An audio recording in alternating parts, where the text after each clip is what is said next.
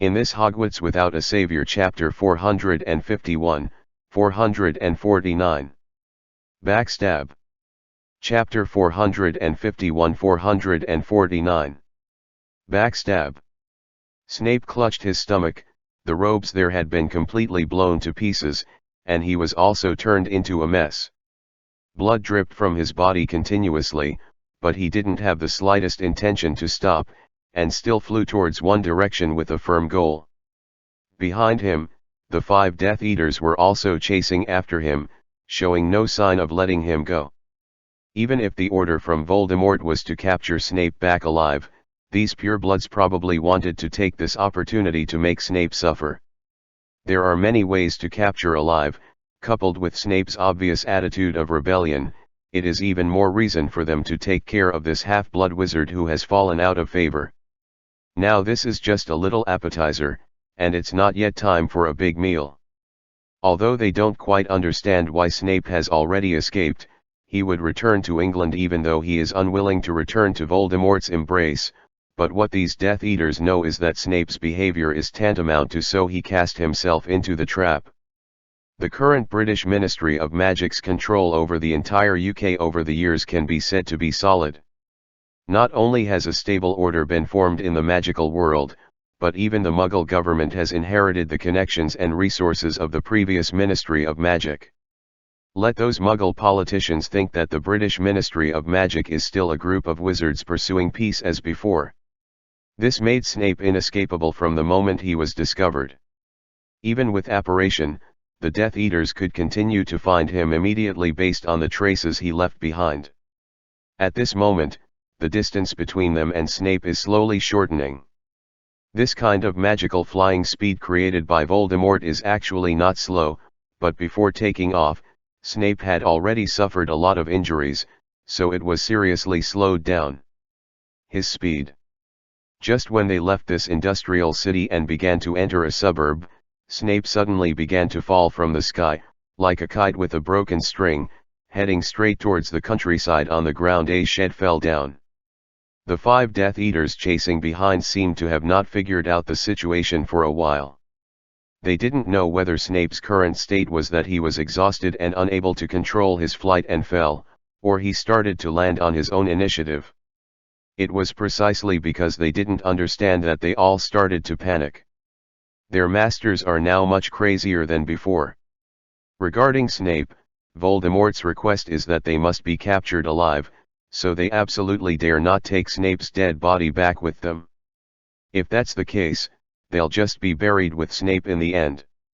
Thus, these Death Eaters began to desperately lower the broomsticks below them, and began to accelerate their descent.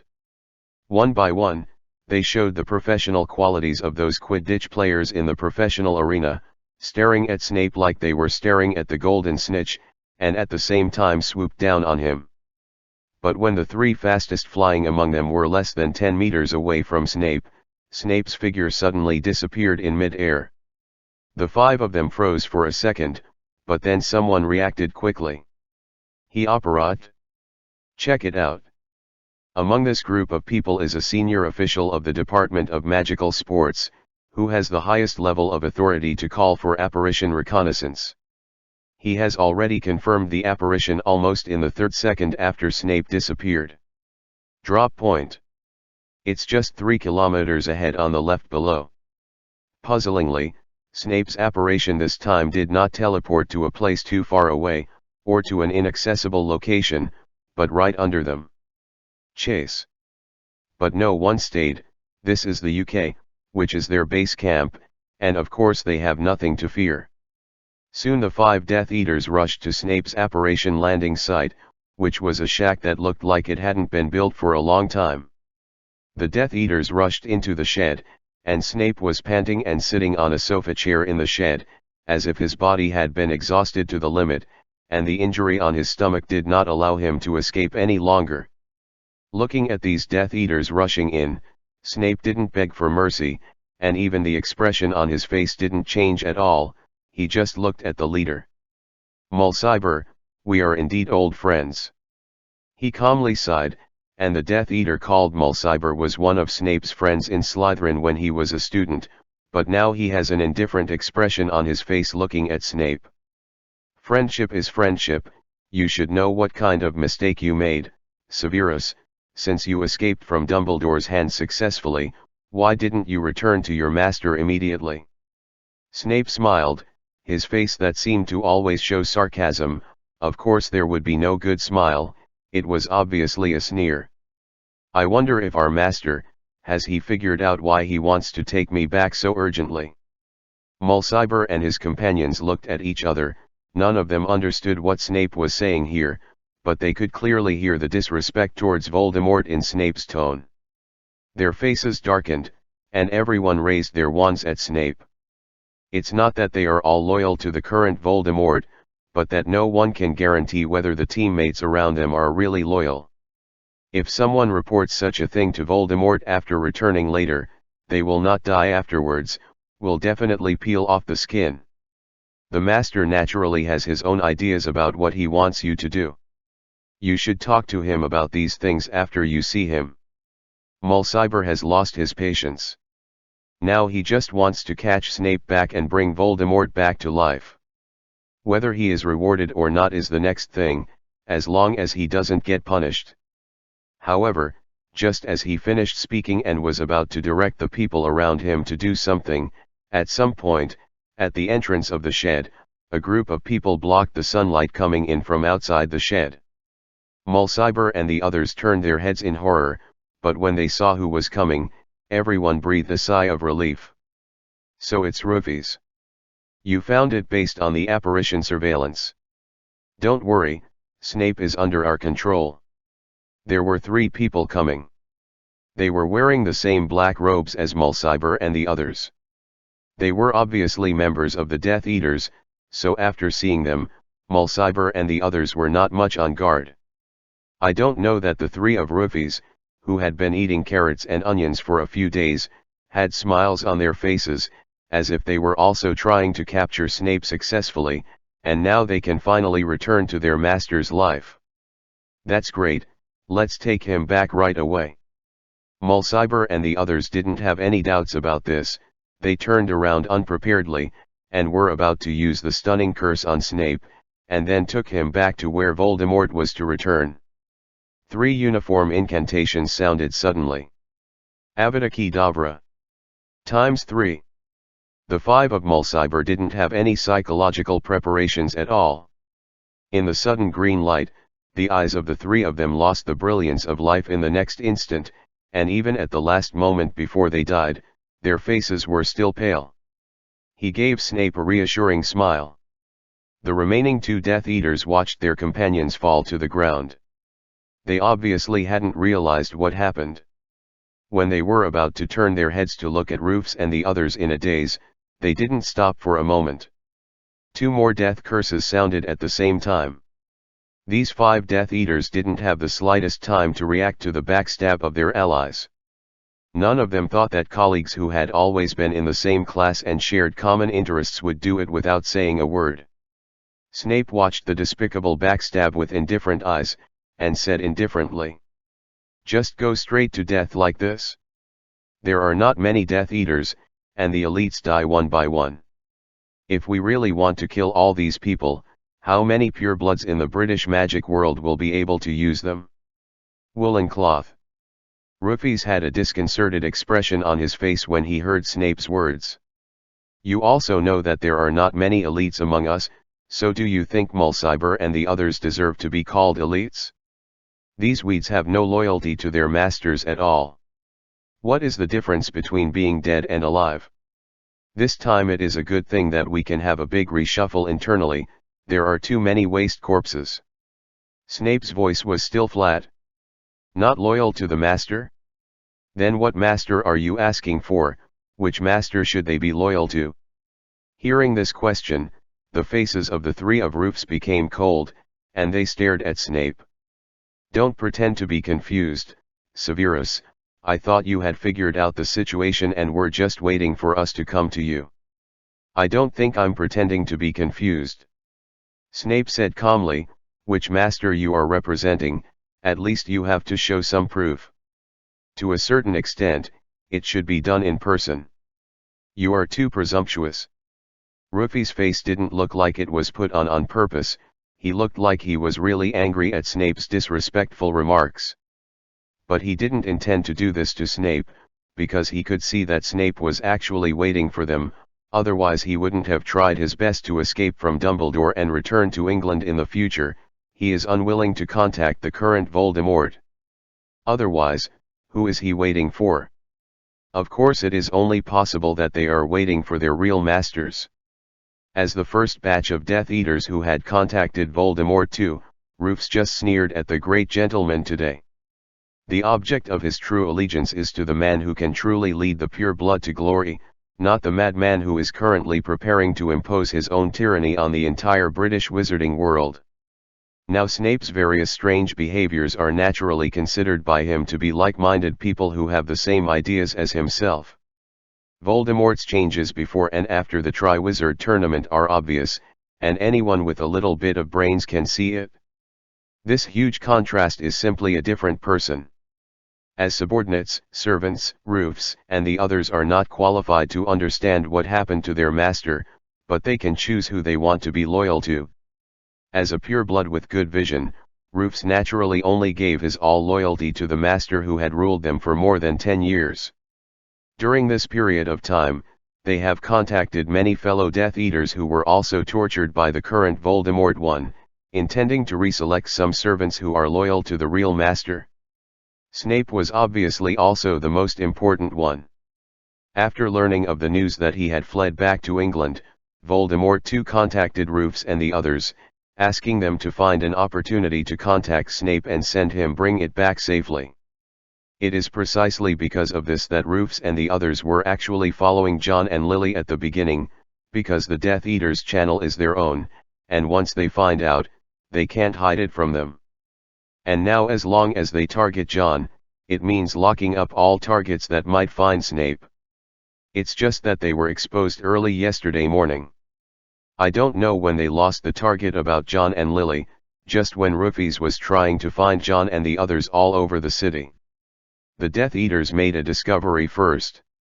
This is of course a good thing for Rufus and the others, which means that Snape can be included more easily. As for Snape's request for identity verification, Voldemort too seemed to have considered this matter long before he asked them to come to Snape. Although Rufus was full of reluctance, he still took out a small glass bottle from the pocket of his robe, which contained half a bottle of light golden gravel. He threw the bottle of grit to Snape. The master asked me to bring it to you, and he asked me to tell you that no one can replace your position. Snape took the bottle of gravel that looked faintly golden, and those small golden particles seemed to be reflected in those once empty eyes. He always thought I was letting go. Out of nowhere, he suddenly said such a sentence. Over the years, I have behaved more and more rudely, insultingly, and even willing to use the death curse on Lily, making him think that I really don't care about such a woman of low blood, just like what he once said to me. Well, there are people in this world who are much better than her. But in fact, I really want to tell him in person that he guessed wrong. An extremely bad premonition suddenly rose in Rufy's heart. They stared at Snape, clenched the wands in their hands, and when they were considering whether to do it directly, Snape's faint voice sounded again. The things have been obtained, when are you going to watch the show? Chapter 452-450. Pure People. At the same time that Snape's voice fell, Rufus and the three of them never noticed that there was a piece of ground swimming like a snake, and the hemp rope around them suddenly tightened. Such an attack would not trigger the defense of the iron armor curse at all, and Rufus and the three of them were all focused on Snape at this time, and they didn't pay attention to who else was hiding around.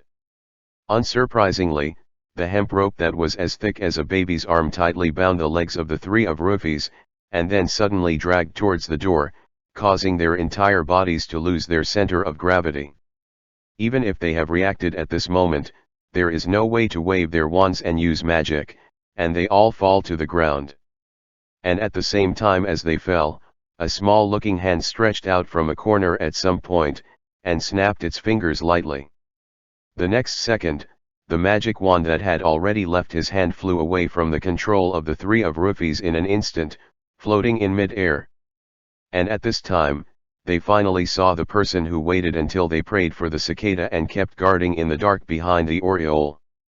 John took off his invisibility cloak and revealed his true face. John Green. As for his face, it is impossible for every Death Eater to feel strange now. Rufus gritted his teeth with an extremely ugly face. John also looked at them with interest, and at the same time asked Snape without looking back. Is this the elite of the Death Eaters? Why is the vigilance so low? It feels much easier to deal with than Bella and the others. Facing John's undisguised dislike, Rufus and the others blushed, not knowing whether it was because of anger or humiliation, but Snape's voice was still so calm. Compared to other trash, they can already be called elites. Do you think the strength between us is really important in this war? No matter which side it is, it has always been relying on one person. John shrugged, not expressing his opinion on this. So you actually knew I was following you all along. It's impossible for you not to hear such a big movement. As long as you hear it, of course you will follow. While speaking, Snape threw the bottle of golden grit in his hand to John, and Rufus of course saw this scene, and he stared, as if he wanted to crack his eye sockets even more. How dare you? Snape. Do you know what you are doing? You have joined Dumbledore. He roared, struggling to stand up from the ground, but after John saw this scene, he just slightly raised the wand in his hand, and the hemp rope that had controlled their lower bodies began to continue to extend, stretching their legs. All parts of the body below the neck are tightly wrapped. Snape faced his accusation very calmly. He sat on that high-backed chair, the indifference on his face remained unchanged from the very beginning, as if everything was under his control. I have never taken refuge in anyone, since that night. I know why the Master has always given me such high courtesy. It is because the relationship between us is different from you and him. I cooperate with him. Everyone gets what they want, and now, I just want to terminate this cooperation. Betrayal. You shameful betrayer. Do you think you succeeded by relying on Dumbledore? You know how the Master treats betrayers. He will let you live or die. Snape didn't look at him, but just waved his wand lightly. Avada Kedavra.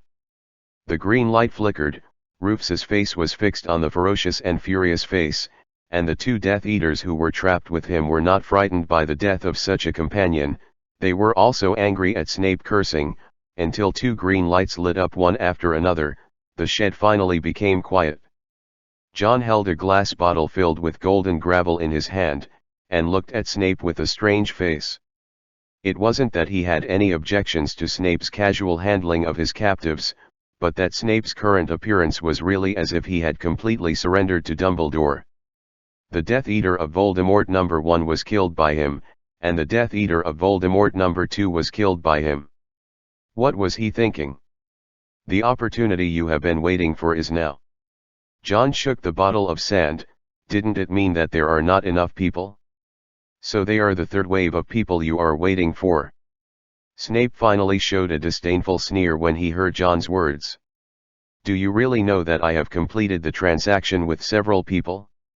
What I just said to Rufus also applies to you. I have never taken refuge in anyone, and Dumbledore is the same. We only cooperate. John stared at Snape, and there were actually traces of his behavior in the original book. He owes Lily's death, so he has always protected Harry, hated James, and never liked Harry at all when Harry was safe. But now, his various actions are a little unclear. Well, I suddenly discovered that we haven't had a good communication. Just out of my personal curiosity, can you tell me what you want to do after doing so much, Mr. Snape? John did not use the eccentric tone he had always had when communicating with Snape before, but used a rare honorific. Snape didn't say anything about this immediately. He silently looked at the always open door directly in front of him. Sunlight shines in through the door opening, but his position is just at the edge of all the light touches. Obviously, he only needs to move a little forward to get out of the shadow. He stayed there all the time, just like when Lily wanted to help him get out of the shadow when he was a student, but he remained standing there unmoved. If Harry Potter is still alive, then you should be classmates with him. Snape's voice was not loud, and he couldn't hear any emotion mixed in it, as if he was just talking about something that had nothing to do with him. So I can understand Lily's attitude towards you. Did she bring you to the carriage by herself, or did she actually treat Harry Potter partly in the year when her own children were supposed to go to school normally? Put it on your body, otherwise this invisibility cloak would not have fallen into your hands so easily. John glanced down at the invisibility cloak in his hand. He didn't understand what Snape said, but John actually didn't mind. If Lily really made it clear that he would recognize this witch whose scars in her heart could never heal as her godmother, John Ian didn't have the slightest comment. Willing to take the risk to take himself away from Batty, it is not wrong to say that John regenerated his parents. Then what? And then, there are actually some things that I can tell you, John Green. Snape looked at him, and John's eyes met. I've done 3 things with 2 people these days. It's okay to continue making another deal with you now. I'll give you an answer, and you promise me that no matter what happens in the future, you will protect Lily's life. John's answer to this was completely off the mark. There is no need to make a deal with you at all, and I always do it. This is of course the best. Snape raised the wand in his hand, and he broke it with his own hands in front of John. The outer skin of the birch wood is broken, revealing the snake nerve with a faint light inside. Then Snape reconnected the broken parts of the wand, and then took out a bottle of glue-like potion from his arms, and lightly dripped a drop on it, and then the surface of the wand became intact again. After finishing all this, he stood up with difficulty leaning on the armrest of the chair. He held the wand in one hand, and came to the stove in the shed with the other, and took out a handful of green powder from his pocket.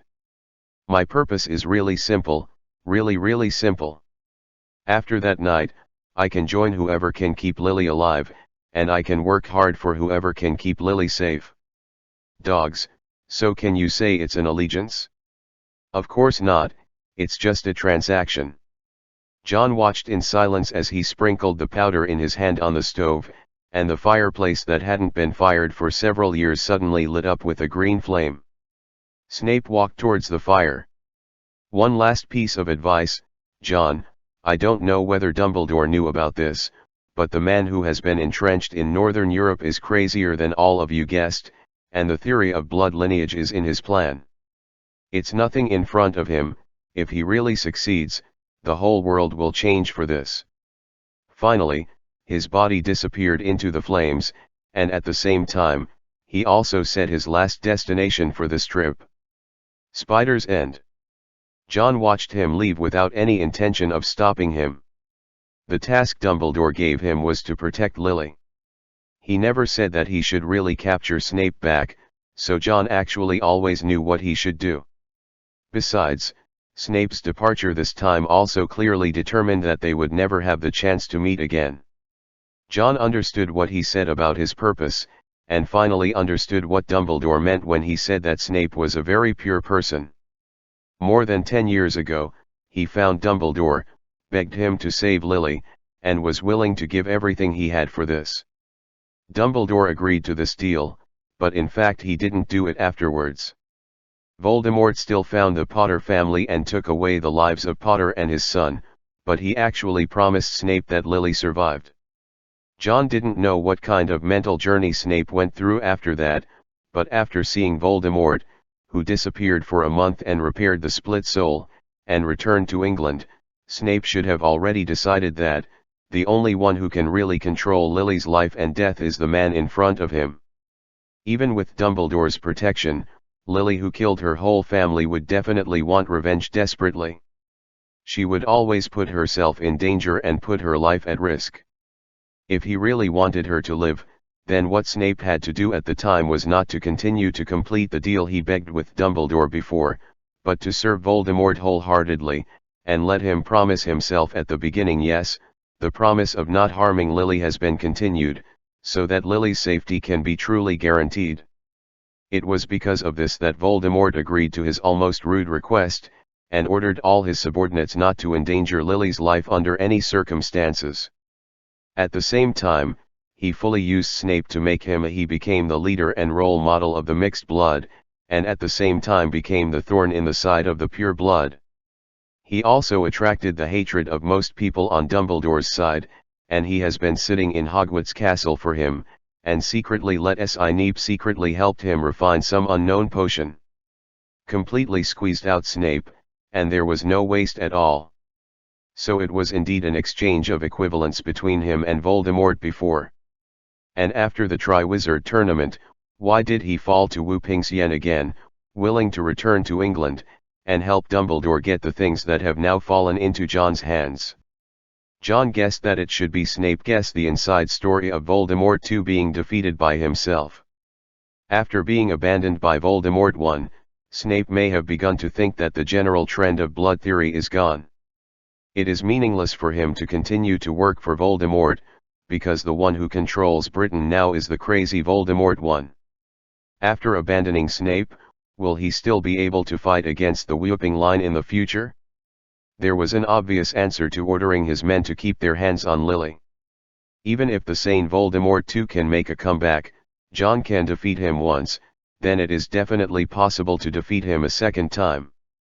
So Snape reached a deal between Dumbledore at this time, and Dumbledore has always seen Snape more clearly than anyone else, so he knows what Snape is thinking in his heart, and did not doubt his intentions.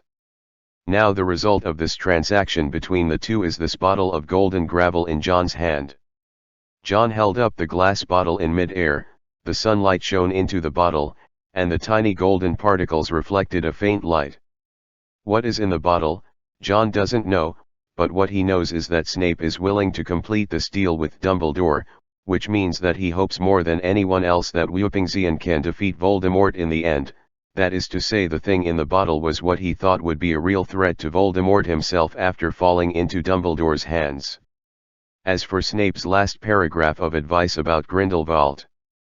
In fact, there are some things that John has to discover much earlier than anyone else. Chapter 453, 451. Duel of Vengeance. Lily didn't leave. She stayed in Spider's End Alley. Not that she didn't want to follow John to catch up, but if she didn't have a broomstick, she would be causing John trouble by running around like this blindly. So she chose to trust John, and stayed in the Spider's Alley where the explosion had just occurred and sirens were constantly ringing around. Rescue efforts in the street started soon, and the specific circumstances of the explosion have been determined to be the gas pipeline, but this is of course just an excuse for the Muggle government, and Lily can certainly see what kind of scuffle just happened here. Snape never left the city, not even the Spider's End, and hid in the underground of this alley until those Death Eaters found him. She wandered around the scene of the explosion for a long time and rescued a little girl who was trapped under the rubble. Because of some psychological drive, Lily walked to the door of Snape's house unknowingly. This place is not in the vicinity of the explosion and has not been affected. Before, there were more than 3 Aurors or Death Eaters guarding here almost every day, and almost no one could escape their sight. As long as Snape showed signs of going home, he would be spotted immediately. Now, of course, these surveillances have been evacuated. When such a big explosion happened, the people under Voldemort certainly knew what happened. It's just that in order to maintain the secrecy law, they still restrained themselves. It didn't happen that dozens of people flew into the sky on broomsticks for everyone in the city to see. Unrecoverable situation. Lily pushed open the door of Snape's house, which had not been relocked since the last time it was opened by the unlocking charm. The environment and furnishings inside were the same as before. It was a mess, and even the dust on the ground was thicker than before. And just when Lily raised her gaze, she saw the man standing in front of the fireplace. Snape was still bleeding, but he was still standing straight with his wand in his hand, aiming straight at Lily. The scene is very quiet. It was so quiet that it seemed as if they could hear the chandelier above their heads shaking and rubbing slightly with the wind blowing in from the window. Lily didn't move. When she saw Snape's wand pointing at her, she still gently held the wand hidden in her cuff, without even the subconscious reaction of clenching it tightly. "Where's John?" she asked in a cold voice. "He's a bit younger after all." The corner of Snape's mouth revealed a sarcasm. "It's just us here now, Lily Evans." Lily loosened her fingers slightly, and the end of the wand slipped into her palm like this, and then she held it tightly in her hand. "So what? Why did you create this excellent opportunity, hand this chance of revenge into my hands, Snape?" "In fact, when I was quiet and no one was around, I thought about this question in private. What should I do to really pull you back, so that you don't go in that wrong direction? But every time, the final result, there is only one answer, that is, there is nothing I can do, because for you, you always think this path is right. Right and wrong, what qualifications do you have to judge? In this world, the winner has always decided what is right and wrong. When Dumbledore was powerful, you would think that your thinking was right. However, in today's British magic world, you just ask a wizard to ask, will he agree with your so-called right? As for revenge? Isn't your enemy always clear? Stop looking for psychological comfort for yourself. The reason why I don't go to you, what is the real reason for the enemy? We are all clear. You take me as a target, you just want someone to vent your anger on." Snape's voice was still so calm, but the eyes he looked at Lily didn't have the slightest emptiness before, but there was no way for people to see clearly what kind of emotion was in them. "In fact, I finally figured out one thing after these geniuses. In terms of revenge, I am the one who is really qualified to use this reason.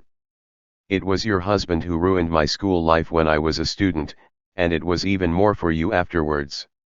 It's like giving up the first half of my life." He suddenly raised his voice, and the questioning tone seemed to be mixed with unparalleled hatred. "Why did I fall to where I am today?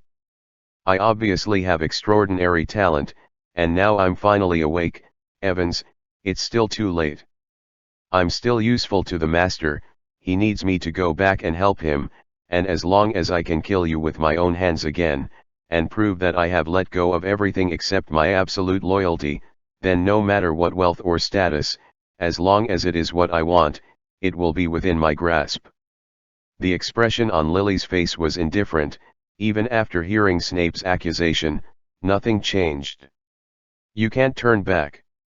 Even now, you have never had such an idea, and it has never been for anyone. It has always been for yourself." She didn't follow Snape's words, but she didn't know why. She said this for no reason. "Whoever you think I am for." Snape's face showed a ferocious expression that he had never had before. "I have made an extremely stupid mistake in my life for more than 30 years. Now of course I can't let this mistake continue. Do you think you have any chance to resist? You damn." He suddenly raised his wand, and the gesture of waving the wand has never been so fast and clear. "Mud.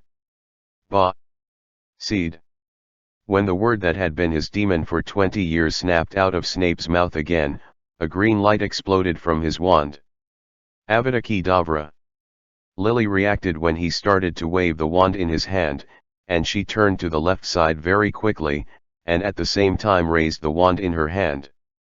She didn't waver, and the hand holding the wand tightly didn't tremble. From her mouth as cold as an iceberg, she uttered the spell that she could utter in the shortest time and swing the wand at the fastest speed. Shen Fen Wuiying. The next moment, the green glow shone in the entire room, but there was only one invisible sharp blade that seemed to cut everything. Poof. The sound of flesh and blood blooming sounded, and a heavy body crashed down. Chapter 454-452. Role-playing. John didn't immediately return to France to find Dumbledore with the bottle of gravel, but returned to Spider's End. He guessed where Snape was going, and based on the feathers left on Lily's body, he knew where she was, but John didn't want to participate in this tragic drama. Going out along the Spider's End alley, he soon found the referee among the muggles who were still in chaos around him. Matthew Graves. He didn't seem to be in good condition, wandering anxiously among the crowd, as if looking for someone, until he and John met their eyes. John didn't mean to hide his whereabouts at all, he didn't even hide his identity, the appearance he showed was himself. As the person who witnessed John completing the Triwizard Tournament and awarding him the championship, Matthew will certainly not be unfamiliar with John's appearance today. John Green. He called John's name. John watched his eyes meet in the air. "Ha, what a coincidence, Mr. Graves, good morning." John acted like a good baby, waved his hand, and greeted with a smile. Anyone will only regard him as a well-educated, obedient, and well-behaved 10-year-old boy, but Matthew knows better than anyone what kind of person is hidden under his young appearance. Matthew approached John quickly, shortened the distance between the two, lowered his voice at the same time, and said sternly in a voice that only the two of them could hear. "Don't pretend to me, what on earth are you trying to do? I came here with people from the Wuzi party, but it's a mess here, Death Eaters, Wuzi party and you Wupingzian, what kind of people both?" John acted innocent, he spread his hands. "I can't answer you, sir, you know, I'm just an ordinary fourth-year student at Hogwarts. If you have any questions about this, you can go to our Professor Dumbledore, it should give you a satisfactory answer." John's sincere speech, only full of sarcasm in Matthew's ears. "Then why are you here?" "Hey, I just finished an exciting game, so Professor Dumbledore gave me a period of vacation to let me go out and relax. Isn't this a normal thing? Come to England, the enemy's stronghold, to relax." John coughed twice. "It's normal that my way of relaxing is different from other people.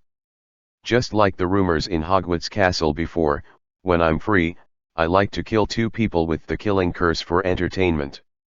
If I want to kill, I can't kill my own people. So there's nothing wrong with that. Don't play tricks on me." Matthew suddenly raised his voice. He seemed to be in a bad mood, and he didn't have the patience to continue talking with John. "You are Dumbledore's most trusted student, so you can help me convey this to him. Dumbledore must know better than anyone what Grindelwald is doing in Northern Europe. Regarding the matter of leaving the prison, Congress has been very tolerant, and it can be regarded as selling face to Dumbledore, but he has no intention of stopping at all. I don't know if there is any position of your own, but the opinion of Congress is very clear." He stared into John's eyes and said extremely sternly, "Grindelwald will always be the enemy of the Magic Council. Those who stand with Grindelwald will always be the enemy of the Magic Council. Now that Europe's own problems have not been resolved, I hope you can think clearly for yourself. Start new troubles." The smile on John's face also subsided. He calmly listened to Matthew's speech, which was both advice and a threat. He didn't interrupt anything, but asked flatly after he finished speaking. "Then I really want to know something, Mr. Graves. If there is a situation where Professor Dumbledore and Principal Grindelwald are united, we exclude anyone else, only the 2 of them, you really have the ability to solve it, are they?" Matthew blushed when John asked this question. The answer is of course obvious. Grindelwald was the only one who made the entire Magic Society of America look ashamed. In the end, it was Dumbledore who won the duel to solve the threat. And if Dumbledore really joined forces with Grindelwald, and after defeating Voldemort, the power they now have represents the entire European magic world, who else can Congress deal with? Matthew gritted his teeth and said almost angrily. "Then we can't. Union Voldemort, right?" John picked up his words without blinking. Matthew was silent at this moment. He might have been able to say categorically about his attitude towards Grindelwald before, but regarding Voldemort, the opinions within the Congress were not unified, so naturally he couldn't really say that. It's better to think carefully before speaking. I don't know much about the situation in the United States, but as far as I know, you are the people who have the closest connection with Muggles, aren't you? Even one of the founders of Ilvermorny had Muggles. The existence of Melons can be counted by a family that can be called pure blood. If you really want to unite with Voldemort, you will fall out on your own first. John shook his head. In fact, his intention was not to put pressure on Matthew, but to let him think clearly about the current situation. After all, the situation in the wizarding world is different from that in the Muggle world. Unique strength. I haven't had much communication with Professor Dumbledore about the Witch Party, but I can be sure that within the Witch level line, the Order of the Phoenix, French Wizards, and the Nordic Witch Party, the connection between the three is not so close, especially the Witch Party. They only provide us with material assistance in Northern Europe, and have no personnel to participate in the war. That is to say, for what Mr. Grindelwald is going to do, I don't know if the professor knows about it, but he certainly doesn't intend to participate. Then, John straightened his robe and coughed twice at the same time to make his voice more mature. I told you the above words as a fourth-year student at Hogwarts School of Witchcraft and Witchcraft, so the next piece of advice is that I will say it as a professor of Transfiguration at Durmstrang School of Witchcraft and Wizardry. Matthew's face has become a little confused from the beginning of contemplation, watching John complete the transition between roles in this way. What our principal wants to do is your business. Across the Atlantic Ocean, the North Sea, and the Norwegian Sea, you still want to manage Northern Europe from the United States, right? Did you defeat people? Did you lock them up? Really thinking of yourself as the world's policeman? MD, is there such justice when Voldemort kills innocent people indiscriminately? Are you constipated? Can't even fart? Chapter 455-453. Summer. The final result between John and Matthew naturally broke up unhappy. It is impossible for them to reach any consensus. Matthew himself cannot represent the opinions of the Magical Congress of the United States, and John cannot represent Dumbledore and Grindelwald. John's slap in the face like this will not have any serious consequences. Even if the Magic Congress of the United States really decides to join forces with Voldemort, it will not bring about any changes. As Snape said, the key to victory in a wizarding war is always only a few people. After having a friendly exchange with Matthew, John walked in the direction of Snape's house in Spider's End Alley. Lily has been in that position for a long time with his feathers on her body, and there should be a result by now. Although this result was almost guessed by Snape when he left. Arriving at Snape's house, the door was unlocked, and John easily pushed the door open and walked into the messy living room. There is only one person standing in the room. Lily was standing in front of the drawn curtains. The midday sun was blocked by the brown curtains, only revealing orange, like the glow in the evening. Against such a background, the scene in the living room is like a mime that has been played to the end. The middle-aged man with long greasy hair and wearing a dark robe fell to the ground like this. Under his body, a pool of shocking blood red was spreading in all directions. Lily held the wand like this and stood in front of Snape's body like a stone sculpture. She was so motionless that no one could even feel her breathing. She just lowered her head quietly and looked at the ground that had gradually faded away. Become icy back. John didn't speak either. After he came in, he turned around and closed the door silently, not revealing the stage play to the outside, but hiding the final result from the sight of the two of them. This kind of silence lasted for a long time. Because the air remained quiet for a long time, people could even feel the dust flying in the air with their hearts. Until Lily's slightly hoarse voice sounded in this enclosed space. The most difficult thing to change in this world is people. Words are always powerless. Only the facts that have happened can make people learn lessons, but what is the use at that time? Can the forgiveness of others really expose the mistake itself? Never. A mistake is a mistake, no matter what kind of apology, make up or cover up this mistake with another mistake. There is no way to correct the mistake that has already happened, this objective fact. Wizards are all emotional, because magic requires us to be emotional, but before I became an emotional wizard, everything I came into contact with told me that the objective cannot be changed by the subjective of people. Magic reversed this, but it ultimately not everything. She looked up at John. There was no excitement, no hatred or anger on that face. She was still so calm, as if today was as normal as every day in the past. She and John were still there, continuing to look for Snape, and now planning what kind of lunch to have at noon. Many people think that I am only living for revenge, John. She ended the speech that she didn't know if she was talking to herself. But in fact, sometimes I think that what I want to do is not revenge, but to continue to live for the dead. Those so-called James and Harry must want me to live happily and safely. In fact, they are all deceiving themselves and others. How can we continue to live for the dead? What we should do is to let people in this world remember them.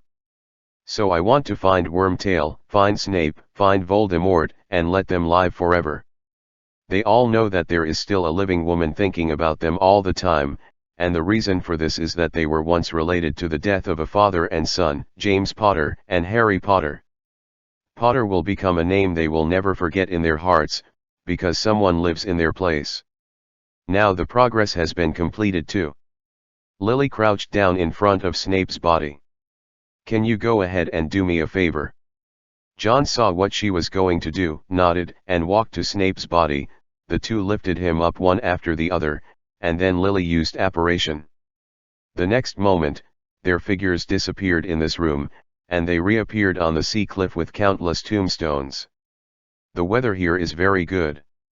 The wet and salty sea breeze sprinkled the cemetery with warm sunshine, accompanied by the sound of waves hitting the reef. Lily obviously had already deeply memorized the locations of the two tombstones, one large and one small, and the place where she operated with John without any mistake was right in front of those two tombstones. And beside them, there is a small piece of scattered white bones. A skeleton stands on the top of this piece of white bones. Facing the two tombstones, he maintained a kneeling posture. Lily did not let Snape's body kneel in front of the tombstone of Potter and his son like Wormtail did before, but laid him flat in front of the tombstone. The sea breeze blew her long red hair, and the white seagull made a sad song like a bird over the sea not far away. I didn't kill him. Lily sat in front of the tombstone. She hugged her knees and hid the lower half of her face in her legs. Before he came, he broke his wand. From the beginning to the end, he didn't mean to hurt me. The reason why he found me was just to ask for death. John is cleaning up the bird droppings and stains on the surrounding tombstones one by one, and at the same time repairing some stone monuments that have been weathered. He didn't listen to what Lily was going to say.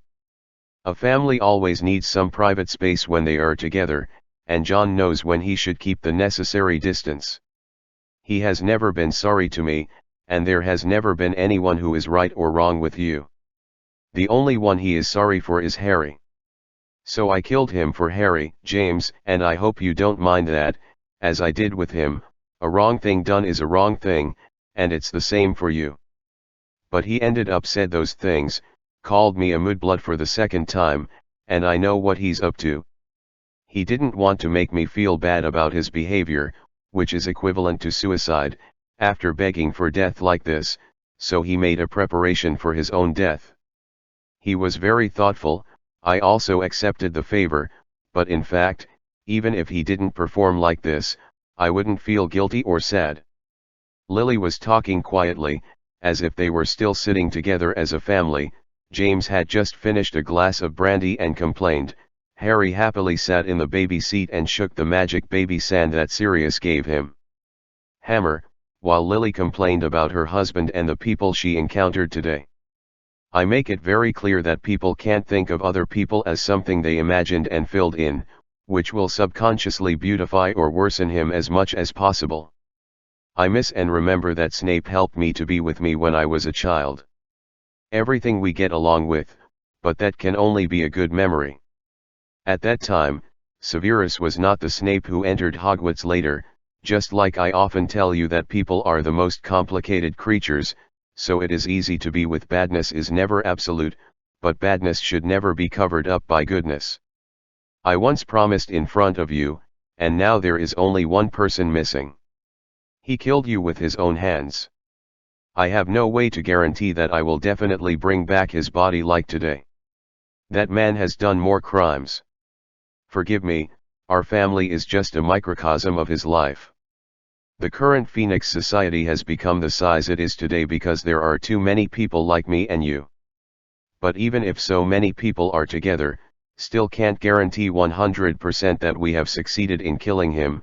It's very difficult, but many people are working hard to do it, just like this cemetery is expanding every year, and the tombstone is constantly changing as if it will grow by itself. Lily spoke calmly, but at some point, 2 tear stains appeared on her face. The tragedies we have experienced cannot continue to happen. James, Harry, people who died for this should not continue to appear. There are still many children waiting behind, waiting to see the magic, contact to a peaceful magical world. Every bone in this land carries more than the revenge they said, not only that hatred. There is still a future, all the hopes that each of us has for the future. I hope you can know that I think so too, always have. While Lily was speaking, John was standing on the edge of the cliff. He looked at the sea in the distance, his brain was extremely empty at this moment, he didn't think about anything, the sea breeze blew the fine hair on his forehead, and also blew the hem of his robe. The noon sun is slowly shifting to the west, just as everything in the world is going on and never changes. The sun is really nice today, isn't it? The body that belonged to the witch originally surnamed Caulibali was leaning back on a bench, squinting at the sun that was slanting west from the highest altitude. 3 meters away from him, a warlock was lying on the ground tremblingly. He didn't dare to raise his head, and he didn't know how to answer such a question. But no matter how good the sun is, it's just as unfair. The witch's voice didn't seem soft, but rather neutral and cold. Not everything on the ground can feel its warmth, the big tree yes, the mountains can, the ocean can, but not this grassy dirt that we're walking on. The wizard buried his head lower, as if wishing he could immediately blend into this land that had never been warmed by the sun. So why some people don't want to go to the sky, the cloud that can always shine with the sun, so that everything in the world can feel its thunderstorms and storms, but want to get close to the soil on the ground. I gave him the opportunity to be a cloud, and I have always had it. This is the reward for the most correct decision he ever made, but he never knew how to cherish it, and was even willing to die for such sludge. Caulibali chuckled, he looked very angry, but there was no way for people to use the word anger to describe the expression on his face and the words he said. The wizard knew he couldn't be dumb all the time, he had to say something no matter what. Some people can't appreciate your compassion, master. You have done the best for him. This is his own fault. The witch picked up a cup of black tea. Ever since he changed his identity, he seemed to have fallen in love with it. The warm water can soothe certain physiological phenomena that cannot be changed. He took it upon himself and I'm fine with that, but he gave that thing to Dumbledore. Your subordinates must try their best to get it back. The wizard gritted his teeth and said, they must not have left the UK now, we have found their apparition traces, although their landing point has a strong shield, but I believe in magic. Someone in the department will solve it. He got this was a cold answer. I hate empty words, you have been with me for a long time, you should know. If you can really do such a thing, then you won't treat me as your master. The wizard trembled, not knowing how to make a new promise. The witch shook her head in disappointment. He put down the teacup, put on a wide-brimmed pointed hat and got up from the chair. Give it to Dumbledore and give it to him. Now I don't care what you say to the other me. Use the fastest time to control the Department of Mysteries of the Ministry of Magic. All the silent people can buy and can't buy. Let them have accidents by themselves, and then replace them all with our people. The work of the Department of Mysteries remains the same, and you can do whatever the Ministry of Magic entrusts you to do, but let me take care of those things that have expired.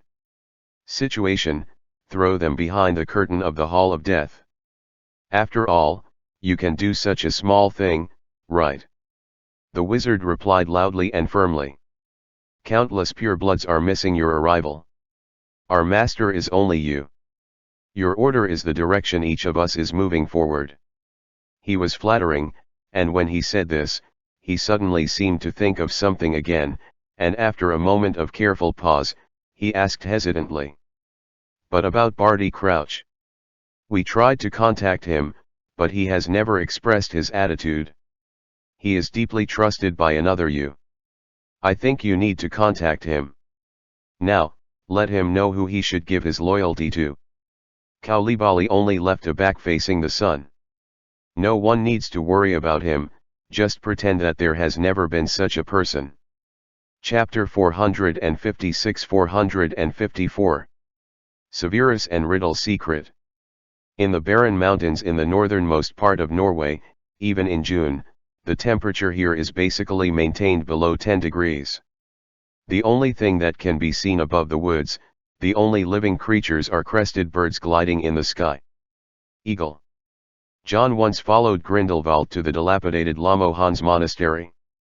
Grindelwald in a black trench coat was watching Eric get the potion from Snape. Have you verified? Hearing Grindelwald's question, Eric's eyes shone with excitement. Yes, sir, I have verified some of the experimental products, and the dry wood in their bodies was indeed ignited.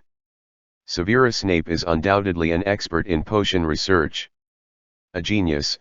Now I am a little curious about what kind of potion he has been refining for Voldemort. Grindelwald said coldly.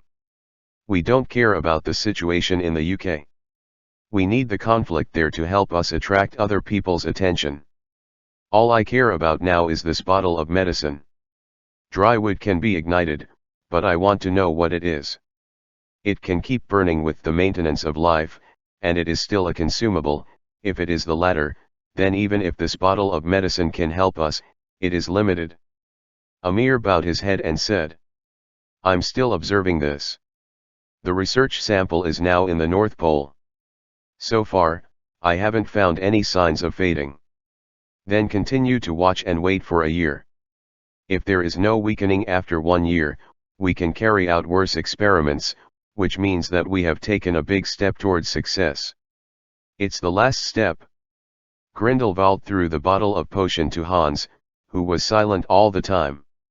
According to the finished product, see if there is anything that can be improved in the prescription itself, and then increase the scope of the experiment, and strive to increase the yield of the finished product as quickly as possible. Hans took the potion firmly in his hand. He looked much thinner than when John saw him before, but his cloudy eyes were surprisingly bright. Looking at the potion in his hand seemed to be what a rare treasure to see. Also, sir, Eric continued, that American wizard named Matthew Graves followed me to England, but he probably didn't know that I had left from there. Hearing the name Eric said, Grindelwald showed a sneer at the corner of his mouth. Don't worry about him, don't worry about the entire Magic Congress of America, just a bunch of latecomers who don't know how to adapt. If they really like jumping up and down, then help them recall what they have experienced. After saying this, he stood up from the chair and raised the wand in his hand. There will definitely be more intense turmoil in the UK next, and Dumbledore will not give up such a good opportunity, especially after he got what he wanted, taking advantage of this period of time, to take our everything needed is ready. At this time Hans finally removed his fascinated eyes from the potion. He looked at Grindelwald and asked hesitantly. Master, there are some things I don't know whether I should ask, if Dumbledore. Then don't ask. Grindelwald interrupted him, and the next moment, he disappeared into the monastery. John and Lily returned to France on the same day. Snape's death meant that their mission was completely over. After returning to Lyon, Lily handed over to John the matter of going to Dumbledore to return to his life. Now she certainly knows something in her heart. Snape was able to escape from France in the first place, which must have something to do with Dumbledore. But she didn't ask John and Snape if there was another ulterior deal. She was always not interested in how to do it. When John returned to the Hogwarts temporary school in Lyon, he naturally saw the gallows that had not been removed. It seems that it will not be demolished in the future, but will be clearly used as a symbol. Even if Dumbledore returns to England with the students of Hogwarts, the French Ministry of Magic will keep the gallows, which carried out the first public trial in the wizarding world, as one of the symbols of this war for future reference. Later generations look up. Of course, John only regrets this. He actually wanted to participate in the public trial that he thought was very meaningful. It was only because of Snape's incident that he had to leave during this time. UK. However, this public trial of students in Hogwarts will certainly not be the last one. It is just a foreplay for the large-scale public trial of the entire French magic world. After that, John will naturally have a chance to see a trial that attracted more attention. After arriving at Dumbledore's office, John sat down directly opposite Dumbledore, picked up the teapot, poured himself a cup of black tea, and drank it all in one gulp. The portraits of previous principals on the wall seemed to be acquaintances of him, and they greeted him warmly one by one. Fox, who had been perched on the golden branch, saw John, spread his wings and glided to his shoulder, rubbing his face affectionately with his sharp beak. There are obviously more things in this principal's room than before, such as the worn-out hat that was placed on a wooden stand alone, and a black gemstone ring that was kept in the cabinet, which was also put together with the ring. There was an elderberry, a wand that belonged to Dumbledore, but he never used it much. Dumbledore still had a gentle smile, watching John as if returning to his office, sitting down so skillfully. "You're always so reassuring, John." For his praise, John just shrugged. "Is this also the reason why you let me keep spinning like a spinning top?" "Professor, this trip is not an outing. No one I met was easy to deal with. Because you always want to do too much. In fact, you have followed what I said from the beginning. You don't have to worry about anything, and the ending is the same." John was non-committal about this. He took out from his pocket the bottle of golden gravel that Snape gave him before going to Lily to die, and put it in front of Dumbledore. "Perhaps you are indeed right. This is what Snape asked me to hand over to you. He got it from his former master. Not the one who is going mad in England now, it looks more like the one before the one I drove from the castle." Dumbledore didn't immediately reach for the bottle of gravel, he just said softly, "Severus has actually chosen the ending for himself from the very beginning. I told you before that he came to me more than 10 years ago to beg me to save Lily and said that he also used Harry Potter's life to come when I begged Voldemort in exchange for this. I looked down on him very much. To have compassion for the newborn life is a kind of compassion that a human being should have. At that time, I thought he was a person without love. To satisfy my own desires, I want to get her domineeringly. But it was on that day, when I asked him what he was willing to pay for Lily, and when he answered me all, I really understood what kind of person he is." "People." Dumbledore looked at John and said with emotion. "He is selfish and not a good person, but it cannot be denied that few people can love him to the extent that he does, right? You knew he was going to die." Dumbledore didn't answer this question directly, he just looked at John and asked back, "Do you think it is possible for him to continue to live after he was abandoned by Voldemort on the night of the end of the Triwizard Tournament?" The answer is of course obvious. Based on the crime Snape had committed, even if he participated in the public trial, the final outcome would be to be hanged on the gallows. "Of course he knew this himself," said Dumbledore, "so he and I made one last deal, one in which we could trust each other and think we could have done it without restraint." John turned his gaze to the bottle of golden gravel. "So, he wanted Professor Potter's safety, and what he paid was to get this bottle for you. Seeing that John was curious about the bottle of gravel, Dumbledore put his fingers on the desk, as if preparing to have a serious chat with John. Actually, are you curious about one thing, John? I talked to you when you were in the first grade. There were only two things that Tom Riddle longed for the most. One was supreme power, and the other one is the real immortality. Based on his strength, power is of course easy to obtain, but immortality he chose to use the Horcrux method, but later he obviously discovered the disadvantages of this method, so he began to split himself one by one. We have always suspected that the soul that went out was recovered, and that rational Voldemort might have been produced in this process. But in this way, a problem came to the fore. Since he gave up the method of using Horcruxes to obtain eternal life, and instead chose to maintain his own sanity in order to better operate his own power, then he now, again, what do you rely on to freeze your own time? This question obviously stunned John for a moment. If Dumbledore hadn't asked this question, he really hadn't thought about it. Voldemort is undoubtedly afraid of death, otherwise he would not have made 7 Horcruxes in a row in the original book, as if he wanted to add an absolute guarantee for his continued existence. Choosing eternal life was not a decision he made with a slap of his head when he was crazy, but something he was determined to accomplish when he was already rational and young. Now, since he has recovered the soul in the Horcrux, the immortality that the Horcrux brought him will naturally no longer exist. Then how can he keep himself young now?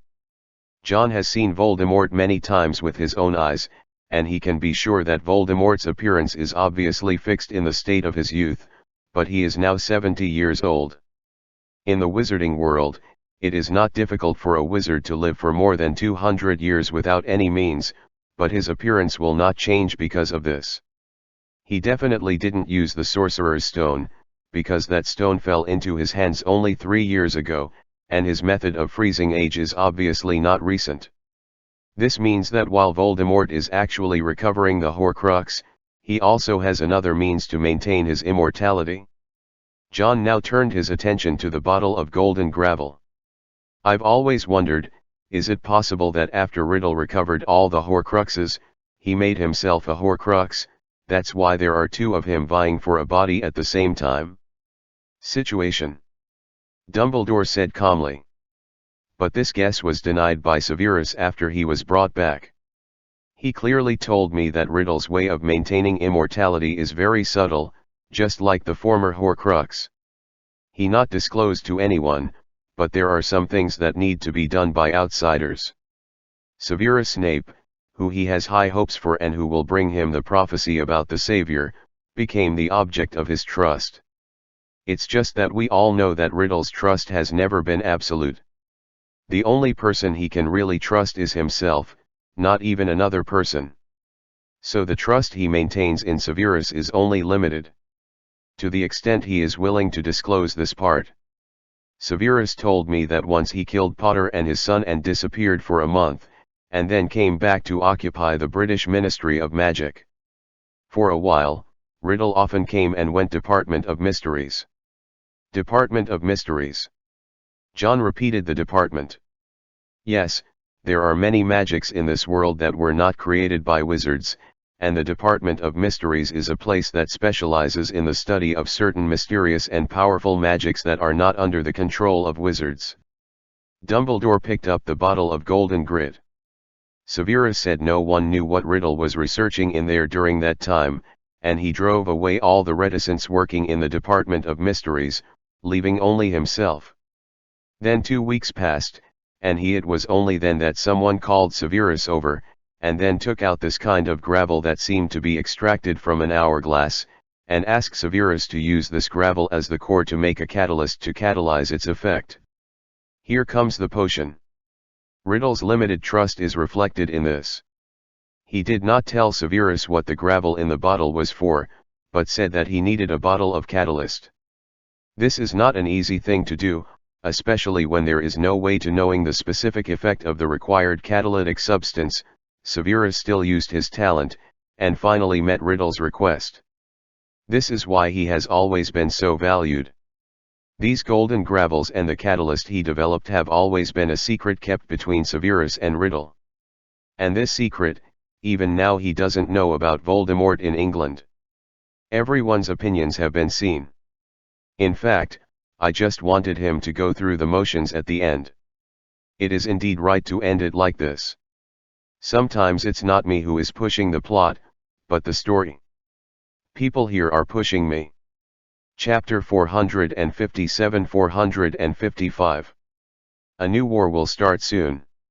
John looked at the bottle of golden gravel in Dumbledore's hand and became thoughtful.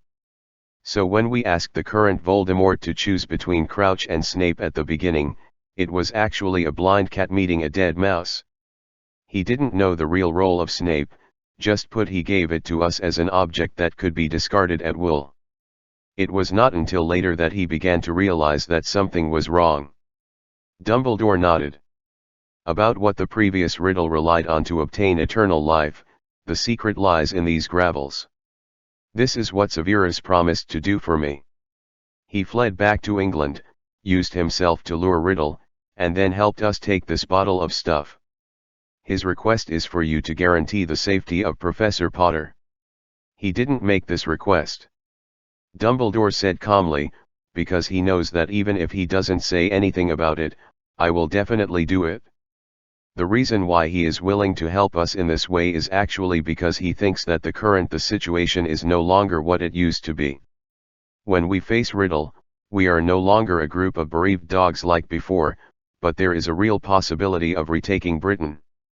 Snape realized that he had no after finding a way to win Riddle's favor, and the promise that the Death Eaters would not harm Lily could not be continued. I chose to sell Riddle completely, because only if we win, will Lily be truly safe. John had already guessed about this, and now he just confirmed it from Dumbledore. Then what is his request? Dumbledore leaned back in the chair, there was no smile on his face, only a heavy one remained. That's what he got the strip. John fell silent. What did Snape get the strip? Is death. To be able to die at the hands of Lily is his last request. After finishing this conversation with Dumbledore, John left the principal's office. Dumbledore asked Dumbledore to study the bottle of golden gravel, so he didn't need to bother so much. And now, John is really free. During the period after the Triwizard Tournament, there was a brief peace between Wupingzian and the British Ministry of Magic. The two parties respectively occupy France and the United Kingdom, the two largest magic societies in Europe. Similarly, the situation in Europe has undergone tacit changes. Originally, before the game, many magical governments were actually very inclined to Voldemort's side. After all, his strength has been proven for a long time, and the theory of blood has really touched the hearts of those old moths in this continent, so that although these rulers did not say it clearly, they all intentionally moved closer to the Great Mister. This is still under the condition that Grindelwald has integrated the whole of Northern Europe in advance. If he is still locked in that tower, before the Triwizard Tournament, the situation of Dumbledore and the others will only be more difficult, and even worse. Cutting off 80% of the logistical support also lacked a way out. And after the end of the Triwizard Tournament, especially when Voldemort reluctantly agreed to Dumbledore's various unequal treaties that night, the Ministry of Magic, which was still close to the theory of blood, gradually began to see the situation clearly. Stand up. They did not immediately show their favor towards the Whooping line, because it is obvious that Dumbledore has no threat to other magical regimes. They are now the maintainers of the existing order, and Voldemort is the builder of the new order. It's just that the new order constructed by Voldemort shows no signs of advancement. So when Voldemort is dominant, they need to get closer to Voldemort, because only in this way can these people become vested interests after the blood theory is fully popularized. Now that Dumbledore has the upper hand, they naturally don't need to say anything, they just need to temporarily cut off the connection with the British Ministry of Magic, and then wait until Dumbledore really wins and join the celebration. Therefore, since the end of the Triwizard Tournament, the whole of Europe has been in an illusion of peace. It seems like the war never happened, and everyone is safe and sound in their respective territories, but in fact, there has been an undercurrent surging in private. During this period, not only did Snape escape back to England, but was eventually killed by Lily. Voldemort I, who regained control of his identity, also used this gap to cleanse the entire British Ministry of Magic. From Cornelius Fudge, who had been serving as Minister of Magic for 8 years, down to ordinary office assistant Percy Weasley, all were dismissed. After 15 years, Voldemort, who regained control of his body, became extremely moody. He distrusted everyone around him to the extreme, and he didn't even bother to pretend a little bit. Before what happened to Snape, he had already personally killed 2 of his subordinates who were slightly indifferent to his change of policy. After what happened to Snape, because the Death Eaters were not doing well, he personally executed Nott, who was mainly responsible for this matter. Nowadays, almost everyone in the entire British Ministry of Magic is in danger. They would rather not do anything than make even the slightest mistake, for fear of dying in the hands of their masters for no reason. As time went by, Voldemort seemed to be less and less willing to show his face. In the 2 months just after the end of the Triwizard Tournament, he showed his cruel methods and authority to his subordinates with high frequency. After the Neep incident, he rarely appeared in public. In the back, even the Death Eaters, few people can see him in person. It has always been Barty Crouch Jr., who has always been trusted by him, and is helping him to command the British magic remotely. Operation of the department. Of course, Dumbledore and the others also got some news about this matter. At the most core meeting in the Order of the Phoenix, Dumbledore said in front of everyone that Voldemort was already a bit overwhelmed. Voldemort, who now occupies the initiative in his body, doesn't know the secret of his other self's vigorous vitality. The reason why Voldemort is unwilling to see his subordinates is probably because he has no way to continue to maintain his original self. Youthful face. Actually, Voldemort didn't care about his appearance. What he really cared about was the strange feeling that his subordinates would feel in their hearts when they saw that he was actually starting to age. Voldemort I is crazy, not stupid. He could naturally feel that at this time, the British purebloods had developed a somewhat unfaithful attitude towards him. He is now purely relying on his absolute strength to inflict fear on them. Once this thing is gone, there is no need for Dumbledore to call in, and the British Ministry of Magic will start to chaos by itself. This is not something that the Voldemort can see, and of course Dumbledore, who is far away in France, can also see it. So from the very beginning, Wu Pingxian did not intend to keep the current peace for a long time. Dumbledore made it clear that before the end of this year, they must take the initiative to start a war to counterattack Britain. Outsiders don't understand why he is in such a hurry, but only those who know the inside story know that the reason for this urgency is because no one can guarantee whether Voldemort will continue to make Horcruxes in order to maintain his desire for eternal life. This is very likely to happen. After seeing Voldemort II take back all the former Horcruxes and become extremely wise and powerful, the current Voldemort I will definitely be a little afraid of Horcruxes. After all, it was okay when I didn't understand it at the beginning. Now that I know how much the split soul will be affected by people's consciousness, no one can continue without the slightest psychological burden. Even the half-mad Voldemort is the same, but if the situation in Britain continues to deteriorate, no one can guarantee that, no, he will definitely make this kind of behavior of drinking doves to quench his thirst, split his soul again, and maintain eternal life state, stabilize the situation. And if such a situation occurs, Voldemort, who has a resurrection to rely on, will undoubtedly protect the newly created Horcrux more thoroughly. Even if Dumbledore can defeat him by then, he will be like an undefeated Xiaoqiang, like a sticky dog skin plaster, dragged down in the UK. Then the situation will become what it was in the British wizarding world in the 1970s. This is obviously what Dumbledore and the others don't want to see, because compared with 20 years ago, there is not only the lunatic Voldemort, but also a person who is unknown today. Voldemort too, which is taking root and dormant somewhere, is quietly recovering its strength. Not only will this not make the situation better, but it will also turn this war into a protracted war. This is undoubtedly a situation that everyone cannot accept. Therefore, this war must start before Voldemort starts to remake the Horcruxes, and it must be done once and for all to prevent future troubles. After talking about this matter, no matter whether it was within the Order of the Phoenix or Wu Pingxian, of course no one objected. And after knowing that the current peace will not last long, the entire French magic world is secretly preparing, just as Iniesta promised Dumbledore at the beginning. Dumbledore helped them recover France, and they will also help the Order of the Phoenix counterattacks back to England. This is the core of unity that the Whooping line has been maintaining. But of course the latter battle doesn't matter so much to the students of Hogwarts. Now their situation is much better than that of the previous period of exile. Not only do they have a stable teaching place, but they don't need to live such a life of displacement. And they naturally look forward to the day when they can return to the UK, because only when that day comes, can they reunite with their families. Let this group of older students who almost forget what their parents look like, back to the family. John started his summer vacation not long after he returned to school.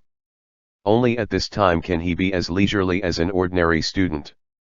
In the school, the relationship between the students on the carriage and him has not changed much, and John has never put on airs because of how much credit he has made, but the pure blood brought back from the castle. As soon as the students saw him, they would bow their heads and walk around, as if they wanted to avoid some plague god. These students can still live in Hogwarts normally. Of course, they are all selected and have not committed many evil things. Even if some of them have bad conduct, at most they are just like Draco, who usually swears at mixed-race students, and there are very few aggressive methods. After all, mixed-race students know how to tolerate. Even if they stayed in Hogwarts, they still had to do some transformational labor. At the same time, under John's suggestion, a moral education class was added to these people every day. Preaching is useless in most cases, but if it is integrated with the environment and supplemented with other educational methods, it may be useful. Even when the other Hogwarts students were avoiding John, after the summer vacation started, Draco, who was still working in school, found John in private one afternoon. The young master of the Malfoy family has completely lost his previous arrogance at this time, and he is no longer wearing an exquisite robe, but just an ordinary school uniform like other ordinary students. When he approached John, John was chatting with Cedric about transfiguration. "Gee, Mr. Green, can I have a chat with you alone?" Draco used an honorific title, which was obviously a word that he would never say out of his mouth before. After seeing this scene, Cedric greeted John very discerningly, turned around and left after finding an excuse. At this time, John also turned his head and looked at Draco's subconsciously dodging eyes. "Say it, it's just us here now. Hey, have you already been in contact with my dad in England?" Taking a deep breath, Draco asked this question. When Lucius made a deal with John about ensuring Draco's safety, he was there, so of course he knew the content of the deal. John didn't deny this. "Your father also asked me about your situation here." John raised his eyebrows and said, "He is very grateful that you were not sent to the gallows, and he is even more grateful that he did not take you to that place, a crooked road." As if John's words had stirred up an extremely bad memory that day, Draco's face turned pale obviously, but he still insisted on gritting his teeth and asked John, "Do I still have a chance? A chance to save my parents?" John wasn't surprised by his question, he just looked at Draco calmly. "It's not about whether you have the opportunity, but whether your parents are willing to see such an opportunity. But judging from my contact with your father before, he doesn't seem to care much about this matter." Chapter 458-456 Denmark. Draco heard John's words, and his already pale face became noticeably paler. He doesn't know my father is. If he understands, you will definitely win, then he will definitely. If everyone knows that we will definitely win, then everyone can make the right choice, Mr. Malfoy. John looked into his eyes and said. No one could have predicted this at the beginning, but some people have a ruler in their hearts, and in your father's mind, his ruler is still swinging from side to side. He feels that there is still plenty of time and opportunity, and some it allows him to consider the situation clearly and then make a choice. Draco pursed his lips, and he fell silent. John was telling the truth, and it was precisely because he was telling the truth that Draco was scared. No one knows his father's temper better than him. Lucius will never let go of what he has grasped if he doesn't see the benefits that he can definitely get, especially if he is close to Dumbledore. Not available. If this continues, Lucius will only be left with a dead end. It's not been a long time since he came to Hogwarts, but Draco has clearly seen the gap between the two sides. Excluding the combat power of Dumbledore and Voldemort at the top, among the remaining wizards, a phoenix the people in the club can beat at least 3 Death Eaters. It's not that the Death Eaters have been so unbearable from the very beginning, but that their long-term life of luxury and money has worn down their fighting spirit. Now they are all defenders of interests, and saving their lives is the biggest prerequisite for continuing to enjoy. The members of the Order of the Phoenix already have nothing. Many of their friends and family members have died under the bloodline policy, so they will never look back, and no matter when they will fight with their lives, they will fight for a future. One is dying, the other is desperate. It is of course clear which direction the balance of victory will tilt. Even at the highest level of combat power, there is obviously no situation between Voldemort and Dumbledore who can stably overwhelm the other. The compromise after the Triwizard Tournament is enough to show that Voldemort is very unconfident about being able to beat Dumbledore. In addition, although Draco couldn't remember what happened when he was in the castle, he could vaguely feel that John must have done something terrible in the castle that day.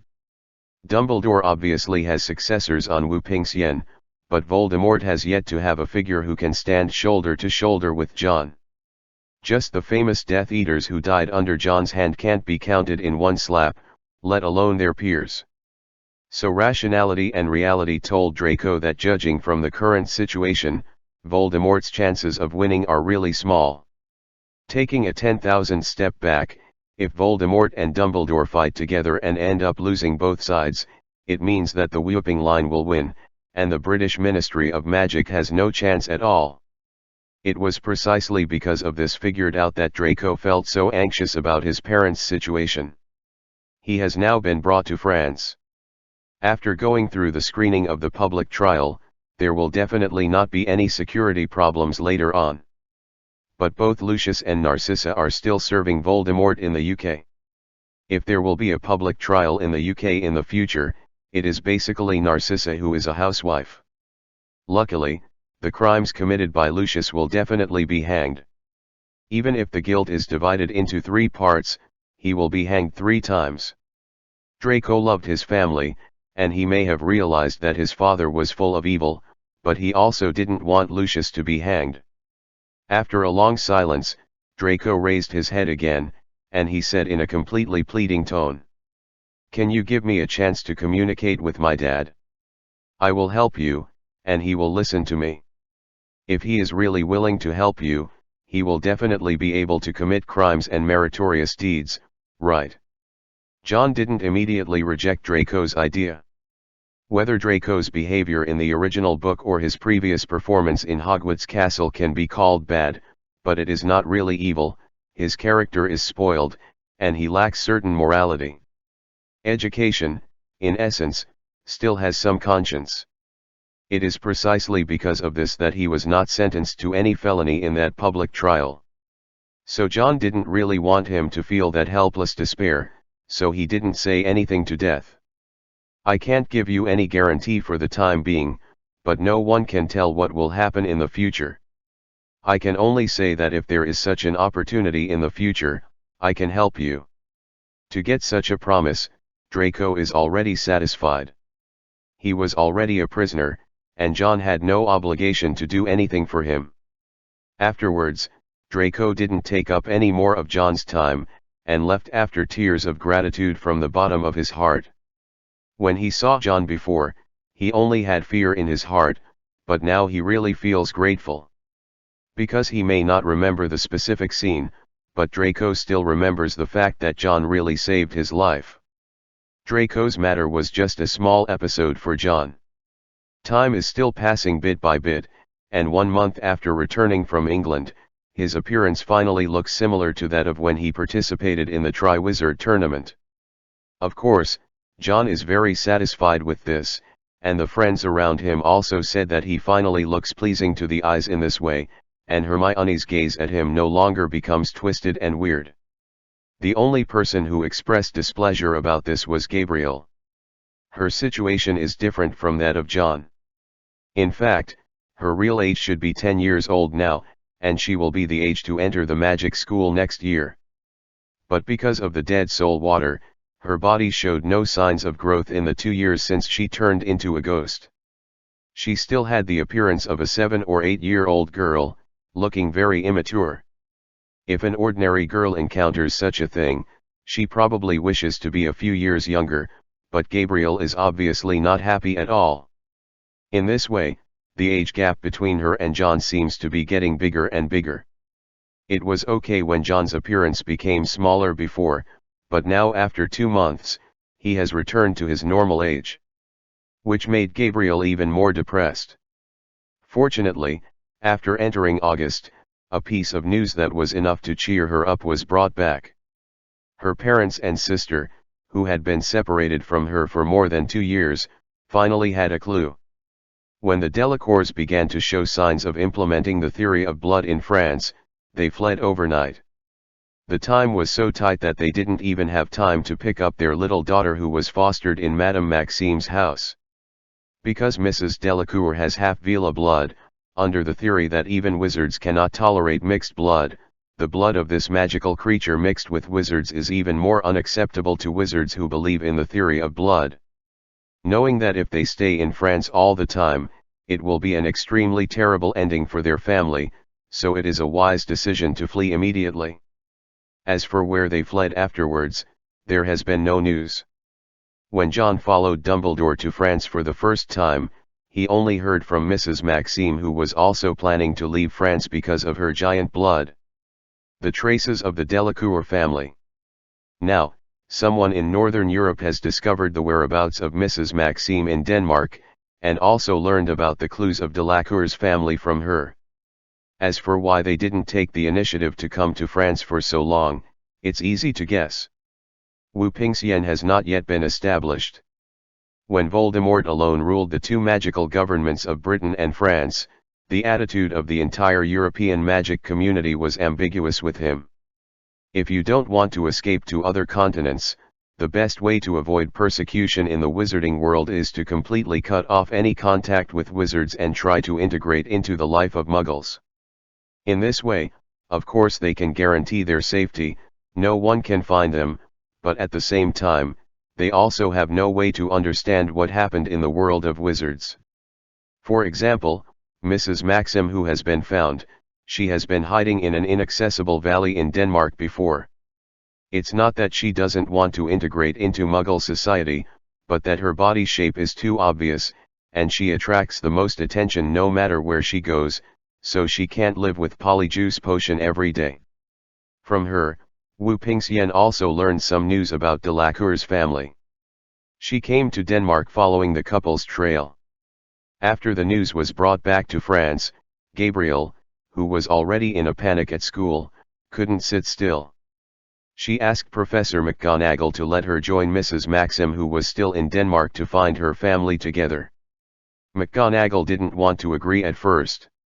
After all, Gabriel is a little girl who doesn't even have a magic wand. Even if the situation in Northern Europe is not as turbulent as France and the UK, it doesn't mean that absolute safety can be guaranteed. It was only at the back that after John offered to go with Gabriel, McGonagall agreed. Originally, Gabriel was almost moved to tears when she heard that John was willing to help her and go to Denmark with her to find her parents and sister. But on the day of departure, Gabriel's delicate and lovely face collapsed on the spot.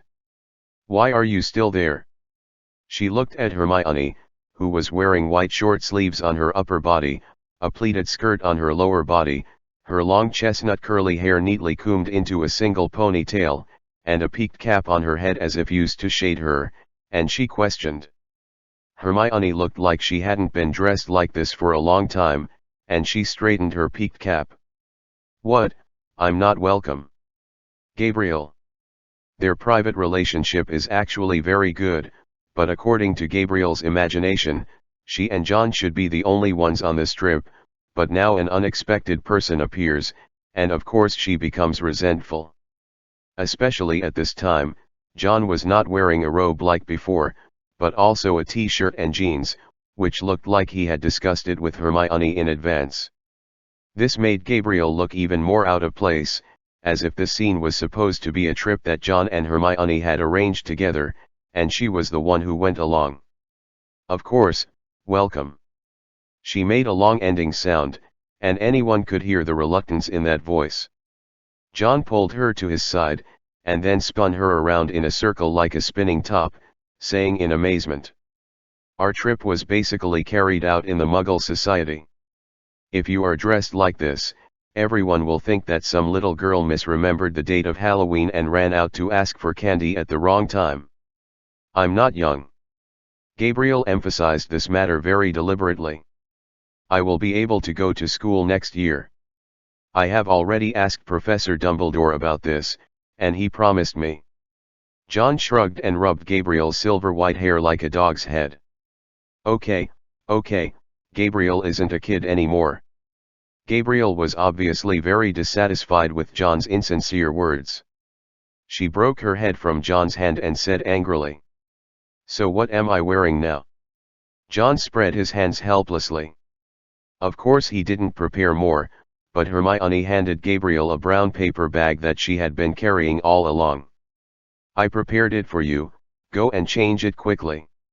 Now Gabriel was finally embarrassed to show any dissatisfaction with Hermione.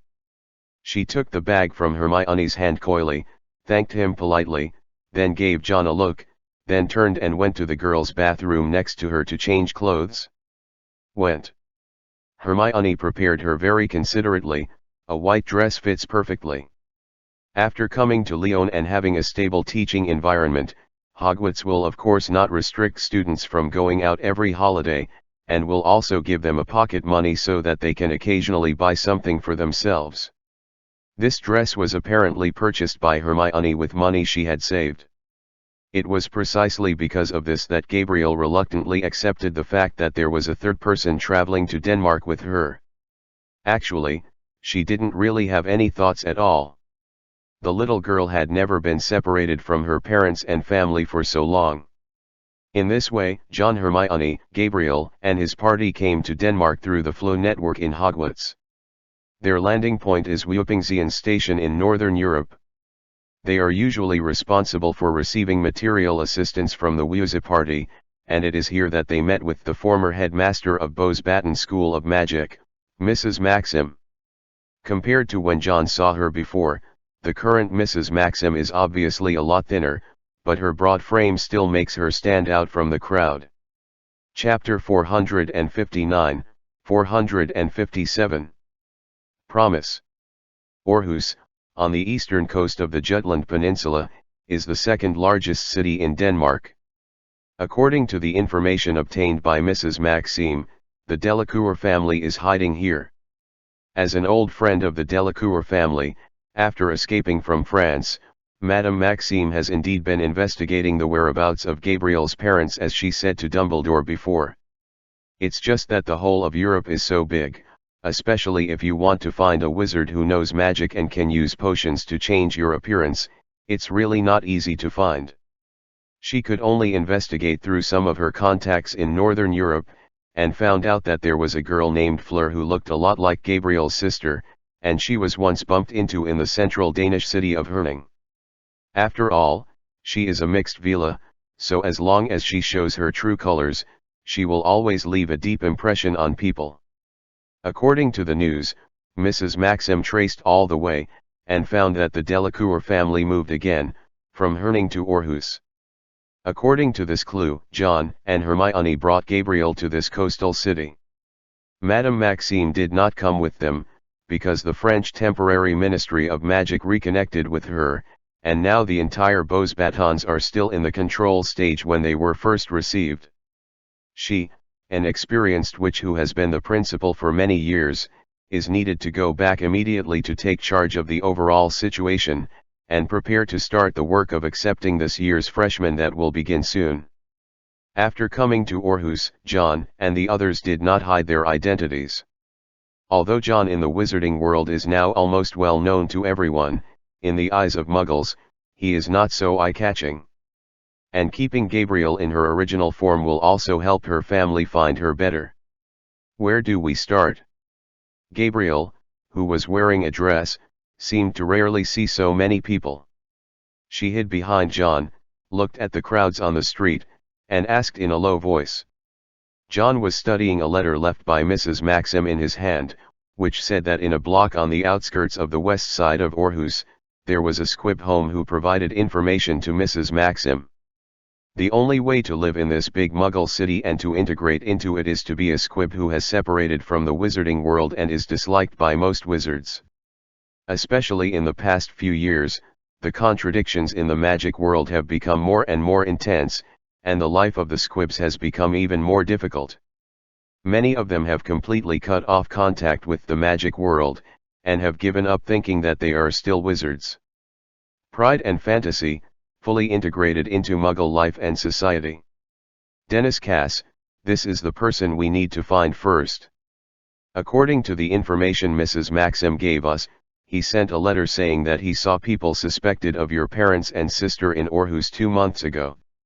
Hermione had already looked at the city map in front of a bus stop next to them, and soon she found the street they needed to go to.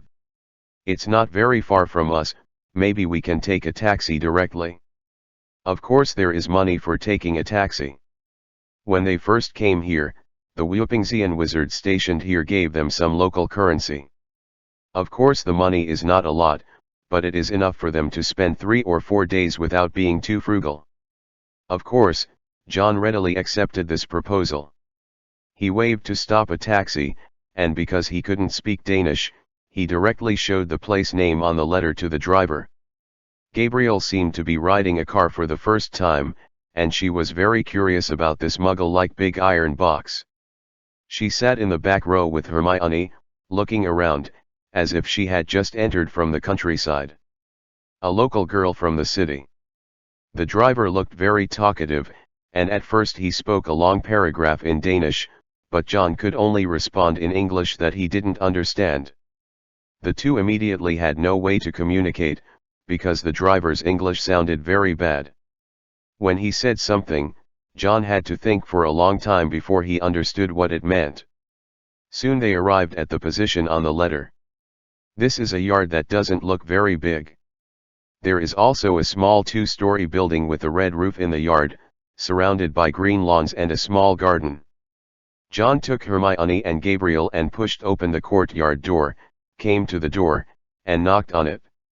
Not long after, there was a sound of footsteps inside, and then a boy who looked only 6 or 7 years old pushed open the door and looked at them with blinking eyes. John waved at him with a smile on his face. "Excuse me, does Dennis Cass live here?" The boy obviously understood English. He looked at John, then at Hermione, and finally at Gabriel who was standing beside John.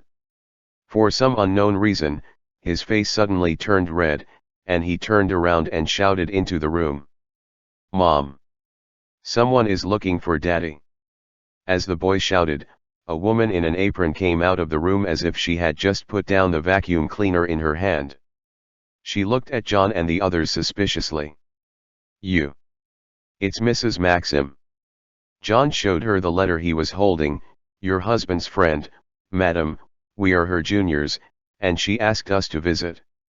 Obviously this Mrs. Cass knew the surname Maxim.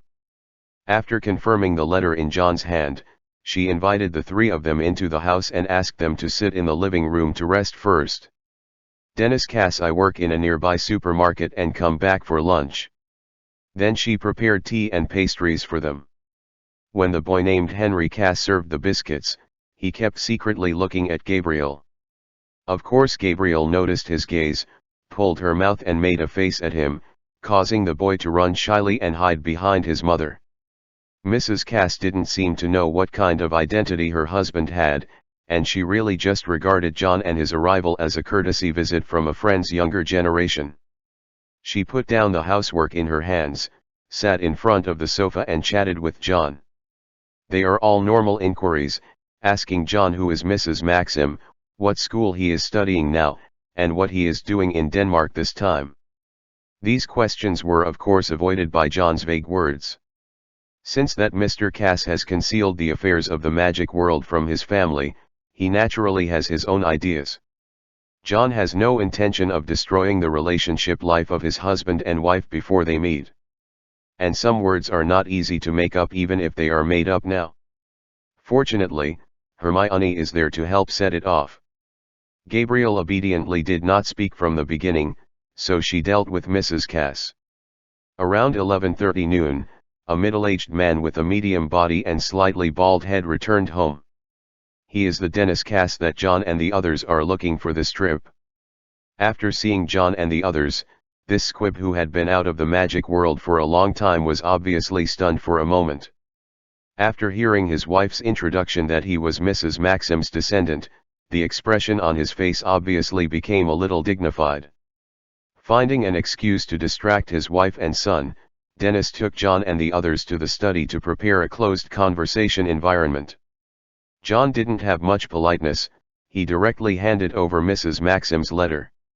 We are from France, Mr. Cass, and we are students of Hogwarts School of Witchcraft and Wizardry. This visit is mainly because you contacted Madame Maxime and said, have you ever heard about Delacour's house?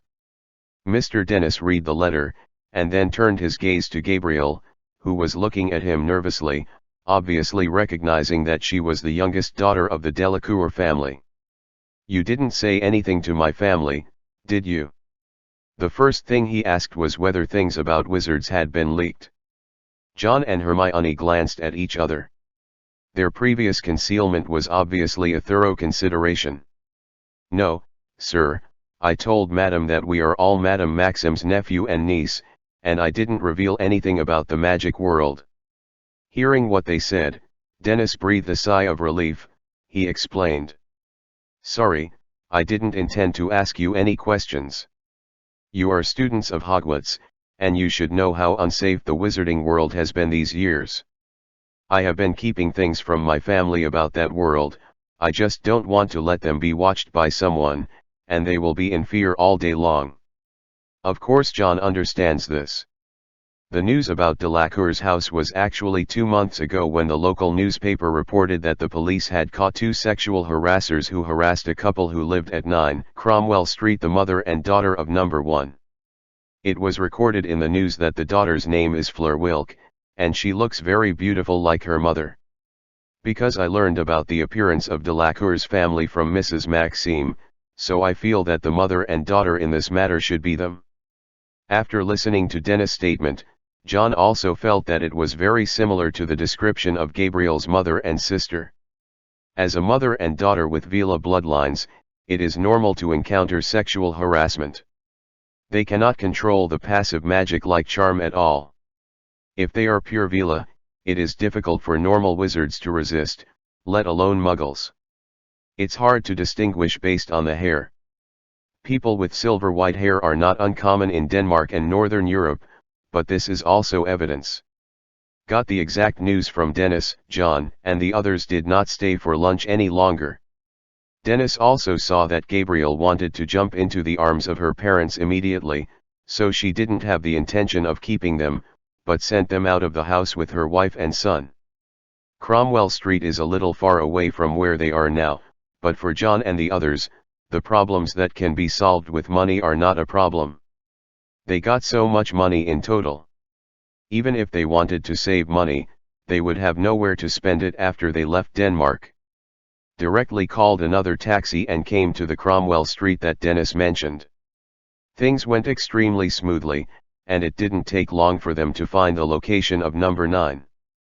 This is also a courtyard, basically the same as where Cass lived, but it was obvious that Gabriel became very nervous after coming here. She kept holding on to John's clothes, as if afraid that she was dreaming. If you loosen John's clothes, it will be like waking up from a dream. Hermione held Gabriel's other hand by the side, lowered her head and gave her a cheering smile, which relieved the little girl from some tension. Then, they walked into the courtyard of number 9 Cromwell Street like a family of 3, and knocked on the door. Within a few seconds, the door was opened from the inside. The girl who opened the door was a girl who looked like Gabriel in a magnified form. She had long, smooth silver white hair.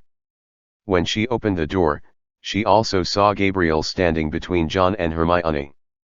The girl was obviously stunned, and Gabriel didn't make a sound at this moment, but her eye sockets began to turn red quickly, and tears were already swirling in the corners of her eyes. "Gabrielle!" the girl screamed.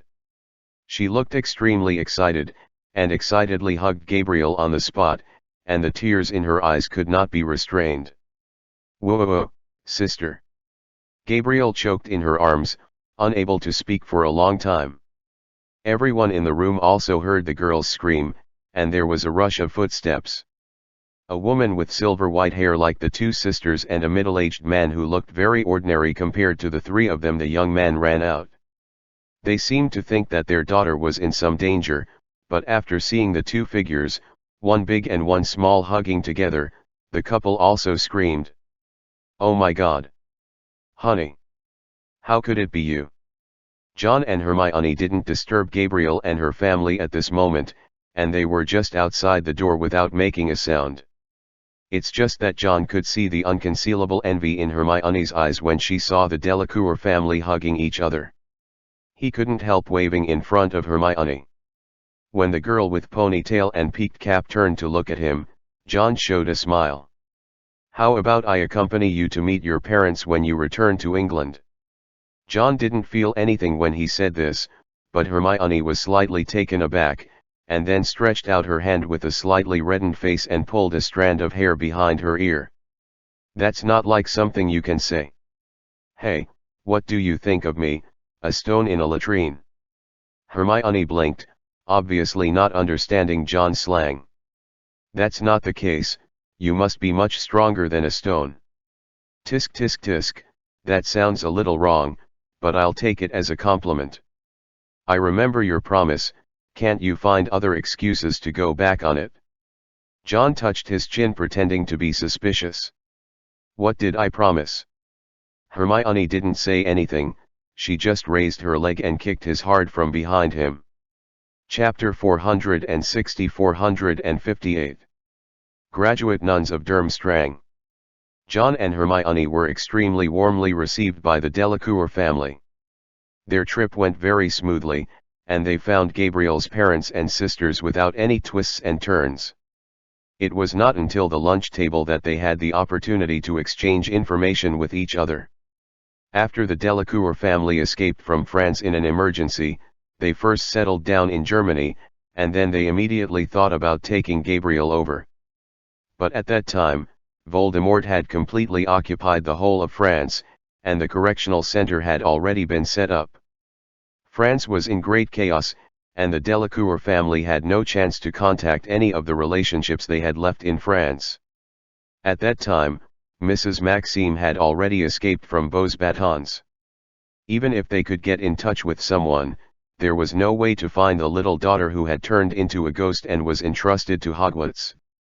Later, because of the confrontation between Wu Pingxian and Voldemort, Germany also became unsafe, and fierce blood theory elements began to create chaos everywhere. In desperation, the Delacour family could only continue northward and came to Denmark. Haining. They lived there for about half a year, that is, during that time, the entire Delacour family began to get in touch with Muggle living habits. The deteriorating situation in the magic world has made them ready. If it really comes to such an inevitable point later, then their family would rather abandon their identity as a wizard and everything related to magic than become a muggle. To be a pure-blood slave.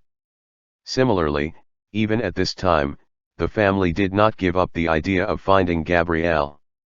Mr. Delacour thought of countless ways to reconnect with his previous relationship in France, trying to "Can I get some information?"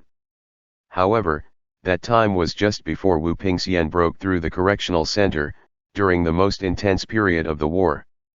Mr. Delacour's attempt not only failed to achieve any results, but also exposed the information that his family was hiding in Haining.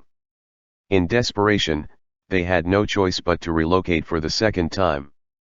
After this time, Mr. Delacour, the head of the family, finally made up his mind to keep his wife and eldest daughter safe first. He chose to believe with Madame Maxim's ability, she must be able to take good care of Gabriel. Then they came to Aarhus, changed their surnames and settled down completely. Mr. Delacour finally used magic to create a false identity for their family in Muggle society, and then used the wands of all the family members all sealed up. They have begun to understand and get used to the daily life of Muggles. Even if they were harassed in the past few months, they still call the police to solve the problem. And under such circumstances, John and Hermione brought Gabriel to the door together. Regarding what happened in the magic world in the past 2 years, John also made a statement to the Delacour family. From the battle to capture the correctional center not long after their family completely cut off contact with the magic world, to the Triwizard tournament in which only Paris and Beaux Batons were left in France, and finally until now the Horizon has completely recovered all of France. It is only now that the Delacour family knows what happened there when they were completely hopeless about the magic world. Gabriel's father was very ashamed of this. He confessed to John that he was incompetent. When he encountered such a situation, he could only choose to escape instead of uniting with the people around him to resist.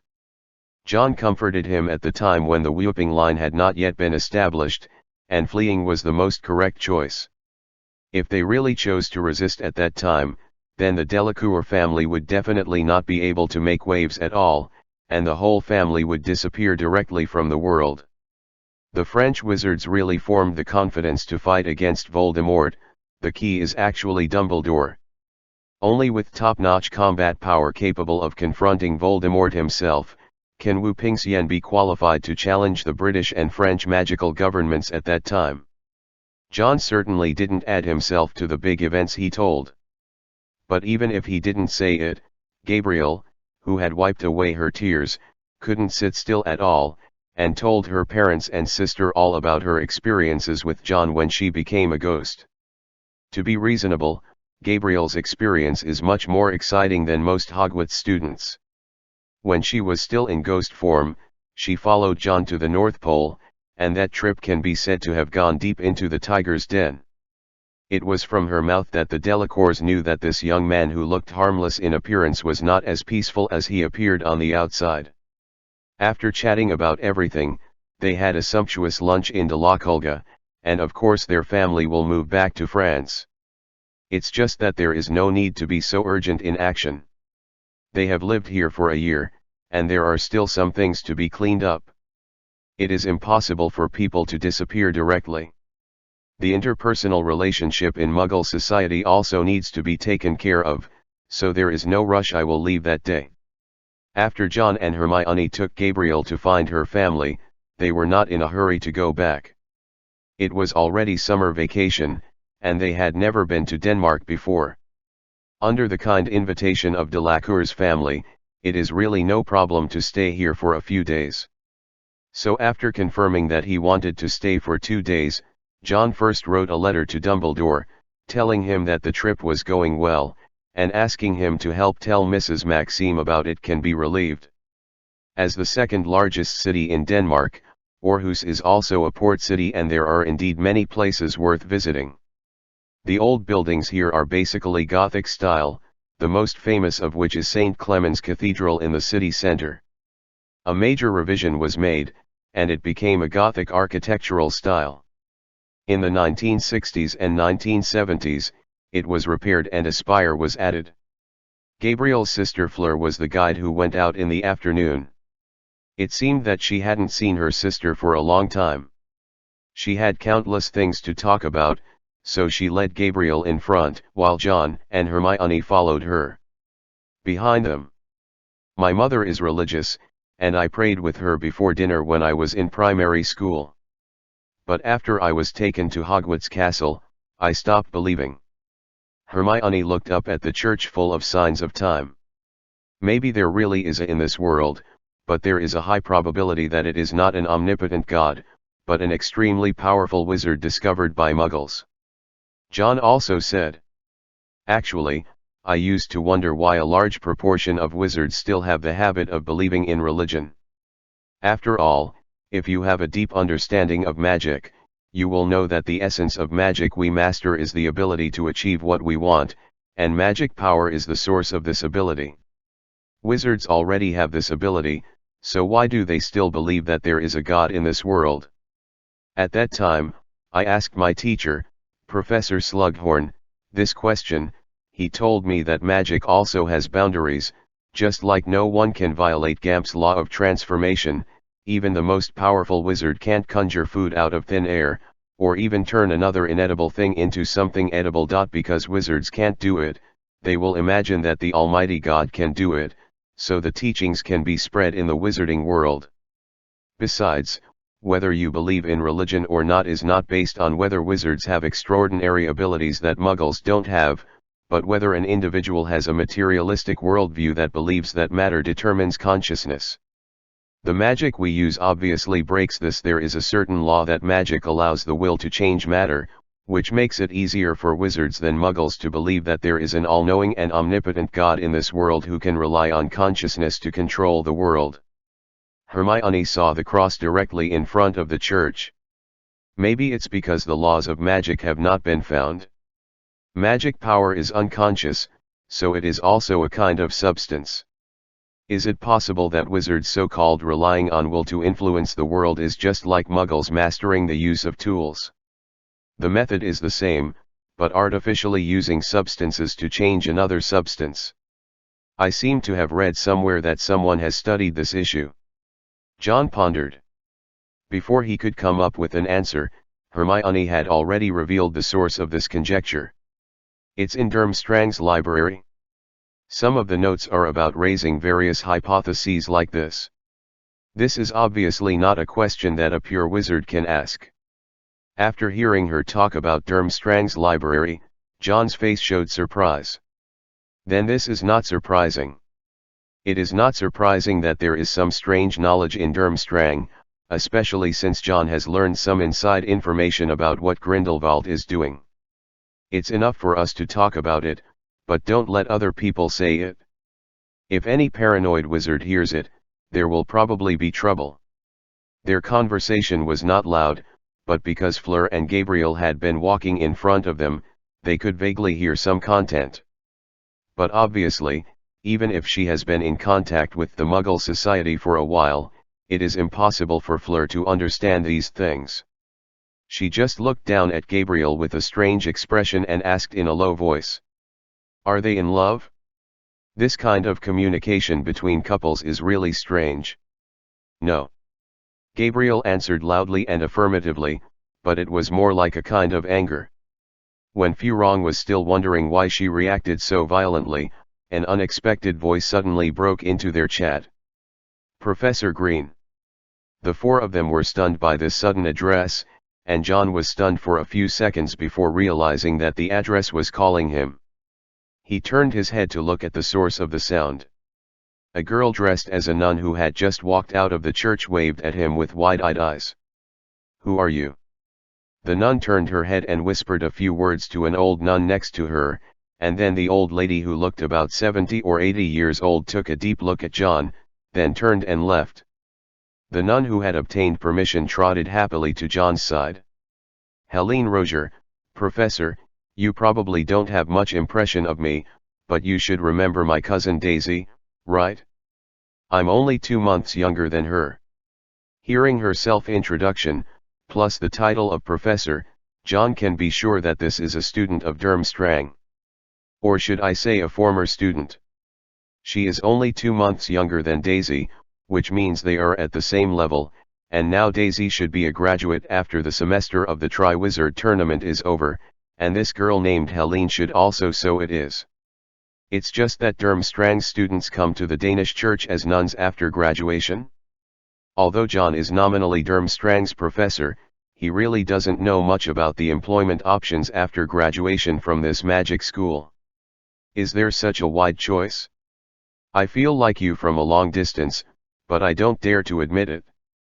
The last time I saw you was the night when the Triwizard Tournament ended. I remember that you changed because of some magical age. It's right to be young, I didn't expect to change back so quickly. Hylian is obviously a very enthusiastic girl. She grabbed John's arm without any notice, and began to talk to herself. John pulled his arm out of the arms of this young girl who looked like a newly promoted nun, with sharp eyesight. It was only at this time that Hylian seemed to notice the other people around her. The little girl who was staring at her angrily didn't look unfamiliar. Gabriel used to run around as a ghost when she was in Durmstrang. Many Durmstrang students get to know her. As for Hermione, who seemed to have the same expression on her face and was still smiling, but her eyes narrowed slightly, she was even more familiar. As one of the students who followed Vita Rozier to Hogwarts Castle to watch the game this year, she certainly knew that this girl with long chestnut hair and a peaked cap was John's dance partner at last year's ball. Only Fleur she hadn't seen before, but just based on her enlarged version of Gabriel's face, she could guess the relationship between the two with a little brainstorming. "Professor, are you traveling?" Hylian waved at Gabriel, Hermione, Fleur, and the three of them, and asked with an ambiguous smile. It can be seen that this Rozier is obviously not as serious as her sister Daisy, and she must be thinking about something impolite, so John patted her on the head politely. "It's here to bring Gabriel to her family. Don't think I don't know what you're thinking about. You think it's all right after you come out of Durmstrang, right?" It is also rare for John to use his status as a professor to teach someone a lesson. The main reason is that Durmstrang students are almost followers of Grindelwald. They have basically agreed with John's status as Professor John, especially in the top 3. After the tournament. Chapter 461-459. Arrangements before the war. Why do Durmstrang students work as nuns here? Hermione asked the question that John himself wanted to ask. Hylian didn't hesitate about this, and said it carelessly. "I'm not an ordinary nun. I'm an outpost mission for a candidate member of the Witch Party, which is equivalent to an internship period. Did you see that Aunt Lent just now? She is my intern mentor, and she brought me in. Home church." Not only Hermione was curious, but Fleur who was beside her also asked in doubt. "Then why do you want to come to the church for an internship?" Hylian just smiled and didn't answer directly, but turned to look at John. "Does Professor Green want to know? This matter is something that only our own people can know. Only Professor Green is a person trusted by the principal, and no one else can." "Not interested in." John flatly refused. He had no interest in Grindelwald's plan for the time being. Compared to him, he was worried about whether this old man who disturbed the entire wizarding world earlier than Voldemort had the idea of returning to his old business. Dumbledore was more thoughtful than he must have thought. And since the two of them are still maintaining close cooperation up to now, and there is no intention of tearing their skins apart, it means that what Grindelwald is doing has not broken through a certain lower limit. Dumbledore's bottom line is the most trustworthy thing, so even if John guessed what Grindelwald wanted to do from the beginning to the end, he has always maintained an attitude of not caring, not probing, not interfering manner. The most important thing for them now is of course to defeat Voldemort. Facing John's straightforward answer, Helene was obviously disappointed. John also has no intention of staying here for a long time. He has nothing to do with people like the Wizard Party. With Dumbledore and Grindelwald taking care of him, John doesn't have to worry about his problems at all. But Hermione and the others are different. Unlike Voldemort's Death Eaters, the Witch Party has gone through 2 failures of formation and 1 failure. Their current theory can be said to be much more complete than most other wizarding organizations. Maybe Hermione or Gabriel or Fleur will be deceived. For the situation that is still unclear, this is not a good thing. After saying goodbye to Helene, they left the church and walked towards another famous building in Aarhus, the Aarhus Concert Hall. This is not an old antique, but a newly built concert hall more than 10 years ago. For this era where entertainment methods are not so rich, it is the best choice for relaxing. It's just that John doesn't know how to appreciate operas, and he just accompanied a few girls to join in the fun this trip. But after what happened to Helen, Furong became more curious about John. Before she heard from Gabriel that she was showing off that John was the captain of the Hogwarts, the warrior, and the final winner of the Triwizard Tournament, she was already surprised. As one of Beauxbaton's best students, Furong naturally knew the gold content of the Triwizard Tournament, and she also knew very well that in the competition that Voldemort offered to hold, the venue was still in the enemy's territory. What is it like to win the championship? Difficult things. But even when she thought she had considered John high enough, it turned out that he still had a relationship with Durmstrang and became a professor directly. It's a pity that even in the opera house, John has been talking with Hermione about topics that she doesn't understand at all, so she can't get in the way from the beginning to the end. And John and the others didn't stay in Aarhus for long.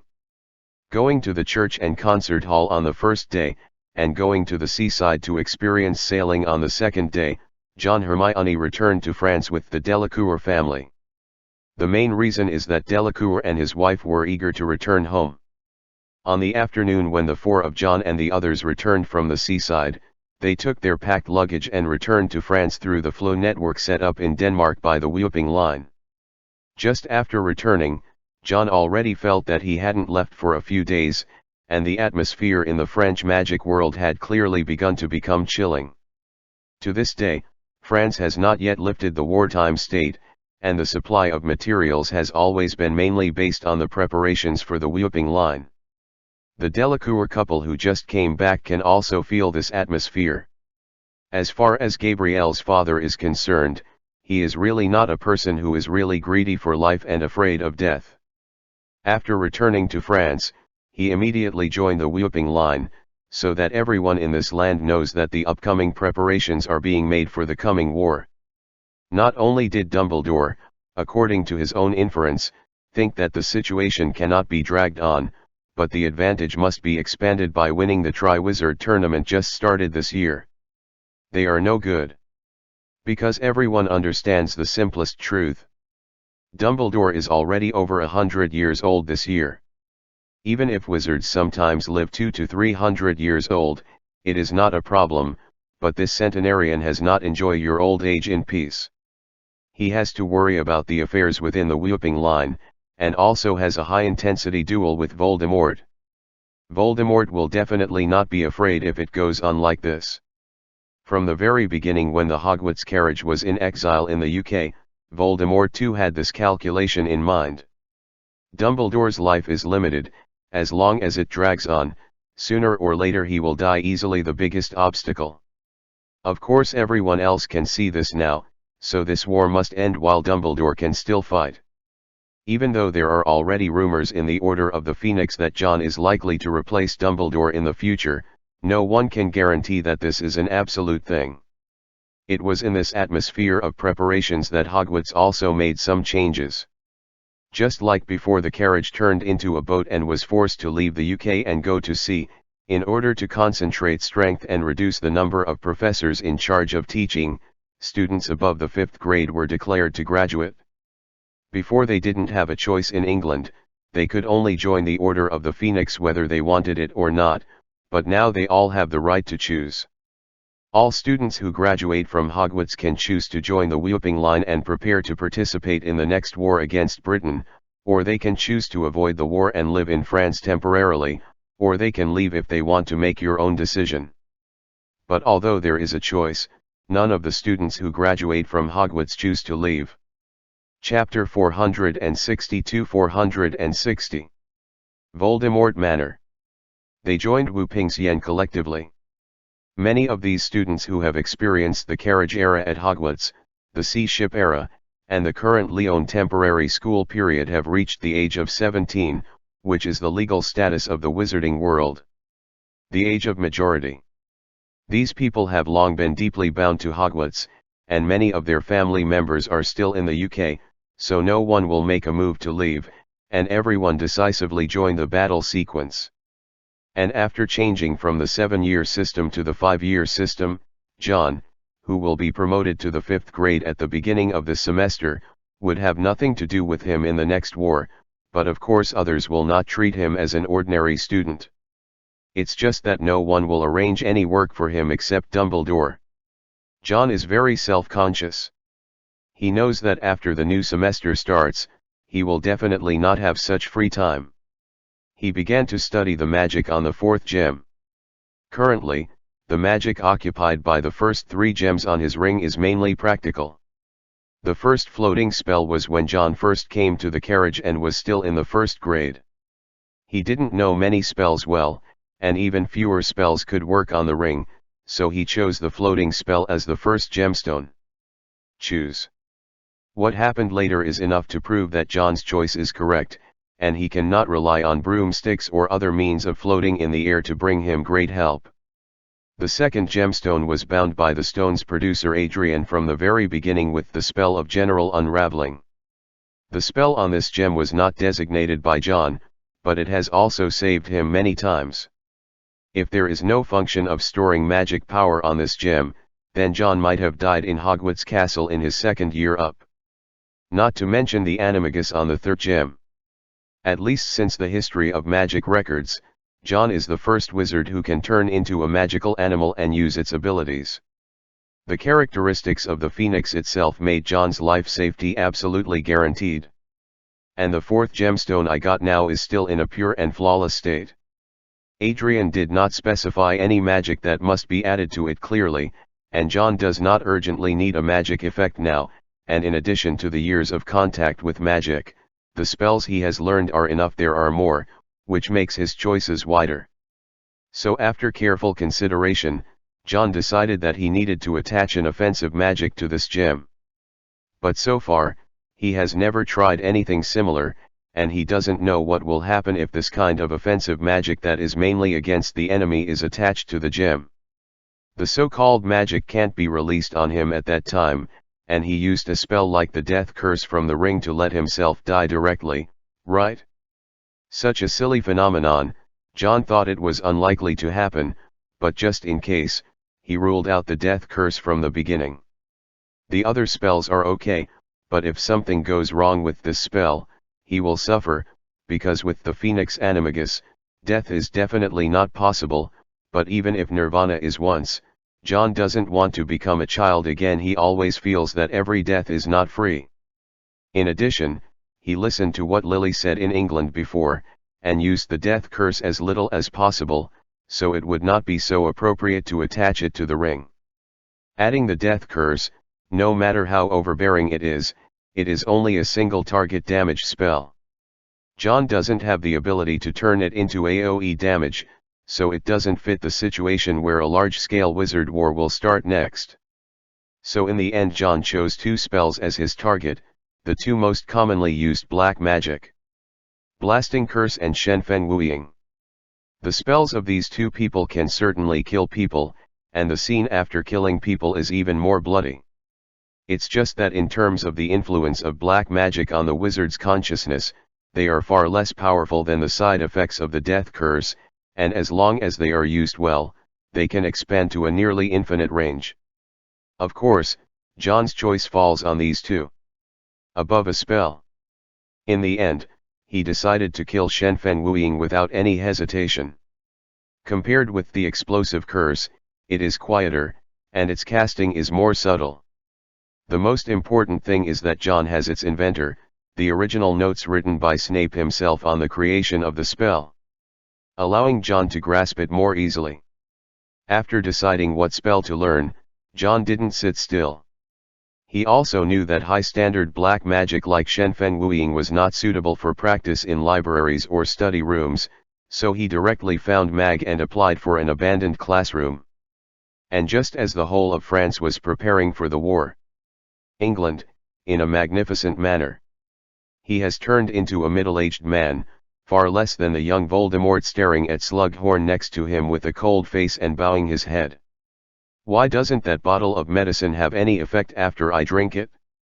Before losing the Triwizard Tournament, Voldemort too would still have maintained an ostensible respect for Slughorn as a former student, but now, for Voldemort today, he doesn't care about Slughorn at all.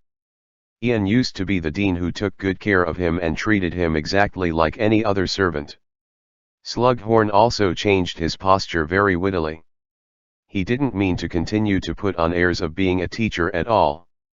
He even changed his title to Master just like other Death Eaters. This has caused him to be ridiculed in the Pure Blood circle recently. Many people said that he used to pretend to be an elephant with a pig's nose on a green onion, and now he is about to reveal his true colors. But Slughorn didn't seem to care, he was still as loyal to his student as before. I can only reproduce the effect of that bottle of medicine, Master. Slughorn said with his head down.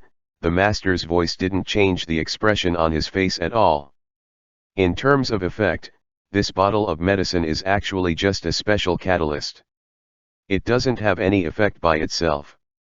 It mainly depends on the object it catalyzes. Voldemort was silent for a few seconds, then he spoke again. How is the investigation at the Department of Mysteries going? Slughorn continued to lean forward. Karkaroff is still under investigation. He just brought the news yesterday that it will take some time to collect evidence and research between various departments. Give him a week.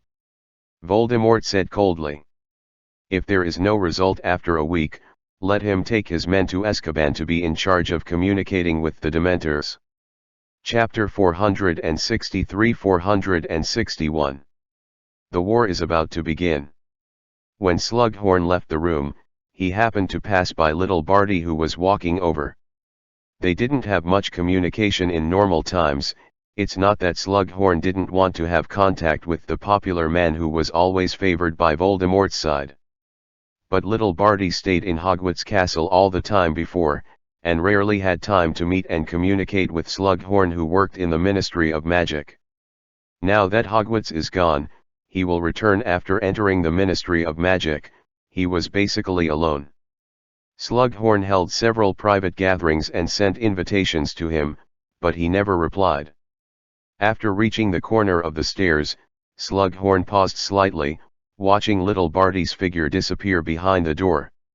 After Slughorn left, Voldemort entered a state of contemplation. His wand was placed on the tray beside the chair, and while he was thinking, his hand was still subconsciously rubbing against the back of the other hand, which had obviously become much rougher than before. It wasn't until the knock on the door that he recovered from his contemplation. Come in.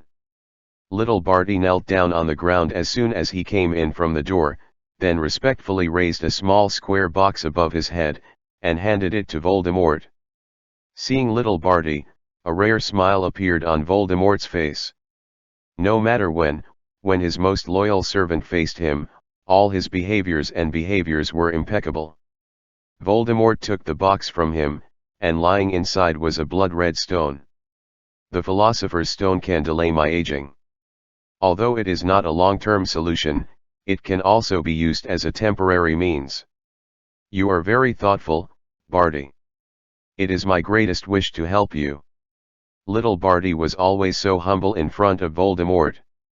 Even though his master never asked him to do this, he spontaneously expressed his respect in this way. What's the wind direction for the others? The smile on Voldemort's face faded. Little Barty still lowered his head. Avery and Carlo's family still have some dissent, but they seem to be complaining, and they don't dare to really have any dissatisfaction with you. Humph, They have already forgotten their grand plans and ambitions for the sake of this immediate benefit.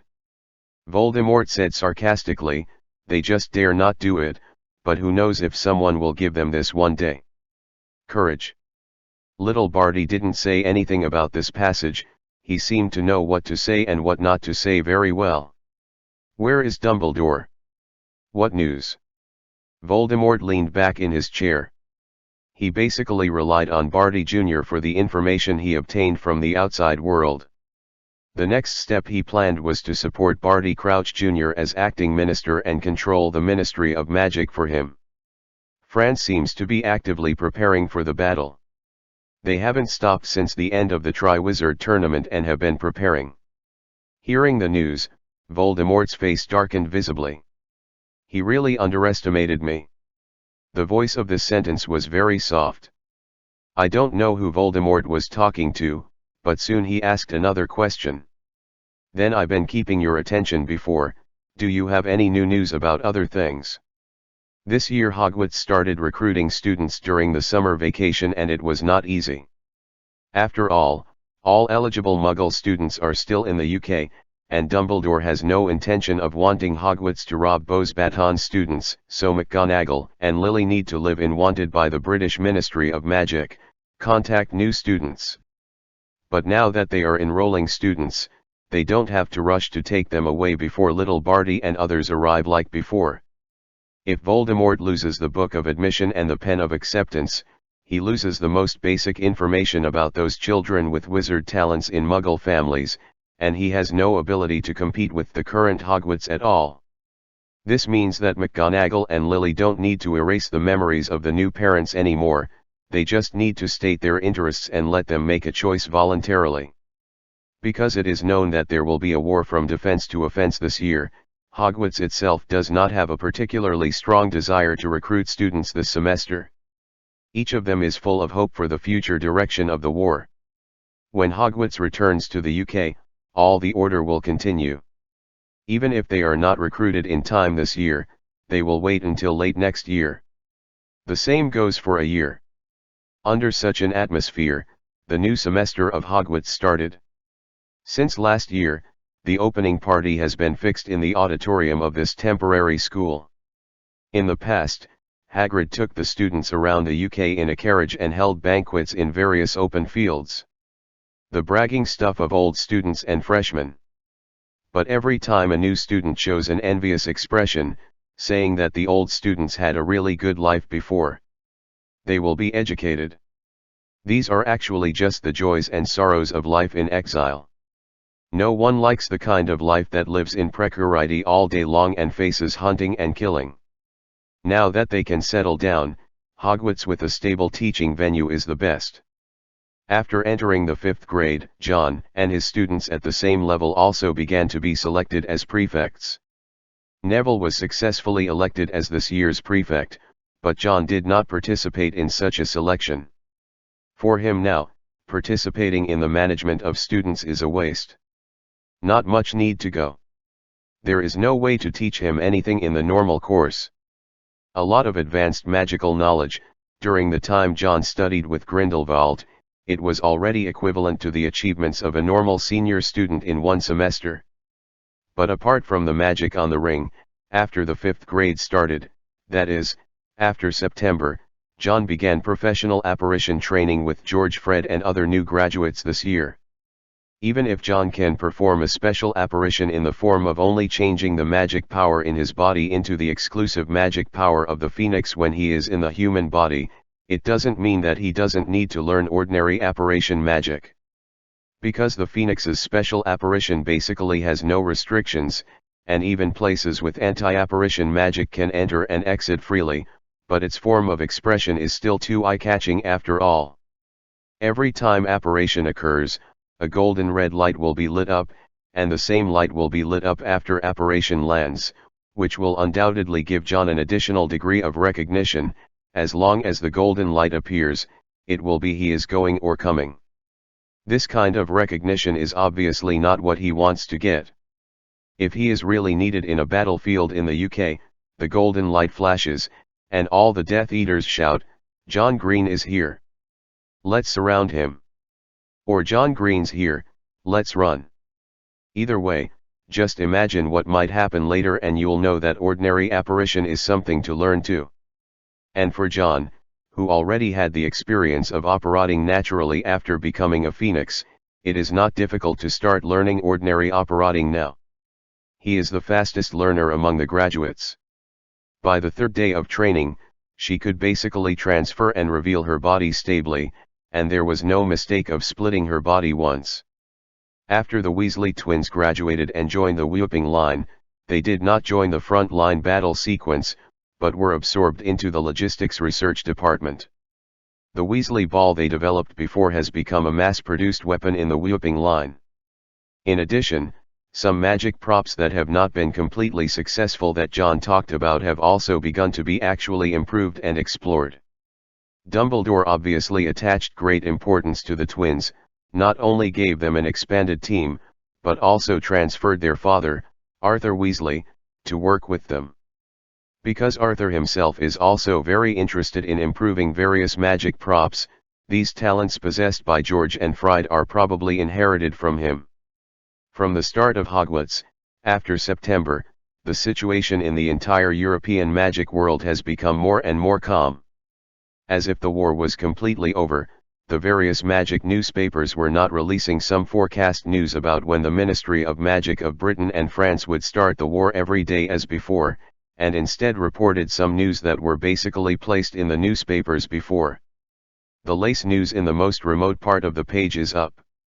Even the Spanish Magic Daily began to imagine that the Quidditch World Cup, which was suspended due to the war last year, might be able to be reorganized this fall.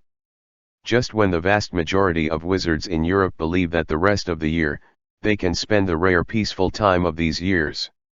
The last day of October, which should have been the night of Halloween, France, Lyon, Dumbledore's headmaster's office. The Halloween dinner on the campus is not over yet. Even the principal's office with the door closed can faintly hear laughter from the auditorium. At this time, Dumbledore did not celebrate Halloween like other students, nor was he reviewing any documents, nor did he have any meetings with others. He was just holding a letter in his hand, and there was only a short sentence on the letter. The preparations have been completed.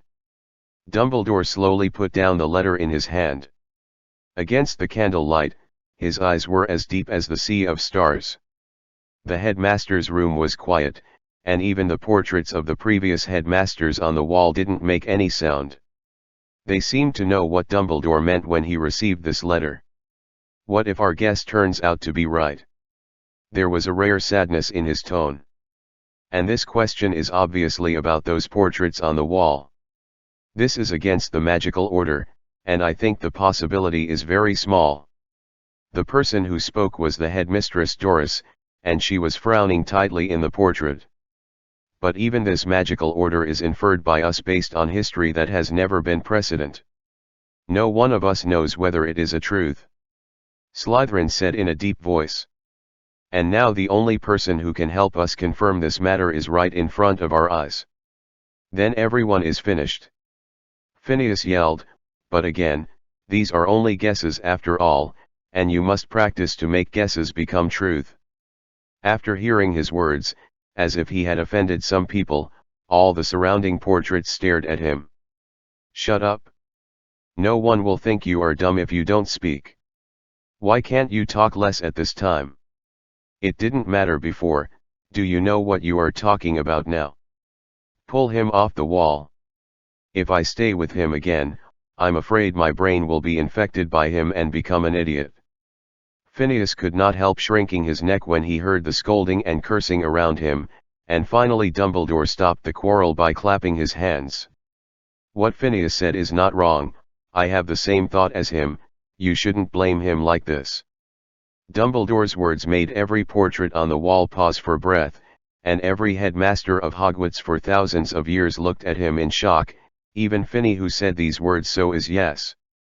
I think, maybe you should think about it again, even if you try, maybe we still have more. Slytherin didn't finish his sentence, it wasn't that someone interrupted him, but when he got to the end, he couldn't make any better proposals, so he could only remain silent like this. Actually, you don't need to be like this. Since I walked in front of you and announced to you that I am the new headmaster of Hogwarts, don't you already have unreserved trust in me? Dumbledore calmly picked up the bottle of golden gravel. John always said that I have a very bad habit. I never explain it clearly to others. I just like to make people guess. But I don't like people to guess riddles, but some things are already predestined. Telling the predestined results in advance will only increase people's troubles. It's better to let them understand the cause and effect by themselves. When you get to that last step, when you look back and look at the past, you will find that it is more fun than if I just said it. Most of the portraits on the wall curled their lips when they heard this. No matter what Dumbledore said, they still thought it was a kind of bad taste of Dumbledore. Didn't hear anyone being a fan of him, and Dumbledore didn't care. He blinked and stood up from the chair in the office. We can talk about verification later, but no matter what, there is one thing that cannot be changed. The war is about to begin. Chapter 464-462. The Great Judgment. The next day, which is the first day of November, Fawkes suddenly appeared in Iniesta's office early in the morning. It brought nothing, but just stared straight at the newly established interim minister of the French Ministry of Magic after the apparition landed. And after receiving Fawkes's gaze, Iniesta also seemed to know exactly what he was going to do. He took a deep breath and stood up from his chair. Go back, I know what to do. So, on November 1st, both the British Wizards of the Order of the Phoenix and the French Wizards of the French Ministry of Magic were all organized in the whooping line. The Starlight newspaper, which is a special means of publicity within the whooping line, also received Dumbledore's order and delayed the release of this morning's daily newspaper. Instead, it printed a batch of new newspapers before noon, and then put them on sale to all the wizards who should have received it this morning. Before lunch, almost all the wizards staying in France saw the bold and black headline on the front page of Starlight. A trial from the public. The content of this report is not long, it just uses the most concise words to describe one thing, which will start tomorrow. After the end of the Tri-Wizard tournament and the complete recovery of all the cities in France, those who have only dealt with a small part, most of them were temporarily detained in wizard prisons, all kinds of thugs who supported blood theory and practiced it. We are finally about to accept the final judgment. This trial for the public will start tomorrow in the conference hall in the French Ministry of Magic, where Voldemort once declared to be the French Minister of Magic. This is a completely transparent conference room, allowing everyone who comes to the French Ministry of Magic can watch anything that happens inside. Even wizards who have no way to come to the Ministry of Magic in person can tune into the broadcast in the wizard exclusive frequency band at home and witness the trial through the radio. Many wizards will only feel excited after hearing this news. Those scum who want to create inequality and use their illusory bloodlines to oppress will finally pay the price they deserve. And there is still a small group of people who obviously smelled something different about the public trial that had been held on a trial basis in Hogwarts before, but it took so long to start in the French magic circle. There is no need to prepare anything in advance for the public trial. As long as the public can participate in the trial, it will be successful. But Dumbledore and the others had never shown signs of launching a public trial before. Instead, it was already November, and the public trial was about to start without making any noise. This obviously reveals a kind of unusualness. But no matter whether you feel the special significance of this trial or not, the next morning, this trial came as scheduled. On the morning of November 2nd, apart from the employees of the Ministry of Magic, who also had to ensure the basic operation of the French magic world, all other wizards gathered in this transparent meeting room that was once used to hold parliamentarian meetings. All the high-level officials of Whooping Line have already gathered here, and on the high platform directly in front where everyone can see, a brand new gallows has been erected. Except sitting at the front, Dumbledore Iniesta, who is the presiding judge of this public trial, and other managers of Wupingzian. All other seats at the back can be seated by whoever comes first, even if there is no one around. If you have enough space, you can just stand on both sides. If there is no space on both sides, you can also gather outside the glass conference room. If you can't squeeze into the innermost part of the conference room, you can no longer see the wizard at the public trial. You can also hear it through the wizard broadcast. The voice of the public trial scene. In short, as long as there are people who come here, there will always be various ways for them to witness this trial. John also came to the scene of the public trial. As the biggest contributor to the victory of the Triwizard Tournament, he is of course qualified to sit at the forefront, next to Dumbledore. And the host of the public trial in the French magic circle is none other than Iniesta himself as a minister. No one in this world can guarantee that they will not make mistakes, but there are some mistakes that we as human beings should never make. The amplifying spell spread his voice throughout the venue of the public trial meeting. At the same time, his opening remarks were heard in various places in France, and even in some places in Europe that paid attention to the internal situation in France. For their own self-interest, some people put forward the theory that the so-called pure blood of wizards is superior. They artificially divided us into 3, 6, and 9 classes, and turned themselves into masters, so as to gain absolute power. This is the root cause of war. But even if black and white can be reversed, even if justice can be trampled on, there are still some truths that they can never distort. Let us expose these hypocritical faces that whitewash ourselves and oppress, face up to everything we have encountered in the past 2 years, publish all the evil deeds of the criminals who created this war that should not have happened, and then hand it over to all of you for trial. This is the meaning of our gathering here today. His voice was sonorous and powerful, not only allowing everyone present to hear his speech, but also enough to mobilize everyone's suppressed hearts that had not yet been repaired by the short-lived peace. There were cheers and applause around, and Iniesta didn't have any more tirade.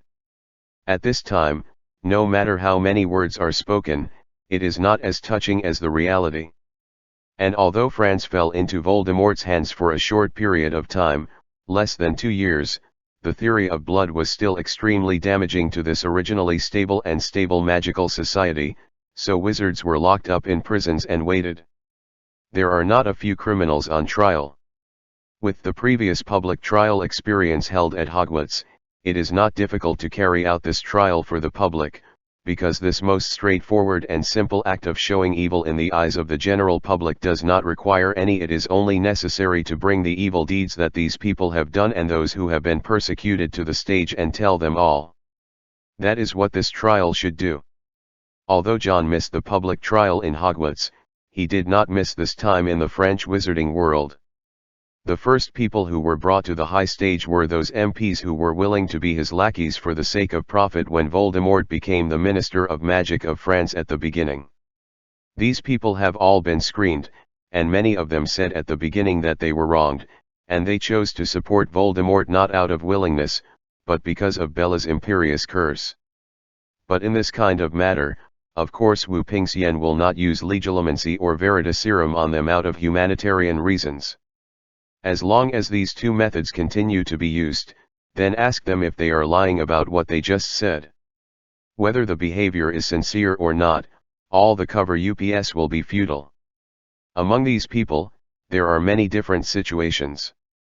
Part of it was to actively choose to stand with Voldemort from the very beginning, causing the whole of France to fall into blood oppression, and part of it was indeed controlled by the imperious curse, doing things that they didn't want to do at all. Among them, there are still the most people, who were controlled by the imperious curse at the beginning, and made actions to support Voldemort, but later the imperious curse against them was lifted, and they were forced by the actions they had already taken. Coupled with the benefits and power brought to them in the early days of Voldemort's coming to power, the idea of making them change has changed from forced to voluntary at the beginning. Except for those people who were really controlled by the imperious curse from beginning to end, these people were brought to the high platform of judgment in the other two situations. The first person to come to power was an official who had followed Bella and had been recruiting hemp seeds and mixed blood wizard talents for her.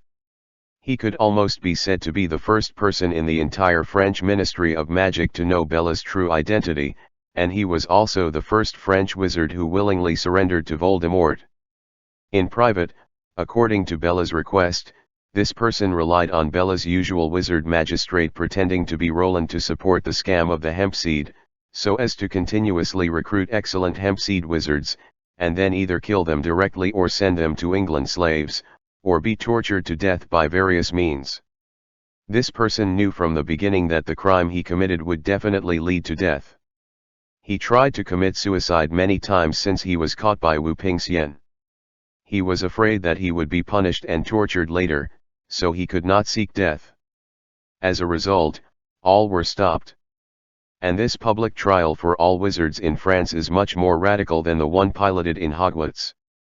Instead of other people preaching the crimes of the criminals who are being tried, they are given veritaserum from the very beginning, so that they can answer questions on the high platform. And when the official who was Bella's accomplice and abettor gave out the names of all the people he had killed and stated their tragic ending, the whole scene completely boiled up. It is only limited to words or summaries of things passed down by others. After all, it still can't really make people feel any feelings.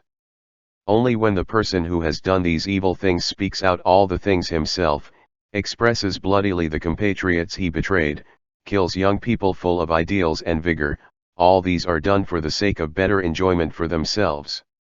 Only after a higher status can people have that trembling feeling that rises from the bottom of their hearts. It turns out that there is really no limit to how bad people can be. It turns out that some people do not have the slightest psychological burden and pressure to commit these evil deeds that can make people feel scalp-numbing. Just like the public trial at Hogwarts, the first person to be brought in this trial for the whole of France was also the choice of Iniesta and the others after careful consideration. The loud noises continued to rise and fall around the meeting. On the high platform, not only the prisoner's own statement, but also the grieving and crying of the families whose children were cheated by him. The most touching scene in the world is this. Before Iniesta finally started to let everyone present to conduct a trial and vote, all kinds of voices that don't let him die so easily are heard in various places in the venue. Ringing everywhere. Through veritaserum, everyone present heard that the former official of the French Ministry of Magic is not actually afraid of death.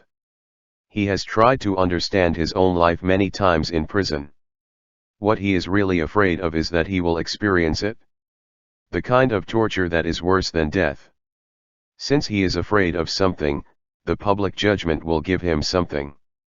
After everyone present raised their wands and voted with the tip of the wands flashing different colors of light, the official was finally determined to suffer 27 Cruciatus Curse punishments.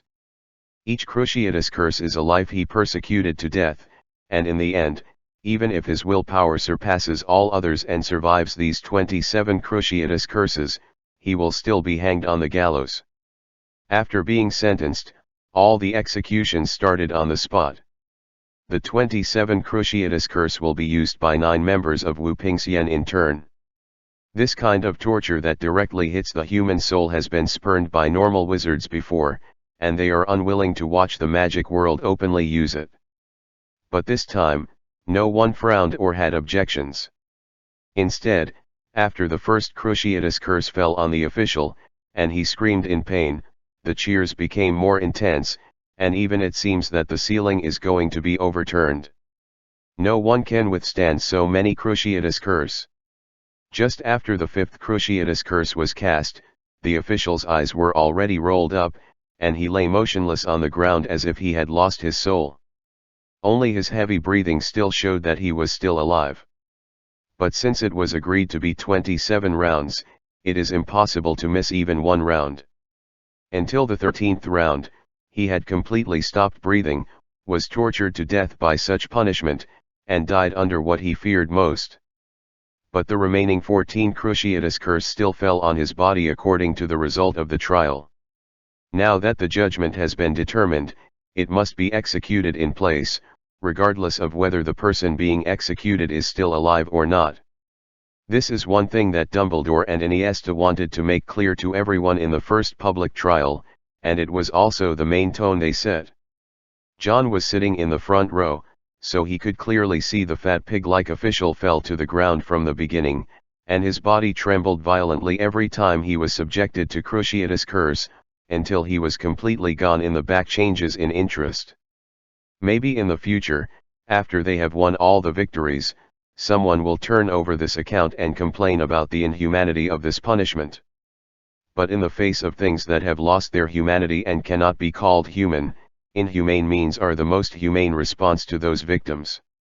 Chapter 465-463. Let the night disappear completely. Mam Daniels, Frederick Eunice, Samir Gomez, these were all excellent young men who graduated from Beaux Batons, but they died before their prime years began. Into this conspiracy. He took advantage of these young people's outrage at injustice, the spirit of rebellion fueled by oppression, and cast them down to their death. No one will forgive such evil deeds, and no one is qualified to forgive on behalf of the injured.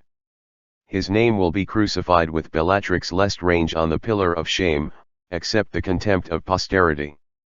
The voice from the old-fashioned radio was no longer clear, but the old woman sitting in a wheelchair with a thick blanket on her lap listened very carefully to the voice from this special radio station that only a handful of people in the world knew. Speak.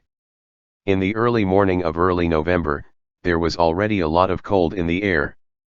But in the early morning, she still insisted on turning the wheelchair to the yard outside the house, staring at the not-so-thick apple tree in the garden.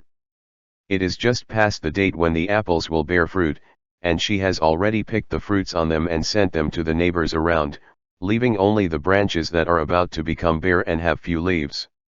A neighbor's child passed by the fence, holding a basket in his hand, looking at the usually kind and strange mother-in-law in the yard. "Grandma Gomez, this is bread my mom just made, let me bring it to you to try. She was actually going to ask me to bring you some cookies, but my dad said your teeth no, bringing you cookies will only annoy you." The old woman lightly turned the radio beside her, so that the scream of a man who seemed to be suffering from some fatal torture was reduced to a level that only she could hear. Then, she turned the wheelchair to the fence and took the basket of bread from the boy. "Want to come in and sit down? Hasn't Uncle Samir come back? Dad said he has been away for 3 years. The boy didn't agree immediately, but stood on tiptoe and looked inside the house. The old woman shook her head lightly. Receiving such an answer, the boy suddenly looked very disappointed. "Forget it, Granny Gomez, you have to eat the bread early, otherwise it won't be good for your teeth if it hardens when it cools." He beckoned and ran back towards his home, only the old woman was left in the yard, holding the basket full of bread in her arms and looking up at the bare apple tree. "Only I know that you have always been here, Samir." She looked at the fruit tree that she had planted with her 5-year-old grandson and muttered to herself, while the cold voice of Iniesta on the old radio was transmitted to all parts of France at the same time. "Hang his body on the gallows and bring up the second prisoner. You told me when you left that this land was in danger, and you didn't want your parents or your sacrifices to be destroyed by these people, so you're going to join the right people in stopping them." The old woman's voice became choked at some point. "They lied to you. I don't know if you thought that Grandma was still waiting for you under this apple tree before you died. But it doesn't matter, child, they avenged us, and someone protected this land for us." She stretched out her old hand, stroking the rough trunk of the fruit tree. "Take a good rest, Samir, let us see what kind of future those people can have." In various parts of France, most of the families of the victims were listening to the voice on the radio and weeping bitterly. Many of them couldn't control their emotions like the old woman's, but whether they vented or not, each of them felt the same at this moment. John couldn't see how the people who heard the public trial through the wizard radio station would feel. What he could see was that the emotions in people's hearts had been ignited at the scene of this conference. Even though Voldemort didn't occupy this land for a long time, his influence had spread to every part of the French magic world before he publicly announced that he was the minister of the French Ministry of Magic. Regaining the status of fairness cannot erase what has happened here. This is both a public trial and a reckoning.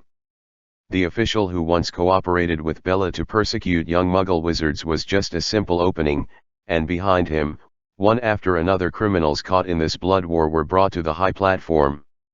The evil in the world will never be overestimated, so many old accounts can be found in just a small Hogwarts castle, and it will only get worse in this land of France.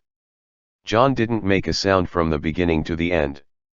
No matter what crimes the person brought to the high platform committed, he just watched silently.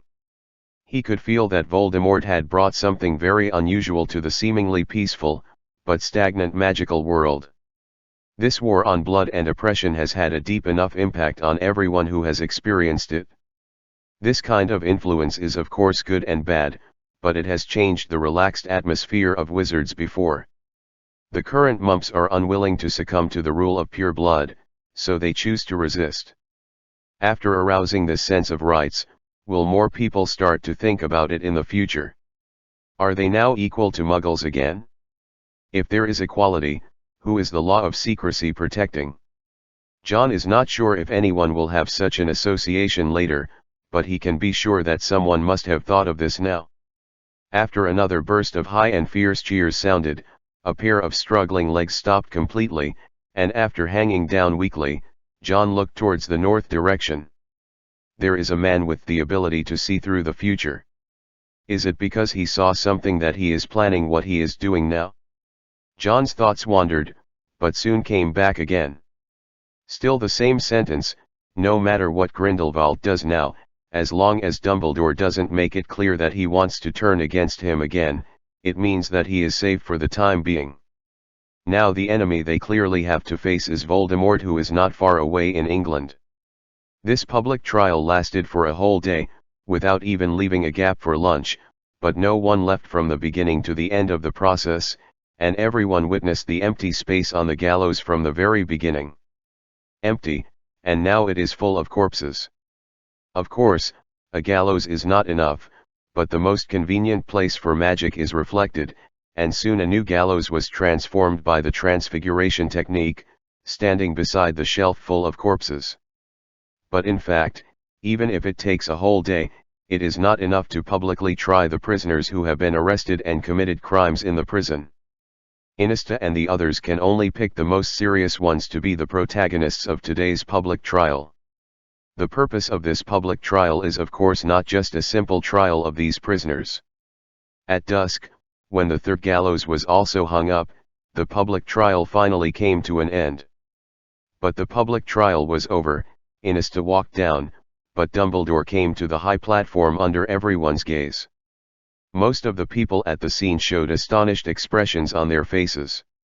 They obviously didn't expect that there would be anything that would bring Dumbledore, the de facto supreme leader of the whooping line, to the stage. There are also some people who seem to have guessed something long ago. After seeing Dumbledore on the stage, their faces showed the expected expression, and at the same time they held their breath. Even though they had vaguely guessed it, they still couldn't believe it. At this moment, would Dumbledore really dare to say that? I am actually a guest to this land and this country. When Dumbledore's not-so-loud voice sounded, the entire venue became quiet, but after he said this, the noise sounded again. After Dumbledore led Wu Pingxian into the correctional facility, these French wizards no longer treated him as an outsider. Maybe a commander from a foreign country will cause some people to reject him, but like Dumbledore, who is a leader who supports the entire team with his prestige and strength alone, no matter where he is, he will only be seen by the locals as one of their own. To exclude him is to exclude all possibilities of success. Of course, in terms of ideals and standpoints, we are always the same person. I actually don't really like to have any long speeches.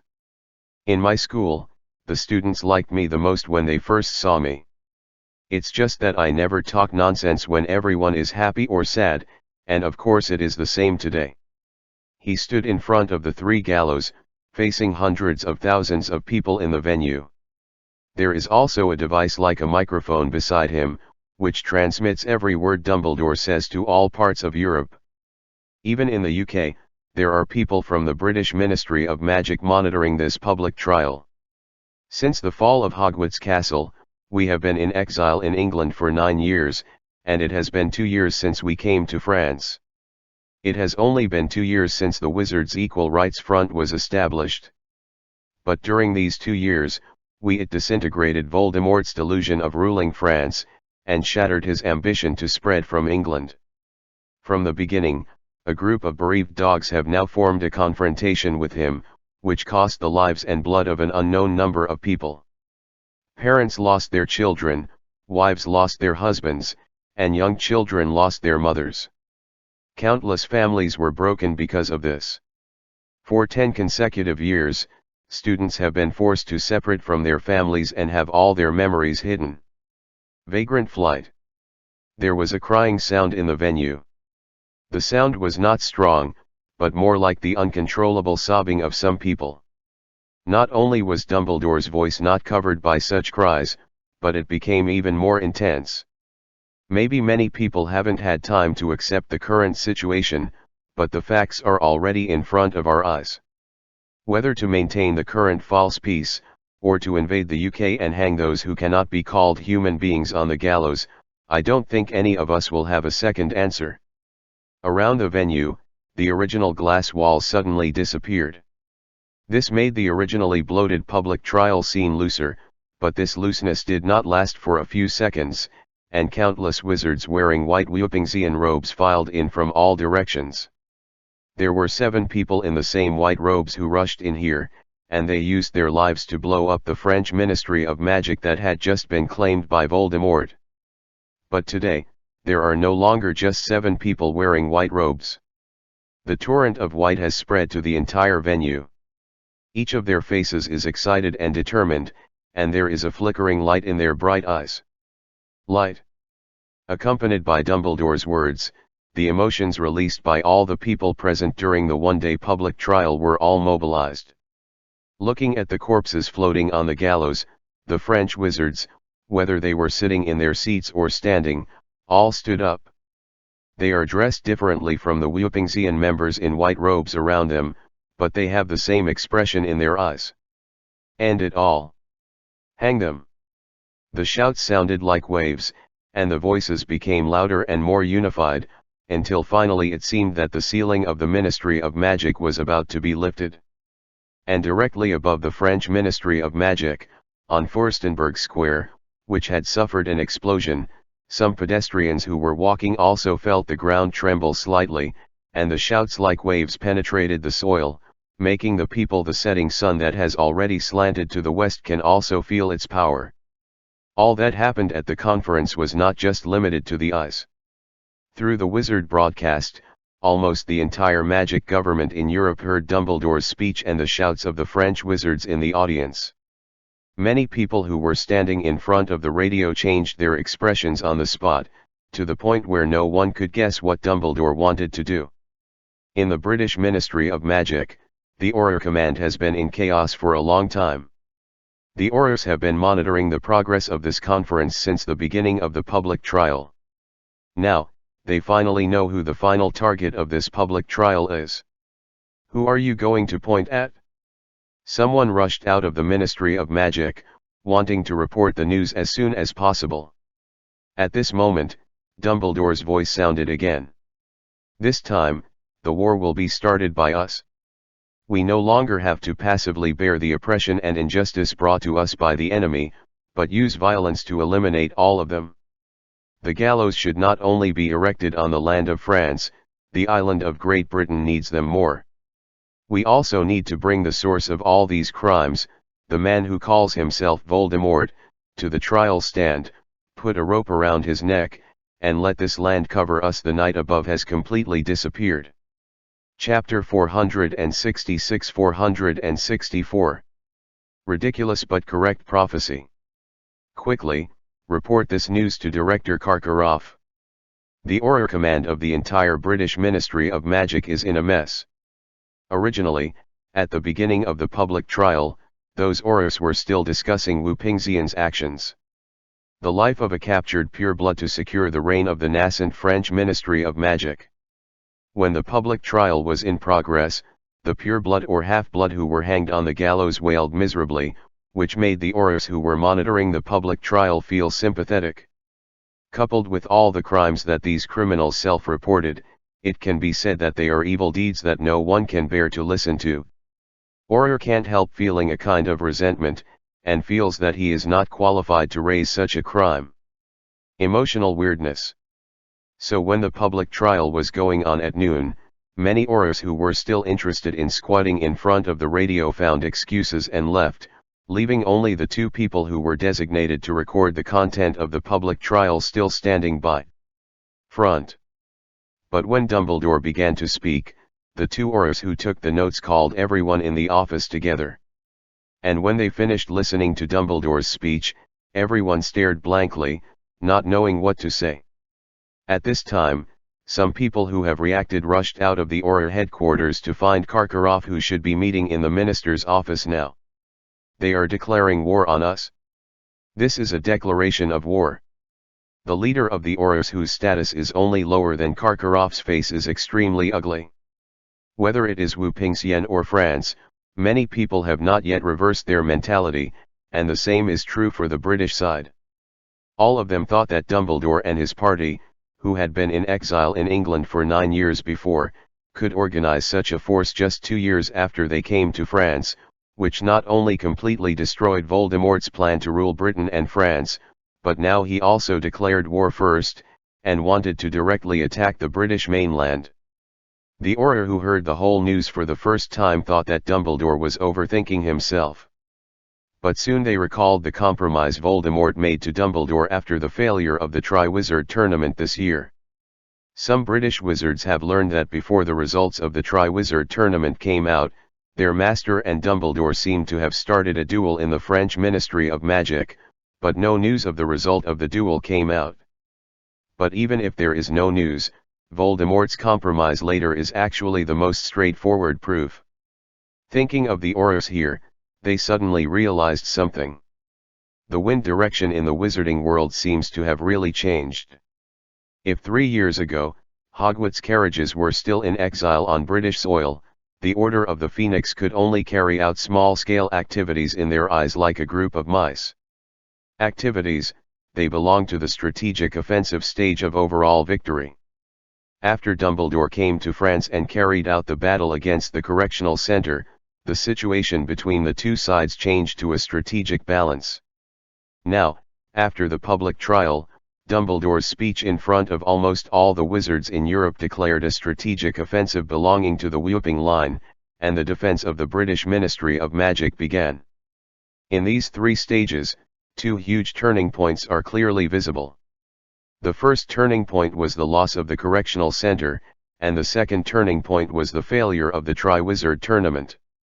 So who did the failure of these 2 times belong to? Is Voldemort being too aggressive, or is something happening on Dumbledore's side? Few people know the inside story of this. The Triwizard Tournament was won by John, which is well known to the world. However, his key role in the Battle of the Correctional Center is still unknown. So few people think of John as the key to the entire situation in Britain and France. So far, many people still think that no matter how talented John is, he is just the next generation of heirs that Dumbledore is trying to cultivate. Although his current performance is very dazzling and amazing, it is far from being able to affect such a major situation in the magic world so significantly. Now, Dumbledore has declared war on the British Ministry of Magic on behalf of the entire Whooping Line, which of course made the Aurors of the entire Auror Command into a riot. Soon Karkaroff, who was still in a meeting in the minister's office, returned to the headquarters. The speech about Dumbledore on the radio was over, but the Auror who was in charge of recording this part had already recorded the entire speech, so Karkaroff heard all of it as soon as he came back. "Give me the recording." He almost forced the words out of his mouth, and then the Auror hurriedly handed the recording to him. Karkaroff didn't stop for a moment, and he turned around and left the aura conductor with his apparition ministry. Everyone present knew what he was going to do. Such a big event must be reported to the British Master as soon as possible. And this news spread throughout the British Ministry of Magic in a very short period of time. Mixed bloods were mostly panicked by this, while pure bloods could be described as extremely pale. It's not that they hate war. If they really hated it, they wouldn't work so hard in the war to occupy France. What they hate is that the flames of war burn to the British mainland. Foreign wars can deliver greater wealth to the pure blood families who have already cut the cake and have stable access to interests and status. But the nature of the internal war is completely different. No one knows how big the flames of this war will be. This means that any pure blood family that survives in Britain is in danger of being physically destroyed. Even if the war is won in the end, their losses will definitely be very heavy. So after hearing that Dumbledore declared war on the British Ministry of Magic, no pure blood would be happy about it. Flipped. Among them, even if some people dare not speak out, they have already attributed all this to their current master in their hearts, and at the same time they know more clearly that there is no future at all with their current master. It is even very likely that you will have to pay your own wealth and life for it. Just when Britain heard the news and was in a mess. Other magical governments in Europe have of course also paid attention to today's public trial, and they all heard Dumbledore's final declaration. Even though some people had predicted that this day would happen sooner or later, no one could have imagined that this day would happen so soon. Even before Christmas this year, Dumbledore is about to start a new round of war. But this time the situation is completely reversed. The previous Wu Pingxian seemed to be standing on the edge of a cliff. If they were repelled by a step, they would lose everything. Now those who are caught in this situation have become Voldemort's side. As long as this war starts in the UK, once Voldemort is defeated, all his business operations for more than 10 years will be burned, and it will return to the scene of nothing. Grindelwald, far in the northernmost part of Europe, of course heard today's broadcast. It's just that he seldom stays in Durmstrang these days, but always stays in Hans' dilapidated monastery. After listening to Dumbledore's final declaration of war, Grindelwald silently turned off the radio, turned and said to Hans and Eric standing behind him with their heads bowed. The war we expected is about to start, so we can also prepare for the second phase of our plan. Hans and Eric fell to one knee together. We are willing to follow all your instructions. Disclose part of the experiments and plans in the Arctic to the core personnel of the Uzumaki party. At the same time, in Finland, you have selected the first suitable site for the second phase, and completely closed and isolated it. Remember, it must be dealt with in the middle in relation to the Muggle government. Our biggest advantage is that they don't have a deep understanding of our existence, which is the only benefit that the secrecy law brings us. Because of Dumbledore's declaration of war today, there have been many unknown turmoil and changes in the outside world. The Whooping Line headquarters in France has not yet received news. But their own focus is not here, because the declaration of war is never the beginning of a war, but the unveiling of a dispute that has long been hidden in the dark. Activate all the safe houses we left in the UK before, eliminate some of them that are no longer usable, and use the part that can still be used as a temporary base. Contact all our relationships in Diagon Alley, Nocturne Alley, and Hogsmeade, and ask them to gather as much supplies as possible in the UK. Soon these channels will all be cut off. Notify all the high-level officials, and finally determine the points we will pull out after a large number of people enter the UK and the place to occupy the fastest. The operation is scheduled for sunrise tomorrow. Let the Vanguard Wizard team determine their apparition landing point, and use the fastest time to destroy the Department of Magical Transport's apparition supervision of the entire UK after landing. The cracking of the UK's domestic flyway network must continue. Even if our people can't use it, their flyway network must be destroyed and the transportation of personnel and materials will be cut off. The entire Whooping Line headquarters was busy, and John followed Dumbledore through one office after another with people coming in and out, and finally entered the room that belonged to him alone. After returning to this room, Dumbledore closed the door to isolate all the noise from the outside world, and at the same time let John sit down opposite him with a solemn expression. Although the current Hogwarts has been turned into a 5-year school by me, you are still just a student after the school starts, and you have not graduated from the school, but everyone, including me, knows that we cannot treat you as ordinary 5th grade students. Look at it, and in the upcoming war, you also have a task that no one can replace. Dumbledore's voice was heavy, and he didn't blink his eyes while speaking, and he kept staring at John all the time. John didn't avoid his eyes, because he knew very well that Dumbledore would definitely have a different task for him. Don't worry, Professor, I'm better prepared than anyone else.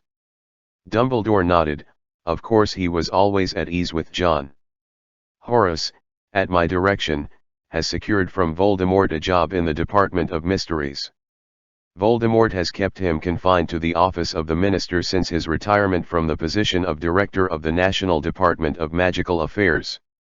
But later, because of Snape, you also know that he had been making potions for another Voldemort before.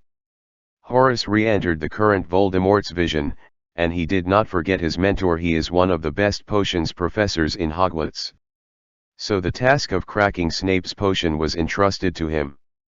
And this potion has a deep relationship with something in the Department of Mysteries of the Ministry of Magic, that is, the bottle of golden gravel that Snape sent to you before he died. This is a very important thing, John. It's so important that Voldemort has to hide it from his other self. At first I thought it was just something he discovered later, a means of immortality, but after digging into the bottle of gravel, I realized that it's not just that. So I signaled Horace to think that Voldemort was researching the bottle of potion left by Snape, so he was transferred to the Department of Mysteries as Deputy Director. This is the highest position he can get. Take the beginning. A war can also provide cover in a disguised form. You have to sneak into the British Ministry of Magic and go to the Department of Mysteries with Horace to find out the room and information that once stored this bottle of gravel. Dumbledore held the bottle of golden gravel in his hand, and his eyes were serious like never before. John also felt Dumbledore's attitude. Even when he sneaked into Hogwarts Castle in disguise, Dumbledore was not as serious as he is today. He didn't refuse the task, and it was impossible for him to refuse. John just stared at Dumbledore's royal blue eyes. Professor, have you discovered anything? Dumbledore was silent for a moment. He didn't seem to want to hide from John. I am a conjecture, John, a conjecture that is not good for us, for everyone else, and for the world. What I have asked you to do now is to prove whether this conjecture is correct. If I'm wrong, we're going all the way to victory in this war, no surprise. But if I'm right. He paused, then continued. Perhaps the prophecy of the Savior who was called a joke after Lily's child died was actually true all along. Chapter 467, 465. Spike Ollivander. John is actually not dissatisfied with Dumbledore's behavior of asking people to guess the riddle. If one day, he can clearly tell someone about his original plans and discoveries, then he will be surprised. You've already arranged everything anyway, haven't you, Professor? John asked with folded arms. Dumbledore didn't nod, he just said with an emotional smile. I also hope that I have arranged everything, but even now, I still don't know whether it is right or wrong for me to make such a choice. Can't you tell me in advance? Let me help you with the staff. Sorry, John, I have to keep something. John didn't care about it either. Then how do I connect with the teacher? You can go to Kingsley right now. Apart from me, you, and Horace, he is the only person who knows about this matter. It's just that he doesn't know Horace's true identity yet, but even if that way, he'll still teach you how to do it. John left the office after getting all the mission information from Dumbledore. And after he left, The office became completely quiet until a portrait of an unknown person on the table asked, "Why didn't you tell him? Is it because you don't trust enough?" Dumbledore clasped his hands together, covering the lower half of his face. His eyes lost their usual gentleness, but were very calm, which made people feel a little panicked. If there is still someone I trust the most in this world, it is only the child John. Then why don't you say it? If he knows, he can cooperate with you better, can't he? So it's me who trusts him, not you. Because you don't know him well enough, you also lack trust. Only I know that if I tell John all my thoughts and plans, he will ask him immediately. What you do is definitely not to cooperate with me. Dumbledore's blue eyes hidden behind the crescent-shaped glasses reflected the obscure candle light. He'd stop me from doing that, even if it was just a try. When John found Kingsley, he was very busy. He should indeed be very busy. As the upper-level leader in Wuping's line after Dumbledore and Inista, he always needs to be responsible for many things. But when John found him and explained his purpose, he temporarily put down all the work at hand. Obviously, the tasks about John should be ranked before all other tasks. As for your future status in the UK, we have already made arrangements in advance. Some time ago, for some unknown reason, the Department of Mysteries of the British Ministry of Magic was purged, and many old silent people were transferred moving to other places. This is a very rare thing in the past, because the magic in the Department of Mysteries is not something that ordinary wizards can pick up and study. Time to clarify their research direction. But now, they have transferred all the old people from their posts, and the newcomers have been recruited randomly, including Horace Slughorn. He has never been in various mysterious ways. People with experience in ancient magic have also been transferred into it as deputy director. This has led to the management of the entire Department of Mysteries being very chaotic, unless they are willing to bring back those who were transferred for a long time. Otherwise, we can only continue to recruit people. Slughorn's undercover identity is still a secret that only Dumbledore, John, and Lily know, and Kingsley doesn't know about it. They would rather choose the second option, but it seems that they are more concerned about whether the rejoined Silent has pure blood than whether they have the ability, so this also gives us a chance. While speaking, Kingsley handed a well-prepared document and a bottle of potion to John. Spec Ollivander, a distant branch of the well-known staff-making family, but his blood is very pure. He has been working as a clerk in the Department of Magical Beasts before. 2 days ago, he submitted an application for transfer to the Department of Mysteries. Today just passed. You're going to England to enter the Ministry of Magic under his guise, while the real Spec will be staying in a secret location the whole time, and someone will offer you a polyjuice potion made from his hair. John took the materials, and raised his eyebrows after seeing the introduction of the pure blood he was going to pretend to be. Ollivander. As if hearing what John wanted to ask, Kingsley lowered his voice and whispered in his ear.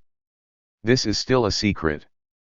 There are already a few families in the UK who are vacillating, don't have much idea about the theory of blood, and don't have much persecution against non-pure blood. The Ollivander family is one of them. But don't worry about this person's identity, even the Ollivanders themselves don't know that you replaced him. We just found an excuse to let Spike cooperate with us in some work, and then put him under house arrest. Hearing that Kingsley had made all the preparations, John nodded and had no other questions. So I have to go to the British Ministry of Magic as soon as possible. I read the transfer instructions above and asked me to report to the Department of Mysteries before the 3rd. Today is already the night of the 2nd. Kingsley patted him on the shoulder. That's why Dumbledore told me the most before.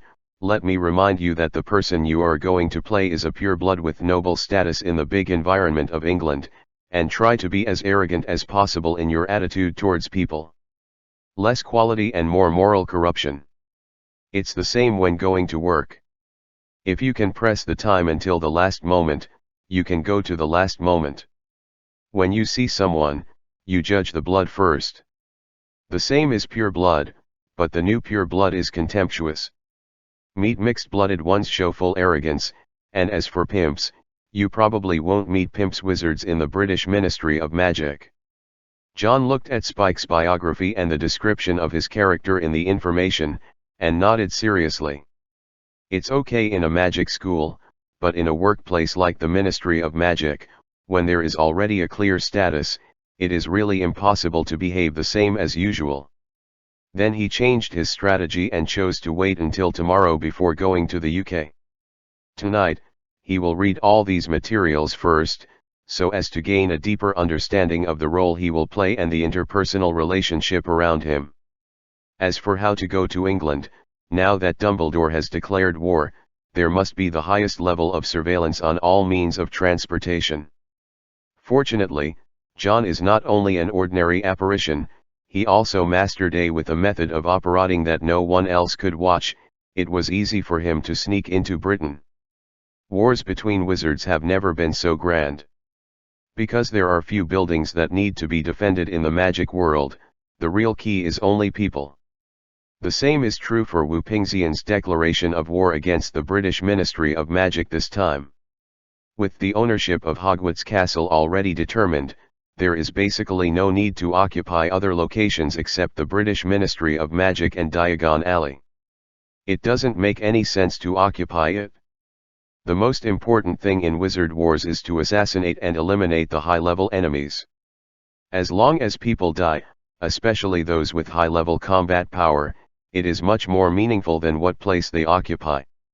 It is precisely because of this that in Wizard Wars, it is rare for a group of people to form a formation to confront each other.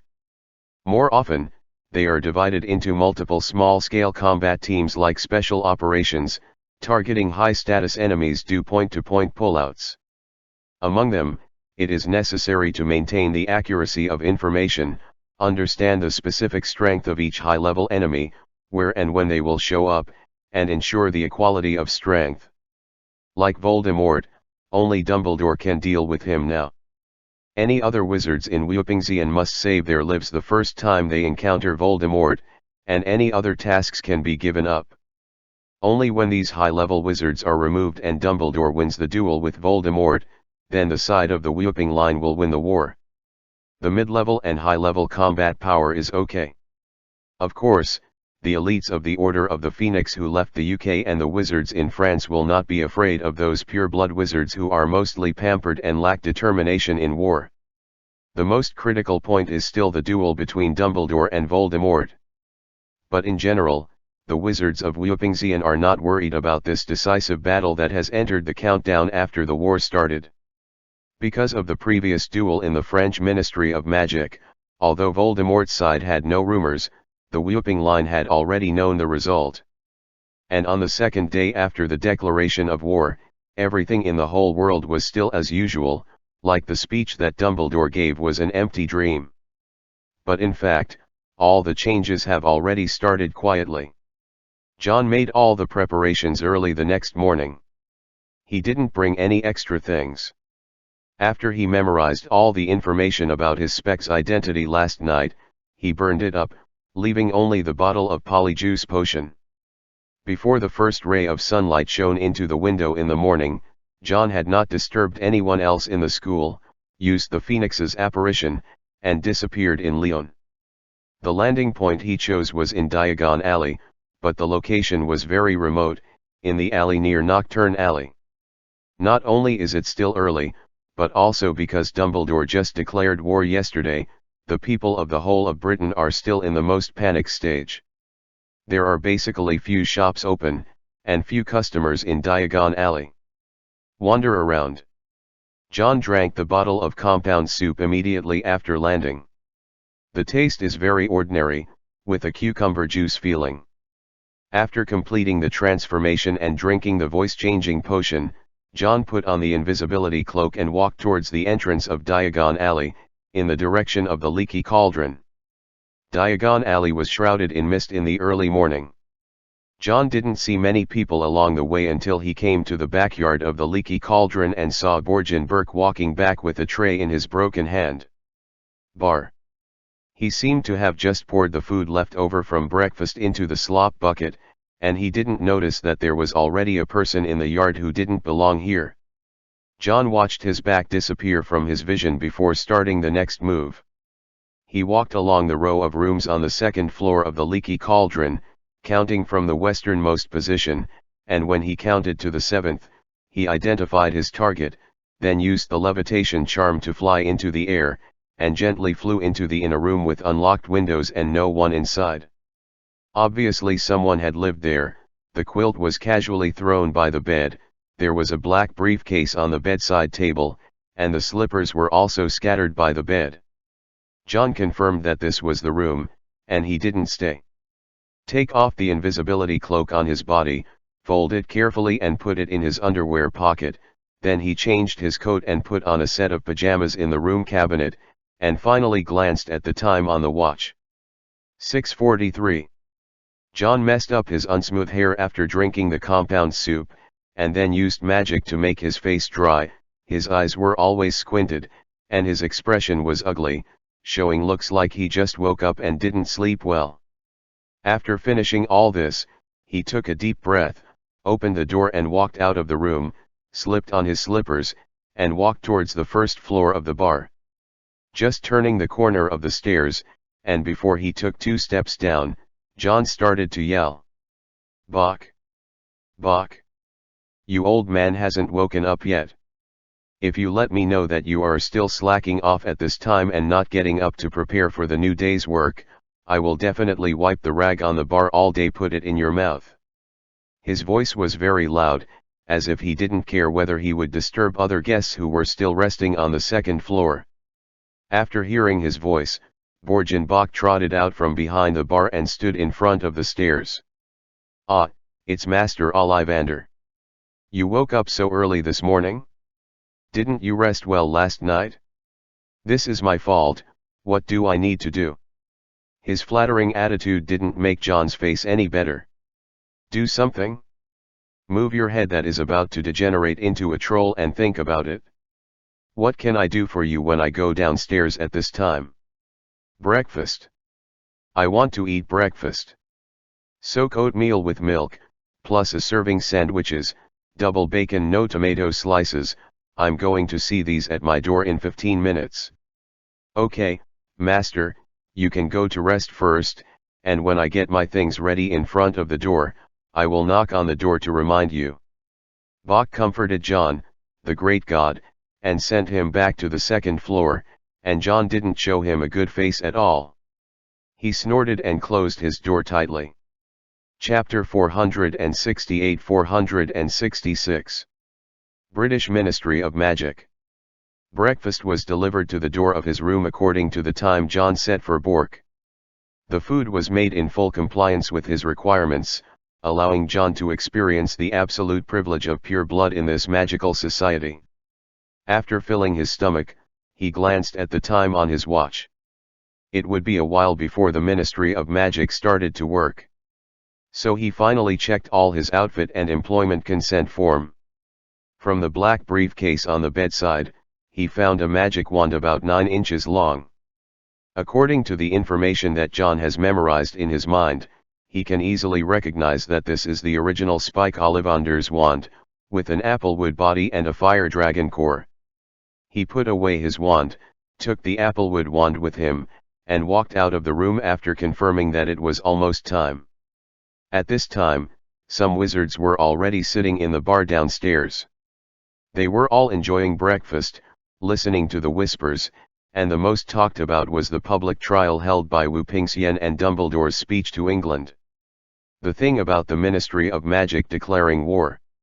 John didn't listen carefully to what they were saying, but swaggered with his briefcase and said to Bach, who was busy in front of the bar, "Go to Diagon Alley to find my uncle and grandpa for the expenses these days." The wizards who encountered John consciously avoided it. Spike had lived in the leaky cauldron for a while, and anyone who came here often knew his background. Even among the pure-blood families, the Ollivander family is already the most famous of all the crumbs in the world, but pure blood is pure blood after all. No matter how good the reputation is, No half-blood would want to provoke it. Bach even bowed his head for a while, and sent John, the great god, out of his bar. After watching his back really leave, the old wizard who used to be Voldemort's boss breathed a sigh of relief. After leaving the leaky cauldron, John found the public toilet in London according to the information in the file. Compared with other public toilets, this place is extremely busy, but there is a strange force protecting the surroundings of this building, so that those muggles who are not in urgent need can subconsciously find various reasons to avoid it, and then go find another restroom. But there are always some people in strange costumes who keep walking in, but it is rare to see some of them coming out of it. John didn't understand why the Ministry of Magic chose a public toilet as the entrance for employees to go to work. He could only attribute it to the evil taste of a certain Minister of Magic. From the information, he learned that in fact, normal employees seldom enter the Ministry of Magic to work through this entrance, and most of them use apparition to teleport directly to their jobs. That's right, in most cases, there are no anti-apparition restrictions in the British Ministry of Magic, but as happened yesterday, of course the entire Ministry of Magic has fully activated anti-apparition magic today, except for those high-level officials, such as the directors and directors of various departments, have a special flow network that can directly reach the outside, and everyone else needs to go through the routine, that is, the passage in this public toilet to return to work in the Ministry of Magic. This happens to be helping John. He has never been to the British Ministry of Magic, and of course he cannot use apparition to teleport there directly. In normal times, there is no need for apparition. A young master from a pure-blooded family like him actually has to go to the public toilet. A regular channel, sure to get the attention of others. And today's situation made it reasonable for him to take the conventional channel. There are a lot of people in the public toilets. Employees of the entire Ministry of Magic have to queue up to work, and there is a long queue outside every toilet cubicle. After seeing John walking in with a briefcase, especially seeing the Ollivander family crest embroidered on the robe he was wearing, the team closest to him immediately reacted.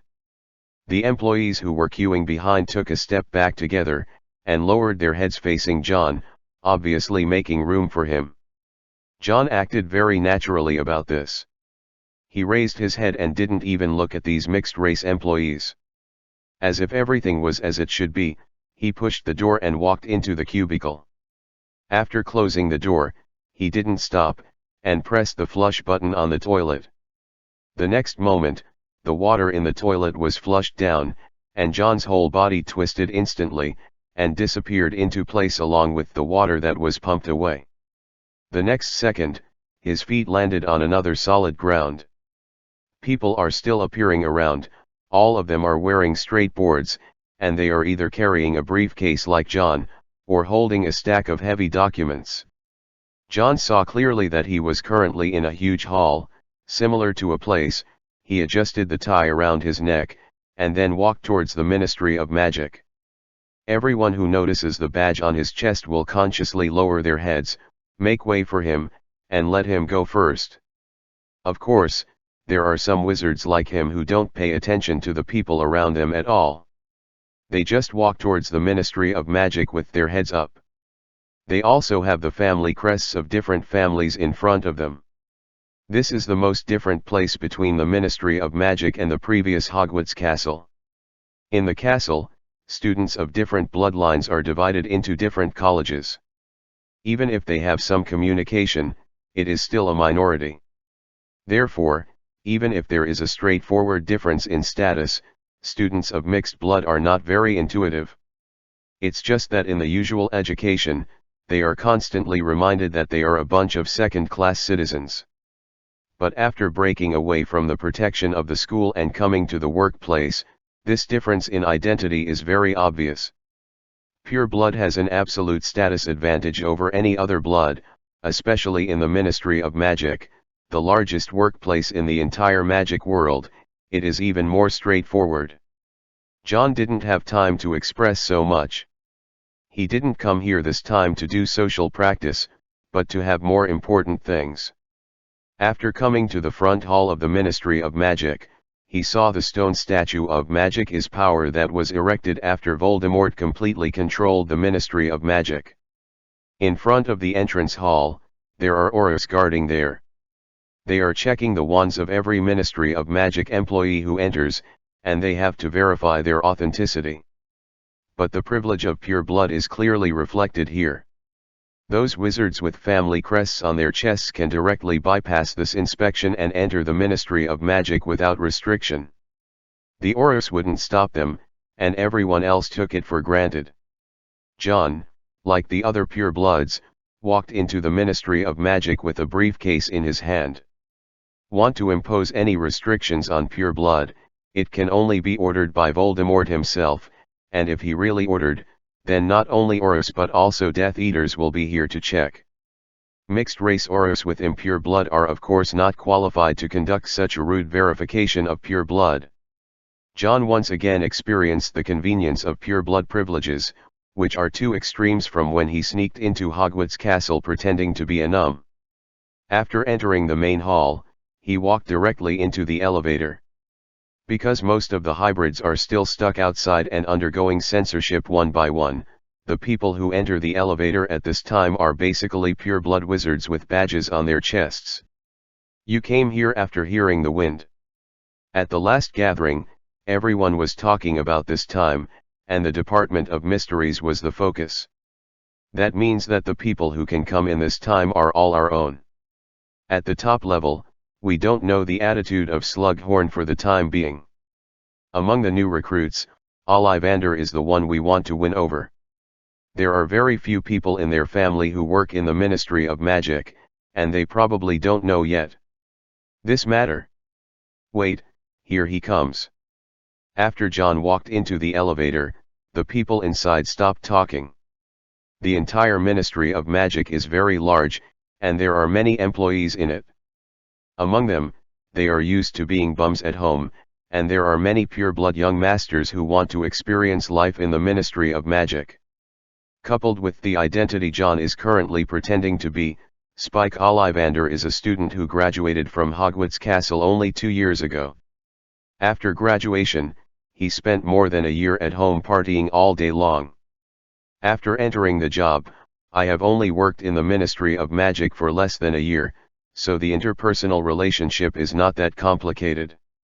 John only needs to remember the faces and names of the few people he usually talks to, and the people standing in the elevator are obviously nodding acquaintances at most. He was the last one to enter the elevator. There were 6 or 7 people standing inside, but the atmosphere seemed very silent, and the only floor button that was pressed was the 9th floor. That is the position of the Department of Mysteries in the Ministry of Magic, and it is also the destination of John's trip. This also means that the final destination of all the people in this elevator is the Department of Mysteries, and they are likely to be John's future colleagues. John didn't look much at this, he just noticed the badges embroidered on the 2 chests standing in front of him from the corner of his eye. They are from 2 new school pure-blood families, and they are not members of the old school Sacred 28 families. The main hall is on the 8th floor, and the elevator descended for a few seconds before they arrived at the Department of Mysteries on the 9th floor. After the elevator door opened, John was surrounded by people around him and filed out. Out of the elevator fence, in front of them was a simple corridor, except for a few candlesticks on the surrounding walls, there was nothing else, not even a portrait or a tapestry. A group of purebloods walked along the corridor silently, and soon they came to the end of the corridor and the only door here. The black door is very plain, with no patterns on it, not even a handle. A pureblood witch walking in the front put her hand on the black door, and pushed it open. Behind the door is also a pure black space, but it is in a circular shape as a whole. John and other purebloods walked in together. After entering, they found that even the ceiling and floor are black.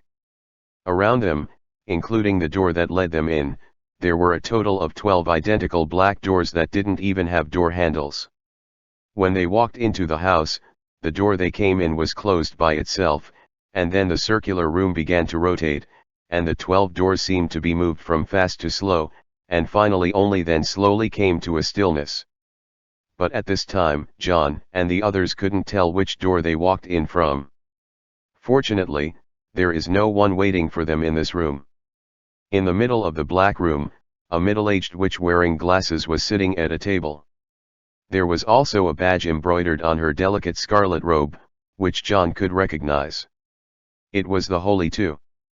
The crest of the Parkinson family, one of the 18 families. I knew you would definitely come on the last day. Fortunately, I didn't wait here for the first few days. The Parkinson witch grumbled and pulled out a form. Hurry up, don't waste my time, check the sign-in form according to your own name, all you need to do is these, wait in the lounge for anyone, after everyone arrives at noon today, you can wait for the leaders in each hall. Some of them are obviously familiar with this witch. Mrs. Parkinson, is there room for us to choose our jobs after joining the company? Do you think this is your backyard? The people above us have spent such a high price to complete the replacement of the entire Department of Mysteries. You still have to choose a space. It's obviously not a reprimand from her, it's more like a joke. It was precisely because of this that after her voice fell, laughter rang out from all around. John also smiled, but in fact he was watching the scene with cold eyes. After getting the information and learning about the strange movements of the Ministry of Magic in the Department of Mysteries recently, to when he entered the elevator just now and finally heard a few of them talking, and now these purebloods have spoken without hesitation, Joanne can clearly feel that these people have formed a school of their own. In the upper-level power structure of the magic world that was originally controlled by pure blood, it split into its own circle. While John was observing, he was facing a black door that was suddenly opened from the inside. A fat, old man with a smile on his face all the time and a beard like a walrus came out from inside. "Ha, that's great, the newcomer has arrived at Elena." Hearing his voice, a chrysanthemum-like smile bloomed on the face of the witch called Mrs. Parkinson. "Yes, just like I talked to you before, Horace, they are all extremely lazy, and those who can report at this time on the last day are hard-working people. I'm short of manpower right now. You know, there are too many materials left by the former deputy director. They have already signed in, haven't they? Then let me pick someone first, so that my old arms and legs can take a break. Well, it's him, the Ollivander boy." Chapter 469-467 Department of Mysteries. John followed Slughorn through the black door he had opened. As soon as I entered, I could find a large and messy office inside, with more than a dozen wizards sorting out various parchments and files that were piled up everywhere. The robes they wear are different, but what is unified is that each has a badge embroidered on the chest of the robes. This means that all the people currently in the Department of Mysteries on this floor are all from pure-blooded families. And John also keenly noticed that only a small part of the family crests of these people belonged to the Holy 28 House, that is, the ranks of the old-school pure-bloods, and almost all of them were new-school pure-bloods who were promoted after Voldemort too. Slughorn led John through the large office. During the period, the two of them didn't exchange a word. The fat walrus, who kept smiling, just said hello to the purebloods passing by him as he walked. Then, they came to a door next to the wall of the big office, with a metal nameplate on it, Deputy Director's Office. Before I came here, the Department of Mysteries never had the position of Deputy Director. That gentleman created it for me alone. This sentence finally seemed to be addressed to John. John shrugged secretly, and then said seriously, "This is enough to prove the Master's great love for you, Mr. Slughorn." The fat walrus laughed. To outsiders, he seemed to be comfortable with John's flattery. Only John could see the joy in it. They opened the door and walked into the office. After entering, Slughorn turned sideways and motioned for John to go in first. After John entered, he closed the door carefully, and finally did not know what he pressed something, there was a sound of a lock springing on the door lock. After finishing all this, he turned his head and raised his eyebrows at John contentedly, then waved his hand, and the cabinet by the wall opened automatically, and a box of candied pineapple flew out of it, and finally landed on the desk. At the same time, the teapot jumped up by itself and poured 2 cups of black tea into the teacups that had just lined up like soldiers. Relax, John. On my first day here, it's completely mine and no one will hear what we're all saying here. After John heard what he said, Geu, who was completely motionless, lay down on the sofa chair, and then threw a candied pineapple into his mouth.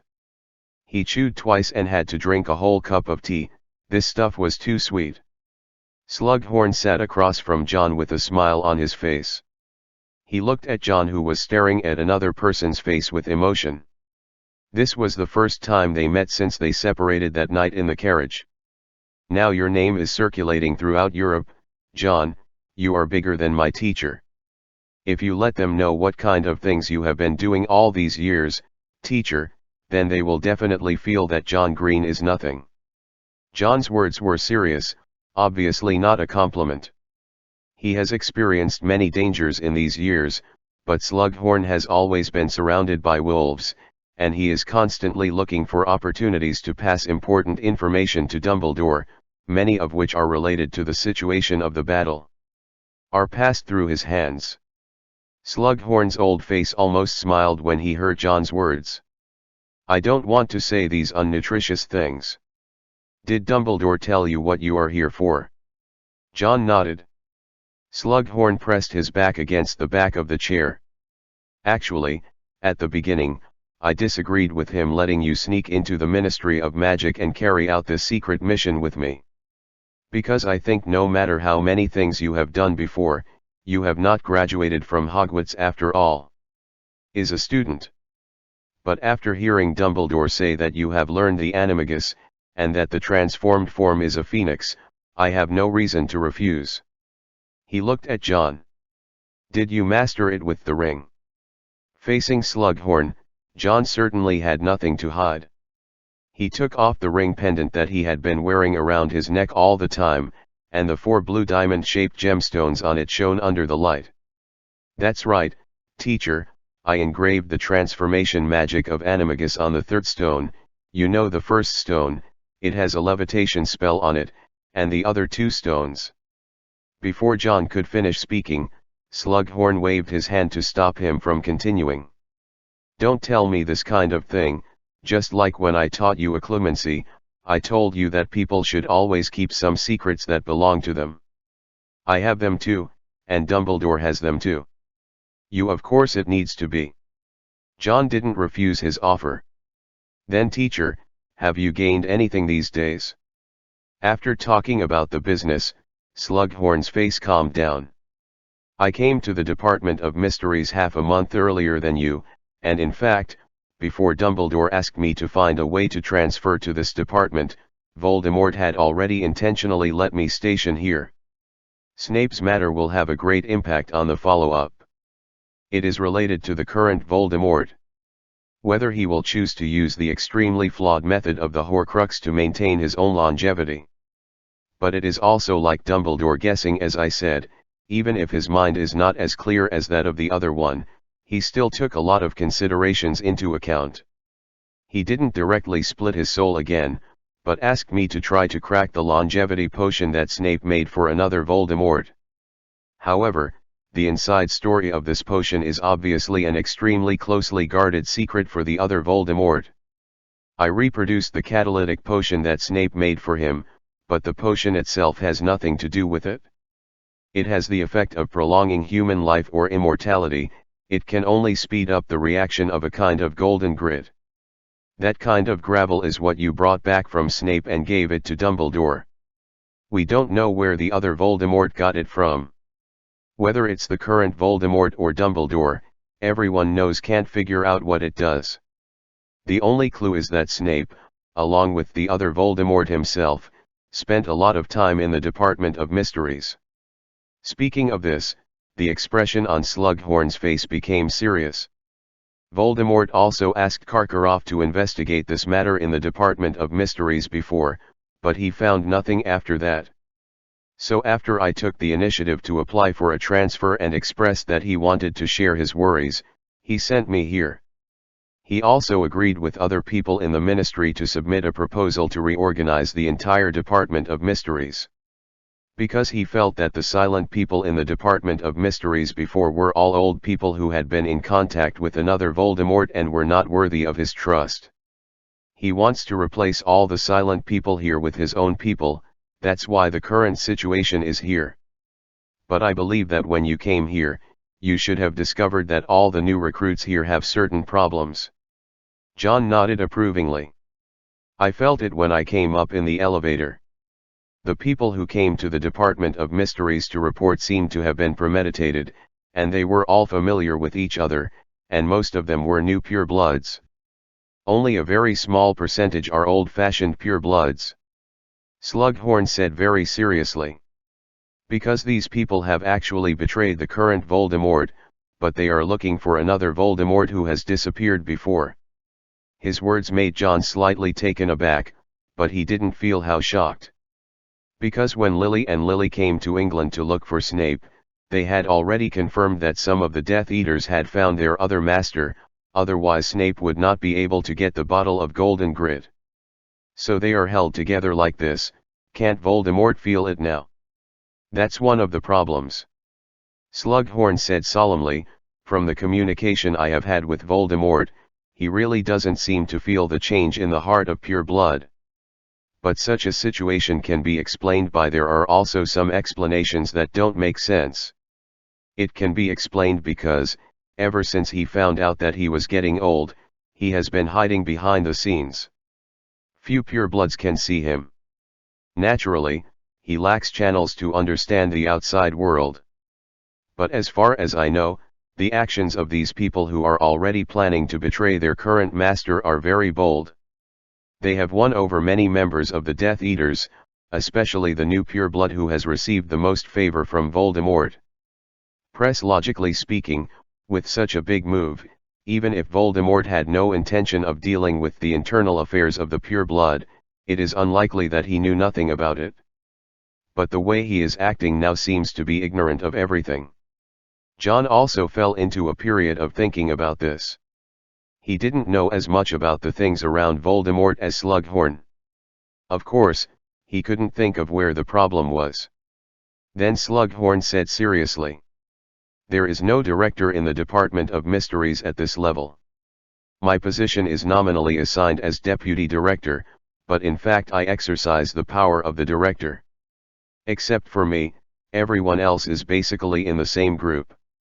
The person you are pretending to be, this pureblood from the Ollivander family, is also the person they plan to win over. After all, there are different types of purebloods, like old-school purebloods. A family like Lavender, who has monopolized the entire British wand industry, is certainly worth wooing. John said in a deep voice. Doesn't this mean that our next actions in the Department of Mysteries will be more difficult? Now here are another Voldemort's people, and they must have come here with the instruction of their master.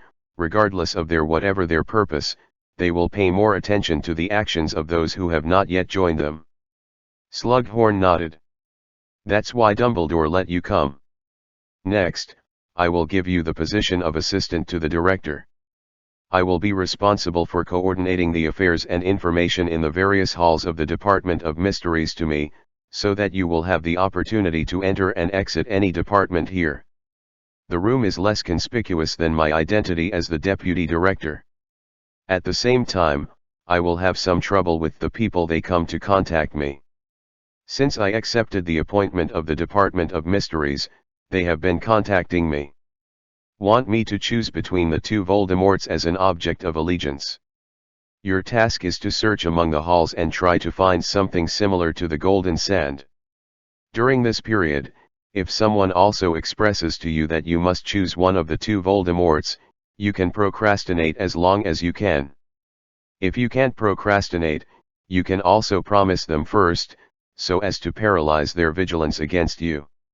John had no objection to Slughorn's arrangement, he just asked with a frown. What if I find the same thing?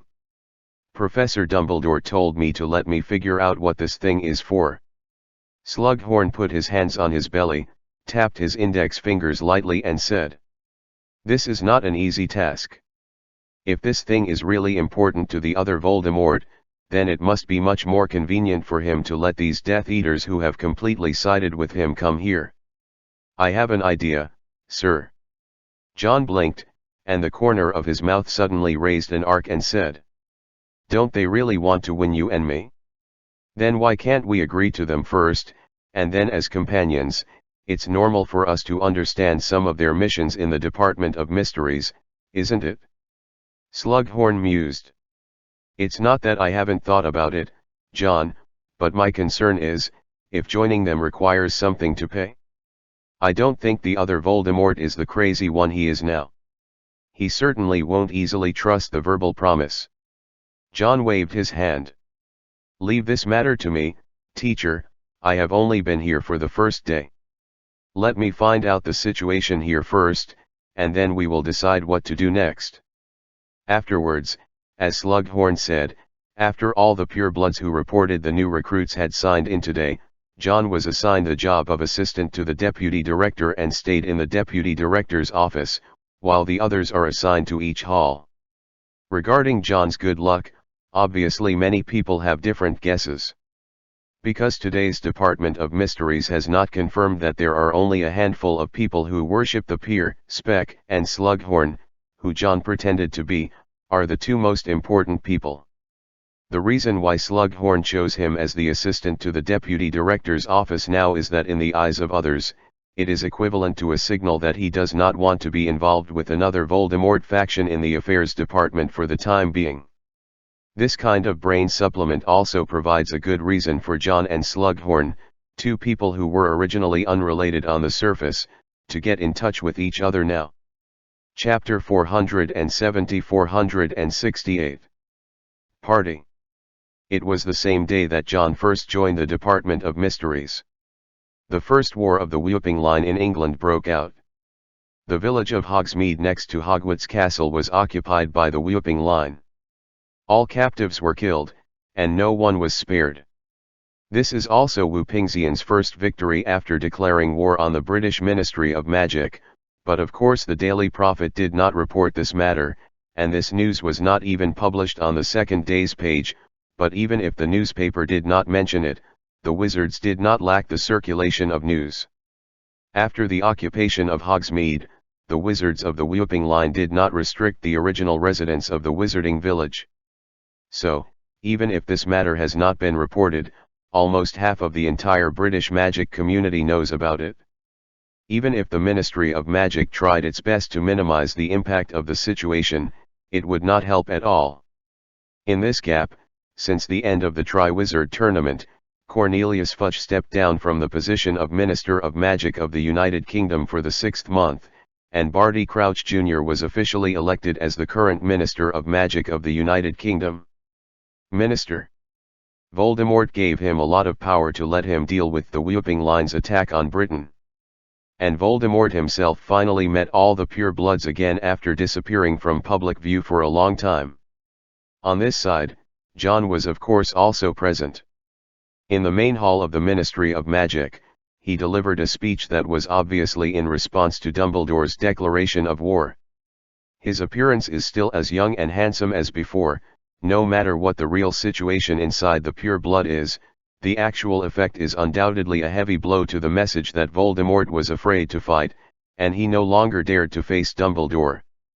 But John, who actually works in the Department of Mysteries, can see clearly that even if Voldemort stands up, there is no way to change the fact that the Death Eaters, that is, the pure blood, have already had a huge split.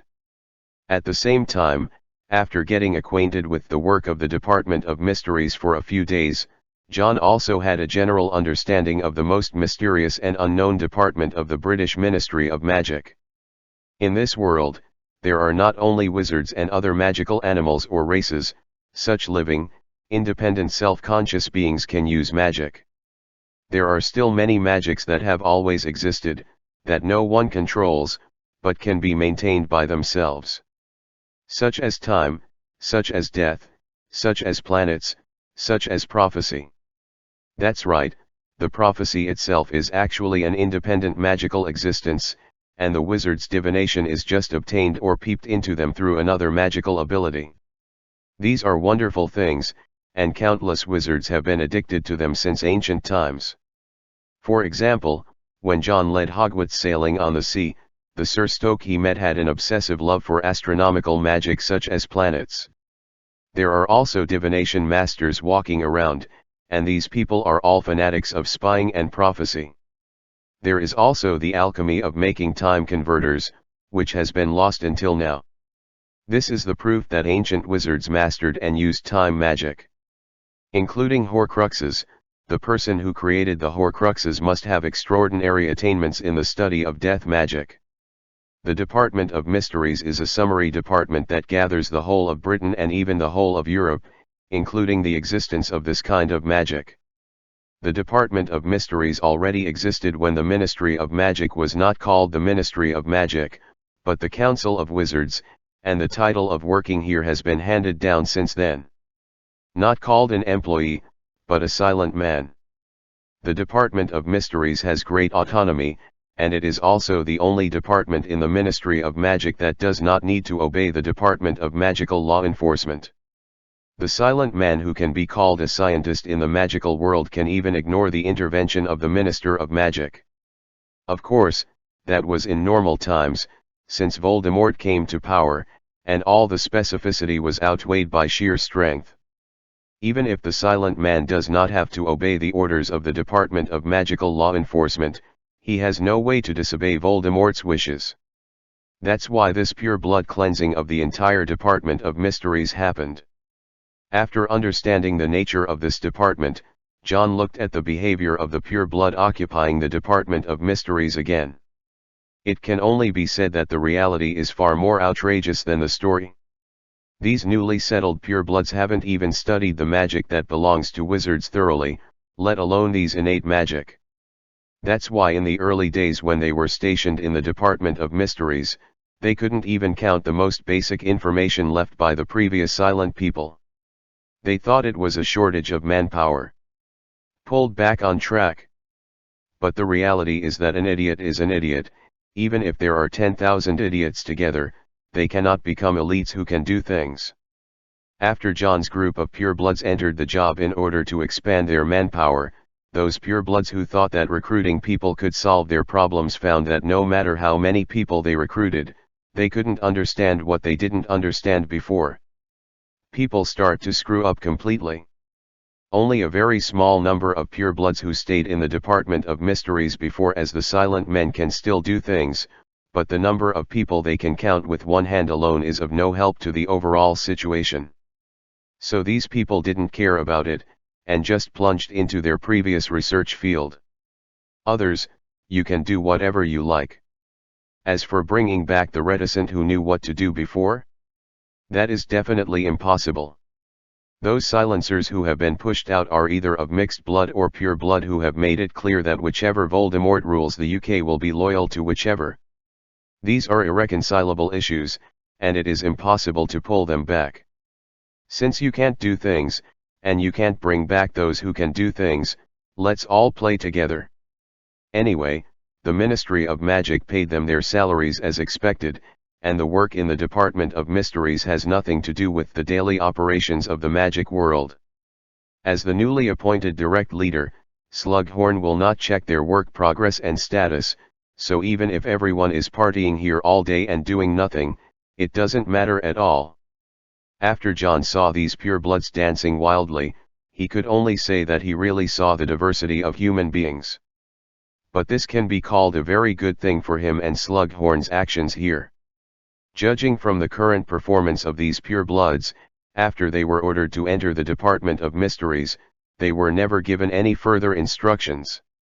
It seems that the only thing these people have to do is to stay here and not let anyone else a chance to get your hands on something here.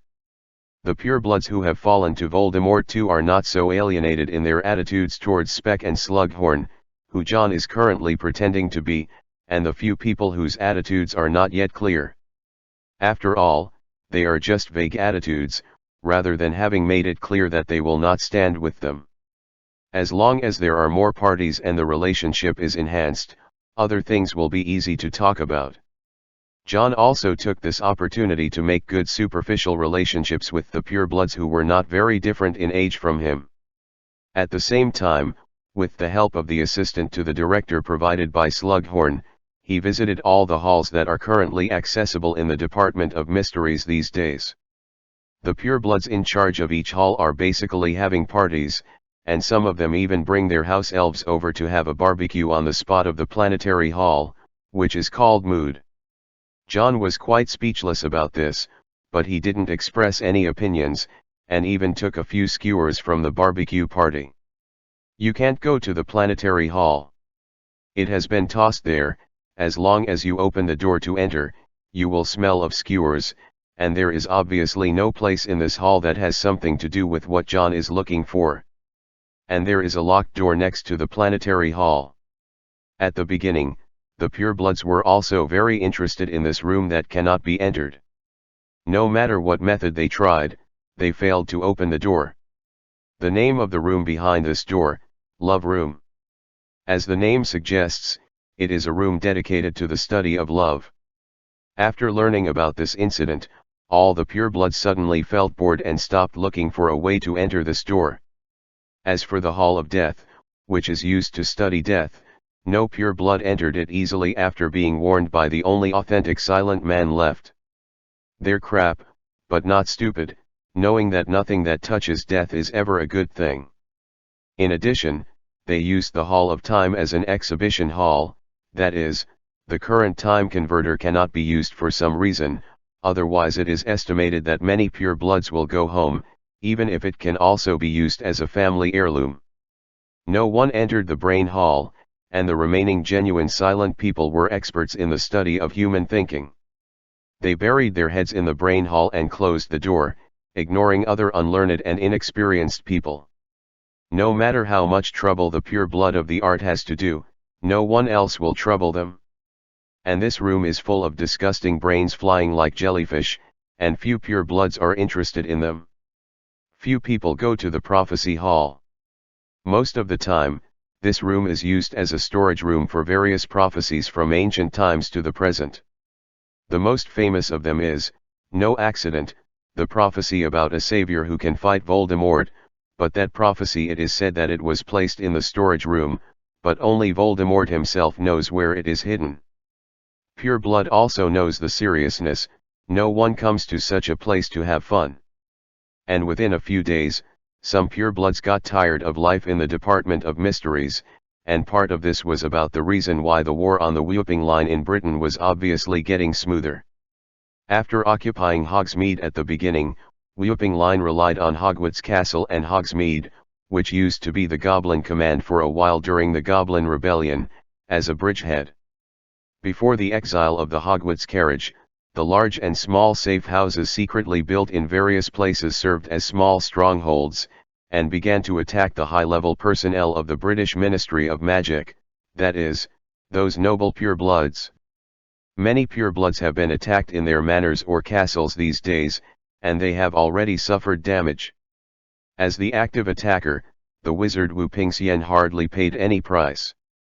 So the purebloods began to spontaneously choose to form a group. They temporarily abandoned the family resident, but gathered together to prevent being defeated one by one. But these families all have industries in the UK. They almost monopolize 100% of the upper-class business in the UK. Otherwise, how can they provide their luxurious life with only the meager wages in the Ministry of Magic? After they got together, Wu Pingxian began to attack the various shops and commercial transportation of these pure-blood families, which made them burnt out, and kept putting pressure on the current Auror office director, Karkaroff, to let him think about it as soon as possible. Wei started to fight back against Wu Pingxian's actions.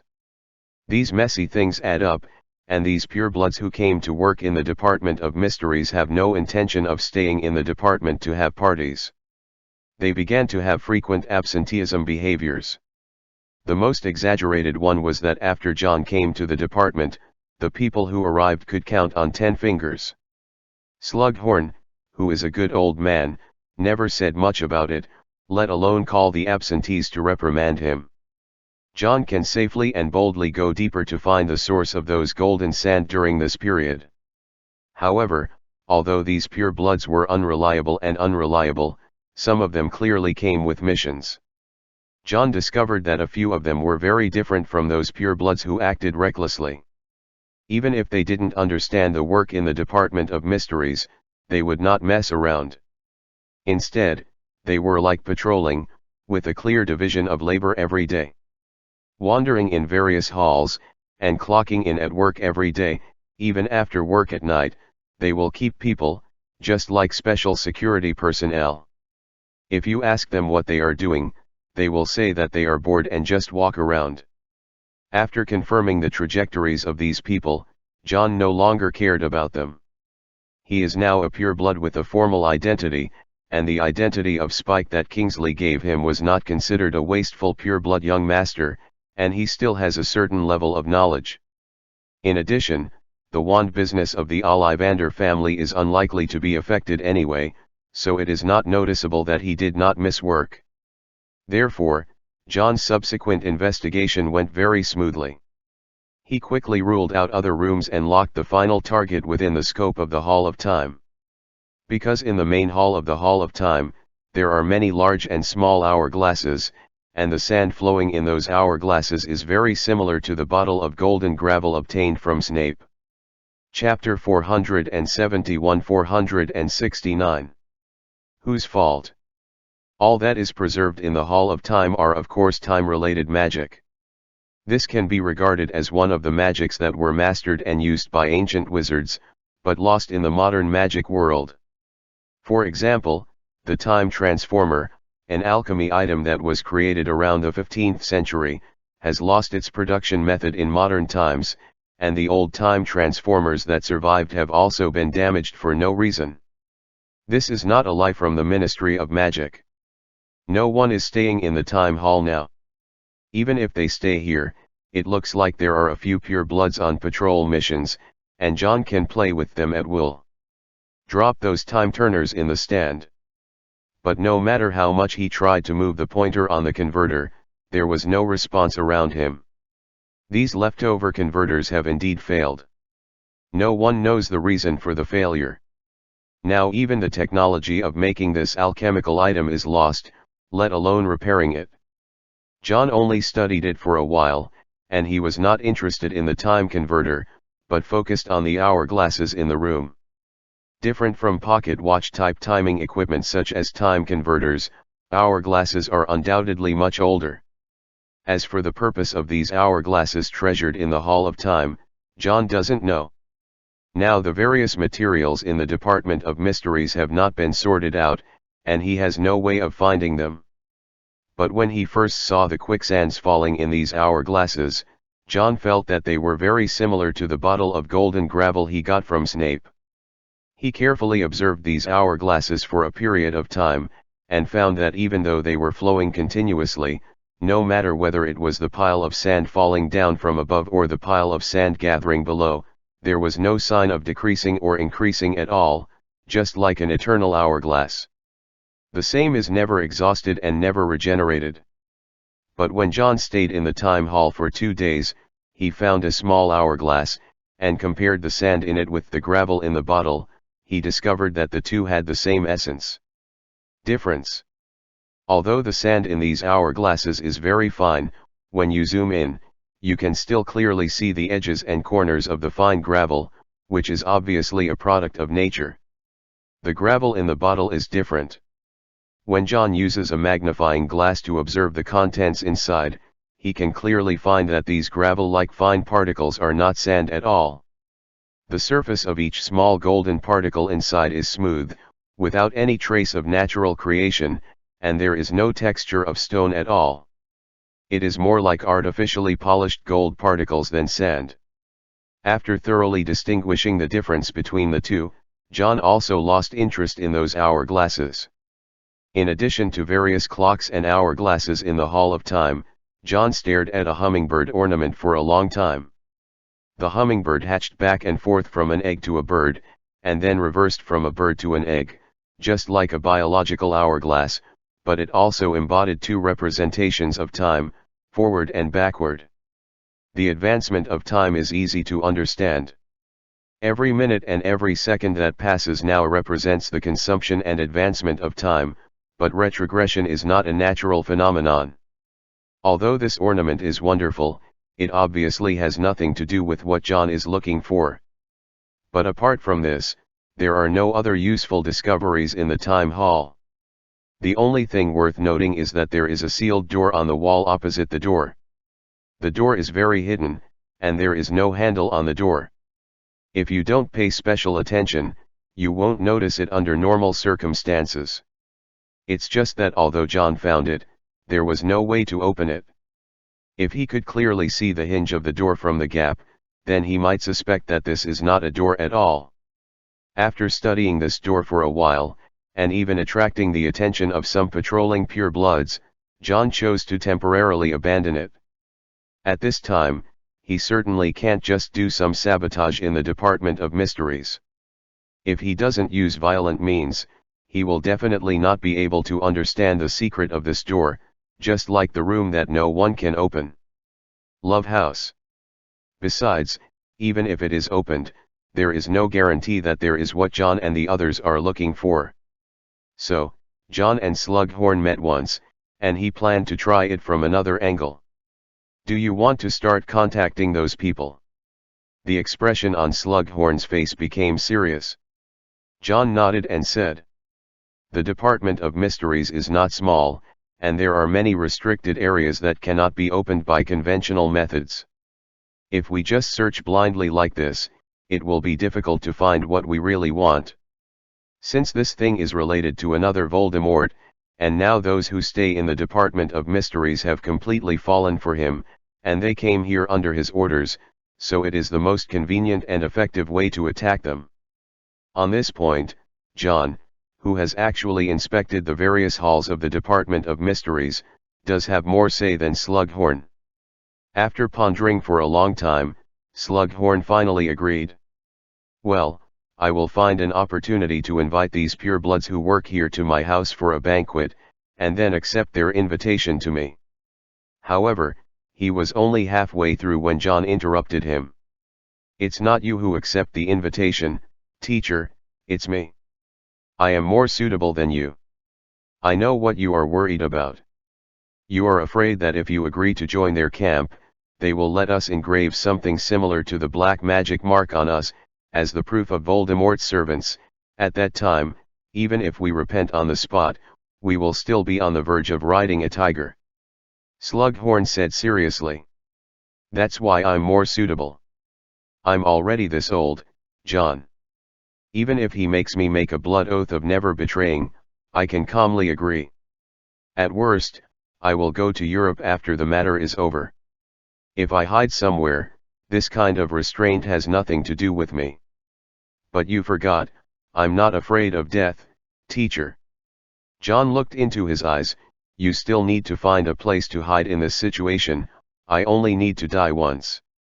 Even the blood oath, after death and resurrection, it should be broken, right?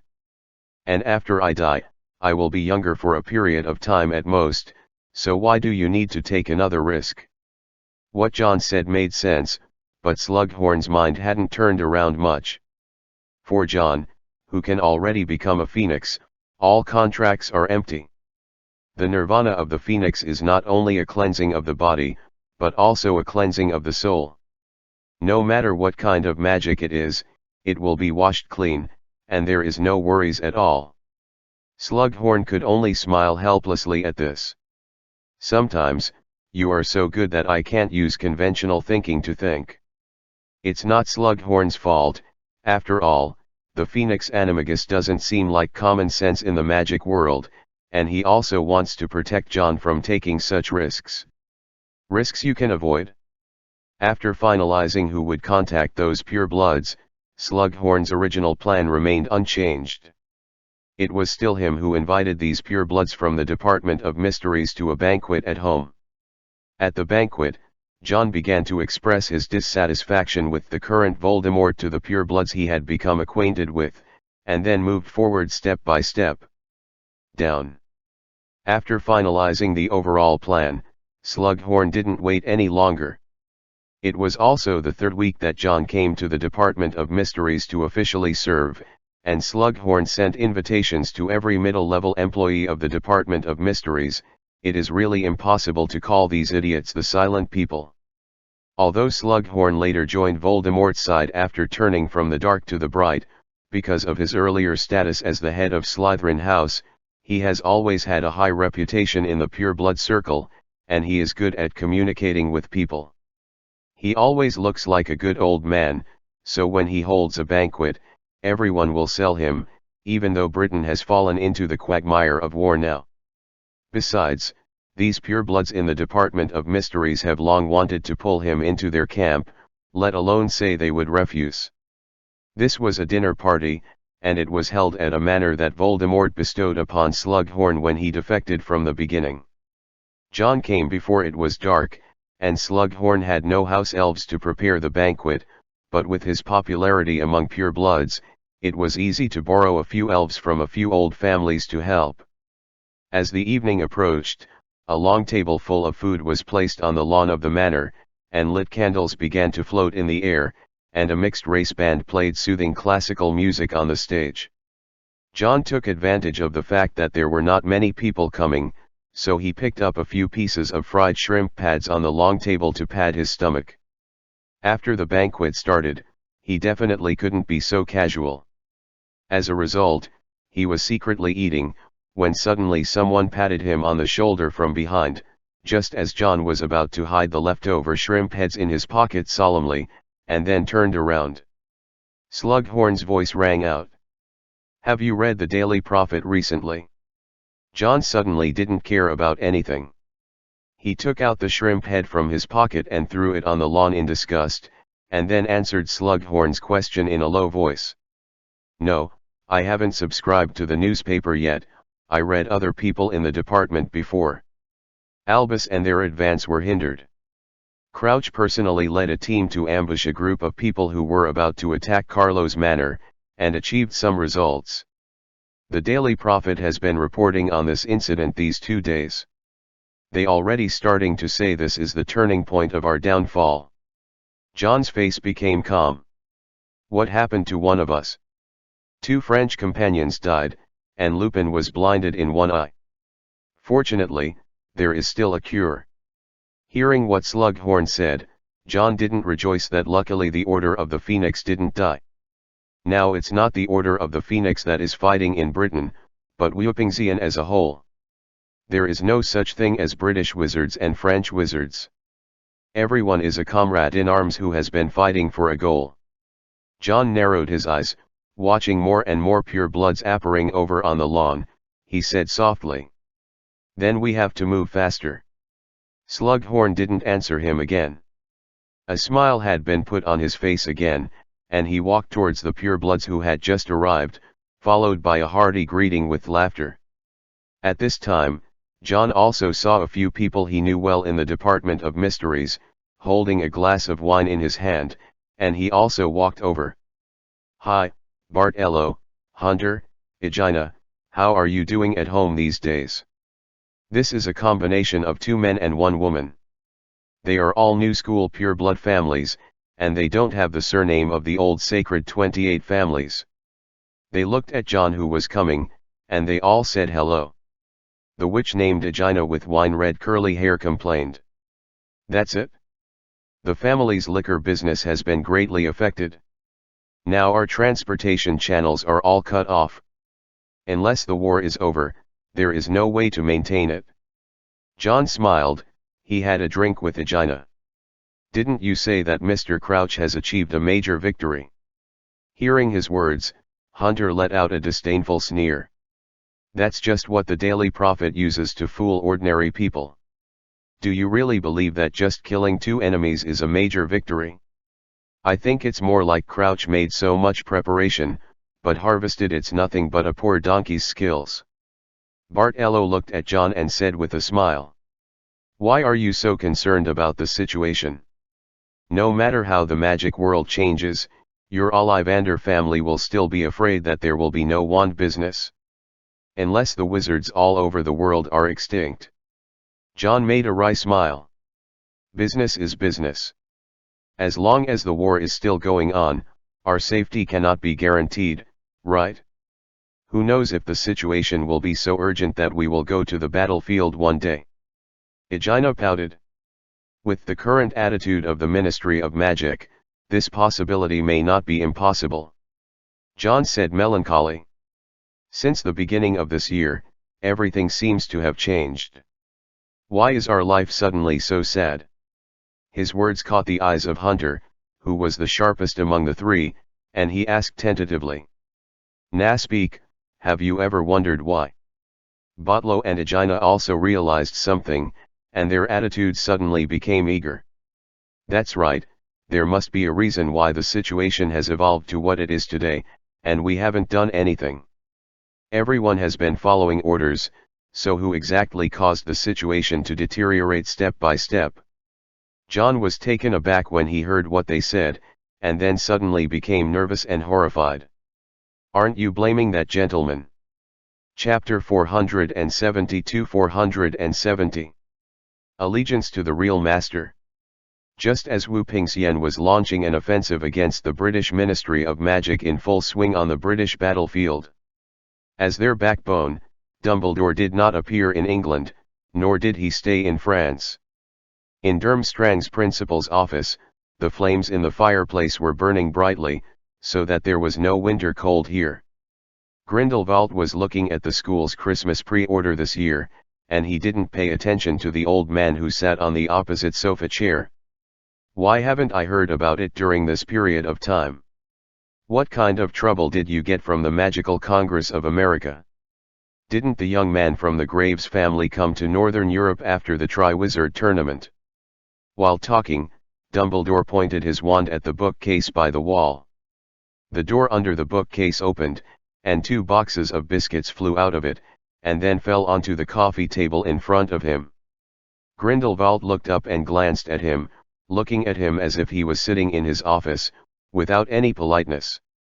Facing his gaze, Dumbledore just ate a piece of biscuit and responded with a crisp click. Of course he's here. Grindelwald looked back at the pre-order form and signed his name on it. Not only did he come, he also followed my people, but later he met John. I don't know what John said to him, so he directly returned to the Magic Congress of America, and according to my information, he hasn't appeared in Europe since then. Hearing what he said, Dumbledore blinked and said suddenly. The person who followed you went to England. You made a pretty good deal with Severus. Grindelwald put down the quill in his hand. John told you. He never mentioned many things related to you to me, but the cooperation between me and Severus is deeper than you imagined. This is indeed your strong point. Grindelwald said irrefutably, but people couldn't tell whether he agreed or mocked his words. Didn't you always know something about me? Dumbledore was eating biscuits. He seemed to think of something. Do you still remember the last time I talked about before you came out when I went to Nurmengard? Do you mean that I saw you kicked out of school and laughed at your embarrassment? Dumbledore spread his hands. If you think this is the case, then of course I have no objection. What I want to say is that as long as what you said to me at the beginning is true and the promise you made is not forgotten, then you can do whatever you want. If you want to do it, I will not have any obstacles, and of course, it is unlikely to help you much. Grindelwald leaned back in the chair and said calmly.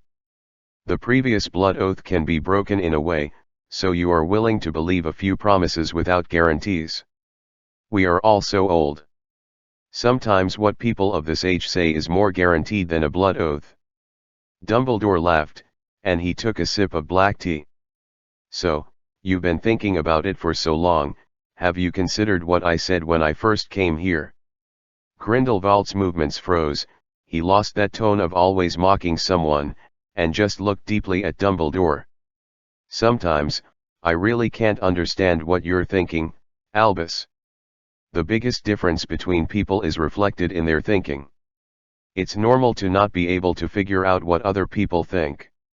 You are not a natural legilimency, and I will not let go of my acclimancy on you. Dumbledore responded to his gaze seriously. I have already arranged everything, so in fact, in my conception at the beginning, you will agree to this condition. What if I say no? Don't forget that John is still here. When the time comes to face him, will you still refuse? Do you really think I have such high hopes for him? What if I reject him too? The headmaster's room fell silent, and Dumbledore wiped the biscuit crumbs from the corner of his mouth with a handkerchief. Then I can only choose to trust John. Grindelwald shook his head. John Green has always trusted you. He felt that you would be right no matter what decision you made, but you put too many things on him. This is the trust you gave him back. You people, it's always like this. I like to force a lot of things on myself that I don't need to bear on my own. Even if you really succeed as you think this time, so what? You can live forever and save the magic world for the rest of your life. Will there be someone like Voldemort in the future? None of you can guarantee, but you still pay too much to save those short people and things in front of you. This is what I am most dissatisfied with John. He is very similar to you in some respects, although not so stubborn. Dumbledore said softly. It's just that you don't like it? When you really become a successful person, you can make decisions about what John should do in the future. This is the only way I can think of. Grindelwald frowned, as if he still couldn't accept some of Dumbledore's words. It's not that I can only think of this method, but this is the only possibility now. But what if you prove this possibility? Who will solve him? John now.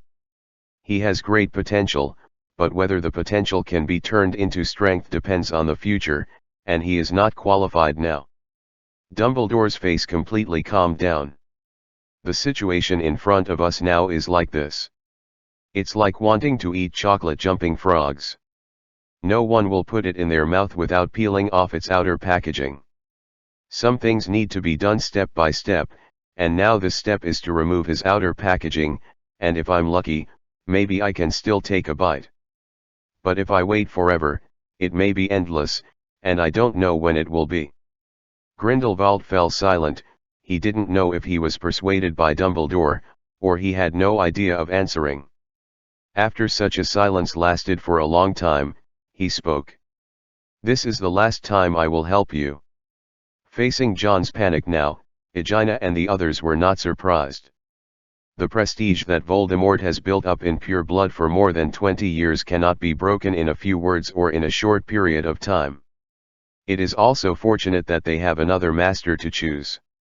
If Voldemort has only one from the beginning to the end, and now that his personality has changed drastically, it is estimated that few of them would dare to engage in such activities in private that are completely equivalent to betrayal.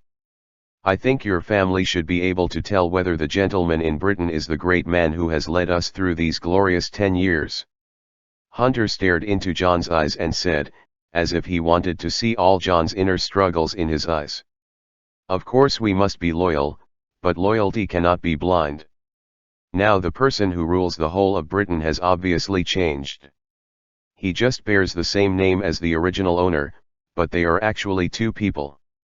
John's face turned pale, and he looked around nervously, as if talking about such a topic in such a place made him very uneasy. And then? What you have been hiding from me is actually what you want to say. Even if you find out about the transformation of the master, so what? Do you know why he became like this, and can you find the real master again? Hearing John's repeated questions, the three of Hunter looked at each other instead, and then all smiled. How do you know we haven't found the real owner? Hearing what they said, John's face seemed to freeze, and suddenly he widened his eyes, as if thinking of something. He looked at the three people standing in front of him. That's why you guys stick together? That's why you avoid the master's sight and get together? We didn't avoid the sight of our master. The madman now is not our master. Our master has always been only one, and that is the one we obey now. Bartello lowered his voice, and he stared at John seriously. Now that we've told you all this, Spec, that means we're trying to bring you along. How many of the purebloods do you think don't know about these things? Will be abandoned by the new era, and only those who are truly determined can gain greater power. John swallowed, as if he hadn't reacted to the news yet. But now we are engaged in a war, with internal conflicts in the war. Is this really appropriate? Only those with shallow eyes will stare at the battlefield of ordinary wizards, Spike. Aegina said, why did we achieve such a big victory before, and the noble status of pure blood can be truly consolidated? It is because of us people. Is it enough to fight? Of course not, it's just because we are united with the Master. As long as the Master can keep winning, then of course we can continue to win. Similarly, if the Master loses, what we have now, it's all in vain. Henry then wanted to break through John's psychological defense. You should have heard how those Wuopingsian people treat pure blood. They used the gallows that Muggles would use to treat prisoners on death row. Think about it carefully. Why did the situation of the war change? The present situation is due to the fact that the Master has lost twice in the duel with Dumbledore. And are these losses really caused by the Master who led us? These are all the fault of the lunatic who is in office now. If we continue to follow them, none of us will end well, so the more we get to the present, the more we have to make the right choice. John fell silent as if he was completely moved by his words. Batlow must strike while the iron is hot, of course. Didn't you realize that there are no other old-fashioned pure-blood families among us besides the Parkinsons? We all know that the Ollivanders are different from other families. We will want to pull you to join together. This is a rare opportunity, especially when the Lestrange family has been abolished. The things they have vacated will always need to be divided. Then it should be to whom? Of course, we who are truly loyal to the Master. His words seemed to have completely moved John. John raised his head and looked at the three of them who thought they were sincere, but he didn't immediately agree, but took a deep breath and said, "Can you give me some time to think about it?" When he said such words, Aegina and the others already knew that this matter was almost inseparable. No matter how hype they say, as a pure blood with a brain, it is impossible to agree to the matter on the spot, because John represents not only himself, but also the entire Ollivander family behind him.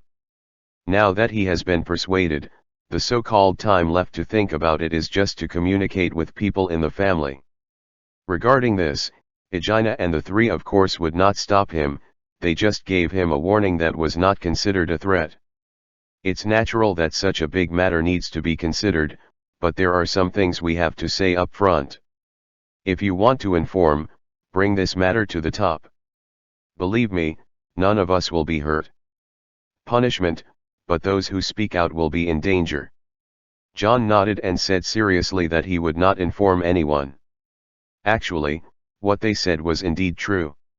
Even if this lunatic Voldemort knew that there were so many purebloods under his command secretly uniting to contact another self, he still had no way to really kill them all. If this is the case, the whole of Britain will not even have the basis for blood rule. Unless he later brings up a group of mixed blood as pure blood, it will be tantamount to treating his theory of more than 10 years ago as a joke. So the only one who was dealt with in the end was the one who might be the whistleblower. After finishing all the communication with them, they spent the dinner leisurely later, and no one talked about work-related matters. After the dinner was over, the guests had almost left, and only he and John were left in Slughorn's Manor, and John slumped on a chair. Acting is really tiring, even more tiring than fighting with people directly. Slughorn brought him a glass of orange juice. So how did it work out? Basically there is no problem, just wait another 3 to 5 days and give them a definitive reply. John said seriously. But people like them will definitely not know what Voldemort is going to do with the Department of Mysteries. We must also contact those who are truly trusted by Voldemort and know some inside information. You mean those who stay in the Department of Affairs at all times? That's right, because they are the only ones who are really doing things, not like these idiots who just want to share the benefits. Chapter 473, 471. Moth. Just 3 days after Slughorn held the banquet, John found Hunter as promised. I just believe that you will make the right choice. Sure enough, you did not disappoint us, Spike. Hunter didn't show any surprise about John's arrival, as if he was sure that John would definitely agree to join them. Afterwards, he took out a contract that John had prepared long ago, and placed it in front of him. You should be clear that the current situation is far from the time to welcome the return of our real master, so there are some things we must ensure the loyalty of the participants, so you need to sign this. John carefully looked at the contents of the contract. Compared with the magic contract that he and Slughorn guessed before, like the Dark Mark or the Blood Oath, the restrictions and power of this contract are actually not so strong. Even if he signed the future and broke the contract, he could use the universal solution on the second gemstone to destroy the content of the contract in his hands, without even needing to use the Phoenix to rebirth once. So John asked in an excited voice while signing his name on the contract. Then can I see the real owner? Where is he now? This is what John wants to know the most. Since Voldemort too escaped from the flames of Nirvana in Hogwarts Castle half a year ago, no one has heard anything about him, except that Snape used himself as a bait to lure out a bottle of golden grit, but even that time he didn't show up in real life.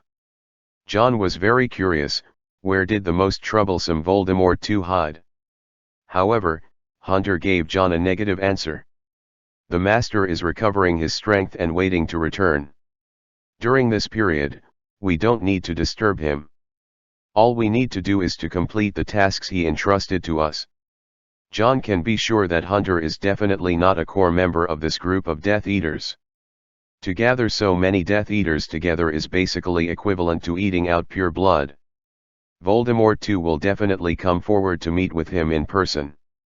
Among the first group of people who found him communicated. Hunter's current appearance obviously has never seen Voldemort too, who has disappeared. John could only ask another question. Then what is the task the master entrusted to us? Hunter said with a serious face. Look at the Department of Mysteries. What about the Department of Mysteries? Just keep an eye on the Department of Mysteries and don't let other people in. What else can there be? Hunter looked at John with a strange expression, as if he felt that this was already such a dangerous and troublesome task. Why did John still think there is more to do? John took a deep breath. He was restraining his inner turmoil, telling himself to maintain his acting skills. It can only be said that he felt that he had already looked down on people like Hunter enough, but he never thought that they were even more useless and incompetent than he imagined. Taking up so many resources, and receiving education from such a high position since childhood, how can people be so wasteful? No wonder Voldemort had hoped to rely on these trash to get things done. When he was in the castle, he wanted to resurrect his body and become a decent leader himself. How did the British Ministry of Magic become like this? How can it build a pure-blood magic world together with these moths? Well, John should not worry about the pure-blood waste. On the contrary, the most hostile opponent, he should be happier instead. John simply shifted the problem to those who stayed in the Department of Mysteries all day. What about Dandy and the others? I think they almost live there, and patrol it every day. He has just joined the circle, of course he has the qualifications to understand everything clearly, and he will not be afraid of being suspected by Hunter. Sure enough, Hunter didn't say much about John's question, but answered directly. Dandy and the others are different from us. They are the first ones to find their master, and of course the master has more important tasks for them. You don't need to ask me about it. Just don't forget to come to the next party. Enough. Talking to this point, John really didn't want to talk anymore. It is true that there are elites in pure blood, but more than 80% of them are rice bugs and waste. This incident was his fault. He shouldn't have expected to get any valuable information from these partying moths in the first place. But the advantage is that after signing the contract, he and those purebloods who actually work in the Department of Mysteries are finally of the same faction, which will also help him to better develop relationships with these people. Then John resolutely rejected Hunter's request to stay and introduce him to his sister, and returned directly to the Department of Mysteries. As soon as he came back, he saw the purebloods staying here in the department talking about today's daily profit. John wanted to take this opportunity to get closer to these people, and they got together to watch today's report, and then he discovered that Wu Pingxian's progress in the UK had actually reached Diagon Alley. The Daily Prophet completely lost its independence during Voldemort's reign, and the Ministry of Magic had to control what it wanted to publish, including the fact that Britain has fallen into a wartime state. Today, the Daily Prophet unexpectedly reported a piece of news that was extremely unfavorable to the Ministry of Magic on the front page. Just this morning, Diagon Alley was attacked by Wu Pingxian wizards. The Leaky Cauldron, as the gateway to this commercial street, was almost captured directly. Fortunately, it is very close to the British Ministry of Magic, and the supporting orders arrived in time. It turns out that the importance of holding this magical commercial street is basically second only to the Ministry of Magic. But even so, the interior of Diagon Alley has been greatly damaged. At least in a short period of time, there is no way to entertain passengers again. Besides, at this point in time, not many wizards would choose to come out to spend. Those who are capable should hurry up and bribe the pureblood in charge of exit management to escape, and those who are not capable will hide in the wilderness and wait for the end of the war. Beside John, the purebloods who saw the news all looked disdainful, as if they had expected the current British Ministry of Magic to collapse so quickly. John could see that they really believed that the situation in which Britain fell to where it is today was entirely the fault of Voldemort I. If their real master came back, they would definitely turn the tide of the war and return to France. Looking at the report, John was also thoughtful. The progress of the whooping line in the UK is not too smooth. Why is Voldemort I still acting like he doesn't care when the situation has become so rotten? Chapter 474-472. If you can't be soft, come hard. It's not that it's not good to win easily, and John himself knows very well that the idiots like Hunter are not wrong about certain things. In the war between wizards, the situation cannot be established by the small fights of the following people, whether it is the witch party led by Grindelwald more than 50 years ago, or Voldemort finally ruled the UK more than 10 years ago and decided to win. The key lies in the final one-man duel. It's like Grindelwald's past. At that time, the Wizard party was unprecedentedly powerful. After losing the duel with Dumbledore, no matter how large the organization was, it was facing collapse. The current situation is the same. Wu Pingxian has an absolute advantage, and has even reached Diagon Alley, but as long as Voldemort is still there and he does not show up, it means that the current victory is not enough to be sure. But at this time, it is obvious that the British Ministry of Magic has no way to resist Wu Pingxian's attack. What is Voldemort doing? Just reading the news in the newspaper, of course John couldn't figure it out, but he didn't need to worry about Voldemort's affairs. All he needs to do now is to complete the task assigned to him by Dumbledore. So in the next 2 days, he intentionally or unintentionally got close to the pureblood kid named Dandy who stayed in the Department of Mysteries. This middle-aged wizard who also came from a new pureblood family doesn't seem like a person who is easy to get in touch with. Even if he knows that John is already on their side, it is still a lukewarm relationship, like they treated him like those idiots in Hunter, and warned him not to cause trouble casually. Now that it's like this, things are getting tricky for John. The intimacy seems to be a bit unworkable. John felt that he couldn't hang himself on a tree, so he found a time to discuss it with Slughorn. Dumbledore sent me a message. Before John could speak, Slughorn spoke first. He got a piece of inaccurate information. Voldemort is likely to lead the Death Eaters to launch a counterattack on Christmas a week later. He can't hold back anymore. John also frowned at this time. The time the professor agreed with us was also at this time. He said that the things must be found before he and Voldemort duel. If Voldemort comes forward at that time, the professor will definitely face him.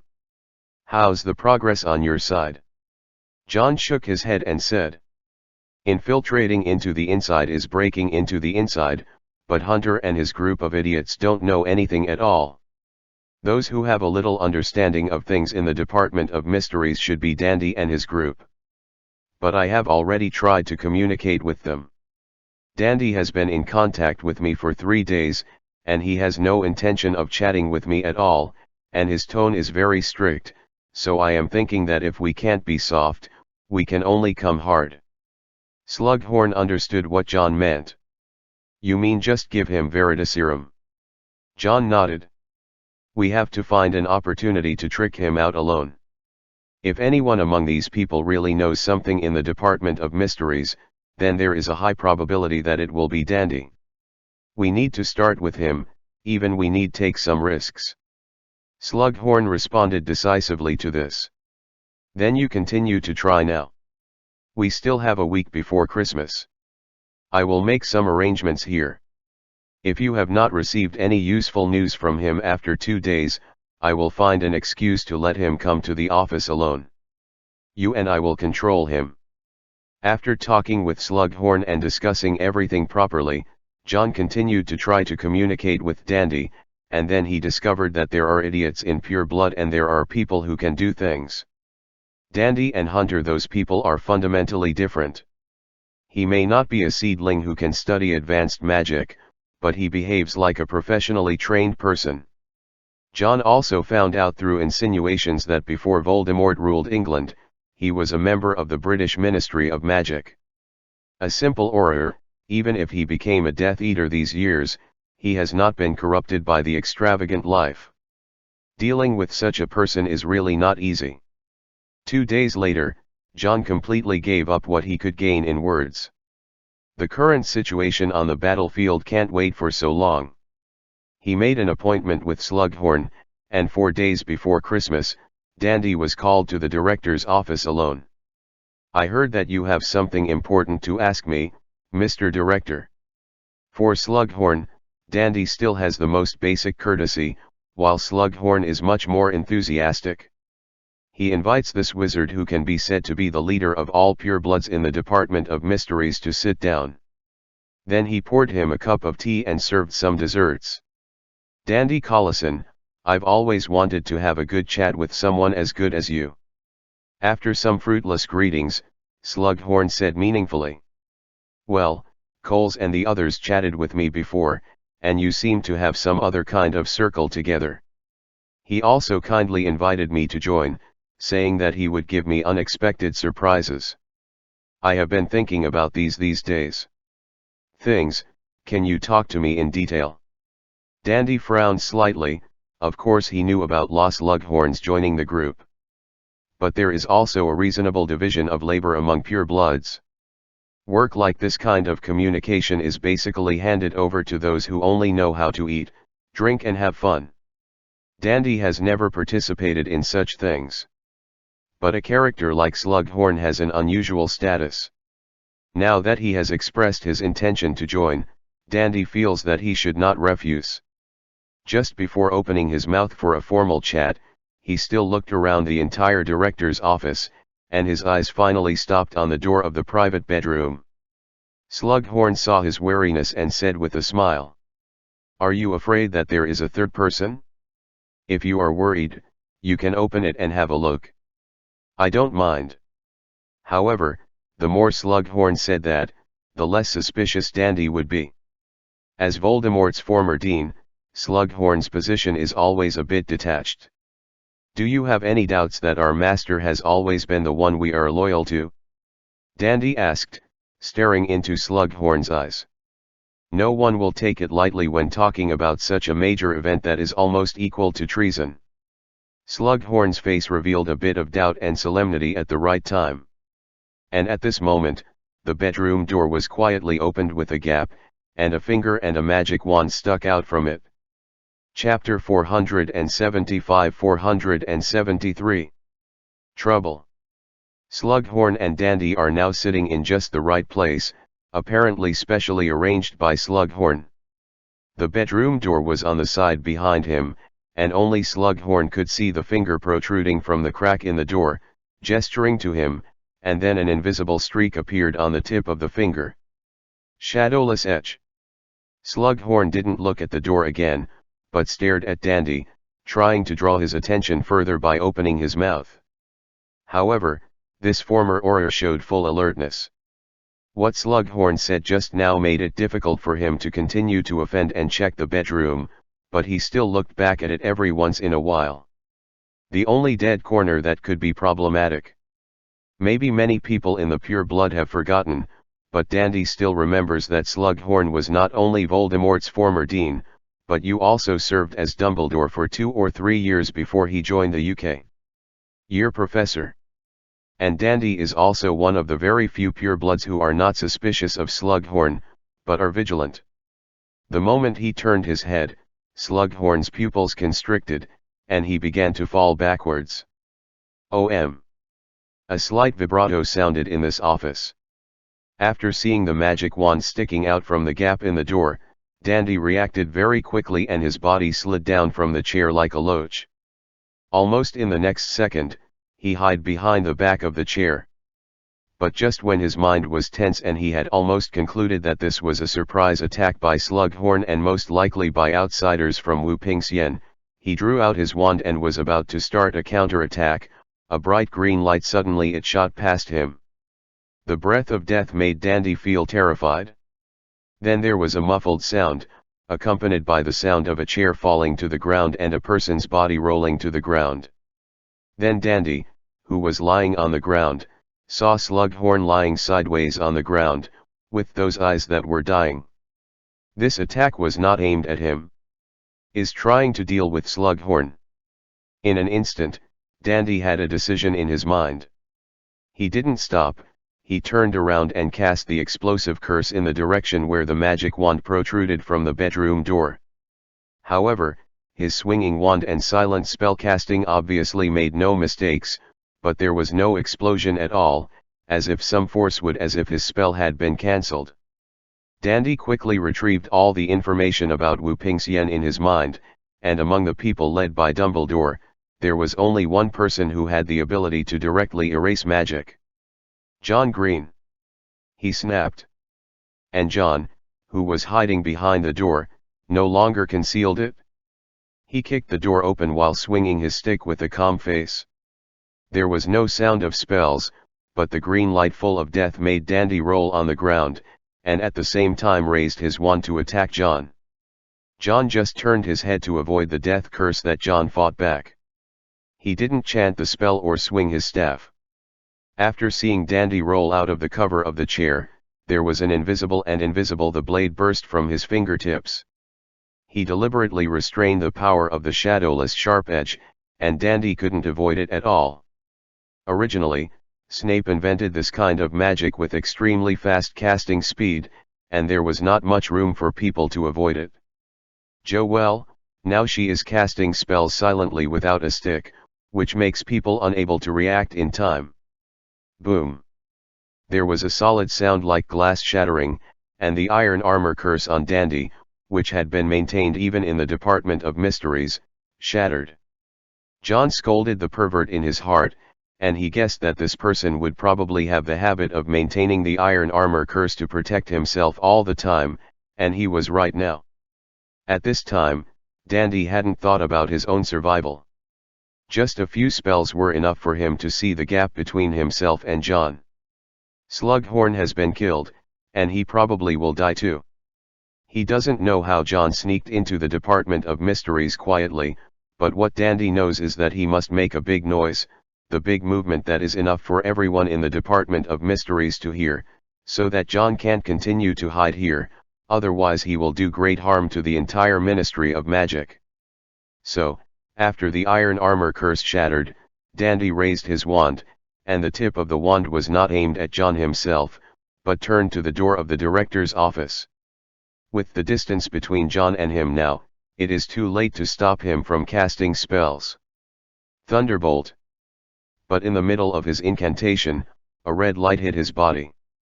Dandy's eyes were wide open. Before his body was completely stiff and petrified, he saw Slughorn, who was lying on the ground, who should have been dead, and got up from the ground with a wand in his hands. "So I told you, you have to keep 800 minds when dealing with these spirits," Slughorn complained, beating the dust off his robes. John also came over.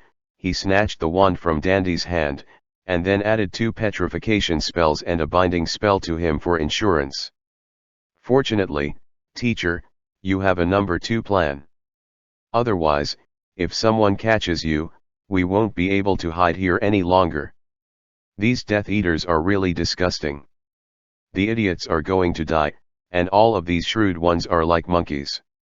Dandy had no way to answer John's words, whether it was a compliment or a humiliation. He could only stare, as if he wanted to kill the 2 bastards, Slughorn and John, with his eyes. "Did my silent death curse hit you?"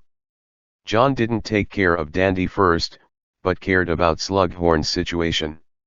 Shaking his head, Slughorn took out a board with scorched black holes from under his robe. "I took preventive measures. Besides, haven't we all tried it with mice before? The death curse you cast silently is not powerful enough to kill people directly. That's also a death curse. If you can miss it, try your best not to hit it."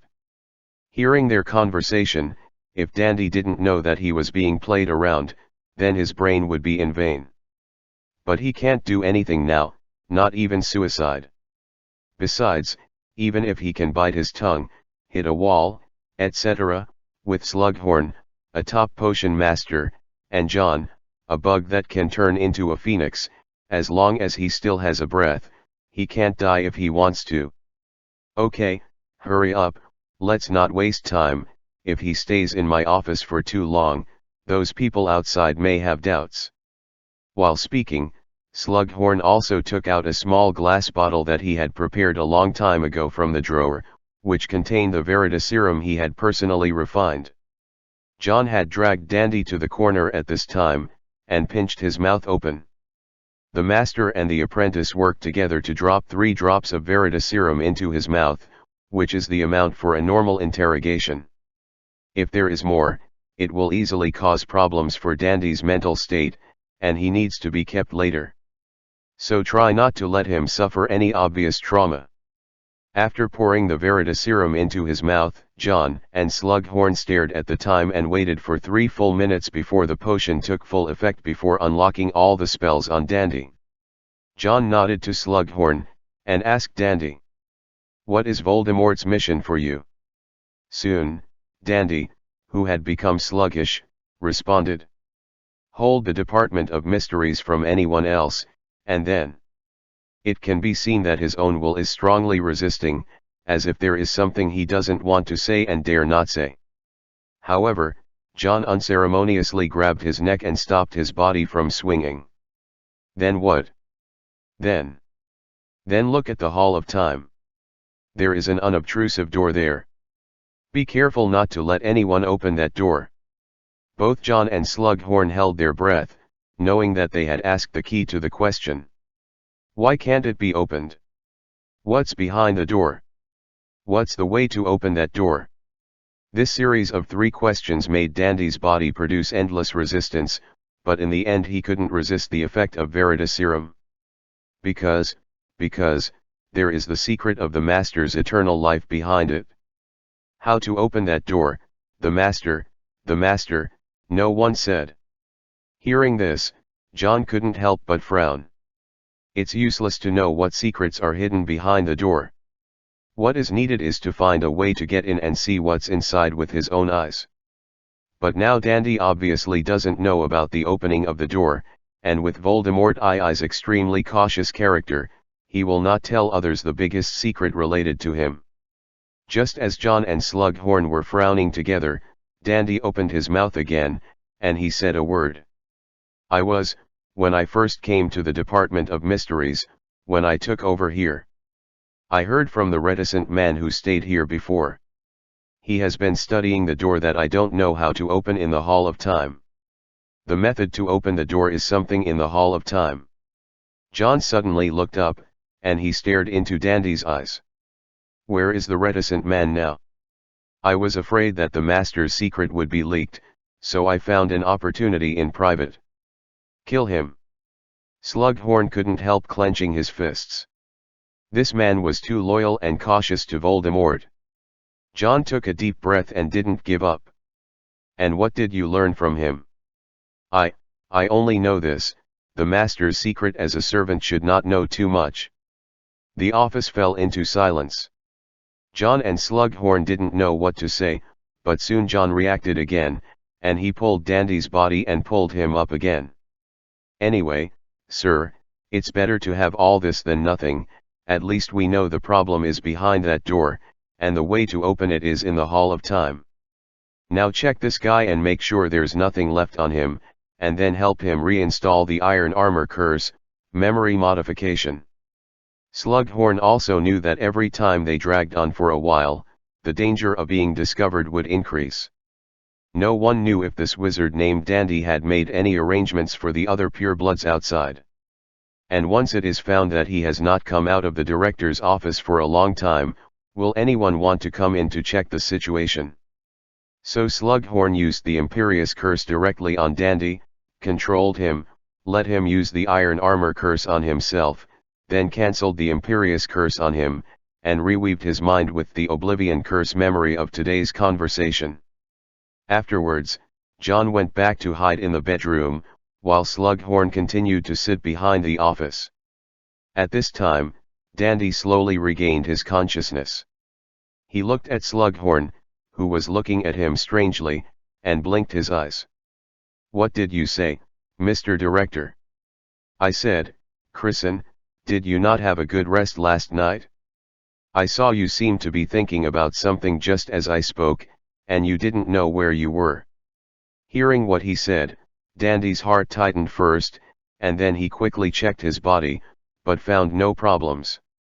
Even the Iron Armor Curse was still maintained, and the method of releasing it was obviously his own work. After completing such an inspection, he felt a little relaxed in his heart, but still felt that something was wrong with him today, so he stared into Slughorn's eyes, wanting to end this conversation with him quickly. So what do you think, Mr. Director? You made me feel disrespected. Slughorn waved his hand at him coldly. I was already a little moved, but I'd better communicate with Parkinson and the others about these things. Dandy thought that his performance just now made Slughorn unhappy. Although he didn't mind it, he still apologized. I'm really sorry, Mr. Director, I will apologize to you again when I have a chance in the future. Slughorn seemed to have lost the idea of communicating with him, and waved his hand. Let's go, don't you have something to do? Dandy didn't stay any longer, he got up and apologized before pushing the door and leaving the director's office. And after he left, John walked out again after Slughorn made sure that the door was locked from the inside. Slughorn's face is not fake, even if Dandy has left, it is still ugly. We only have 2 days at most, although I don't know what Dumbledore wants to do that day, but if we can't find it... John shook his head and interrupted him. Professor, no, at least we now know that the way to open the door is in the time hall. If it really doesn't work in the end, at worst we can use some rougher methods. Speaking of this, John paused. Let me try it in the time hall first, but it's too conspicuous to stay in it openly. Teacher, you need to help me draw their attention. Chapter 476-474. Carlo Manor. As for finding out how to open the door in the Hall of Time, John actually has a non-solution method. It must be a magic item that can prevent that door from being opened. As for John, as long as it is a magic item, he can use the second gemstone on the ring to absorb the magic power in it, thus destroying the effect. If it really gets to the point where there is really no way, John can only try to absorb all the magic power in all the magic items in the entire time hall, destroying all their effects, and thus open the unobtrusive door. Of course, this can only be used as a non-resolvable method. Neither John nor Slughorn wants to completely destroy the time hall, which has carried the research on time magic for thousands of years in the British magic world, until it is the last resort. So after John got the news about the Hall of Time from Dandy, he immediately came to the room full of various clocks and hourglasses. If there is one most suspicious thing to find in this room, it is undoubtedly those time turners that were damaged for no reason. After John came to the Hall of Time for the second time, he didn't stop, and went straight to the counter where all the damaged time converters were stored. Those golden pocket watches are placed in a transparent glass case, which is not protected or locked. Anyone can open it and get it. It seems that even if someone takes it home, nothing will happen. John took out a time converter from it. He had already tried to move the hands on these pocket watches when he came last time, but they were indeed damaged, and there was no way to reveal the slightest bit of time magic. But this time, John didn't make any more attempts, but directly selected one of them, used the universal dispel on the ring, and tried whether he could absorb the magic attached to the converter. It turned out that he succeeded. The magic power on the time converter is not very strong, and John didn't feel how much the magic power in the second gem was significantly enhanced after absorbing it. May be able to absorb this means that the reason why these time converters cannot be used is not because the magic power stored on them has failed, but because there are other more elusive problems. At the same time, John has been paying attention to the unnoticed door. After he absorbed the magic power on the time converter, the door did not respond at all. John tried it once, and the door was still blocked. It was blocked and not opened because of it. After verifying that the problem was not with the time converter, John changed the target again and continued to try. While he and Slughorn were getting ready in the Department of Mysteries, Devon, England. In the wilderness far away from Muggle towns, there is a manor that looks like a giant beast lying prone on the ground in the night, and it is lively holding a banquet belonging to tonight. The owner of this manor is surnamed Carlo, one of the most honorable surnames in the British magic world, and after the Whooping Line launched a war against England, those purebloods, especially the old-school purebloods whose surnames were included in the sacred 28 clan, the family gathered in this manor. Wu Pingxian put pressure on the pureblood gate, forcing them to gather together to prevent being defeated one by one. The Carlo family's manor is the gathering place chosen by the old-school pureblood circle. In fact, in some cases, the performance of these pureblood wizards from the 28 sacred families in this kind of rule that is definitely better than that of purebloods is actually much better than those of the new purebloods. They are all wizard families with a long history. They have always had their own industries in the wizarding world. After Voldemort came to power, even if he gained more benefits, few people would have the same mentality as an upstart. However, many of the new school purebloods have the phenomenon of the poor get rich. It is precisely because of this that they are always despised by the old school purebloods. But even if these ancient wizard families are slightly stronger, they are still limited.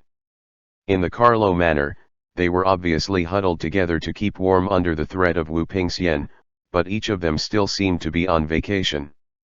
There was a small party in 3 days, and a big banquet in 5 days. It was said that it was every night. Sheng Xiao is not too much. And just tonight, they did the same. The Carlo family not only don't think there is anything wrong with these foreign purebloods eating and drinking at their own home, in order to show their atmosphere, they also invited the famous Weird Sister band in the magic world to play music for the dinner today. It was at the time when Carlo's manor was brightly lit, thousands of candles fluttered like stars in the night, and the melodious violin and piano ensemble spread in the fields. Looking down from a high altitude, around this huge manor, there are countless figures in all directions hiding in the wheat field little by little, approaching quietly. Moody's breathing became slightly short of breath.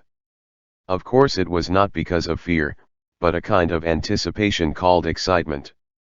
His magic prosthetic eye kept turning, and at the same time gave instructions to Tonks, who came to act as his assistant because of Lupin's injury. Tell Fidel's team that there are 7 people in the northwest direction, let him and Arthur's team have a round, and the 2 of them will have a chance to eat all of these people together. Tonks quickly wrote Moody's instructions on a piece of parchment, and then threw it casually on the ground, and the parchment turned into a grey mouse, running extremely fast across the wheat field. Move and deliver the message to the people it should be delivered to. I'm already thinking about what I should bring Remus to eat after tonight's mission is over. Tonks muttered, saying something that made Moody frown. If in the past, if you were one of my Aurors, I would have expelled you from the team if you had said such things before the start of the mission, and then copied the sentence "I swear I will never owe you any more" 300 times. All over. Moody whispered to her, but after that, he couldn't help his gossip again. How long have you been together? I don't know how. Tonks tugged at his bubblegum pink hair and rolled his eyes. You're not my grandfather.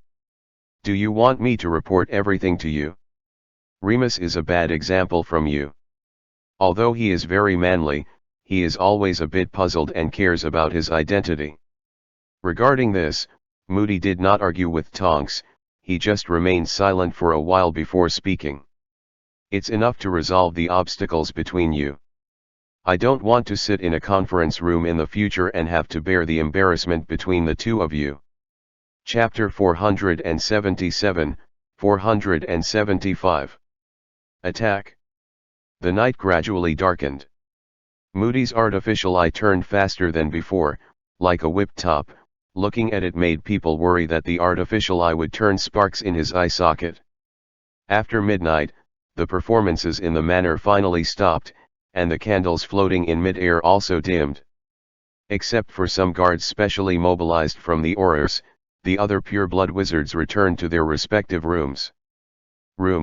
Either to rest, or to start another private carnival.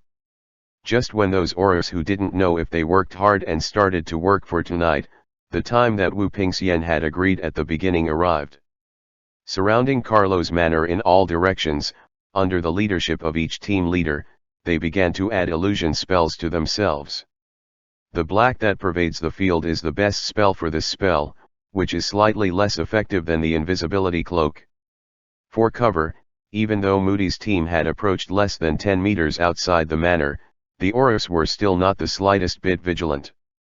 Looking at the time on his pocket watch for the last time, Moody didn't wait any longer. He and Tonks beside him gave a gesture, and then pointed his wand at the target that was already within his target, standing guard by the fence. Aurors. Avada Kedavra. A dark green death beam shot out from the tip of his staff. This kind of sudden attack made it impossible for the Auror to dodge. Even the iron armor curse was like a layer of meaningless foam in front of the killing curse, and it couldn't resist it at all. As a meritorious veteran of the Order of the Phoenix, coupled with the Auror backbone who has been tested in the final battlefield, Moody's use of the unforgivable curse can of course be said to be superb. It's just that such a eccentric and vigilant old man was an opponent of the Ministry of Magic's temporary control of the Auror's unforgivable curse in order to resist dark wizards. He once persuaded countless Aurors who wanted to use the unforgivable curse against dark wizards to give up. This means. But now, facing this kind of blood feud and absolute class contradictions, any kindness is empty talk. If the Wu-Ping line is still there, the enemy uses the death curse unscrupulously, and they still maintain restraint in using coma and petrification to disarm, then there is no way to persist until now, let alone launch a counter-attack against Britain. Of course, knowing the negative impact of the unforgivable curse on the consciousness of wizards, Dumbledore and a group of people still control the casting of the unforgivable curse by their subordinates. Even if you must kill the opponent, you can use the blasting curse, which looks more cruel in effect, and you will not choose the killing curse. People like Sirius who are naturally more easily affected by emotions are strictly prohibited from using the unforgivable curse. But tonight, It can be said that since the establishment of Whooping Line, it is the biggest action except for the one against the correctional center. For all those who participated in this plan, the unforgivable curse will be lifted. As long as it can achieve the expected success, you can do anything. Therefore, in Carlo Manor, the first Auror who was hit by the death curse and fell down appeared. Because of the particularity of this manor, coupled with the tight security of the Auror surrounded, Moody never thought of sneaking in quietly from the very beginning. They want to increase their momentum and make this battle a turning point like the Battle of the Correctional Center, scaring all the purebloods in the UK. There are enemies. Just after the Auror who was hit by Moody's first death curse fell down, a piercing roar that was added by the amplifying curse spread throughout the manor. And in the next second, countless Wu Pingxian wizards who were dormant on the ground rose up. They had a clear division of labor, and 4 teams occupying the 4 directions of southeast, north, south, and north suddenly inserted their wands into the ground, and an invisible magic power was connected and shrouded. The anti-apparition magic that was not powerful but could be used temporarily formed instantly. At the same time, countless green lights lit up. The spell representing death swept across the entire Carlo Manor with the cold evening wind blowing. For a while, all the dark rooms in the manor were lit up. Apart from the nervousness of the sudden attack, the pure-blood wizards who belong to the Death Eaters still can maintain the most basic composure. But those pure-bloods who had never fought with wizards for a long time and were used to being pampered couldn't restrain their inner panic at all. Wu Pingxian held a public trial in France, and the pure-bloods were tried and hanged on the gallows. They had already learned about it through various channels. The great future is still waiting for them to enjoy. No one wants to die here like this, let alone be hanged on a high platform with a noose around his neck in public. However, just when these panicked purebloods wanted to use apparition to escape immediately, their figures flickered for a moment, and the next second they did not appear at the expected apparition location, but still stayed at the original location. The place. Now, the fear in their hearts has been completely aroused. The pure-blood with a fairly sensitive brain turned his head and rushed to the room connected to the flow network where the flow powder was stored. Those who hadn't reacted yet tried to find the broomstick and break out from the sky. But before the pure-bloods who found the broomsticks were about to get on the broomsticks and rush out of the window, around the manor, more than a dozen things that looked like Muggle TV antennas were erected. The broomstick that had already risen to the sky lost all its flying functions under the magical interference of these antennas, and turned into an ordinary broom that would be despised and difficult to use for sweeping the ground. At the same time, after the volley of a group of death curses ended, countless baseball-sized were thrown into the manor by the wizards of Wupingxian using the flying spell. Boom! A huge roar sounded, and under this round of explosions, almost all the walls of the entire manor were blown down, and those remaining Aurors who barely escaped under the death curse were forced to shrink back. Within the building of the manor, the invention of the Weasley twins played a great role in the wizarding battlefield for the first time. And under such a start, Moody took the lead, leading all the wizards in Whooping Line, and launched a charge on Carlo Manor. The pure blood in the manor fell into chaos. There is no absolute command here. Everyone is in a high position. Even if someone wants to establish a command system, no one will obey anyone. Most of the purebloods have squeezed into the only room from which they can escape, complete with the Flownet fireplace. Chapter 478-476. Lucius leads the charge. The scene is too chaotic. Few of the purebloods who can choose to hide here are in the battle order, and the first time they encounter danger, of course all they can think of is fleeing. Apparition is banned, and I can't fly out. Now the only way out is this fireplace, and it is impossible to let everyone leave at once. The number of flow fans is even more limited. It never occurred to them that they would eventually be reduced to relying on the fireplace to escape. So the scramble began. Before Moody and the others had completely broken through the Auror's defenses and entered the manor, these purebloods had already started to mess up. No matter whether it is a wizard or a witch or a child who is not enough to go to a magic school, they are all scrambling to squeeze in the direction of the fireplace. Get out here. And after 2 or 3 purebloods grabbed the flip powder because they were fast enough, ignoring its consumption, they grabbed most of it and sprinkled it into the fireplace and left. The remaining purebloods, the atmosphere became more tense. Based on the amount of flip powder, everyone knows that at least 2/3 of the pure blood on the scene cannot be grabbed, and they must be kept. Whoever can get those flip powder first will be able to escape successfully. After understanding the situation, some of the already vicious pure blood immediately raised their magic wands. They can treat mixed bloods and hemp bloods without any scruples, and when necessary, when facing pure bloods of the same class, they can certainly raise their butcher knives without the slightest psychological pressure. This is also the reason why Wu Pingxian planned to leave the only channel of flow network at the beginning. As long as there is a hope of escaping, these people will escape with a trace. Why can't they be like themselves? No longer thinking about resistance, and even killing each other for this glimmer of hope. At this moment, the situation was developing as Moody had envisioned at the beginning, and when a big melee was about to start at the scene, and when it was decided who had the final chance of escape, a rapid and loud incantation sounded suddenly. It sounded in the chaos. Thunderbolt explosion. Boom. Under the screams of countless pure bloods around, the fireplace, their only hope of escape, was blown to pieces by a blasting spell. The few pure bloods closest to them were hit by the shattered bricks, and some were hit in the head by the unlucky ones, causing their heads to bleed on the spot.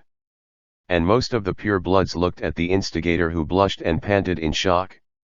"Lucius! What are you doing?" The owner of this manor, the younger sister of the Kahlo siblings Electo Kahlo, screamed.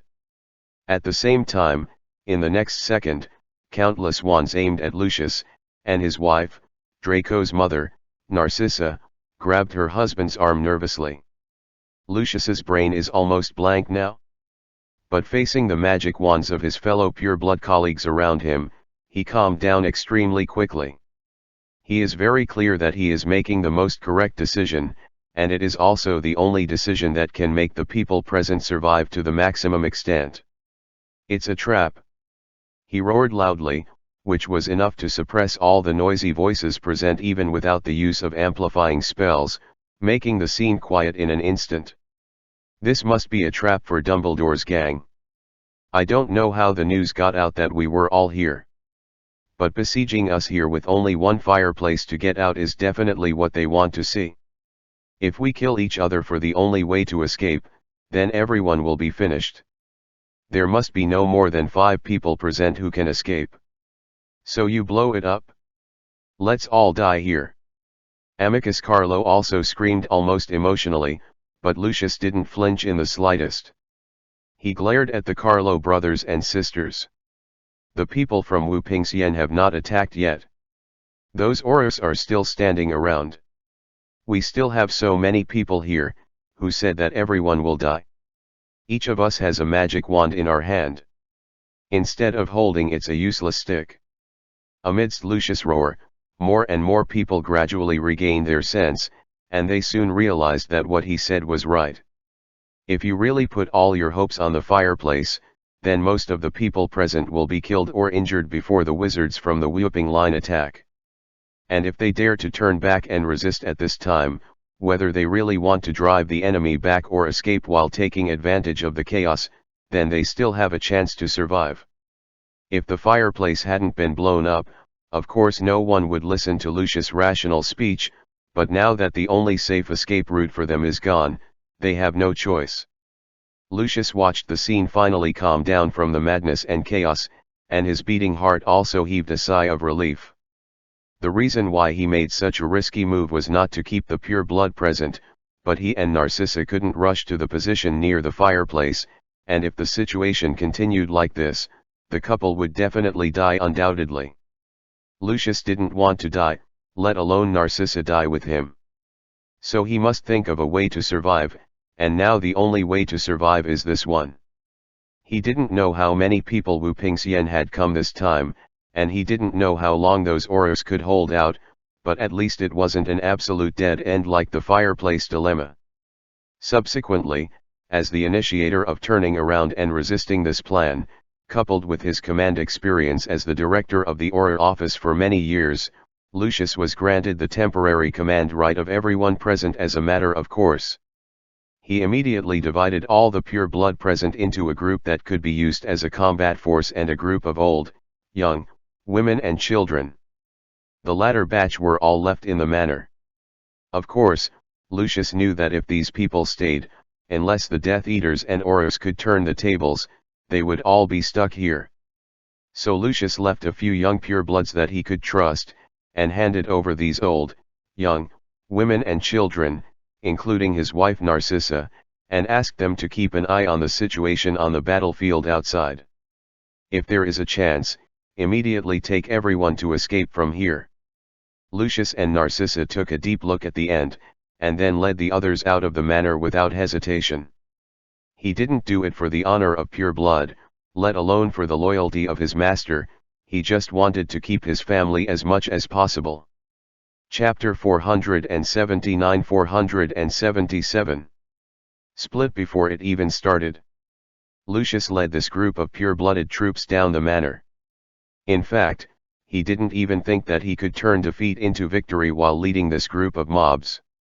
As long as these people can obey his command and restore the situation that has obviously gone to the extreme, then everyone will still be able to escape hope. But among the pure bloods, some people don't think so, even though Lucius has confirmed his command. We can't just rush out blindly like this. Amicus, the highest-ranking member of the Carlo family among the Death Eaters, who once served as a professor at Hogwarts Castle, said with a gloomy face. Don't forget how we hid this place. With the protection of the loyalty curse, as long as the secret keeper doesn't leak the secret, no one can find it. But now people from Wu Pingxian have come. I think we should first hide the inside, clarify things. Lucius was extremely irritable, of course he hadn't thought about it.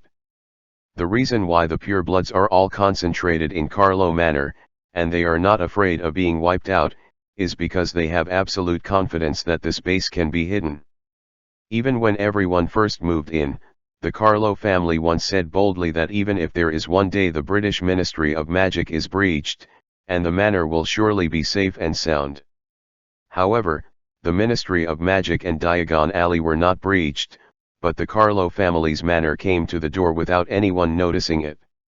Of course, it's not that Lucius hasn't thought about this issue, he just doesn't want to delve into it, and he doesn't even want to bring it up. At this time, you still have to settle inside first when you engage in foreign affairs.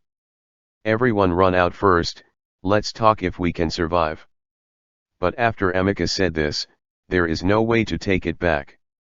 In this narrow stairway, dozens of purebloods held wands in their hands and looked at each other. Outside the manor, there were constant explosions and screams, and these sounds were obviously getting closer. Those Oros were no match for Wu Pingxian at all.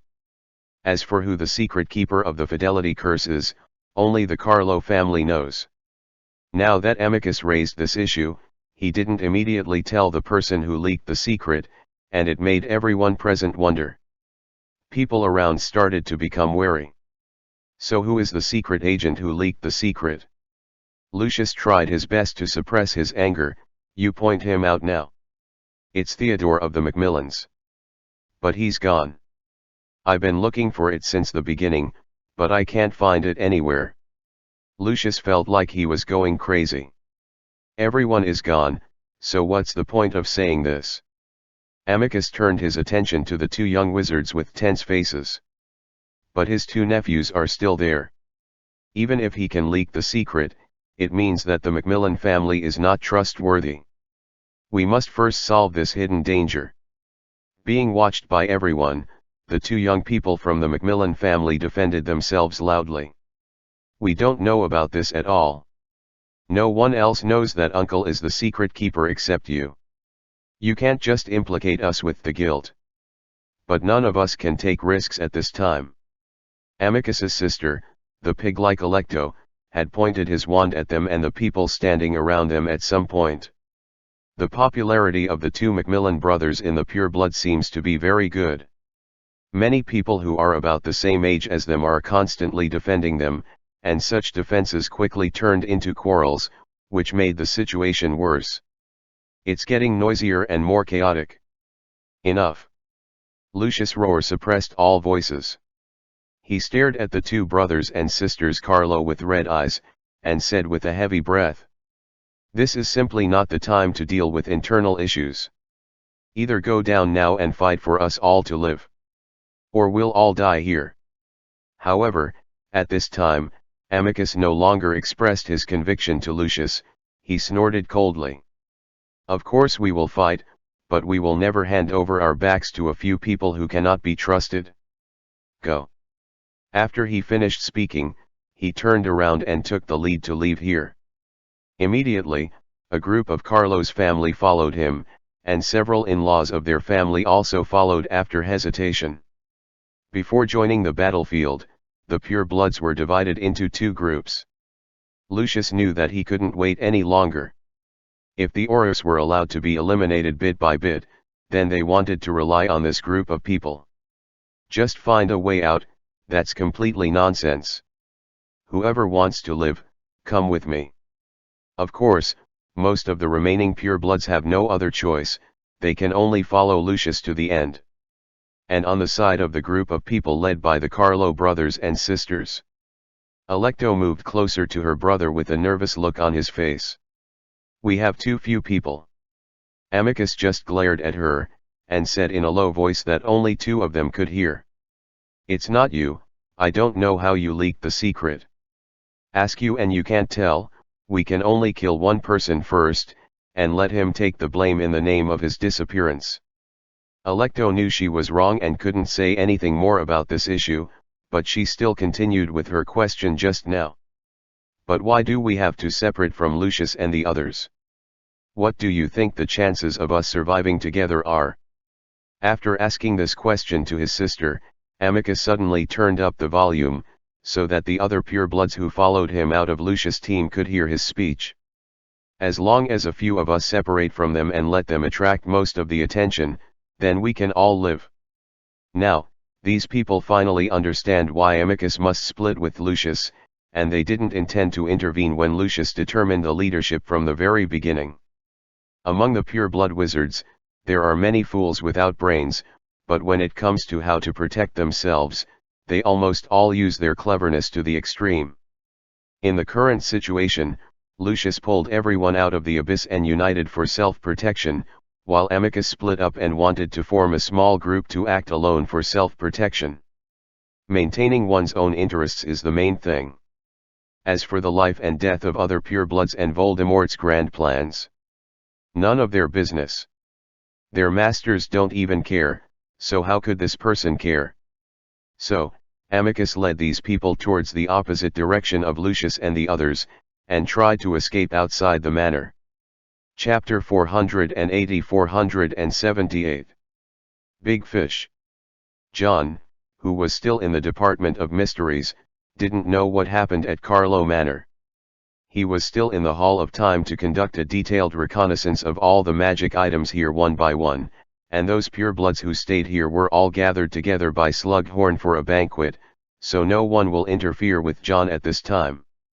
When the time entered the middle of the night, John had already checked all the hourglasses in the time hall, and even absorbed some of the more suspicious magic power, wanting to see if he could open the door. But without exception all failed.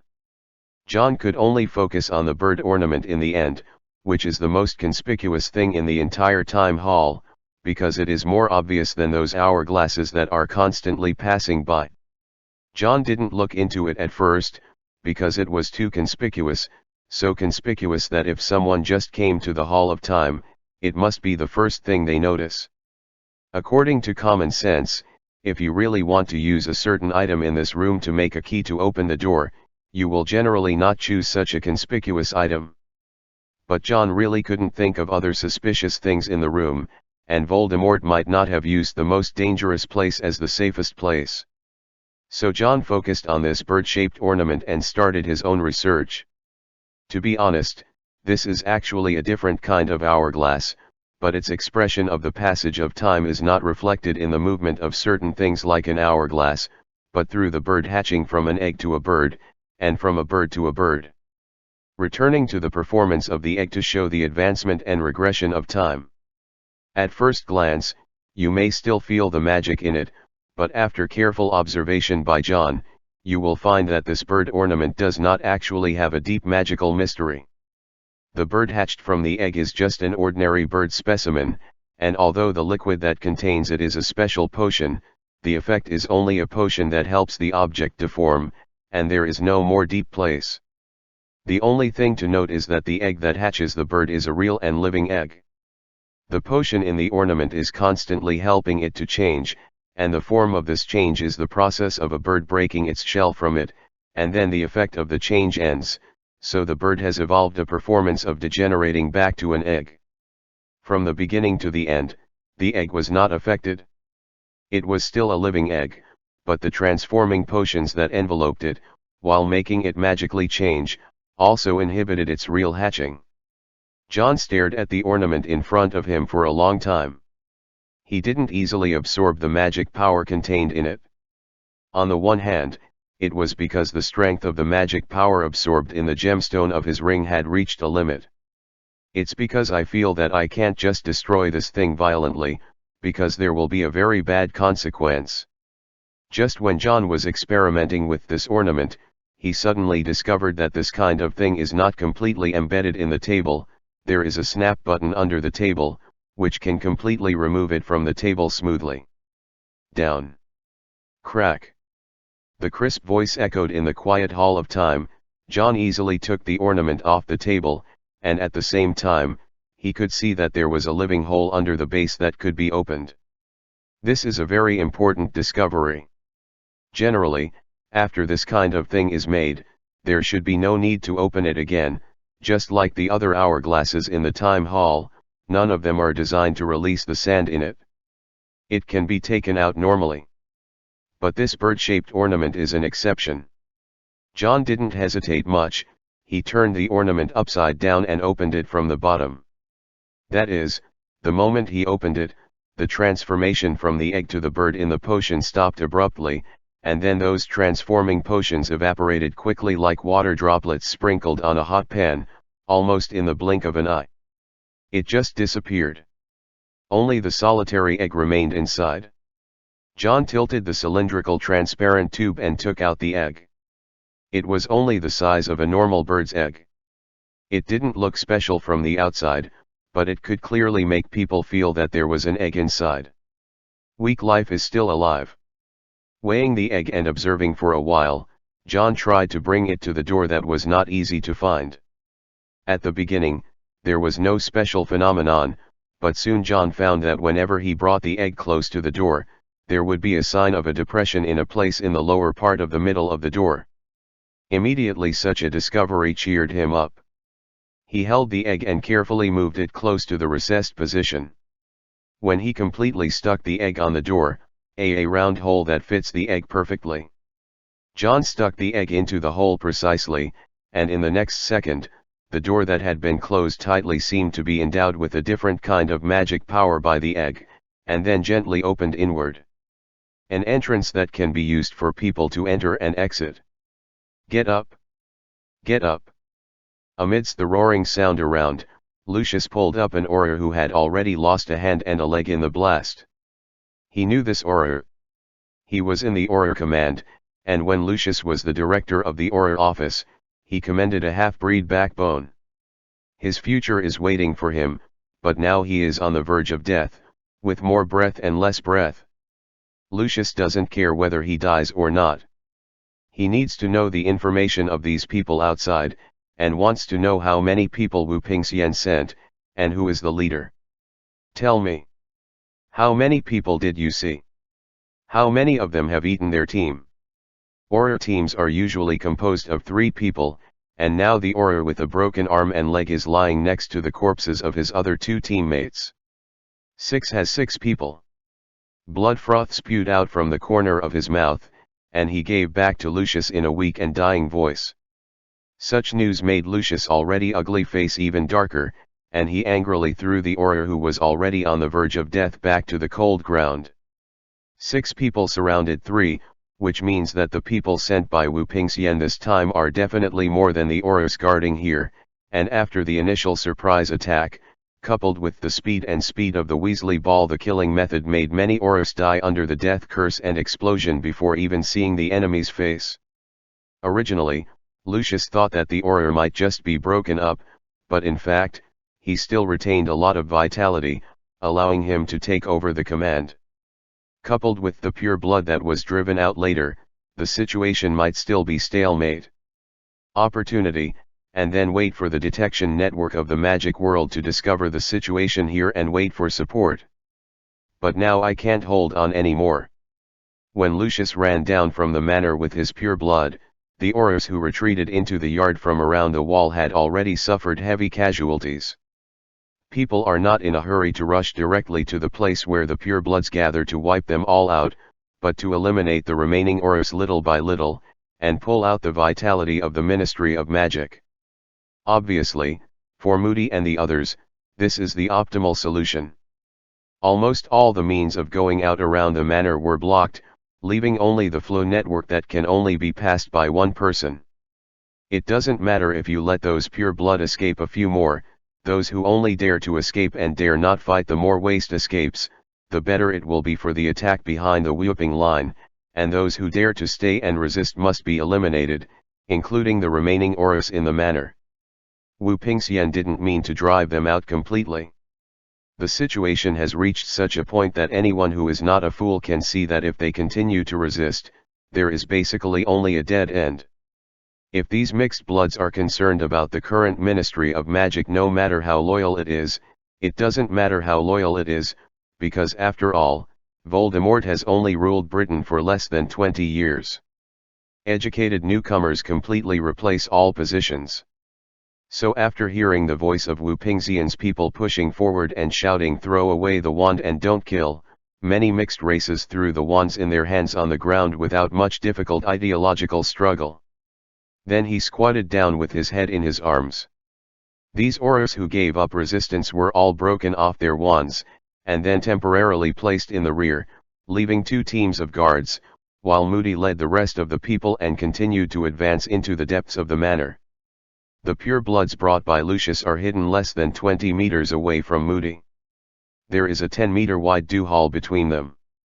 In the hall is the Magic Brothers fountain that was previously placed in the Ministry of Magic. The Carlo family kept this precious antique privately and placed it in their own home. And the people led by Lucius hid at a corner in front of the hall. His former Auror office director was not in vain. Based on his rich experience, he judged the progress of Moody and his party, which was only 1 step away from them. The group of people is not very far away. As for whether there are other people behind him who are outflanking, and if so, where are they, he doesn't care much anymore. It's not that he can't guess Amicus's little thought. If there are people behind, they will definitely meet those who left with the Carlos, and it's none of his business. We only have this one chance. Lucius stared at all the purebloods present, and said fiercely, "Whether we live or die depends on whether we dare to fight. They want to surround the entire manor. If they want to form such a siege network, the personnel must be scattered. According to normal habits, there will be 2 teams. That is, 6 people form a group, each group is no more than 30 meters apart, and then continuously compress the space inward. At this point, the distance between the 2 groups should be less than 20 meters. No matter how fast they are, they can only gather all the people within 50 meters in a short period of time. That is, there are 18 people in 3 groups. And our current number far exceeds them. As long as the operation goes smoothly, then we still have a good chance to rush out." Lucius' words inspired the pure blood around a lot. If it is true as he said, then there is indeed a big chance.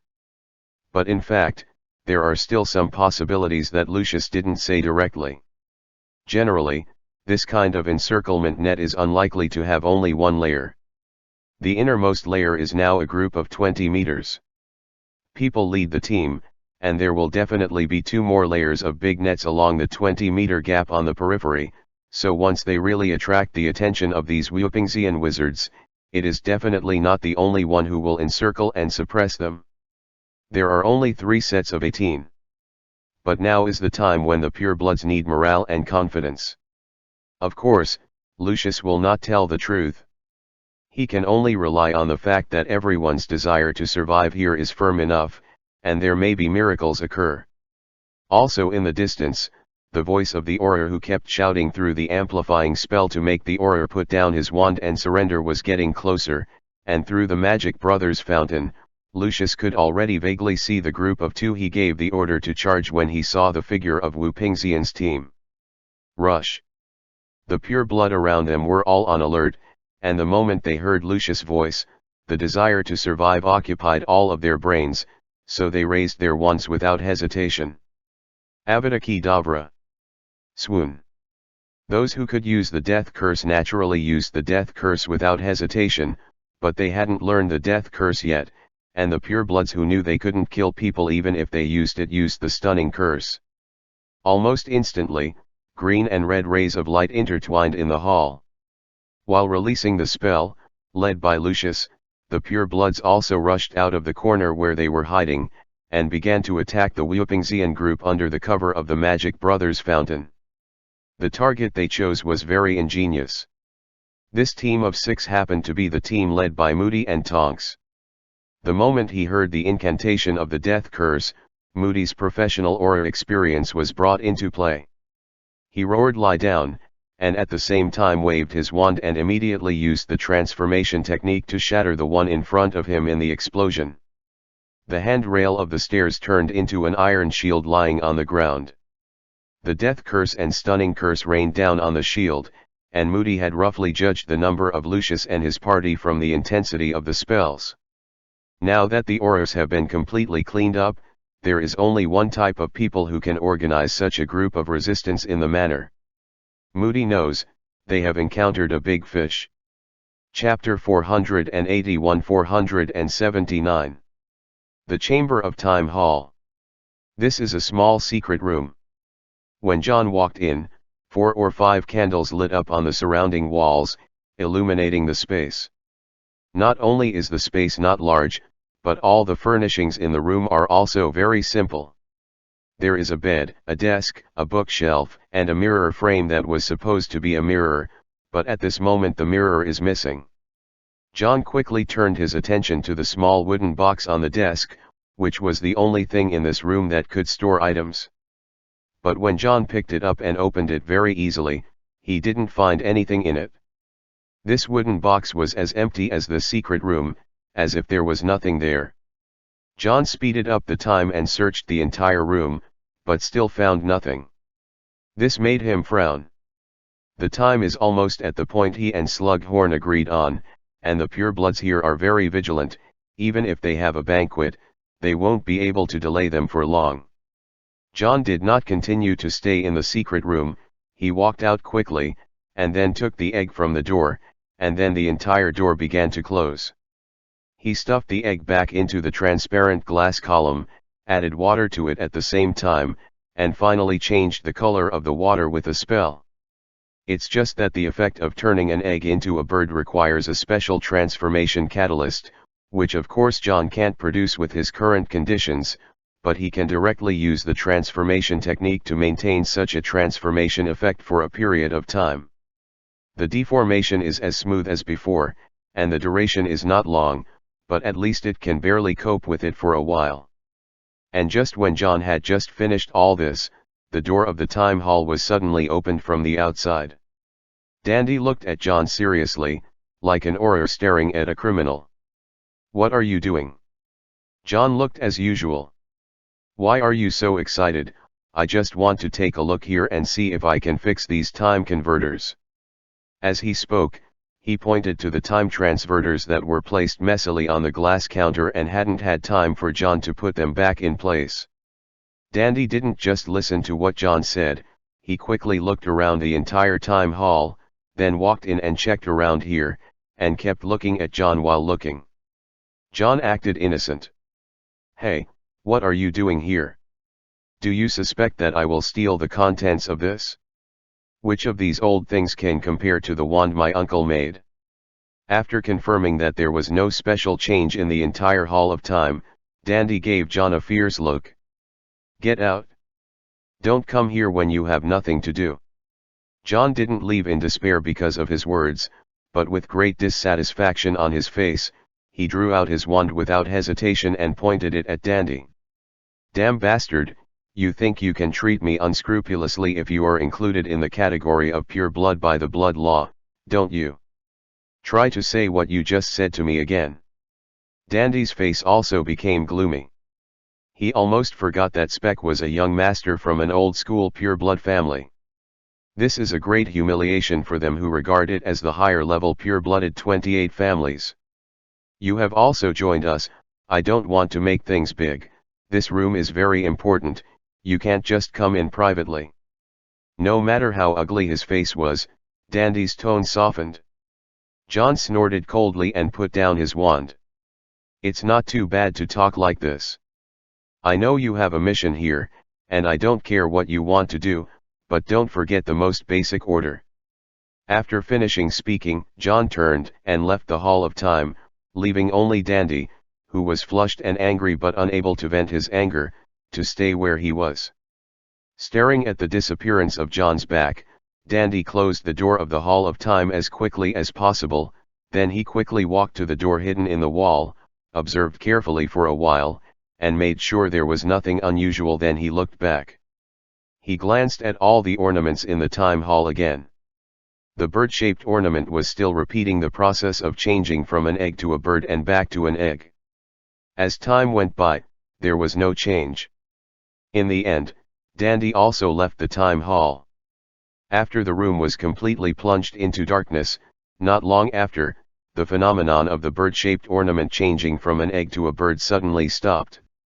After that, the egg could no longer maintain such a transformation, but quietly suspended in the liquid that gradually turned back to transparent. Late at night, John found Slughorn.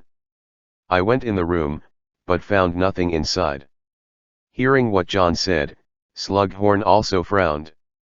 "What did you see inside?" "Bed, desk, bookshelf, chair, one frame without a mirror, and an empty box." "Are you sure that box doesn't have any hidden compartments?" "I tried to absorb the magic with the ring, but there was nothing in it, not a magic item at all." "What about the other stuff?" John shook his head. "I didn't have time to check other things. The time was too tight. When I came out, I happened to meet that Dandy.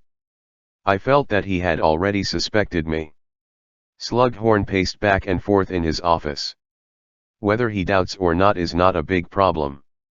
Regardless of whether we get any results in the end, we will only stay here for 2 days at most, but the secret room must be checked again. The fact that there is no problem with the box does not mean that there is no problem with other furniture. I don't think Voldemort went out of his way to hide such a place, and even sent a team of Aurors to look inside, but there was nothing." John also nodded. "There are still 2 days until Christmas, which means that after tonight, we actually only have 1 day." The office fell into silence. Both John and Slughorn were thinking about how they would find the thing that Voldemort was hiding.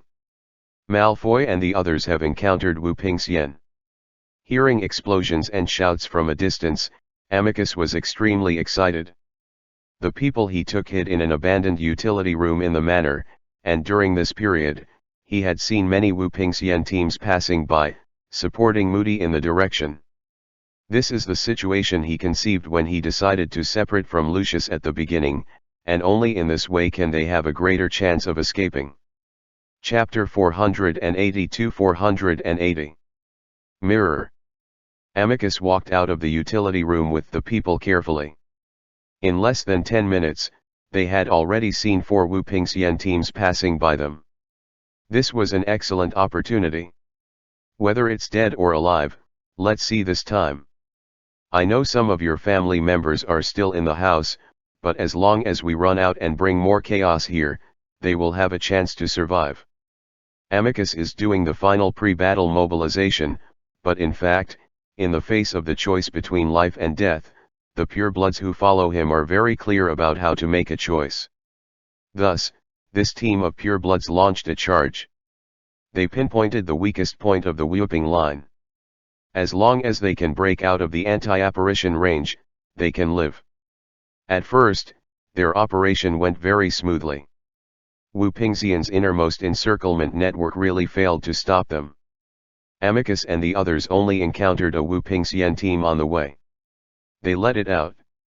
This phenomenon inspired them even more, thinking that as long as the innermost encirclement can break through, even if there are enemies on the outer periphery, they will be vulnerable to them.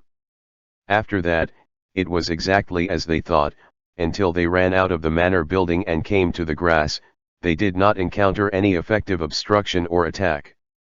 It seemed that all the Wu Pingxian wizards were attracted by Lucius' movement. However, when they excitedly climbed over the collapsed wall, they planned to rush out of the field like this.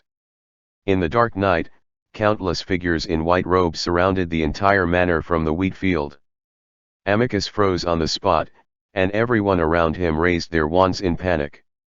Lily, who was in command of the second follow-up support team, just looked coldly at the dozen or so purebloods who just ran out of the manor. She didn't speak, but waved her hand. The next moment, red and green lights illuminated the entire night sky. Lucius wondered how far they had advanced. It may be 10 meters, it may be 20 meters, or 30 meters, but it is definitely not more than 50 meters away, because they have not even crossed this small open-air square, and more than 8 groups have already surrounded it.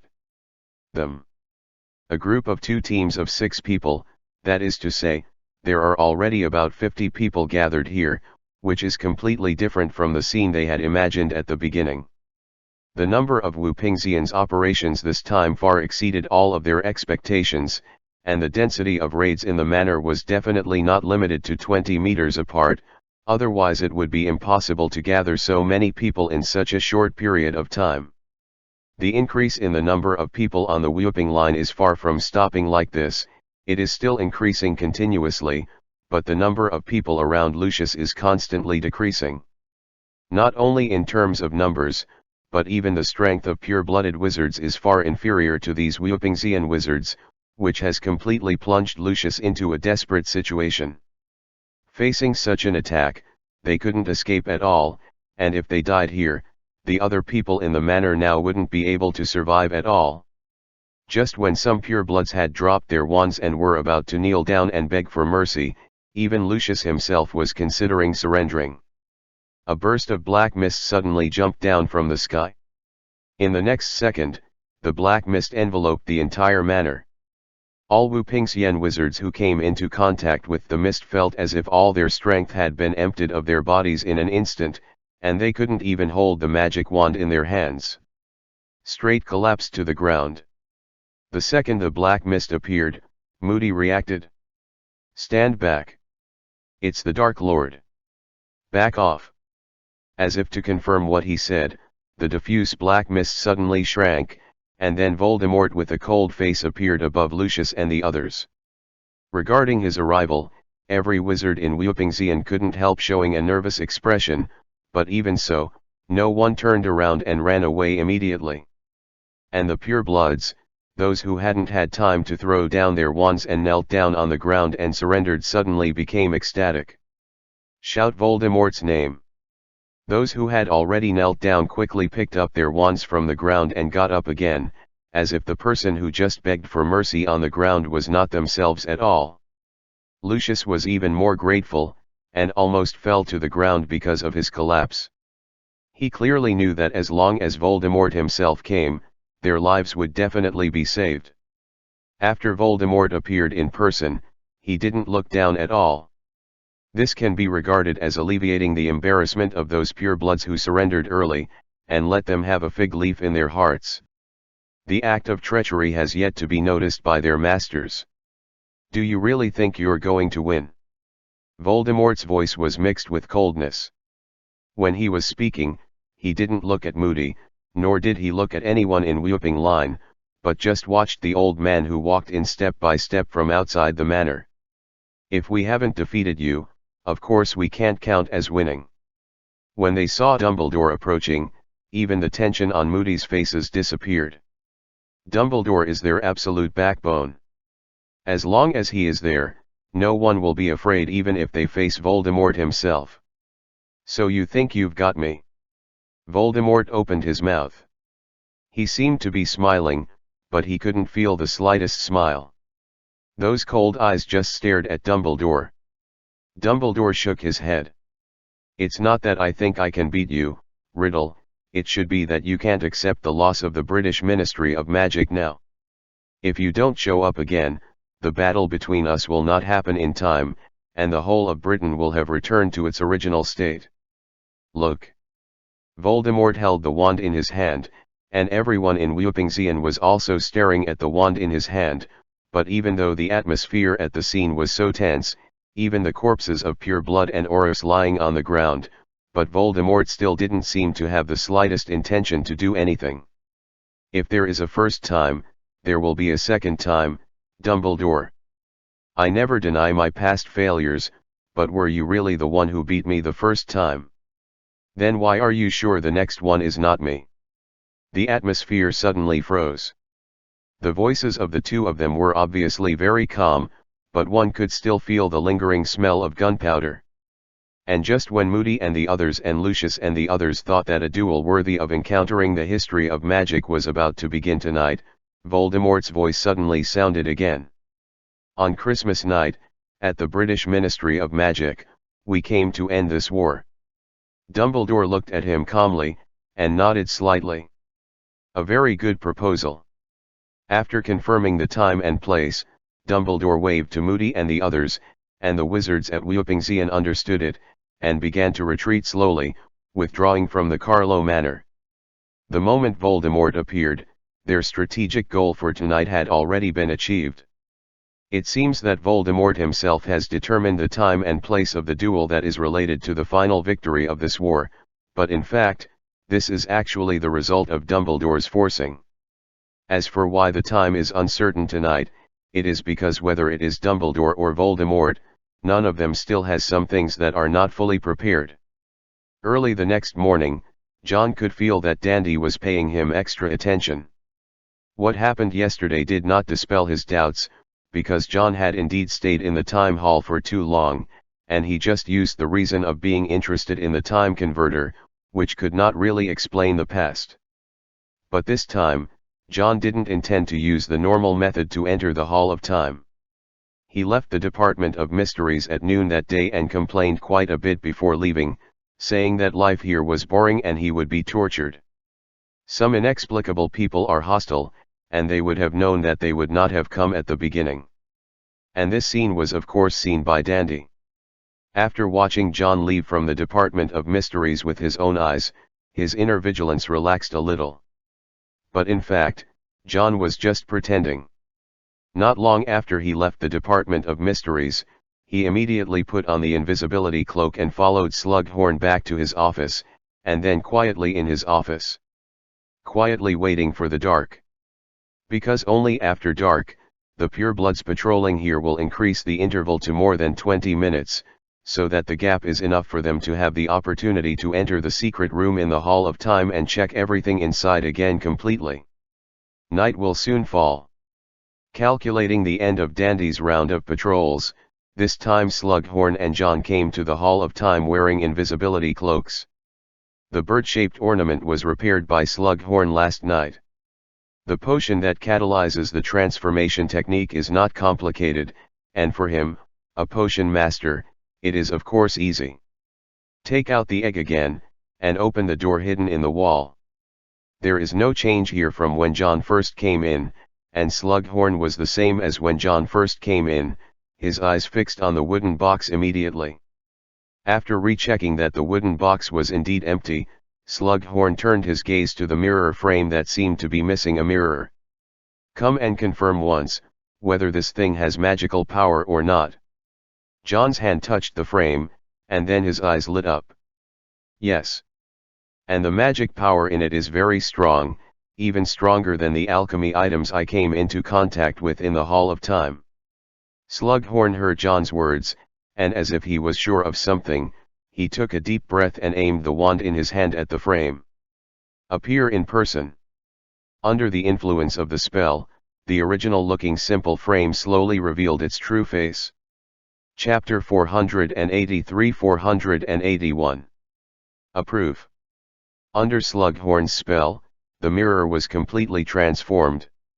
It is as high as the ceiling, with a golden frame, 2 claw-shaped feet underneath, and the inscription Aristella Aruetu Bikafruate on Wo on the top. Hess.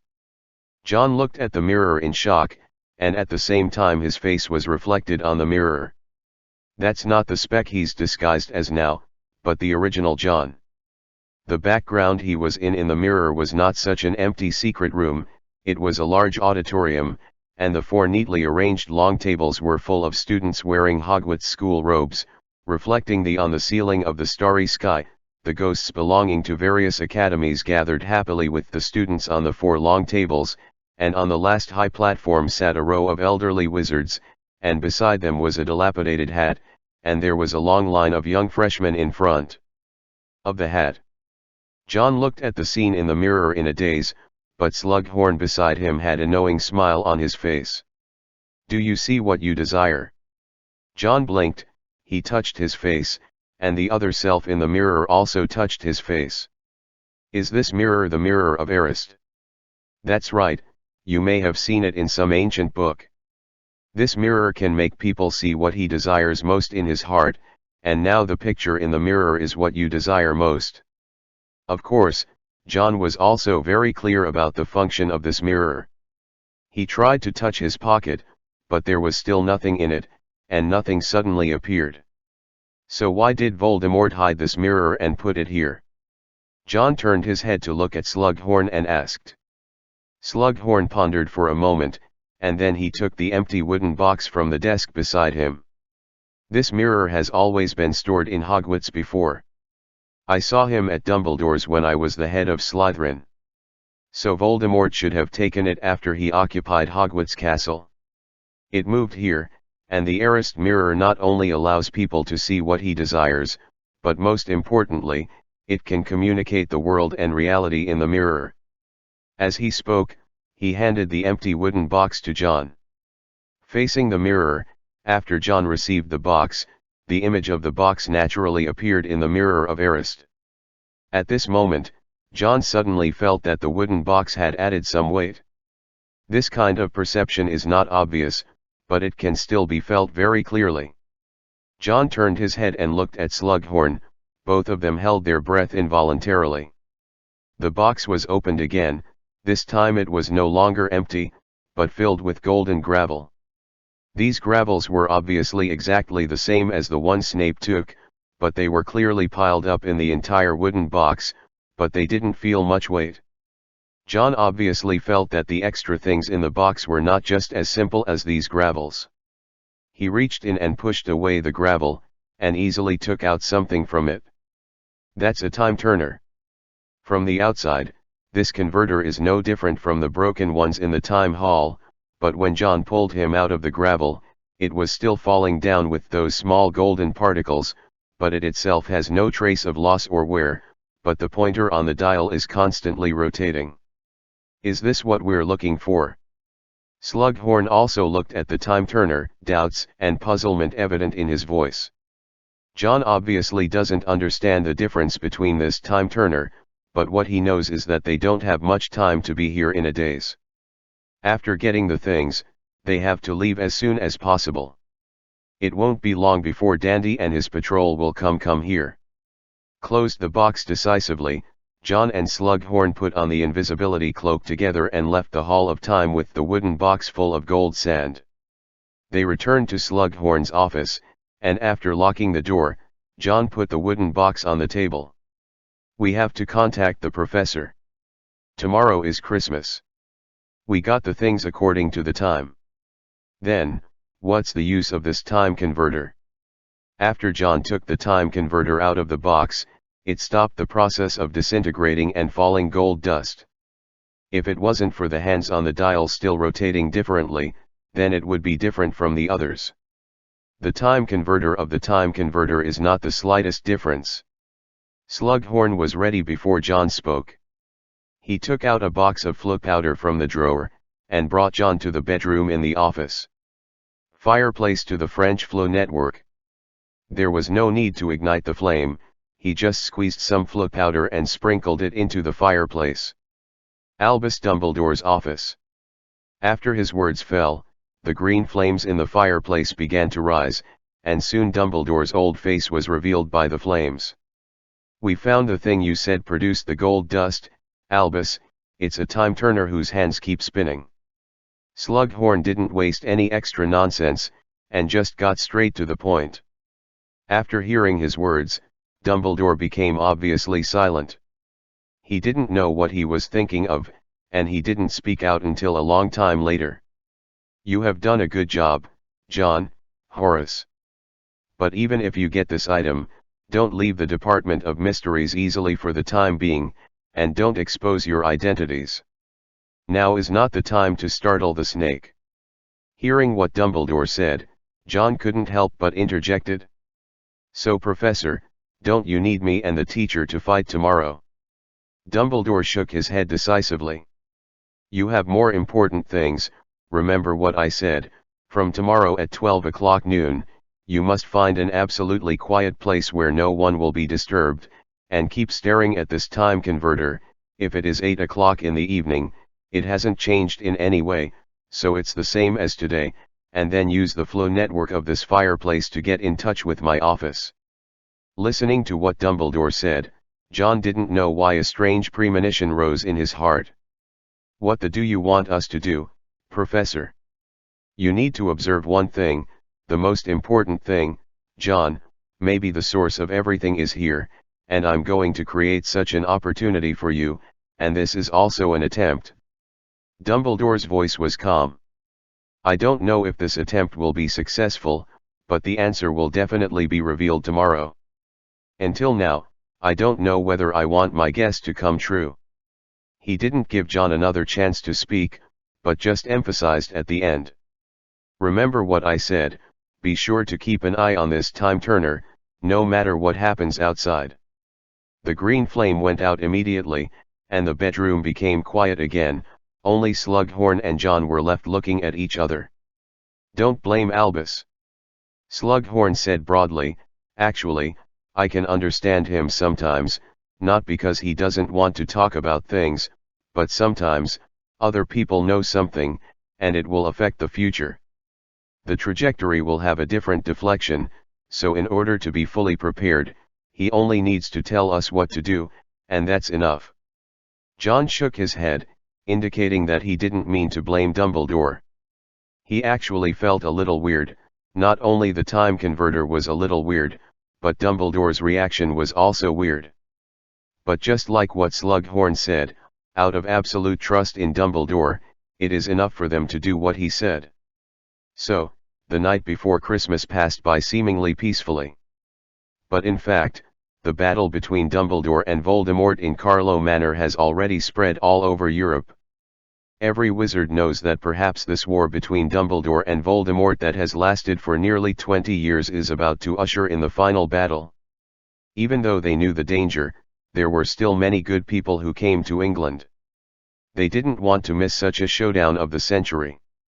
Even more people didn't join the whooping line, but they respected Dumbledore and wanted to see it for themselves. Come and pay your respects to this battle that is destined to leave a mark in his life. On Christmas Day, when the children of the British Muggle Society opened their eyes and opened their Christmas presents excitedly, this was also a special day in the entire history of magic, and it just came quietly. On this day, the entire Ministry of Magic was silent.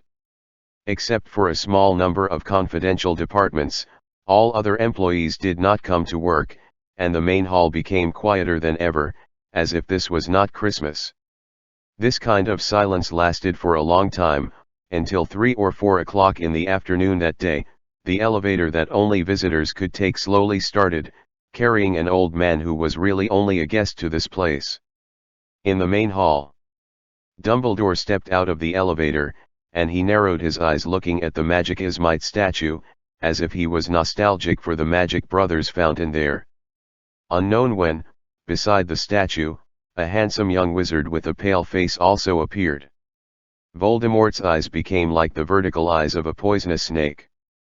He stared at Dumbledore with no sadness or joy on his face. "Albus Dumbledore, I really want to know, have you ever regretted burning me to death in Wu's orphanage instead of taking me to Hogwarts?" End of this chapter. Chapter 484, 482 Magic is Power. Dumbledore shook his head calmly. "To say the one thing I regret the most, Riddle, it's not that I recruited you into Hogwarts, but that I didn't guide you properly when I found out that you had a problem with your thinking early in the morning, and instead I am wary of you. Over the years, I have also been reflecting on the fact that Hogwarts has the name of a magic school.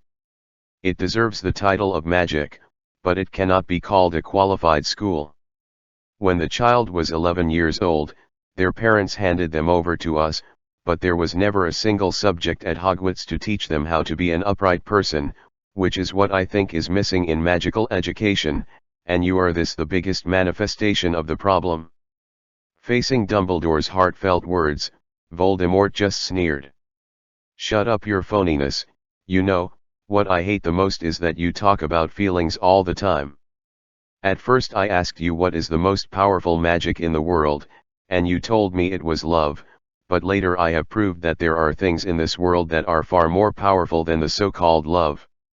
A wizard's spellcasting requires the blessing of emotions. Is it really love that can burst out with powerful power? It is human greed. It is the desire for power, the longing. It is the never-ending pursuit of power." He clenched the wand in his hand made of fox's tail feathers as the core, and issued a declaration that was sufficient to demonstrate his life philosophy. The existence of wizards proves one thing. Individuals are stronger than groups. What does this mean?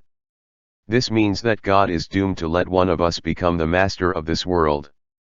But all the people recorded in the history of magic, they are all a group of rice bugs with no ambitions. They only want to live a life of mediocrity, and even revised the secrecy law for a period of time, so that they are complacent about living a life like a mouse. It's extremely ridiculous. Why are we willing to hide in the shadow of this world when we obviously want to master this incomparably powerful power earlier than Muggles? Your so-called fair and equal theory is simply impossible. If there are no wizards in this world, and there is no biological difference between everyone from the beginning, then maybe it is like this, but the existence of magic makes us born with Muggles. Divided into two species, and mastering the strength of magic is destined to make it impossible for the magic world to maintain that hypocritical peace. Why do I have to be equal to those mediocre people when I am so strong? Why do I need to move my fingers to kill them, which is easier than killing an ant, but I still have to live with them on an equal footing? The fraternity you have always insisted on is the one such a fallacy. The magic world should be a world where the weak can prey on the strong. I am stronger than everyone else, so they should submit to me.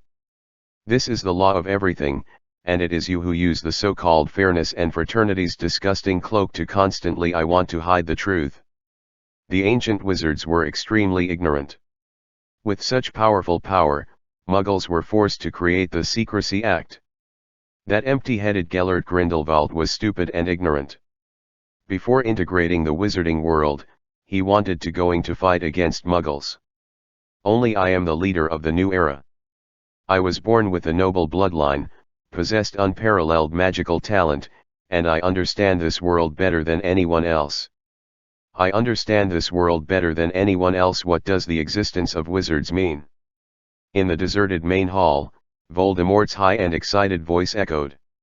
You are just a remnant of the old era, Dumbledore. You are not willing to accept the truth of this world at all, and you have even deceived yourself by talking too much of those deceitful words. If you have powerful might but want to restrain yourself, then why do you have such power in your hands? See this statue? Magic is power. Not that ridiculous love. Not even those politicians who exercise power in the ministry of magic when you proclaim love. I am the master. He swung the wand in his hand, without chanting a spell, just pointed the tip of the wand at Dumbledore. The surrounding black mist is filled, as if following their owner's mood at the moment, it is constantly expanding and boiling. Listening to Voldemort's powerful declaration, Dumbledore just shook his head calmly. If magic is really powerful, you should have surrendered to another self long ago. Why did you resist until today? The air froze instantly. The originally churning black mist was still as if under the petrification spell.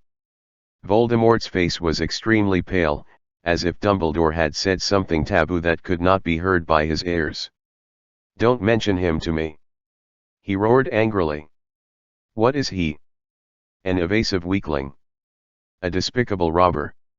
If it wasn't for him, I would have accomplished all my goals. If it wasn't for him, things wouldn't be as bad as they are today. Even if you don't want to admit it, Riddle, if it wasn't for him, you wouldn't be able to achieve what you are today. It is precisely because you know that you are also yourself, but you are not as good as him in everything, so you are so angry. Dumbledore raised his wand while speaking. Voldemort's face became more stern, but he was not so angry that he went crazy. The more he got to this point, the better he seemed to be able to restrain his temper. Whether you admit it or not, this duel is proof that magic is power. The next step is to see who is stronger, and who is the only winner in the end. At the same time as his voice fell, the surrounding black mist instantly rose up, rushing towards Dumbledore like a living beast. Dumbledore just shook the wand in his hand lightly, and the next second, golden flames lit up from his side, facing the black beast head-on. At the same time, the next floor of the main hall, in the Department of Mysteries. Slughorn left the Department of Mysteries with an excuse yesterday evening, but in fact he turned back after leaving like John, and hid in the director's office. The door of the office has been closed tightly, and Slughorn has cast a special spell on it, and even the unlocking spell cannot open it. And they have been here, as Dumbledore said, and have been observing the time converter since noon, but until they have heard the movement from the upper floor, they have not found any abnormalities. The time converter is still rotating the pointer, as if it will never stop. John and the others can only stare at it like this. They knew very well that the battle above was going on. Dumbledore and Voldemort were engaged in a duel that would determine the future trend of the entire wizarding world, but John now had countless doubts in his heart that could not be answered. Professor Dumbledore will never forget that there is more than one Voldemort now. Even if he can successfully defeat the current one, is there another one that is more cunning and powerful? That Voldemort hasn't taken any action until now. I don't think he is incapable of doing anything. Just like he sent so many people to the Department of Mysteries to guard, it means that he has been planning some things, and the duel between the professor and the current Voldemort has already begun, and he hasn't shown up yet, which means he is happy to see this duel happen. So, could he be thinking that both of them will lose out, and he will benefit from it? Slughorn had no way to answer John's questions, and he didn't know why. John also knew very well that since he could think of these things, Dumbledore would ignore them for no reason. But he didn't say this from the beginning to the end, which means he already has arrangements. And what has he been planning until now? Looking at the time turner, John narrowed his eyes. Chapter 485-483. 2 in 1. In fact, Voldemort has never defeated Dumbledore in a specific sense. Never won before the prophecy about the Savior.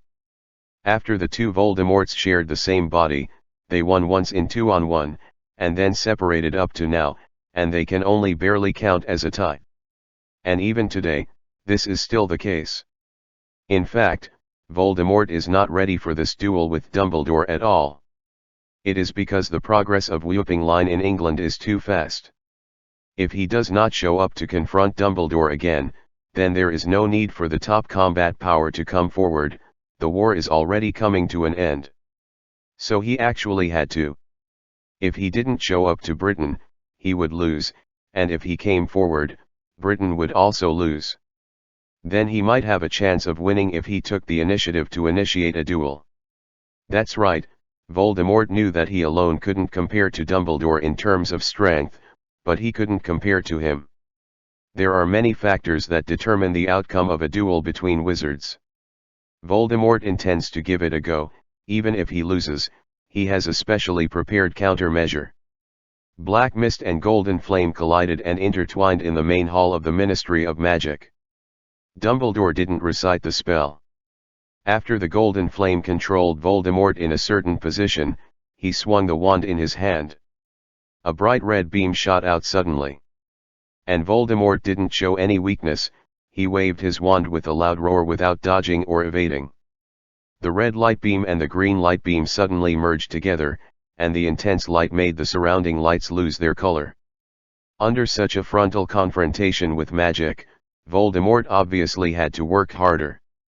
A semicircular flow of magic power had already appeared in front of him, and the huge momentum brought by it caused the soles of his feet to rub against the ground, and began to keep swiping back.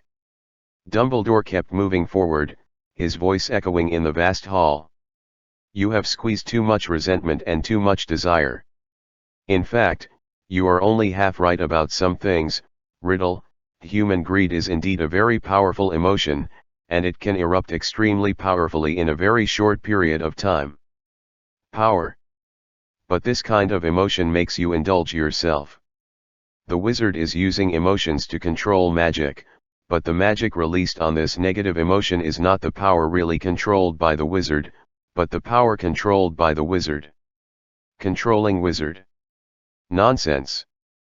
Voldemort roared loudly, and his whole body rose up. Dumbledore's spell also passed through the black mist beneath him.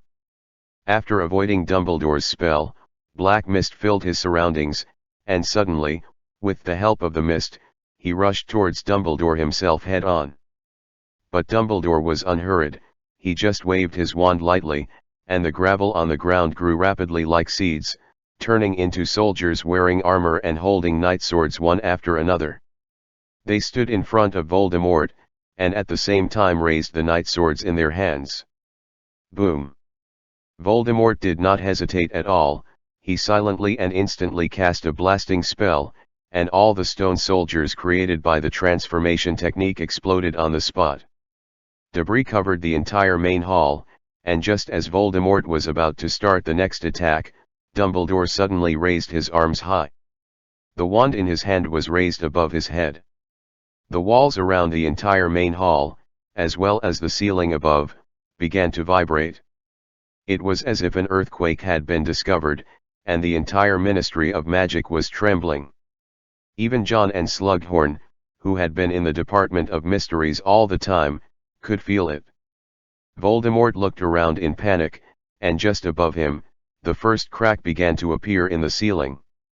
Immediately afterwards, the entire floor above the main hall began to collapse. Smoke and dust rose everywhere, and Voldemort turned into a black mist again, trying to avoid the falling broken stone slabs, but before he could dodge, Dumbledore swung his wand forward abruptly. The broken stone slab directly above him evolved into a huge knight's spear under the effect of the transformation technique. Then it shot towards Voldemort's position in an incomparable posture. All of Voldemort's spaces up, down, left, and right were blocked, and there was no way he could avoid it. He could only raise his wand, wanting to destroy the spear again, just like he did with the transformed soldiers, but he hadn't waited. When the tip of his wand lit up, the collapsing ceiling and the charging spear hit the iron armor curse on him together. Boom! The sound of the protection breaking made a loud noise, and Dumbledore's transfiguration directly broke his defense, allowing all the attacks to land on him successfully. The next moment, the black mist was crushed to the ground, and countless rubble seemed to be drawn, burying Voldemort in it. But Dumbledore's hand still hasn't stopped. Amidst the smoke and dust, he continued to wave the wand in his hand, and the gravel that buried Voldemort on the ground became more and more compact under his spell, and finally completely solidified into a huge ball. Thunderbolt explosion. He uttered the first incantation since the battle began, followed by a huge roar. The main hall of magic has been completely opened up. The Department of Magic and Sports above the main hall has collapsed directly along with the ceiling. Most of the surrounding walls have collapsed, exposing the underground soil. The explosion just now caused the entire Ministry of Magic to shake violently. Smoke and dust filled the already chaotic main hall, but only an old figure was still standing on the ground. The boulder that sealed Voldemort inside has been torn apart, and no complete human figure can be seen among the debris that fell on the ground. On the broken floor, there is only a large pool of shocking blood-red liquid left. Along the cracks like a spider web, it flows in all directions. Voldemort is dead. He didn't even leave a whole body behind. But even after seeing the pool of blood, Dumbledore's seriousness still did not subside in the slightest, because although Voldemort was dead, the rising black mist around him not only did not disappear, but became thicker instead. Dumbledore! Damn you! The roaring sound came from the blood, and a ghost-like thing was swimming in the black mist. Dumbledore stared at that thing. It was a Horcrux protecting Voldemort's soul. The fundamental reason why he dared to challenge Dumbledore was because of this. After the whooping line attacked England, even at the risk of his soul being split again and his sanity being lost, he still made a new one. Horcruxes. The illusory figure wandered in the smoke and dust, and the voice of resentment kept shouting curses and curses at Dumbledore, and at the same time began to flee towards the Ministry of Magic. It's just that Dumbledore didn't mean to stop him from the beginning to the end. He just stared at Voldemort's dead and broken main soul, watching him move away bit by bit, and just when he was about to completely disappear from sight, a new black mist suddenly appeared.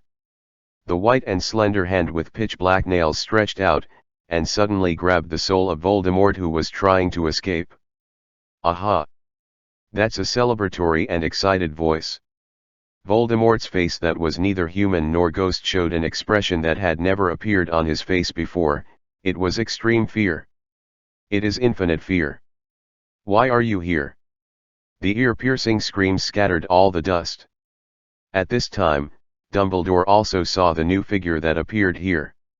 It was a witch wearing a black robe, with a bumpy figure and a beautiful appearance. The witch's face was full of smiles, and he held Voldemort's broken main soul like this, as if it was easier than holding a small chicken. Finally let me catch you. Is it Barty Crouch? He betrayed me?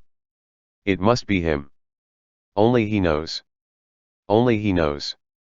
Voldemort screamed, but soon the scream turned into pleading. No one has ever been able to push him to such an extent, but he can only beg humbly, as if his fear of the witch in front of him is 10 times and 100 times stronger than Dumbledore. However, the witch didn't intend to communicate with him at all. He directly opened his cherry-like mouth and ate Voldemort's soul in one gulp. It was as if enjoying some rare delicacy. After eating it, he licked his scarlet lips, and the wickedness in his eyes and the smile at the corners of his mouth became even more full. Black mist rose up. As if some expansion potion had been added, they became extremely joyful and unprecedentedly powerful. The superimposed spiritual will of the two souls has even become so strong that it overflows. The surrounding air was twisting, and the gravel on the ground began to levitate abnormally. After more than 10 years of coexistence of two Voldemort souls, now they are finally two in one, and Voldemort, whose main body consciousness is completely occupied by number 2, drew out his wand and looked at Dumbledore who had been quietly watching all this.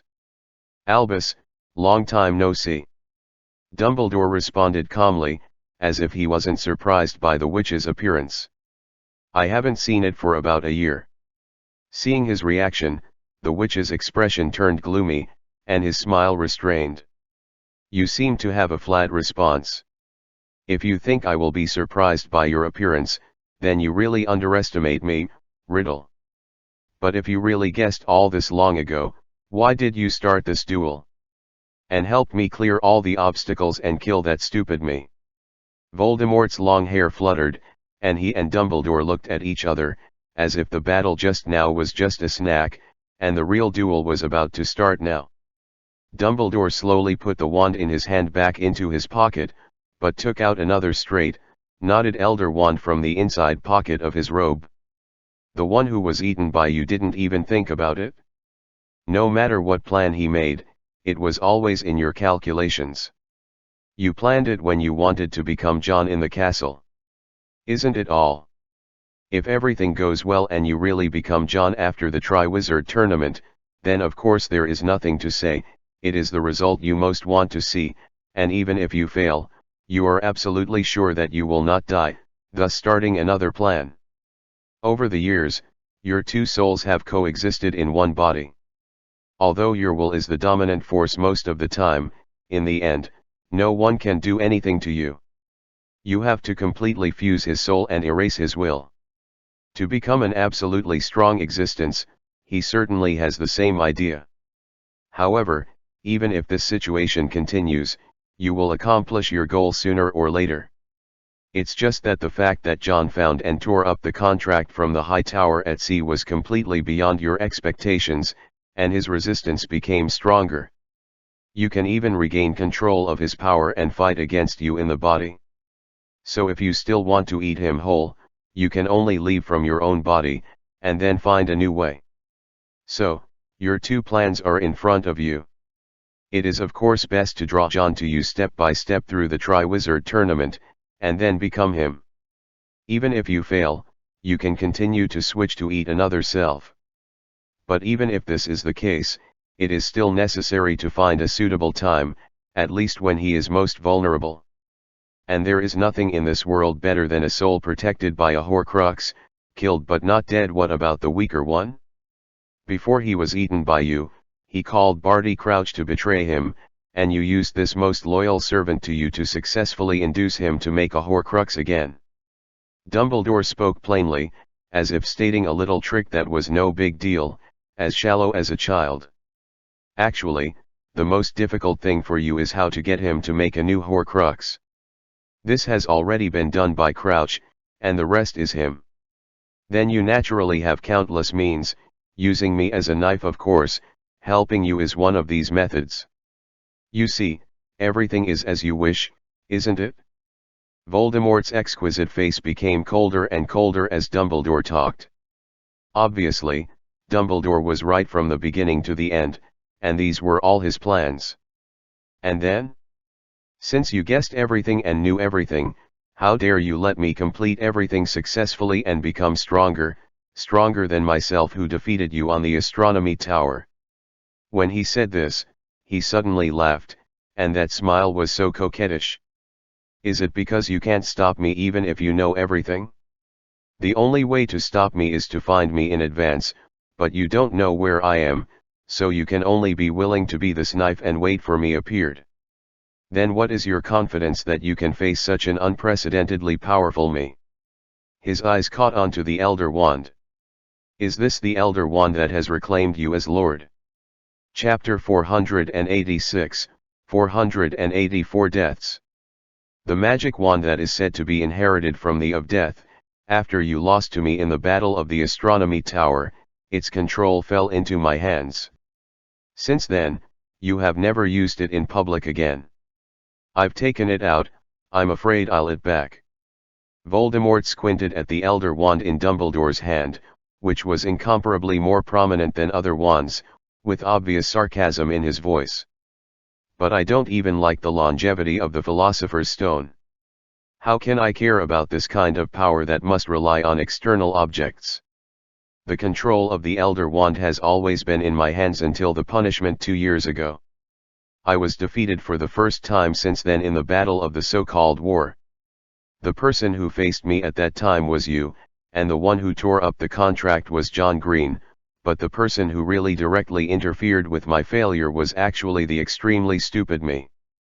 So the control of the Elder Wand was transferred to him, until this time you killed and defeated him with your own hands, and you finally regained its rights. Dumbledore listened to Voldemort sorting out the ownership of the Elder Wand bit by bit.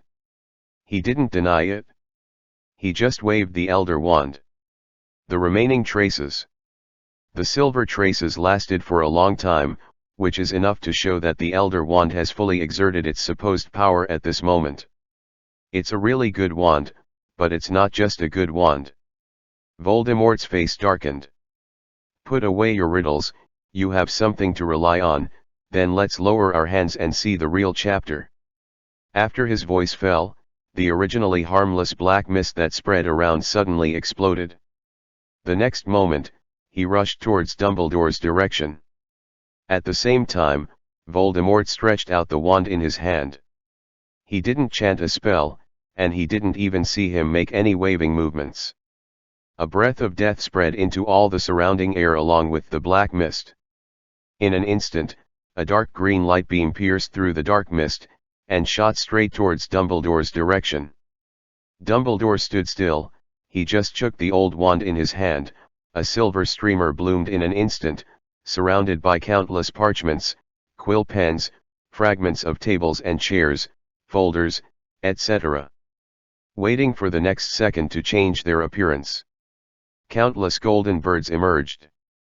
They flapped their wings, occupying all the space in front of Dumbledore, and even the black mist couldn't cover them.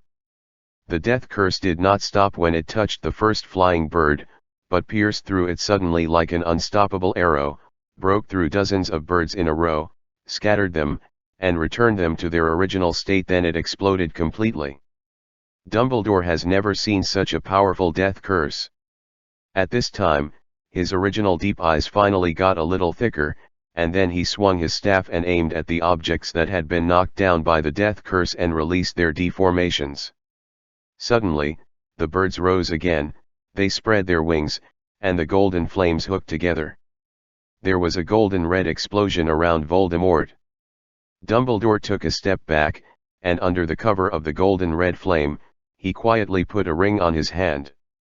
And just when the flames erupted to their peak, the sound of clear and unusually steady footsteps sounded slowly, and Voldemort walked out of it like no one else. The golden-red flames kept trying to attach to his body, but there was no way to leave a mark at all. The black mist suspended around him seemed to have an absolute defense, preventing Voldemort from any harm at all. Then he snapped his fingers, and his scarlet lips showed a strange arc. The black mist exploded like a raging ocean wave, setting off a huge wave and rushing towards Dumbledore. At this time, Dumbledore didn't make any evasive movements, he just took off the snow-white robe abruptly. The black wave rushed into the air, but spread on the ground, leaving a trace that seemed to have been corroded by strong acid. Dumbledore is gone. He seemed to have directly turned into a gaseous state, and he was nowhere to be found, as if he had just fled away. But Voldemort didn't show any relaxed expression on his face. On the contrary, the smile on the corner of his mouth was restrained, and his brows were tightly wrinkled. The surrounding area is empty, except for the black mist, the silence is terrifying. Just as Voldemort gripped the wand tighter and tighter, a white equilateral triangle suddenly appeared. And along the edge of the three lines in this triangle, a black circle emerges in it, and finally a gray line appears, which draws a midline in the triangle and at the same time makes the diameter of the circle. Deathly Hallows. Voldemort's voice became a little out of control. Have you studied its mysteries thoroughly? This is the confidence. Dumbledore didn't make a sound. He didn't know when he appeared right behind the Deathly Hallows mark. He was wearing a cloak that could hide his whereabouts, and a ring with a pitch-black gemstone on his finger. The wooden wand goes right through the mark. A breath far more terrifying than the death curse rises. A figure with a sickle in his hand and a grey cloak loomed behind Dumbledore.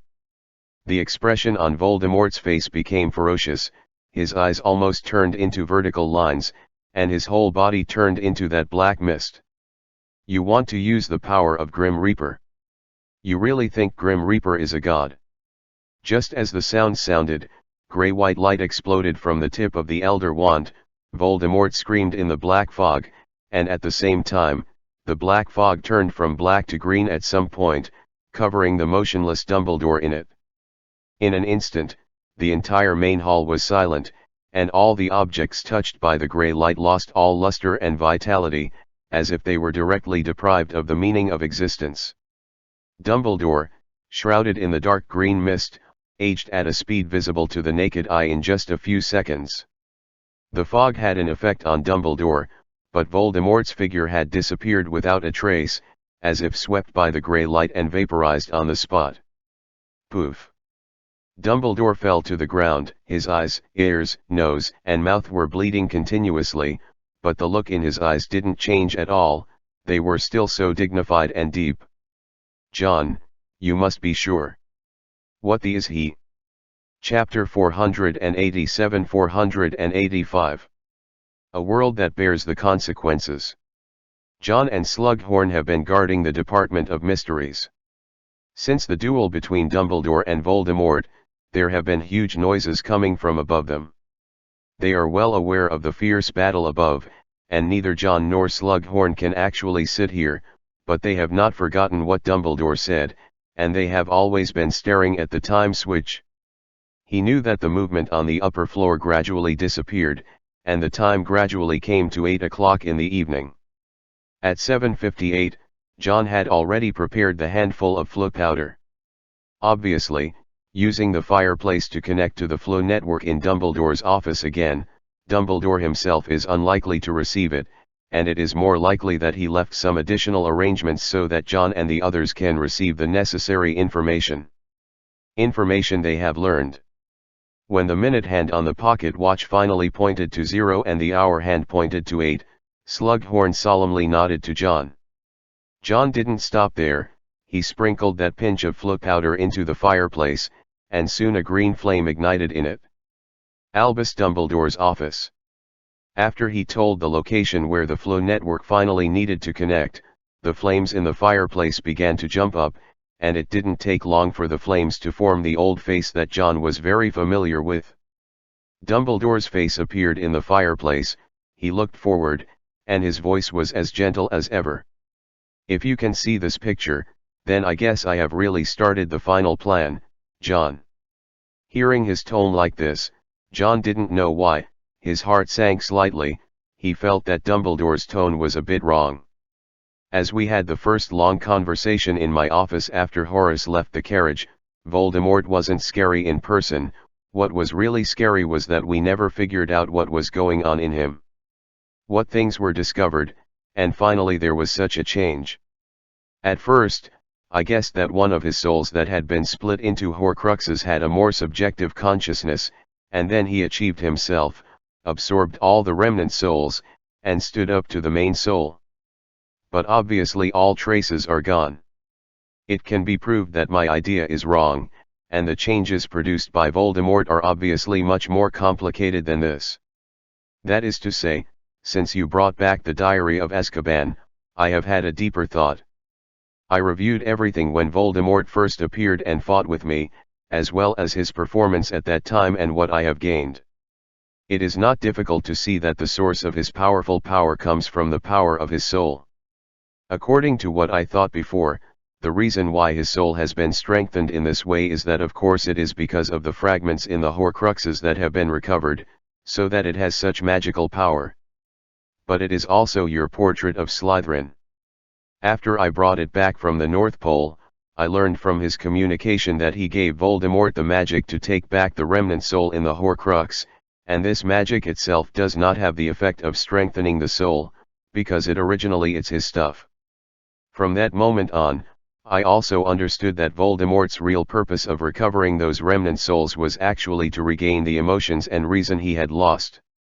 What really made him stronger was actually another way, but if this is the case, there are two selves in Voldemort now, the one who has not regained his sanity is obviously the original him, and the one who is cunning is obviously the one who successfully recovered the Horcrux, and the later one. The reason behind them to become so strong is purely a new soul superimposed on an old soul, producing such an effect. This brings up a puzzling problem. According to Slytherin, only you can regain your own soul. Only you can reintegrate the split soul. And the Voldemort who appeared can do this, which means that the two Voldemorts are exactly the same, but they are not separate individuals. But how can there be two people who are exactly the same in this world? In the fireplace, Dumbledore's face paused when he uttered this question. The office was very quiet, and both John and Slughorn were thinking about this question. Even John had always felt that it was Voldemort's soul that was in question, but the soul itself could represent a person. Two identical souls represent the appearance of two identical people, and there were two identical Voldemorts in this world at the beginning, but later because one of them fused the split Horcrux and the other did not, that's why there's such a difference between them.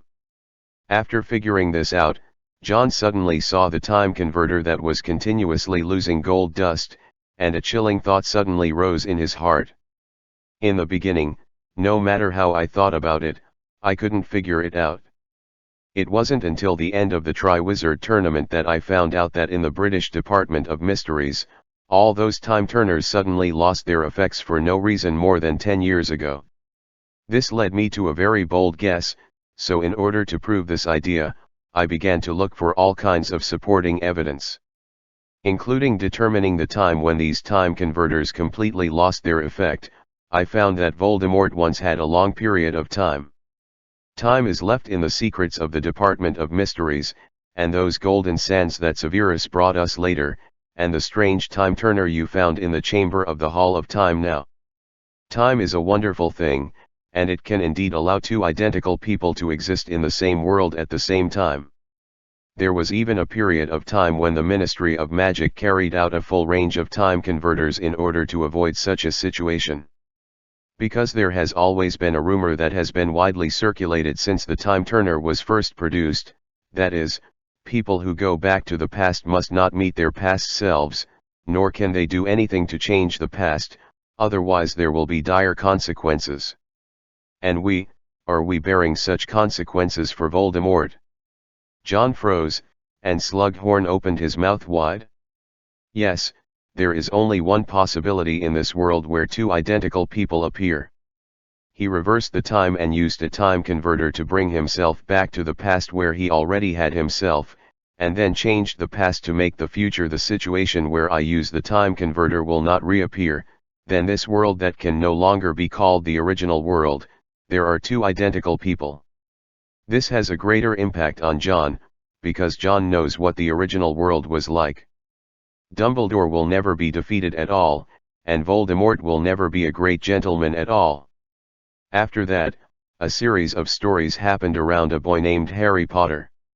While John was digesting this amazing information, Dumbledore's voice continued to ring. When I think about this, I am terrified and excited. The fear is because time is being played with, which is a situation that has never been recorded before. The excitement is because I may finally figure out the real reason why two Voldemorts exist side by side. But then there is an almost unsolvable problem in front of me, which is what I have also talked to you in private, John. If Voldemort who came to this world through the time turner, he will use the original Voldemort's Horcrux in this timeline to make up for it if he lost his own soul, then what is the means by which he has maintained his youth and immortality?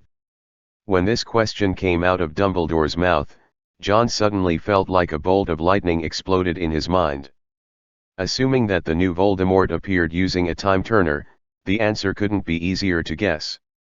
So, John's murmur almost sounded at the same time as Dumbledore's.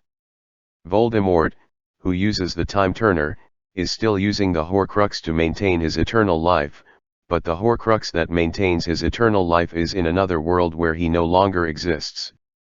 Slughorn pulled his hair, his eyes stared like two eggs, turned his head to look at John and then at Dumbledore, as if he had guessed that if things were really such consequences.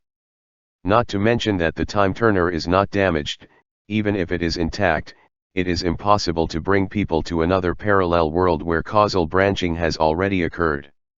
If the root of Voldemort's immortality now comes from the world he used to be, it means that they will never be able to find those Horcruxes that belong to him, which means that they will never be able to kill him. John was chilling all over, and he had already thought of this terrible consequence. A sane, ambitious, cunning, and sinister Voldemort who is unprecedentedly powerful and can never be killed. That is almost a future that we have no way to think about or face. Dumbledore's calm voice was filled with disappointment and sadness. I don't want this conjecture to be true, and Gellert, Slytherin, and Doris don't want this conjecture to be true. But the matter is already here, and we can't ignore it just because we don't want it to be true. Dare to face it, so we need to prove whether this matter is really what I think. So, I started today's attempt. The time turner you found is likely to be the ticket to come here with Voldemort, who does not belong to this world, and the connection between him and the Horcrux in another world. I'm also relying on this. As long as I can kill him once and verify whether he can be resurrected, and whether the source of the resurrection comes from this time converter, I can prove everything in the guess. Chapter 488-486. My soul is also far beyond ordinary people. But you can't beat him at all. It was Fawkes who rescued you from the astronomy tower of Hogwarts Castle more than 10 years ago. How confident are you now that you can definitely kill him once? After listening to Dumbledore's narration in the fireplace, Slughorn felt a kind of angry puzzlement besides the shock and horror of Voldemort's origin. He seemed to have guessed why Dumbledore was reluctant to tell others about his plan from the beginning to the end, because the hope of success was too slim, and the biggest possibility Dumbledore faced in the end was death. Don't worry, I know what you are worried about. After leaving this video, Dumbledore, who had guessed what John and the others would be thinking at this time, blinked and smiled. If I knew I was bound to lose, then I would not have started this plan so recklessly, because it would be meaningless at all. Not only would it not prove anything, but it would also put you in danger. So Voldemort changed. I have grown stronger, and I have found some support for myself. The invisibility cloak, the resurrection stone, and the Elder Wand. You haven't forgotten the legendary 3 Hallows of Death left by the God of Death, John. You brought the last resurrection stone from the castle after the Triwizard Tournament. When I came back, it was once made into a Horcrux by Voldemort. These 3 things have different amazing effects separately, and when they are combined, they do have some power that can surpass the entire wizarding world. The world of the dead has always existed, and the 3 Deathly Hallows are the things left by the owner of that world in the world of the living. I will use these things to kill Voldemort. If my guess is wrong, of course it is best. All things will come to an end here, and our career has finally come to an end. But if these things really make me guess right. Dumbledore's voice paused for a moment at this moment, and then he continued. Think about the good. At least we fully understand the true origin of this Voldemort, don't we? John listened to Dumbledore's words and knew clearly that this was the only benefit he could bring. A Voldemort who will never die. A Voldemort who is unprecedentedly powerful and needs Dumbledore to use the 3 Hallows of Death to kill. How will they solve it in the future? One last thing, John. Dumbledore's voice made John withdraw his thoughts, and looked up at the old man in the flames. His old face was not serious and dignified, but it seemed that he was really looking at John, and said with a smile. Don't forget what I told you once, just keep going, it's enough. And just after his voice fell, the green flame in the fireplace completely dissipated, leaving only a quiet office. The time converter is still quietly lying in the wooden box, and the hands on the dial are constantly turning, as if there is no sign of stopping. John took a deep breath. He instinctively felt that the last sentence left by Dumbledore was a bit wrong, because when he said this to himself, he wanted him to take the Hogwarts carriage and escape from the British mainland when it comes to the ocean. Just as he turned his head to ask Slughorn about the Deathly Hallows, a clear click suddenly sounded in the quiet office. John turned his head to look at the source of the sound. It was the time turner. At this time, the time converter that was originally lying in the wooden box floated out of thin air at some point, and the pointer on the dial stopped rotating, but steadily pointed to the time of 11:38. Then, An all too familiar thick black fog surged out of it. Both Slughorn and John raised their wands in quick response, but the thick fog rushed directly to the ceiling of the Department of Mysteries and disappeared as if they hadn't noticed them at all. Slughorn was pale now, and his lips were pursed. Just now, is that Voldemort resurrected by the Horcrux? John took a deep breath, and suppressed the shock and uneasiness in his heart. He was more familiar with the Black Mist than most people, because just this year, he personally experienced it in the Hogwarts castle. Faced. Dumbledore just asked them to watch the time converter, but he didn't say anything at first, and he didn't need to say anything at all, because when the black mist gushed out of the time converter, well, I will understand everything. Dumbledore's guess was right. The Voldemort who recovered all the remnant souls in the Horcruxes, rewrote history, ruled the whole of England with the theory of blood, and forced the Order of the Phoenix led by Dumbledore into a bereaved dog, used the time turner to rewrite the entire future. At the same time, he also intended to eat the soul of another self in this timeline, making him the most powerful wizard in the world. Completely become the ruler of this world. John's heart beat faster. When all the truth was revealed, while he was nervous, he quickly calmed down his brain. Teacher, you must take this time turner and get out of here first. Without the slightest hesitation, John already had a conclusion in his mind. He closed the wooden box again without hesitation, and then stuffed it into Slughorn's arms.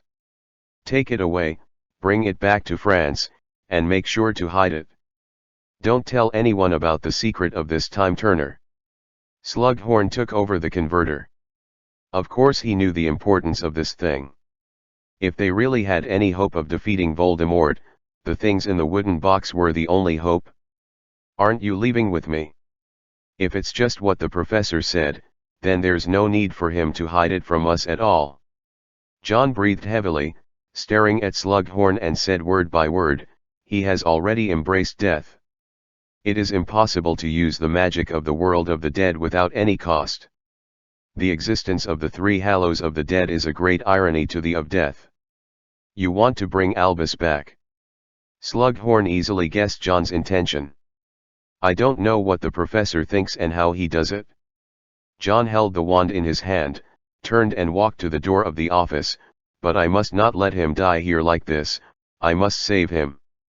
But he can't face the current Voldemort, what can you do? Slughorn was also very tangled and hesitant. Reason told him to persuade John, but he also cared about Dumbledore's safety. Voldemort firmly believed that the power of the soul would make the magic powerful. John had already walked out the door, but his voice still reached Slughorn's ears. Don't forget how you evaluated my magic aptitude at the beginning, teacher, my soul is far beyond ordinary people. Chapter 489, 487 Consequences of Death.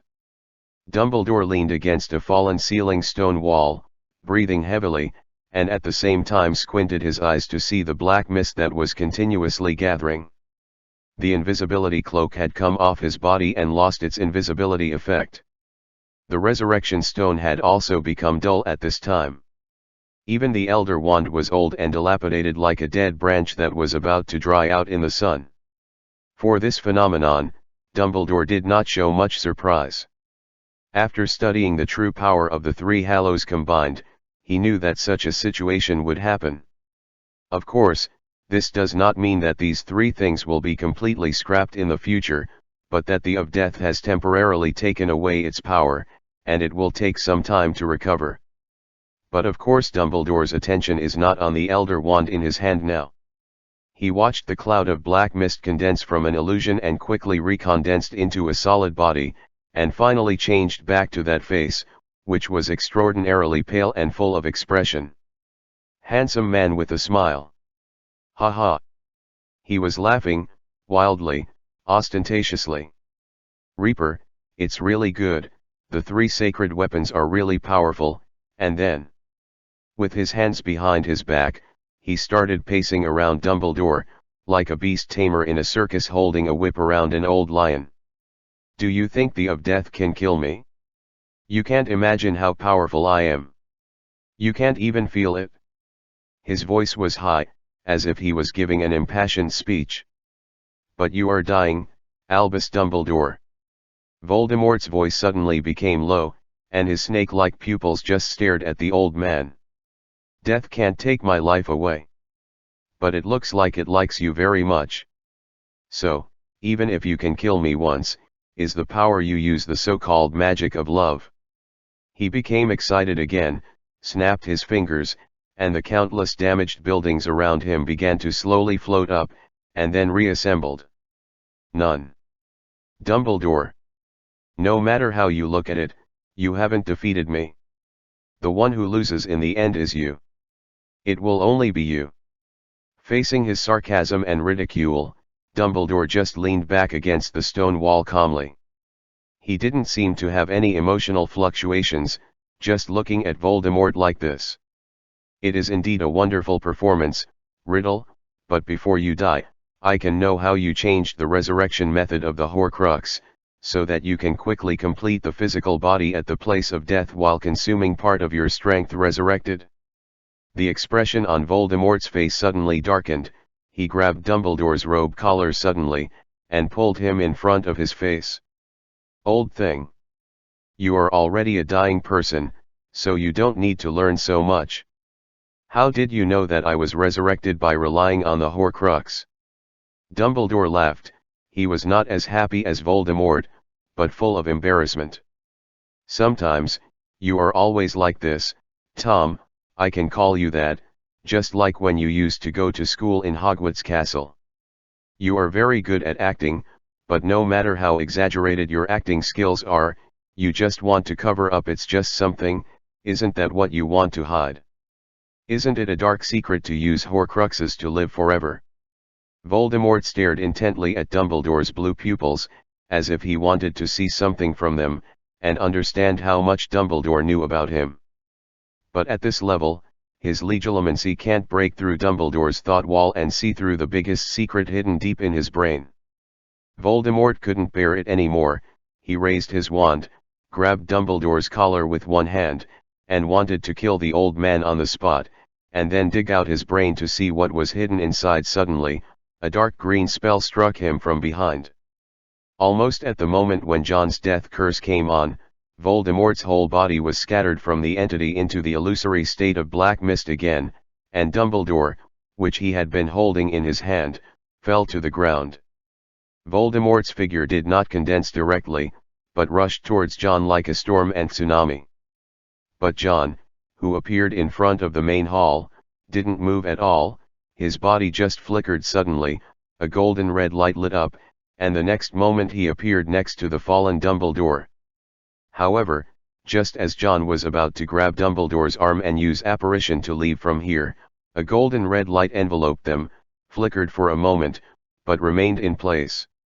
The last time he used that phoenix to escape, now there is another phoenix. Do you think I will make such a mistake again? Voldemort turned back into a human form, looked at John. The sarcasm in the corner of his mouth did not disappear in the slightest. Very good. Today, not only can we get rid of one, but we can actually get another one. I'm really curious, if the immortal phoenix has been enduring death, can it die after all? John didn't answer Voldemort's words. He just calmly felt the anti-apparition magic arranged here. This type of magic is obviously specially strengthened, and even the special apparition of the phoenix can be prevented, but what it forbids is that this hallway is connected to the outside world. An apparition in the hallway is not restricted. This restricted the way for John to escape from here directly with Dumbledore, but it added some bargaining chips for him to face Voldemort here. Dumbledore looked very tired, exhausted to the extreme, but he still turned his head to look at John. Are you sure to get out? Obviously, he would not ask John why he came here to save him. When John appeared here, it would be pure nonsense to ask these questions. John just faced Voldemort and slowly held the wand in his hands with both hands. The golden red flames around him ignited, and after adding the magic power stored in the ring, they burst into an extremely hot light. Whether I am sure to go out and talk about it, I can verify first, whether I am sure I have a few tricks with him." Dumbledore showed a helpless smile, leaning his back against the stone wall, and said softly, "From now on, everything is up to you to decide. As long as you think about the consequences, no matter what you do, I will support you, John." The smile on Voldemort's face did not disappear. He waved the wand in his hand, and the next moment, black mist surged around him. I don't know if he has thought about the consequences of death. Chapter 490-488. Apex of the Wizard. John stared at Voldemort. He had never underestimated this man. From the very beginning, he has shown a strategy and strength beyond ordinary people. Before that, he was able to push him to that level. Apart from John's real skills, a large part of it was actually luck. And now he's stronger. John, who has learned about Voldemort's way of becoming stronger, understands that after completely eating Voldemort's soul in this normal timeline, his strength increase has become more than just 1 + 1 = 2. And once he was able to defeat Dumbledore in his heyday when he had not completely completed the fusion, and now of course he will only become stronger than before. However, it is beneficial to John that his strength must have weakened in the state that he has just completed resurrection, and he is not in a state of full body time.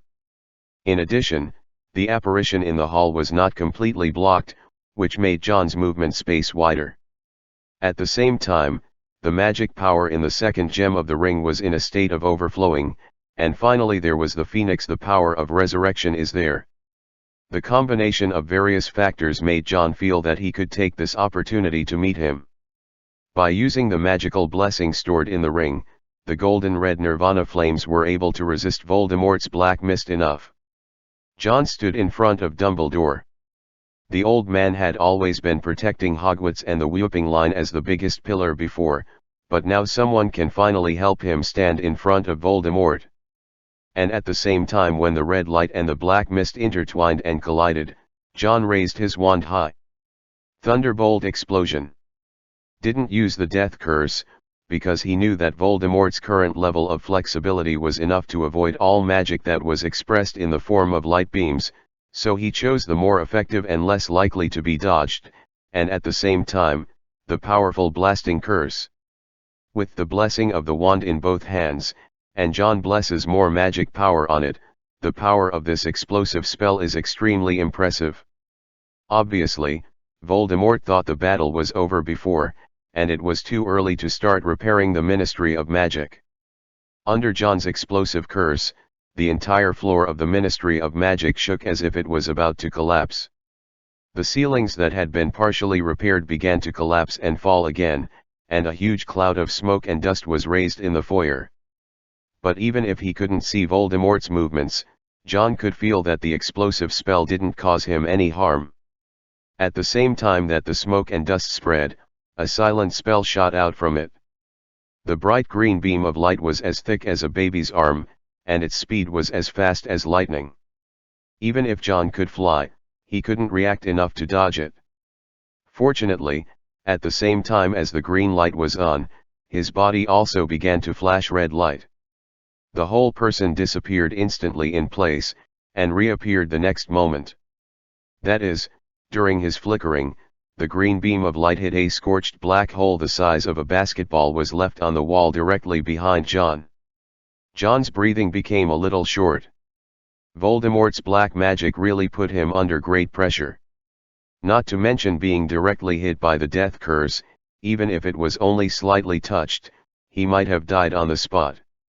Situation. Your performance has really surprised me. I have never seen such an outstanding young man like you. I admit that even when I was young, I couldn't do it to your level, John Green. Voldemort's indifferent voice came out from the black mist, making it impossible for people to see where he was at this time. But no matter how powerful a talent is, it is futile until it is converted into real strength. Your soul is surprisingly powerful, far surpassing a normal wizard, which is why I chose you as a replacement target before. But even if such a powerful soul doesn't have enough time to temper its own magic, it can only stop here. He also didn't cast a spell, and didn't even see a sign of wand waving. The second after the voice fell, countless fragments around John floated up, enveloping him, and then every piece of gravel turned into chains like flying snakes, completely blocking John all locations in all directions. Then these countless chains will be tightened in an instant, trying to lock John into it before he can react and use apparition. However, John reacted much faster than Voldemort imagined. Instead of using apparition, he snapped his fingers with the hand with the ring.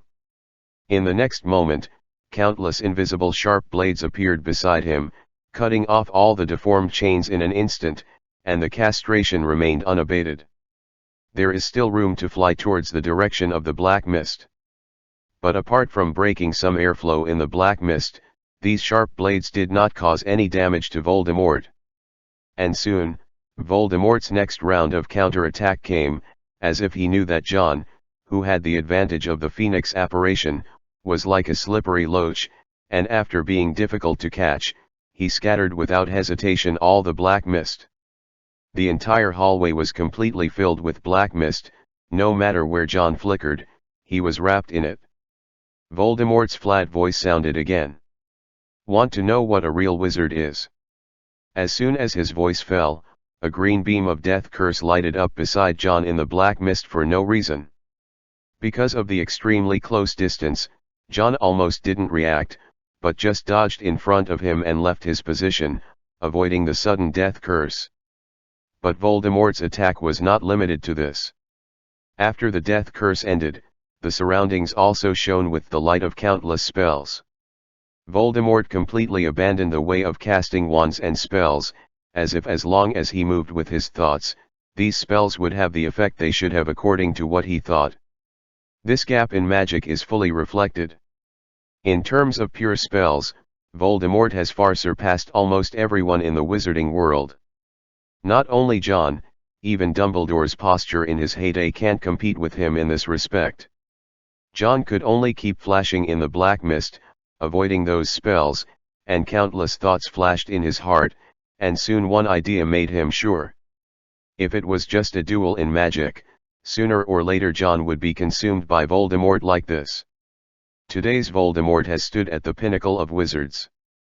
I don't know if it is the end of magic, but it must have become the end of wizards so far.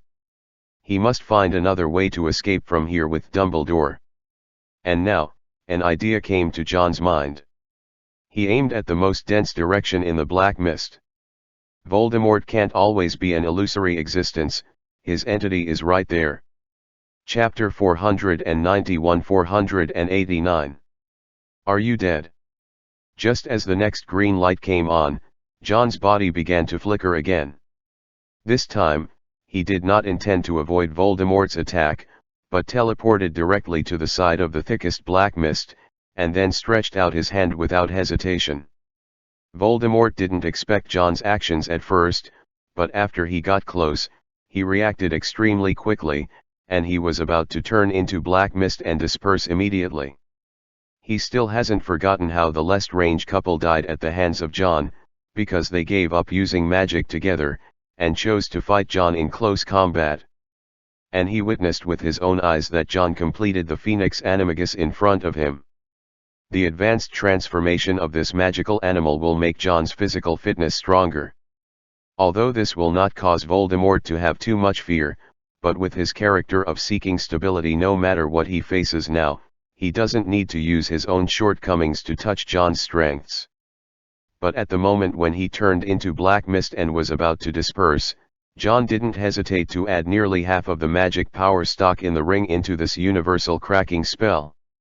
Even so, the effect was a bit reluctant, but after all, it locked the black mist that collapsed, allowing Voldemort to keep his upper body. John didn't hesitate at all. He closed the distance not only for melee combat. Voldemort had already reached the pinnacle of wizards, but that didn't mean he was invincible. Shenfen Wuing. He didn't swing his staff, just uttered the spell in a voice almost roaring. This is the masterpiece of a deceased person, and it is also someone who Voldemort thinks he can completely trust. In an instant, countless invisible sharp blades raged around John. They tore through the air, even tore away the black mist, and collided with the iron armor curse on Voldemort's body. A tooth-piercing scream sounded in the main hall.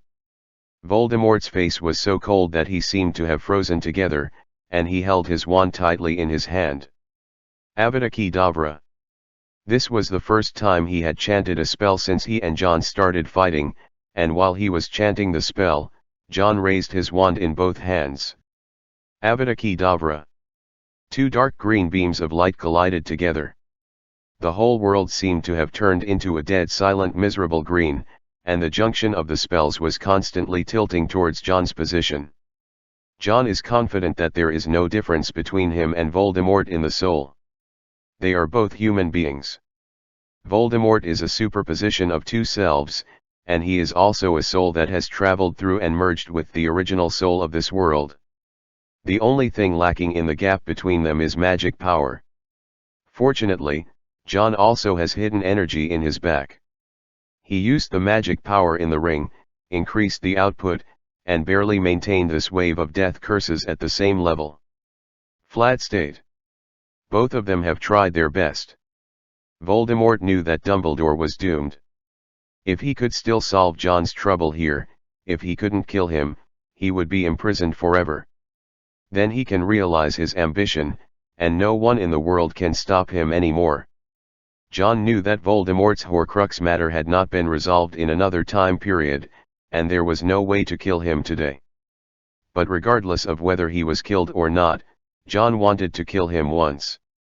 He has been suppressed in his heart for too long, a Voldemort who has no nose but only wants to be the village tyrant. Even if he is sewing himself up now, why is he so crazy? Dumbledore, who was leaning against the stone wall, was still bleeding from the corner of his mouth, and the crimson liquid had completely stained his white beard. He squinted his eyes and looked at the two colliding green beams of light in mid-air, trying to stand up while leaning against the stone wall with one hand and holding the Elder Wand in the other. At this time, as long as he can help John a little bit, the balance will be broken that day. But his body has really reached its limit. This is not the trauma that Voldemort caused to him. As Voldemort said in that sentence, death failed to take his life away, but prefers Dumbledore a little more. This kind of power to use the world of the dead is not free at all. Dumbledore can clearly feel his life is passing. He no longer tries to hold the old wand tightly, just quietly watching the face against the green light. John, who had become ferocious, murmured softly, "Go ahead, John." John is definitely on his way. He almost put all his strength on the magic wand in his hand, and the magic power stored in the ring was constantly filling the death curse like the money-free one. Voldemort's face seemed to be close at hand, and that extremely cold face also began to grit its teeth. Both of them are immortal, but Voldemort clearly knows that he is invincible among wizards, but John is like an unkillable cockroach, making him sick to the stomach but helpless. John let go of his wand with one of his hands, and he began to reach forward, passing through the fragmented iron armor charm beside Voldemort that had been torn apart by the magic front, and finally grabbed the thick black hair. "Also, thanks to you. Now, I have hair for me." While John was yelling, the wands in his and Voldemort's hands finally couldn't resist such a powerful torrent of magic power. It exploded. John had already grabbed Voldemort's hair tightly at this time, and Voldemort also grabbed his collar with one hand with a grim expression. The two of them tumbled from mid-air to the ground, smashing a huge hole in the marble floor of the main hall. After freeing his hands, John punched Voldemort's straight nose almost with all his strength. "I'll beat your nose again," he yelled. The bridge of Voldemort's nose was obviously broken, and the blood and tears couldn't stop flowing out, but he just groaned. The madness and fury in his eyes almost burst out. The black robe that was about to be shredded into rags turned into countless poisonous snakes under his control, sliding and biting on John's body.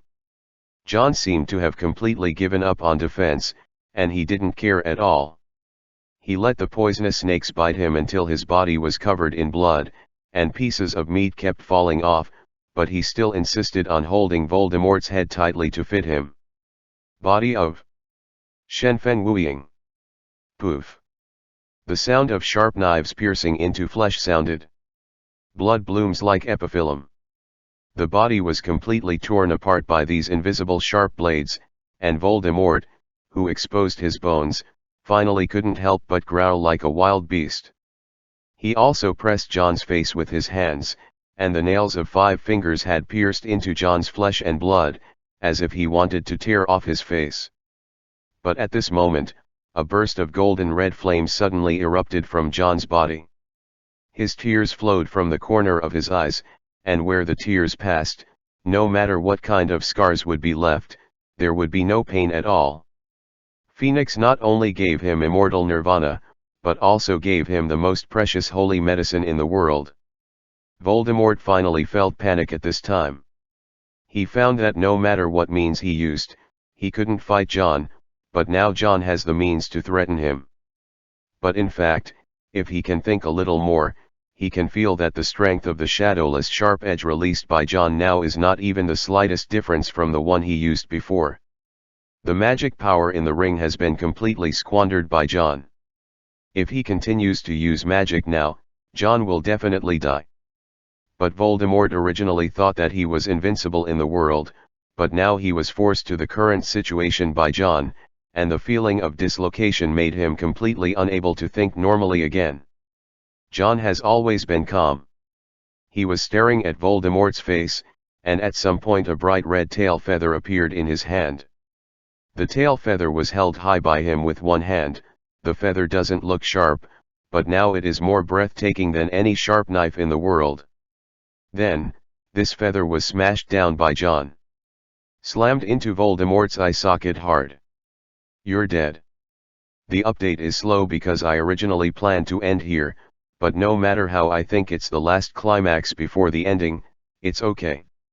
Writing is very slow now. I would like to apologize to everyone here. I don't have the face to ask for anything.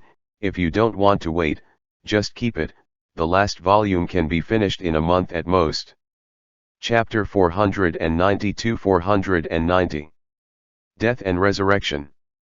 It was as if the whole world stood still. John's broken body was covered in blood, like a rag doll dyed red. But Voldemort's situation is undoubtedly more miserable. There was not a single intact part of his whole body, and that handsome face was also torn to pieces by the invisible sharp blade at this time, and some parts even showed bones. At this time, the tail feather that John was holding in his hand had already sunk deeply into the socket of Voldemort's left eye. AHH. After the extreme silence, there was a howl of pain that could tear apart the space. Voldemort's whole body trembled, and a column of scarlet blood spewed out from his completely blinded eye. His body struggled. The pain was hundreds of times more severe than the Cruciatus curse, and it seemed as if his entire consciousness was about to be lost. He wanted to recite the spell vaguely, but he couldn't say any spells at all. He could only keep making a whooping sound, which gathered the surrounding black mist and formed a huge repelling force, trying to drive Joe away. Grace Genfei. But John kept pulling Voldemort's hair tightly, as if trying to pull off his scalp with such force. John didn't let go of the feather in his hand, but smashed it into Voldemort's head even harder, and then gave it a stir. You will not die. Blood mixed with some white matter splashed onto his face, but John still kept his eyes fixed on Voldemort on the ground, and continued to smash down the feathers until the tail feathers were broken in half. And the corpse on the ground has long been silent, leaving only one eye that has completely lost its spirit, and it is still looking at John in a terrifying way. John gasped heavily, looking at Voldemort's face. He suddenly laughed silently. You are also human, and you will die if you are killed. Then, he stood up staggeringly, with blood still dripping from his body. The wounds bitten by poisonous snakes had begun to turn black, and John's vision began to blur. But he still stood firm to not let his consciousness faint, because he knew it was not the time to relax yet. John staggered to Dumbledore's side. Dumbledore had fainted at some point, his eyes were closed and his brows were tight, as if he hadn't determined who the final winner was before he fell into a coma. The blood-stained hand grabbed Dumbledore's old hand, and John fell to his knees powerlessly. He didn't have the strength to stand up anymore, but the levitating spell on the ring was still in effect. Leading him and Dumbledore to move slowly towards the area outside the main hall, John finally sensed the range of the anti-apparition magic that escaped, and his breathing became weaker and weaker, and the light in front of him also faded away. It was getting dimmer and dimmer, and just when his heartbeat was about to stop, a faint golden red light began to spread from his body. After covering Dumbledore and himself, the two figures completely disappeared in the Ministry of Magic. The battlefield has finally returned to tranquility. Only the bloodstains everywhere on the ground, the collapsed walls, dense gravel pits, and the corpse lying on the ground with half a feather in its eye socket can prove what happened here. I don't know how long it took, it might be 10 minutes after John took Dumbledore away, or it might be half an hour later. They had been guarding on the lower floor of the main hall. After Dandy and the other Death Eaters never heard the follow-up voice, they finally couldn't help but came to the main hall tremblingly. Then they saw a scene that seemed to have been ravaged by a hurricane.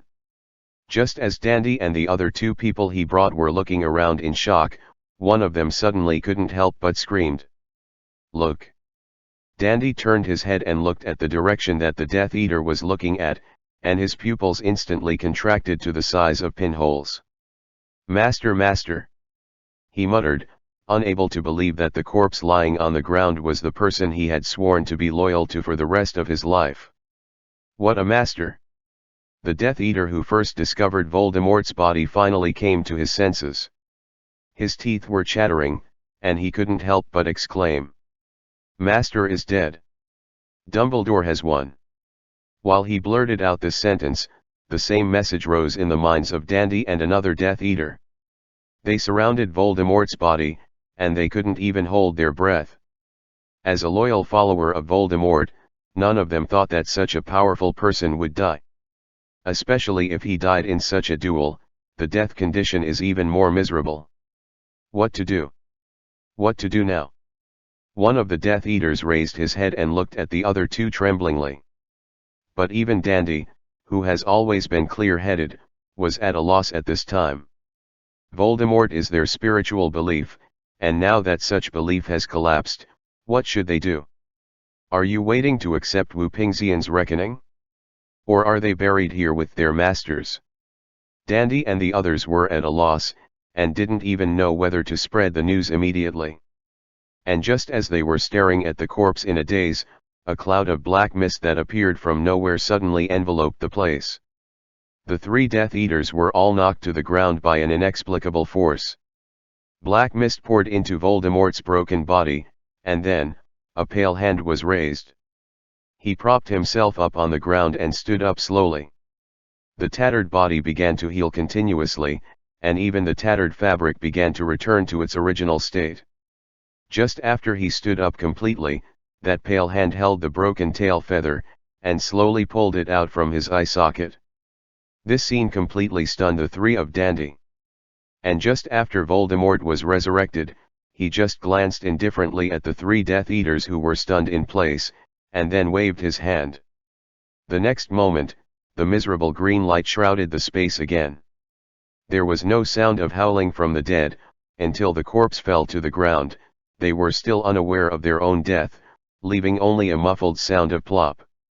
Voldemort's face was even paler than before. There were not many fluctuations in his eyes, but when he was staring at the pool of blood in the distance, the corners of his cold mouth slightly curled up. "Very good. John Green, you are always far beyond my expectations. But do you really think you can change anything?" Chapter 493-491. Sleep for a while. John felt his body was very hot. But it's not the kind of scalding heat, it's more like being soaked in an overheated hot spring. It's comfortable at first, but as time goes by, the water temperature gets higher and higher. tall as if trying to burn his skin off. Then he suddenly sat up from the ground. John felt great after waking up. All parts of his body were hurting.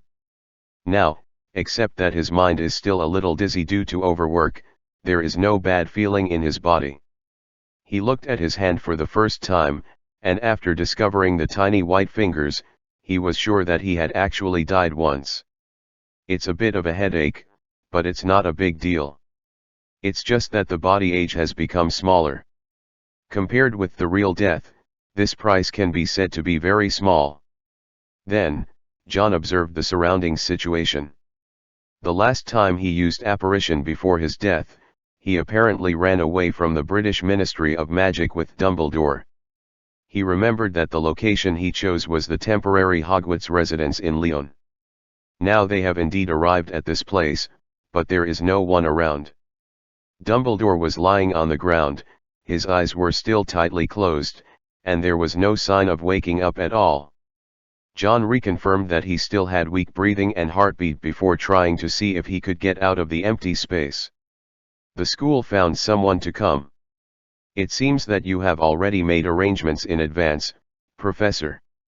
If you believe that your guess is correct, you will die there too, so let everyone in Wupingzian leave. John squatted beside Dumbledore and whispered after searching all the places in the school and finding no one. After figuring out all the causes and consequences, it is easy to guess Dumbledore's arrangement. Even if it hasn't been proved yet, he has already guessed that the truth may be as he imagined, and he is ready to face his own death. So he withdrew all the staff of the Whooping line in the UK, and the French side probably had already made arrangements, as if the Hogwarts residence was already empty at this time.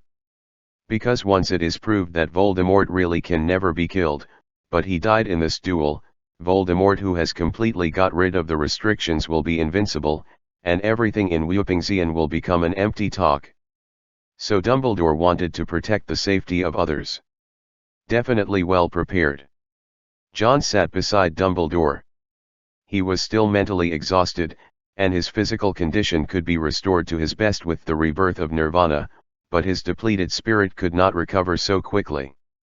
He grabbed the grass roots on the ground and looked at the formerly jubilant campus, but now it became a little desolate. Only the two of them were left alone, and even Fawkes, who had always been inseparable from Dumbledore, was gone. Is there any place in this world where you feel at ease and can fight against Voldemort? John, who appeared to be 6 years old again, tilted his head and looked at Dumbledore, who had no way to answer his question, but in fact he didn't need Dumbledore to speak, he had already given the answer. He held Dumbledore's hand, and the golden red light enveloped them again, and then the temporary residence of Hogwarts was completely devoid of people. The students of Hogwarts are having a Christmas dinner. But even though the environment here is not so unfamiliar to them, the masters of this castle are also very enthusiastic about their coming from afar, and the students are still a little restless. Why did we suddenly leave Lyon? Justin looked at the huge roast turkey on the long table, with a visibly nervous expression. There were 2 pieces of bacon on the dinner plate in front of Ron, but it seemed that he didn't have the appetite to pick up a knife and fork, but his brows were tightened. It's not just us. Although George and Fred tried their best to hide it, I found that they all came back from England, including Moody and the others. Then they also left France with us. McGonagall taught them what not telling us, just telling us to do what we're told. Neville's complexion was actually much uglier than that of Ron and the others, because he could think of more and dared to make that extremely bold guess. It's just that he still forced a smile and said comfortingly, "Maybe it's just a fellowship of the 3 schools. Isn't it a good thing that the students of Beaux Batons and we all came to Durmstrang for this Christmas dinner? This means that there are no people in France." Hermione suddenly said coldly.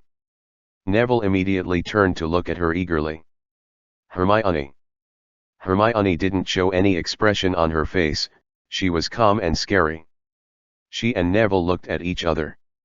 "We are gone, Beaux Batons students are gone, and members of the Whooping line who were originally fighting in the UK have been evacuated. What does this mean?"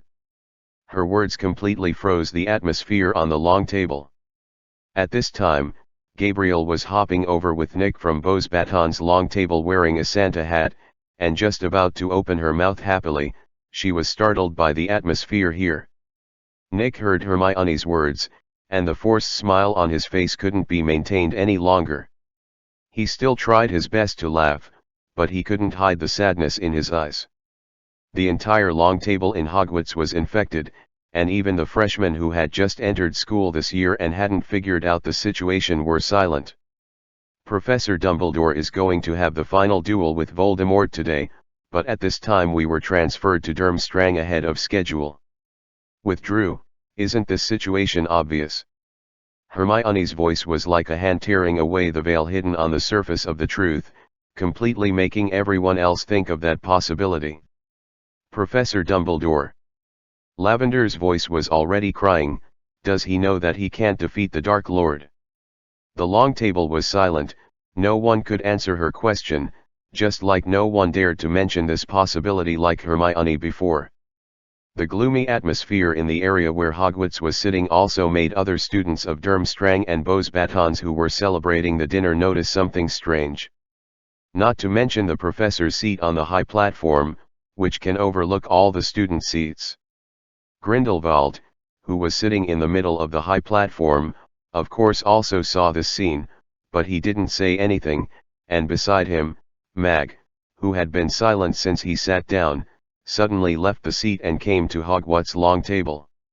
This night, apart from her, the only one who led these students to Durmstrang was a French professor from Beau's Batons. While everyone else is waiting for the final word. But before Dumbledore left France, McGonagall finally knew some of the inside story. Although she still didn't know what kind of arrangement was in it, Dumbledore had already told her the worst consequence. When she came to the long table at Hogwarts, all the students looked up at her, some were nervous, some were expecting, as if hoping that she could refute what Hermione said, give what other explanations come. But after she spoke, she just said softly, "Eat well, spend tonight, what is there to talk about tomorrow?" Depressed mood spread on the long table. Mag did not give an explanation, but it was an attitude. Hermione's words were not denied, and Lavender's question was even more avoided. Some things can actually be answered. Others didn't question Mag's words, but Neville just stared blankly at Mag at this moment, and he asked his own question. What about John? After hearing his question, everyone at the long table raised their heads to look at McGonagall again, only Hermione lowered her head and clenched her hand. Mag took a deep breath, her eye circles were a little red, just when she was about to say that she didn't know where John was, and what she was doing. A dazzling golden red light suddenly lit up in the middle of the auditorium. This ray of light attracted everyone's attention, even the students on the long table at Hogwarts couldn't help turning their heads to look. And after the light flickered and then disappeared, the young John appeared in the middle of the auditorium holding Dumbledore's hand. Grindelwald stood up from his position as soon as the light came on, and John looked at him panting after he appeared. "Look at the professor."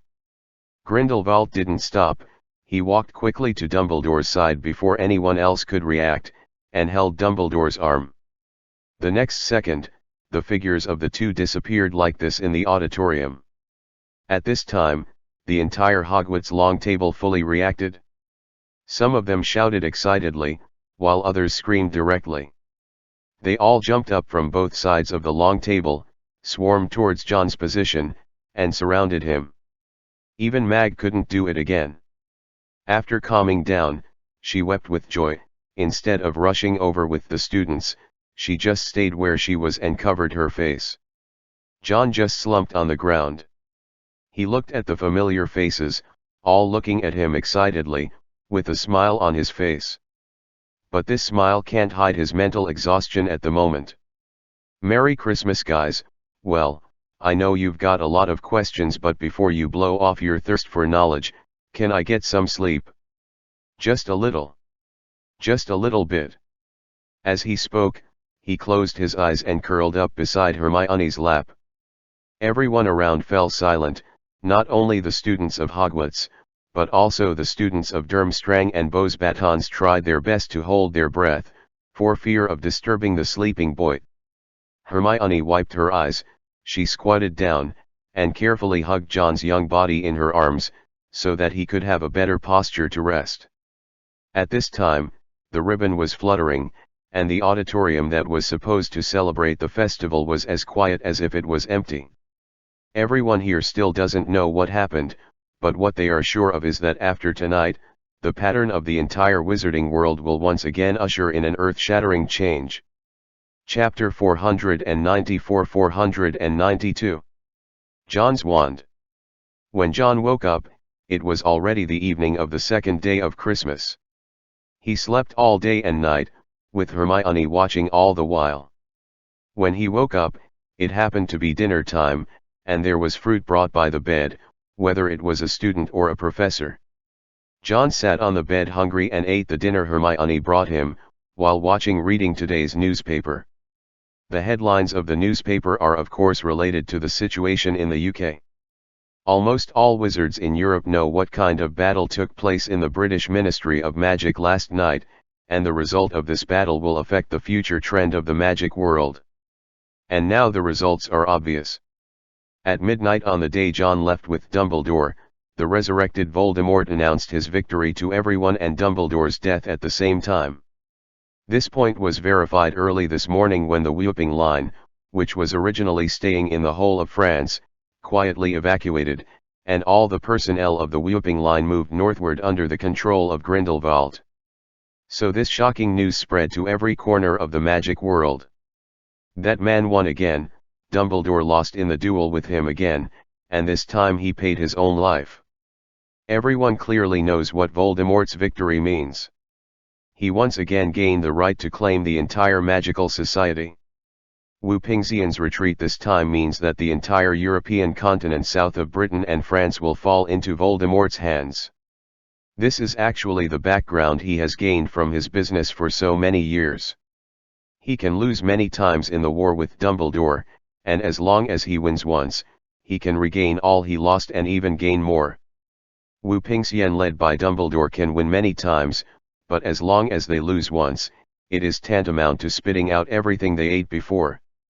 Fortunately, there is still Grindelwald guarding Northern Europe today, and it is estimated that Voldemort's 2 consecutive resurrections have caused a lot of wear and tear. In the next period of time, he will at most reoccupy France and want to continue to launch against the entire Northern Europe. The offensive still needs a period of rest. John looked at the words in the newspaper that gentleman won a big victory, and the magic world will be shrouded in an extremely bright future, with a sneer on his face. He won't say it, he was killed twice last night. Hermione, who was sitting next to him having dinner with John, asked in astonishment. You and Professor Dumbledore killed him twice. To be exact, the professor killed him once, and then I killed him again, but he came back to life again. It's not nothing at all, at least I figured out why he couldn't kill him, and he didn't die. It just let me vent a bit. John muttered a few words, then put down the newspaper in his hand. What really happened yesterday is definitely not just talking about it internally. Now Wupingsian is in a state of depression and needs some news to stimulate confidence. It is estimated that Moody Kingsley and the others will react after 2 days. The fact that Voldemort was killed twice will be publicized to strengthen public opinion on their side. But these are not for John to worry about. Now his main concern is how Dumbledore's situation is. After simply filling his stomach, John didn't stop, he went straight to Grindelwald's office. And when he arrived, Grindelwald was leaning back on the chair as if he was thinking about something. Mr. Headmaster, so what happened to Professor Dumbledore? Nothing could be seen from Grindelwald's face. After hearing John's question, he spoke slowly. He was not made like this by any spell, but used an unusable power. This is completely outside the scope of what can be cured by normal means, and his condition is very bad. John frowned, he thought of the words that Voldemort said rampantly last night. Death didn't take my life, but he seems to like you a little bit more. So is Dumbledore really going to leave them one day? John took a deep breath, and he looked at Grindelwald. Professor, where is he now? I want to visit him. Of course, Grindelwald did not refuse this. He left Durmstrang with John and came to the best magic hospital in Northern Europe. There are 2 people in the ward where Dumbledore is staying. Besides, Mag and Flitwick are also here, and Dumbledore is lying quietly on the bed. It can be seen that he is still breathing. And the frequency of chest floating is much more stable than when John just brought him out. But there were no scars on the surface of his body, but he just didn't seem to wake up at all. No, the Dementor's kiss. Grindelwald looked at Dumbledore and said softly. This is one of the strictest criminal laws ever imposed by the British Ministry of Magic. Dementors will kiss their victims and their souls out of their mouths, leaving only an empty shell of flesh.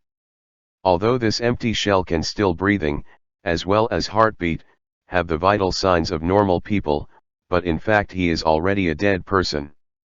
John, who was sitting by the hospital bed watching Dumbledore silent, looked back at him in shock. McGonagall and Flitwick also had expressions of disbelief. You mean teach him now? I'm just making an analogy. Grindelwald's voice still didn't fluctuate. He looked down at Dumbledore on the hospital bed. His current state is very similar to the situation, but it's just like that. I can say hello to you. John and the 3 of them were all stunned upon hearing his words. When they looked back at the hospital bed again, at some point, Dumbledore had already opened his eyes. He looked extremely tired and listless, as if he might fall asleep at any moment, but he still had a smile on his face. That gentle smile was the same as usual. Albus! McGonagall screamed. Her rare voice was filled with tears, and tears were already streaming down her face. Flitwick was also ecstatic. As long as Dumbledore was still alive, that would be the best result for them. John also showed excitement on his face at first, but when he watched Dumbledore's face carefully, he couldn't show a smile again. Because Dumbledore's current situation is more like a flashback than Dumbledore's current situation. Dumbledore obviously noticed the change in the expression on John's face. He was lying quietly on the bed, with a stable expression on his face like an old man enjoying the afternoon sun. There is no need to show such an expression, John. Everyone has their own way to go. No matter which way I want to go, it is my own choice. You should be happy for me, and not sad. John's voice was slightly hoarse. So, are you still going to die? Death. Dumbledore's smile became more intense. No, it's just that someone wants to invite me to take a look in another scenery. This is a situation that I have already foreseen before I plan to face Voldemort. It's a deal between me and him, it's a fair deal, and he and I think it's good for both of us. His voice gradually quieted down. It's just that in the future, you will have to rely on yourself to pick up more things, John. Sometimes Horace always blames me for carrying too many things that you shouldn't have to bear, but even he is now scolding me like a dog, and there is no way to change it. You need to bear more things. John looked at him. Then will you come back? Ha, a very good question. Although you always say that I like to hide some words, as long as I say something, you can guarantee the truth, right? Dumbledore blinked at him. It's the same this time. Since I said that I just went to the appointment, it means that this is a journey that goes back and forth. It's just that I can't control too much in terms of time. No one knows when I can come back. Not sure. It could be just one day, it could be a year, it could be 100 years or even 10,000 years. Speaking of this, Dumbledore raised his head and glanced at Grindelwald. Grindelwald didn't make a sound, as if he could know what Dumbledore wanted to say just by making eye contact. He took out his wand and handed it to John. At this time, Dumbledore also struggled to lift the knotted elder wand from his side. I know you are a nostalgic person, and you must be very distressed that the wand that was with you when you first entered the carriage was blown up, But how do you say that, if the old doesn't go away, the new won't come? Well, it's just that I'm afraid I can't find a new wand for you, John, just this old antique in my hand. You shouldn't feel disgusted if you try to use it first. John looked at Dumbledore, who raised his wand in some astonishment, looked at the old wand, and quickly realized what Dumbledore meant. After he defeated Voldemort in the normal timeline last night, the ownership of the Elder Wand returned to his hands, and after that, Voldemort, who completed the fusion, did not actually defeat Deng in any sense. Blador, the one who really made Dumbledore what he is now, is actually himself.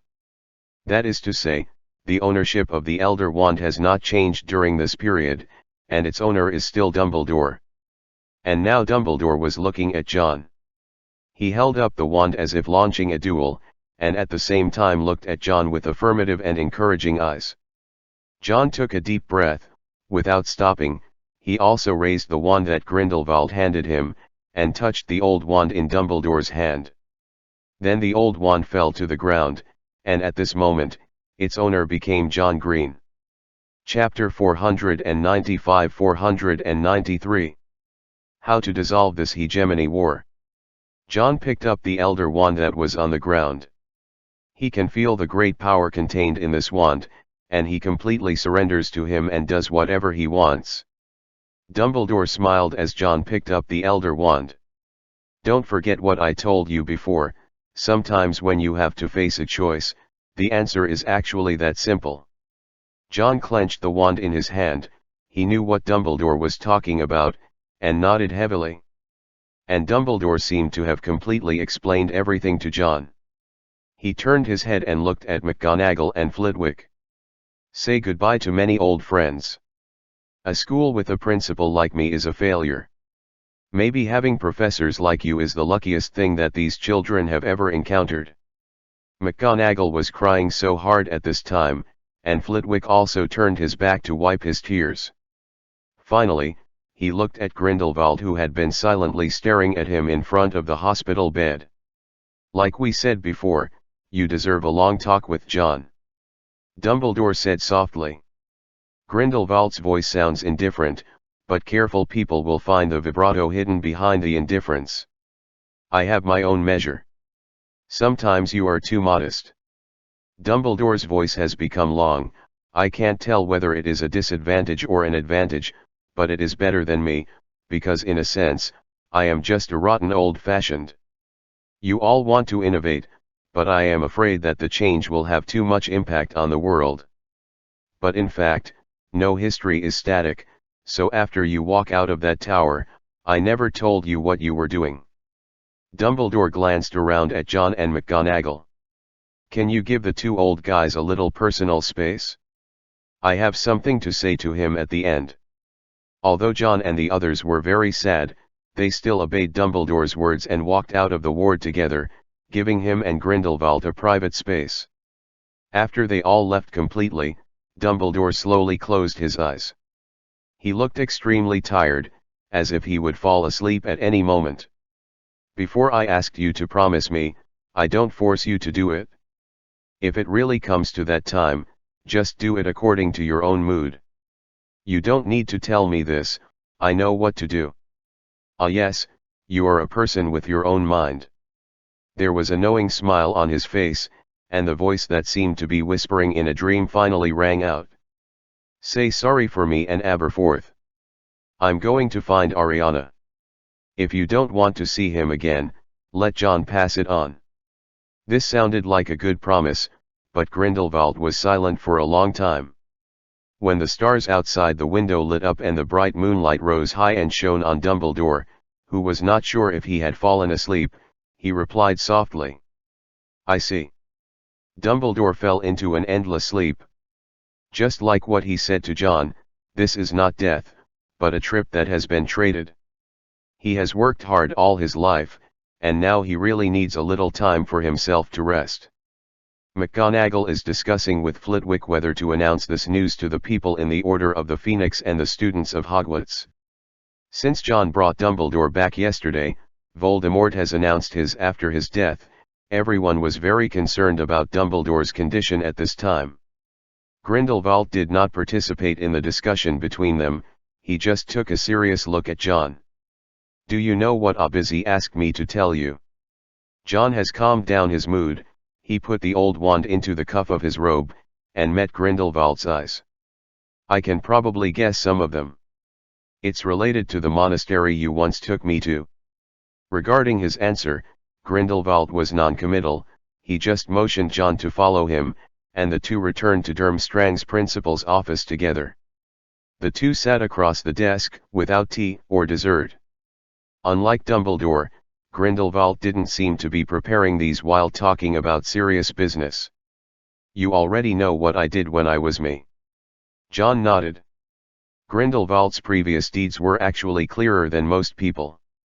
"When Albus was young, he and I had a common ambition, but some things later made us part ways. He became a professor who taught and educated people, while I continued with that bigger imagination." Grindelwald pointed to his eyes. "I am a prophet. This is a gift from the world when I was born. It is precisely because of this that I always have a vision far beyond other people. At the beginning of this century, I saw human beings' future. The Muggles will make a huge leap, and their technology will grow enough to destroy a city in an instant. This made me panic at the time. When they hadn't mastered such a powerful ability, wizards will be forced to shrink in a corner of this world, lingering like cockroaches, and if they control this power, I conclude that there will be no way for magic to survive in this world. So, I decided that the wizarding world must preempt the strike, tear up the secrecy law, and complete the world before the technology of Muggles has developed to that point. The result is obvious. I failed. Dumbledore defeated me, completely shattered my plan, and imprisoned me in a high tower.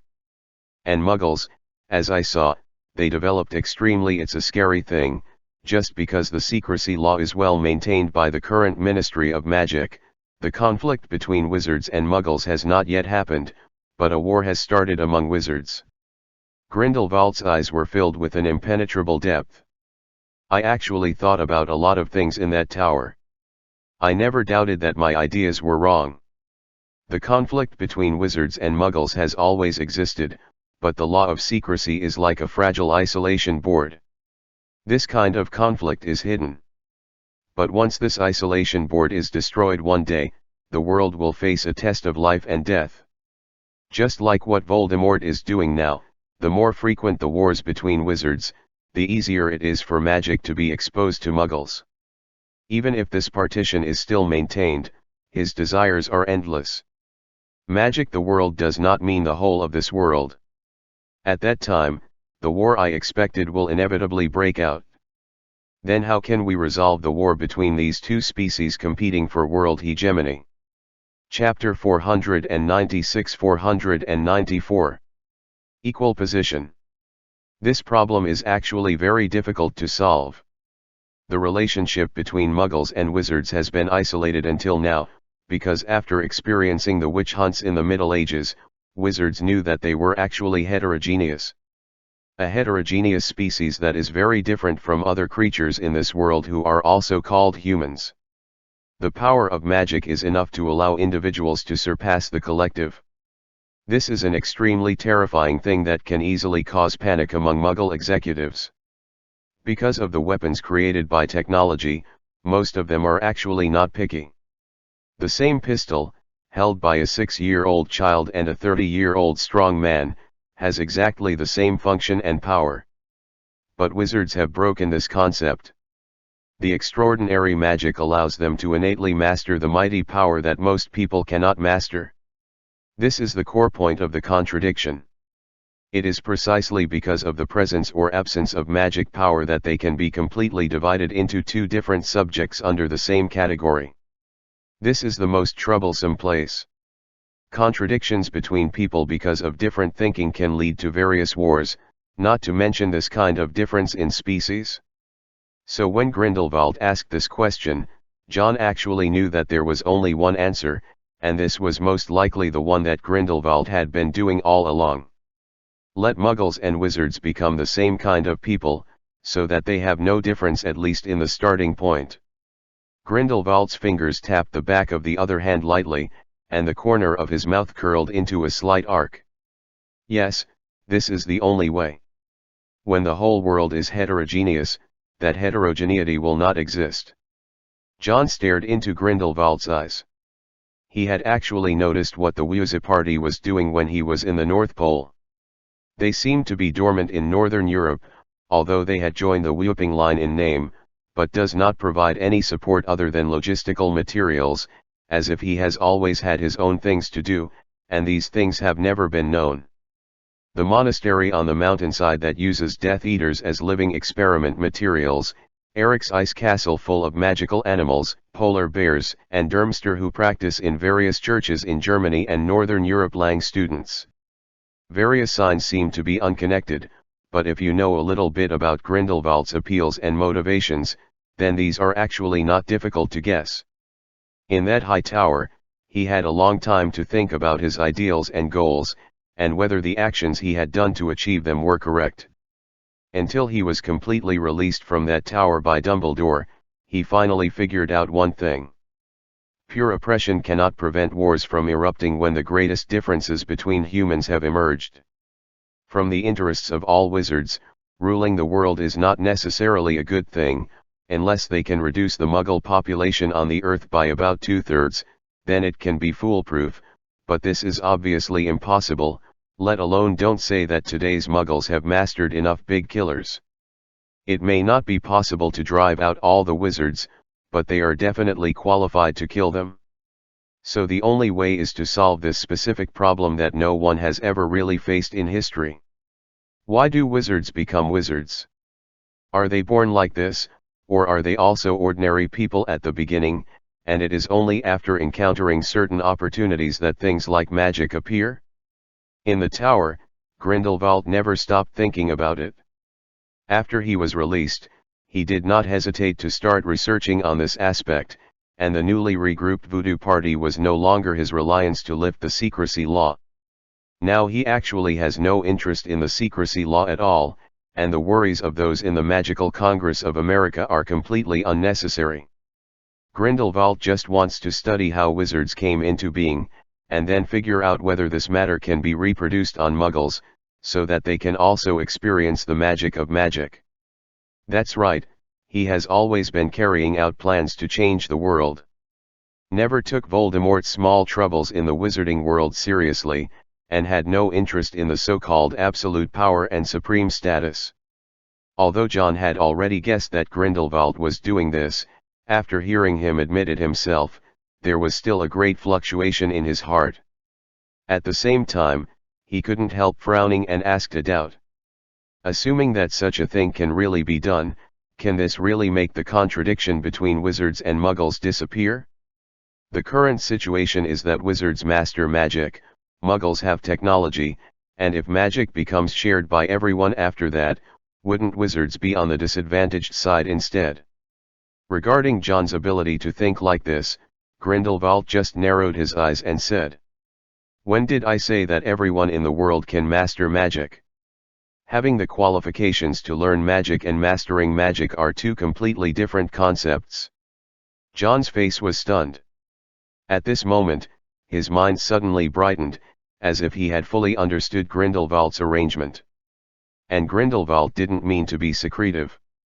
After he promised Dumbledore to have a long talk with John, he didn't intend to hide anything. Besides, he was never someone who liked to let others guess riddles. The fundamental contradiction between wizards and Muggles is that wizards have them but Muggles don't, but Muggles have them, but wizards can master them through learning. This is a natural inequality. Now because of the secrecy law, this inequality is hidden, and the Muggle higher UPS are unaware of it.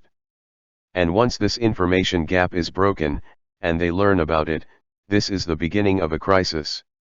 No one with a brain and vision is willing to accept such a situation. This means that Muggles may always be lower than wizards in the future. First, Voldemort's bloodline system in the wizarding world cannot be realized, but if the law of secrecy is torn, then for this world, this system will become the most reasonable again, because wizards do have what Muggles do not have by nature: talent. But let them become like wizards and have the qualifications to learn magic, that's different. Muggles have magical powers and can learn magic, but all kinds of spells, various systematic magic teaching programs, information on magical animals, alchemy, potions, divination, transfiguration, all these knowledge can be mastered in the hands of wizards. And those technological means are also in their hands. Both sides have things that the other party does not have but can learn. It is like a spell in my hand and a spell in your hand. We can make an equal exchange, so that both of us have learned each other's spells, so why fight for it? Chapter 497-495. The entry point to solve the problem. The headmaster's room in Durmstrang was quiet. Grindelwald's words made John full of shock and thinking. He was seriously thinking about whether the development after this incident would evolve as Grindelwald thought. If everyone in the world becomes a wizard, then there will be no such thing as muggles, and when muggles no longer exist at that time, the so-called blood is even more nonsense. Even if there were some conflicts due to the exchange of knowledge between the two parties at the beginning, as long as there are no terrorists like Voldemort, such conflicts will only be limited to a small part. Take a step back, even if the conflict expands, the muggles who have newly acquired magical power want to rely on violence to occupy all of the wizards, or another extremist appears among the wizards and intends to control the world hegemony again. But as long as the things that have been changed cannot be undone, no one on either side can change the general trend. When enough time has passed, the concept of muggles will disappear completely, because all people are no longer fundamentally different, and magic will be produced in every family in the world. John looked up at Grindelwald, and he finally knew what kind of vision and grand ideals this old man had. No wonder he never put Voldemort in his eyes. So, did your plan succeed? John couldn't help asking. The prerequisite for accomplishing all these goals is that Grindelwald has found a way to turn muggles into wizards, and it should not be too difficult to implement this method. Otherwise, if only a small number of people are changed, the failure to cover the entire world will only exacerbate this contradiction. Grindelwald said lightly. It was still a bit lacking, but thanks to the former vice principal of Hogwarts Castle, the most difficult part of the problem has been solved, and it is now being tested in a Muggle town. If there are no problems in this pilot, then the plan can be implemented in a year at most.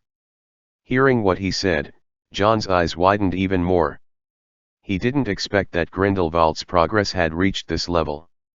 He originally thought that this was not a big project that would take 10 or 20 years, at least not something that could be done in just 1 or 2 years. But think about it carefully, if Grindelwald had already started preparing for this plan after leaving that tower, then he had indeed been preparing for it for more than 10 years. But now there is a terrorist in the magic world. John didn't just focus on Grindelwald's imagined future. If you really do it according to your idea, then there is a great possibility that in the end you will be making a wedding dress for Voldemort. He has never been satisfied with just ruling the wizarding world. When he really became the leader of all wizards, and will definitely set his sights on muggles. If muggles also become wizards with magical powers at this time, then he will also judge their inferiority and pass on the system of bloodlines to the whole world. Grindelwald did not deny John's question. In fact, I never doubted whether Albus could solve Voldemort's problem at first, but after he told me his conjecture, I knew that the ambitious man was far more difficult than I imagined. There are many. He looked at John, his eyes met John's. At that time, I agreed to Albus's last request, that is, if something happens to him, I will protect you. As for how to defeat Voldemort, you need to figure out your own way, there is a different division of labor between us. Regarding his words, John took a deep breath and didn't say anything more about it. The question about wizards and muggles is actually a ticking time bomb buried under the Secrecy Act. Now the blood theory triggered by Voldemort is the fuse of this bomb that is already being lit. All the far-sighted people in history knew that this bomb would explode sooner or later. Grindelwald wanted to detonate this bomb in advance in the early 20th century to protect the dominant position of wizards, but Dumbledore rejected it.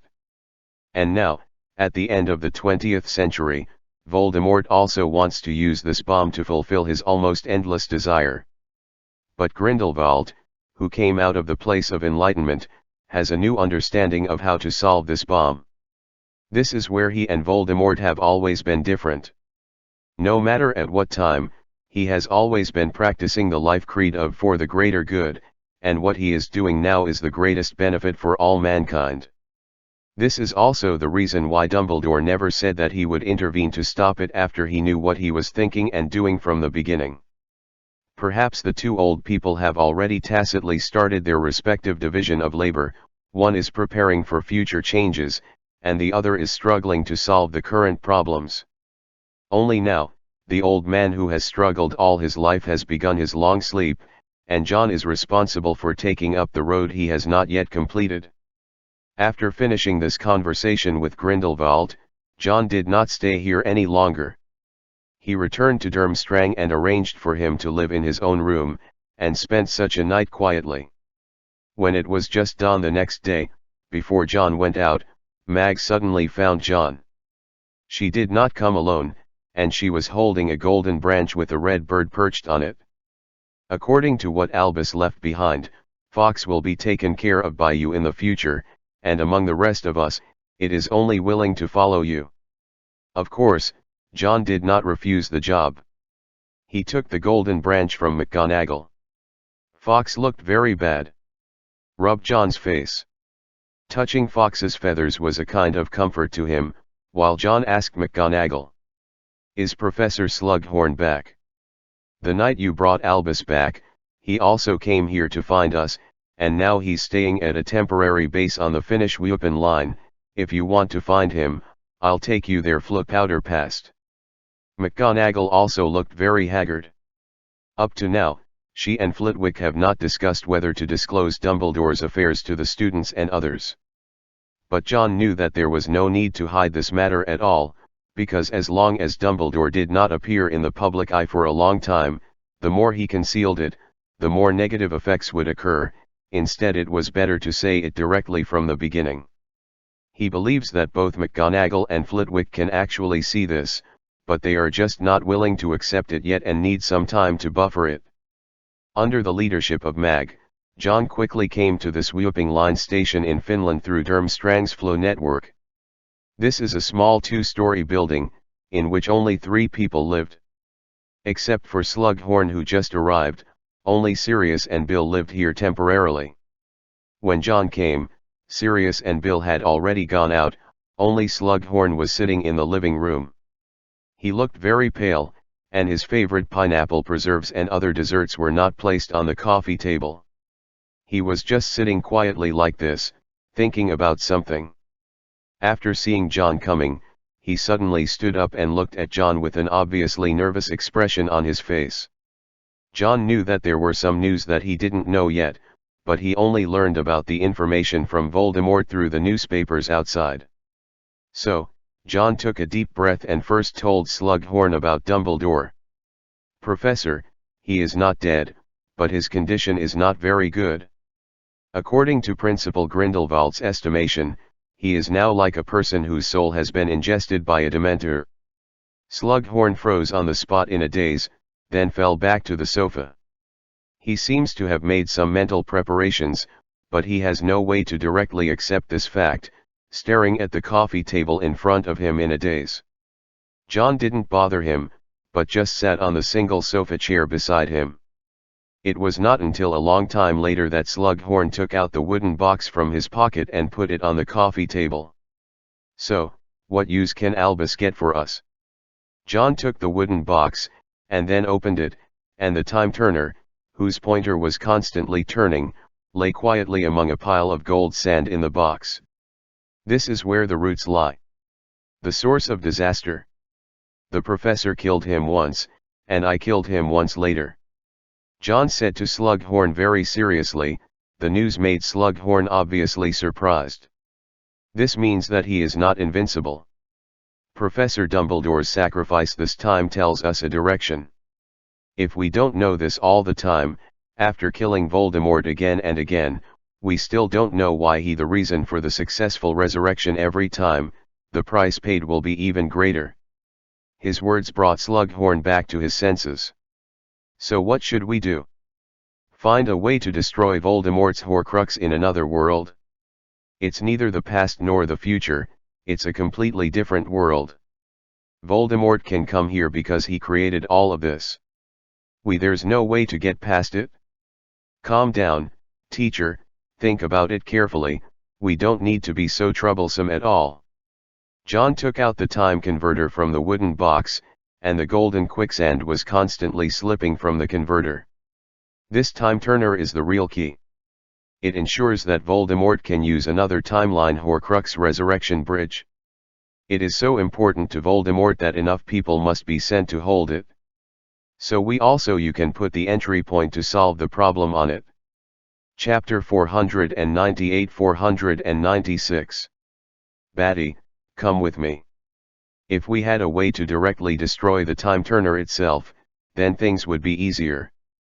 John stared at the time turner, and while speaking, he had already begun to try to use the second gemstone on the ring, trying to see if he could absorb the magic power in it.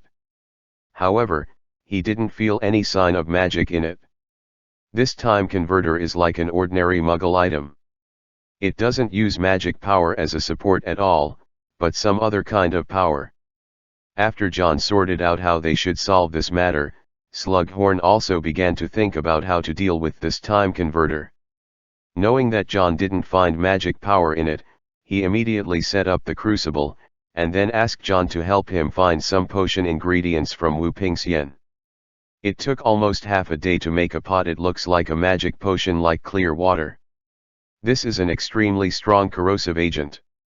Normally, there is nothing in this world that it cannot destroy. While talking, Slughorn instructed John to carefully put the time converter into the pot of potion. But they just watched the converter sink to the bottom of the dry pot, and the pointer on the dial was still turning continuously, as if being immersed in an ordinary liquid. John looked at Slughorn suspiciously. Although he was a little impolite, he couldn't help but wonder if there was a mistake in the refining of the potion. As if seeing John's doubts, Slughorn didn't say much. He just gently threw a small teacup into the cauldron, and at the moment when the cup was completely submerged in the potion, it completely disappeared, leaving only some fine crumbs settled at the bottom of the pot. It's normal to think about it. If this thing is really so easy to be destroyed, it is impossible to help Voldemort maintain the connection between the two worlds. While speaking, Slughorn tapped the cauldron with his wand, and the time turner flew out of the potion, and then landed on the ground beside him. Then they still didn't give up, and tried to use the basilisk's fangs, found an open place and used the fierce fire curse, and tried to destroy the converter with the simplest and most direct physical violence methods, but without exception, all of them had no effect at all. Tossing until the evening, John and Slughorn stared at the converter whose surface was still not broken at all, and they looked at each other. It seems that we need to seek some professional help. In the empty hall, Dandy, who had long since lost all signs of life, was lying among the crowd. I think I've underestimated your abilities enough, everyone. On that high seat, Voldemort's seemingly casual and careless voice echoed in everyone's ears, and his words made everyone tremble involuntarily. You guys give me new surprises every once in a while, which makes me doubt myself. Am I serving you, or are you serving me? His words completely made everyone unable to stand still. The Death Eaters all knelt down on the ground. They were silent, and they only dared to press their heads heavily on the ground and cast their bodies on the ground. They didn't even dare to look directly at the man in the high position. Voldemort's finger lightly touched the serpentine armrest on the chair. He looked at the crowd of people below and felt an inexplicable disgust. His words were not intended to wake anyone up, nor were they intended to threaten anyone, but this was his true thinking at this time. No one has ever been able to complete the things or tasks assigned to them according to his wishes. In the face of Wu Pingxian's attack, These people have no room to resist at all. Although they have never witnessed such a scene with their own eyes, Voldemort has never. There is no doubt that when the British Ministry of Magic was at its worst, most of these people must have been ready to surrender or flee. But this kind of thinking is just a thought in Voldemort's mind after all. In the final analysis, the relationship between him and this group of pure blood is mutual use. No matter how strong Voldemort is, he can't complete the governance of the entire wizarding world by himself. The bloodline system was actually set up so that he can enjoy a more secure reign of power. It's just that the consequences this time really made Voldemort too angry. Even more angry than when John killed him once in the main hall. When John stabbed him to death with feathers, he knew clearly that he couldn't die, but John and Dumbledore had already paid a huge price, but in fact he had won a complete victory. But when he learned that the things in the Hall of Time had been stolen by Slughorn, he couldn't calm down anymore. He knew what this meant, and he easily guessed why Dumbledore was willing to pay such a high price to kill him once. Your true secret has been discovered. Actually, Voldemort didn't care much about the secret being revealed. There is nothing that can be hidden forever. Besides, two Voldemorts exist in the same world at the same time. Such a biggest loophole will be discovered sooner or later. What really made Voldemort angry was that the key to his immortality in this world was taken away. And apparently Slughorn did it. When the Fat Walrus came over, Voldemort did not guard against him, but it was another self who made him the director of the Department of Mysteries. That idiot thought he understood the principle of checks and balances, but he was completely blind. Really think that Slughorn's cowardice and vanity can really be left alone? If he could pull out the Eton self, Voldemort would even wish to give him a few more Cruciatus curses. But now things have happened. His greatest secret has already fallen into the hands of the enemy, so according to his habit, it is impossible for him to put all his wealth and life in one place. The hall was quiet. Voldemort was rubbing against the snake-shaped handrail, silently thinking about something, while the Death Eaters below did not dare to raise their heads, anxiously waiting for Voldemort's fate. After a long time, until the Death Eaters felt numb in their legs, Voldemort's voice sounded again. Restore everyone's positions before the war. Those who are dead, count the vacant positions, and I will pick people. Then, Batty, follow me. Chapter 499-497. Method. The so-called search for professionals, of course, is to find someone who has made achievements in alchemy to help research this time-turner.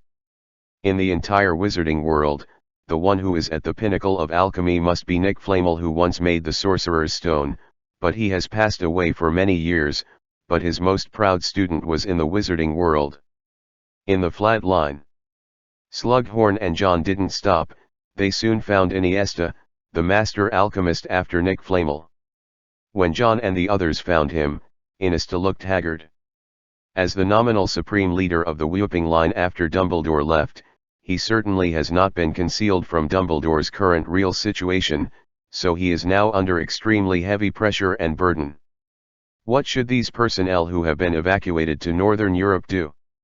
Arrangement: if Voldemort continues to invade the North in the future, how to carry out defense and personnel transfer, these all need to be decided by him.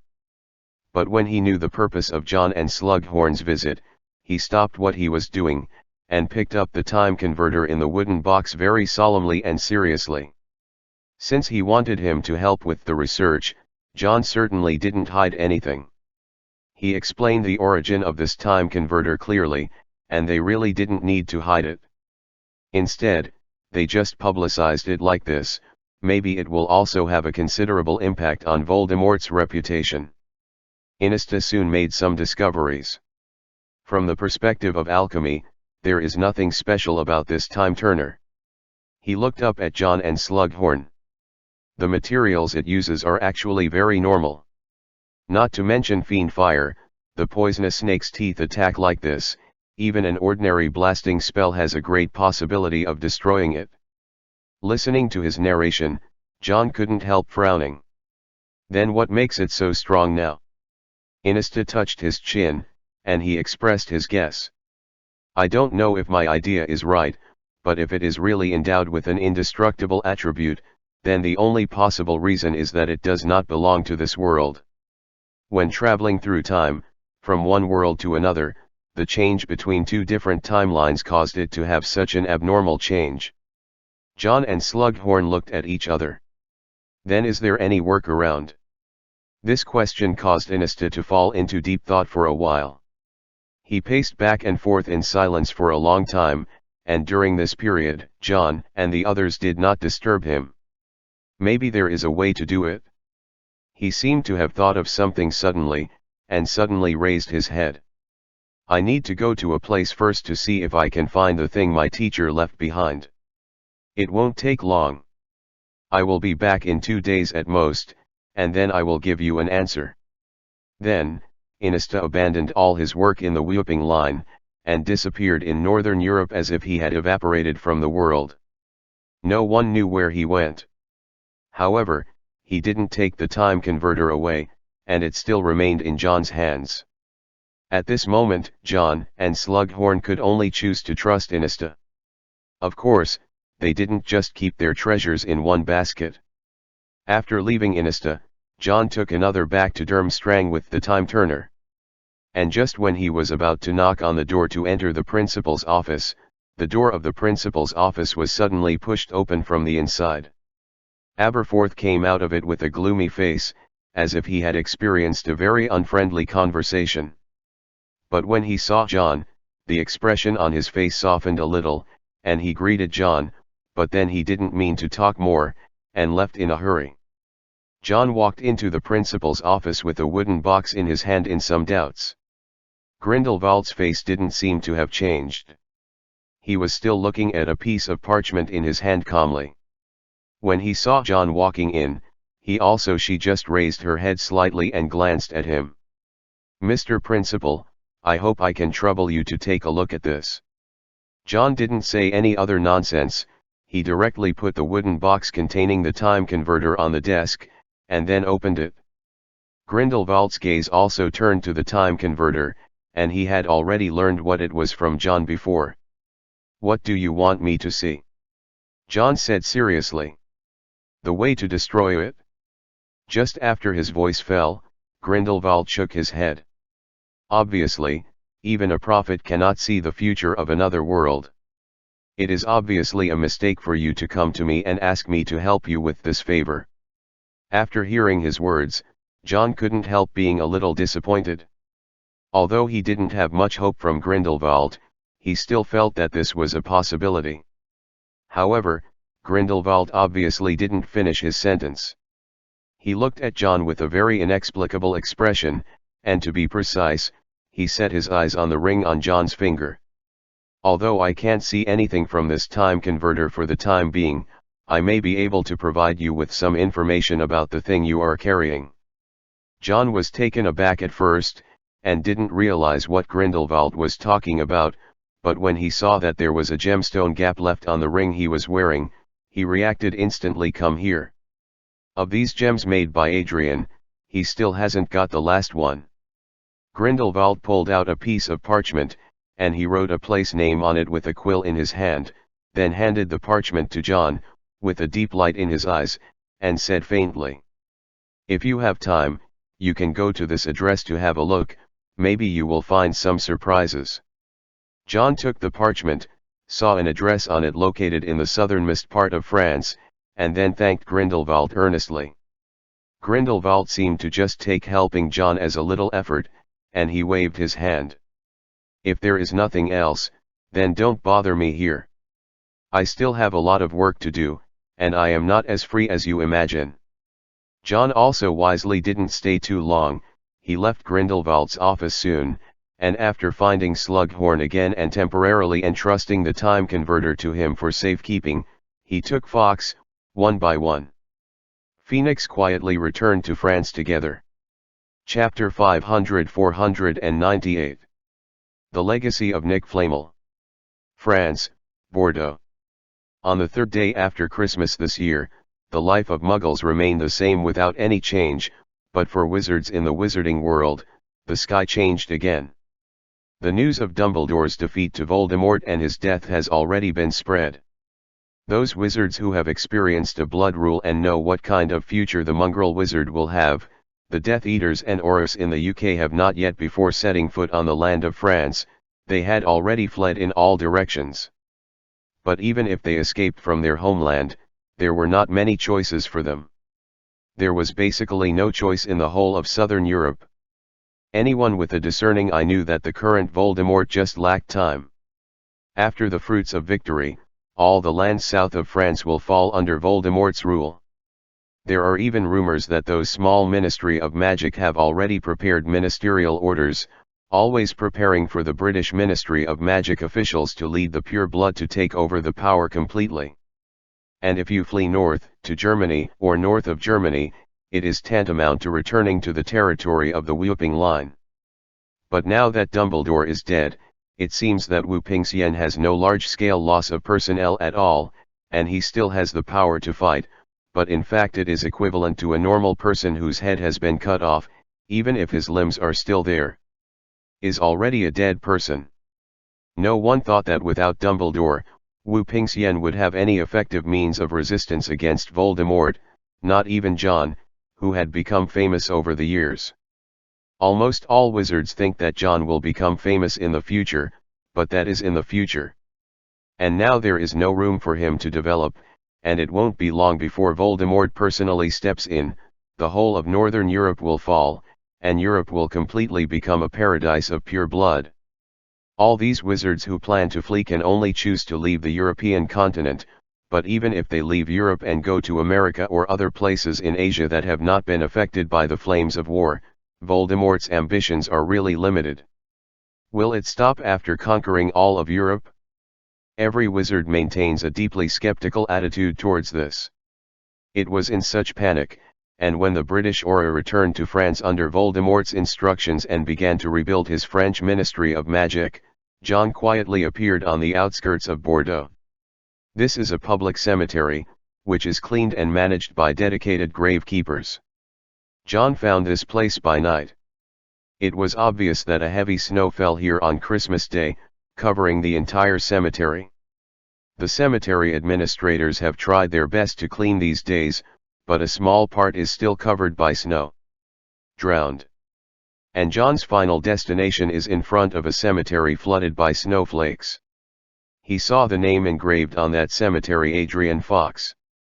This is the creator of the ring and gemstone in John's hand, an old friend of Slughorn, a master alchemist who did not leave much in the history of magic. After John came to his tomb, he didn't do anything else. Instead, he bowed deeply to the tombstone first, and then used transfiguration to conjure a broom. He didn't use the cleaning spell directly, but it was the old man who helped John more than anyone else, even though the two had never met, to clean up the cemetery with his own hands. After finishing all this, it was already late at night, and then John came to the tombstone and groped there with his ring-wearing hand. At the same time as his hand stretched over the original ordinary tombstone, suddenly a doorknob appeared, allowing John to hold it just in time. John held the doorknob and opened it. A small hidden compartment appeared behind the tombstone. Under the bright moonlight, one could clearly see that there was a blue diamond-shaped gemstone and a note with a red cover lying quietly in it. Without stopping, John took the note and the last gemstone from the secret compartment, and finally bowed deeply to the tombstone again, and then, just like when he came, went silent again, disappeared into the night. To be honest, regarding this ring, the first 3 gemstones have the greatest impact on John. The levitating curse allows John to pass through the period when he has the weakest understanding of magic and his own strength, and provided the capital to defeat the strong with the weak, allowing him to have the opportunity to fight back from many mortal situations, not to mention the animagus. If he didn't learn this, John would have died many times. But after that, using the magic mastered by gems, although it has improved for John, it is not as obvious. For example, the shadowless god on the 4th gem, it also played a great role in the duel with Voldemort, but it is far from indispensable. Now that he got the last gem, John didn't think clearly about which spell he would use it for. However, he was not given time to think about it. On the second day after returning from France, Iniesta returned with his results. And this time, for the sake of what he brought, all the top executives of the Order of the Phoenix, including Grindelwald, who was supported by force after Wu Pingxian replaced Dumbledore, participated in this meeting together. They also already know the current situation in the wizarding world, as well as Voldemort's true identity. In front of them, Iniesta took out a strange time turner. The surface of the converter is not golden, but a faint blue, and there is no pointer on the dial, only a separate dial, like a semi-finished product that has not yet been completed. You all know my teacher, Nick Flamel, who was an alchemist who lived from the Middle Ages to this century. He has experienced countless innovations in alchemy during his long life, and he participated in the very beginning improvements and research work on time converters. Iniesta's voice became serious. I once heard him talk about this in his laboratory. At that time, he was assigned the task of how to deal with the space disturbed by time among the master alchemists who studied time. At that time, someone had already proposed regarding the harm of the time converter. If a person goes back to the past and kills his past self, will there be two different worlds, or will directly change the future that has already happened?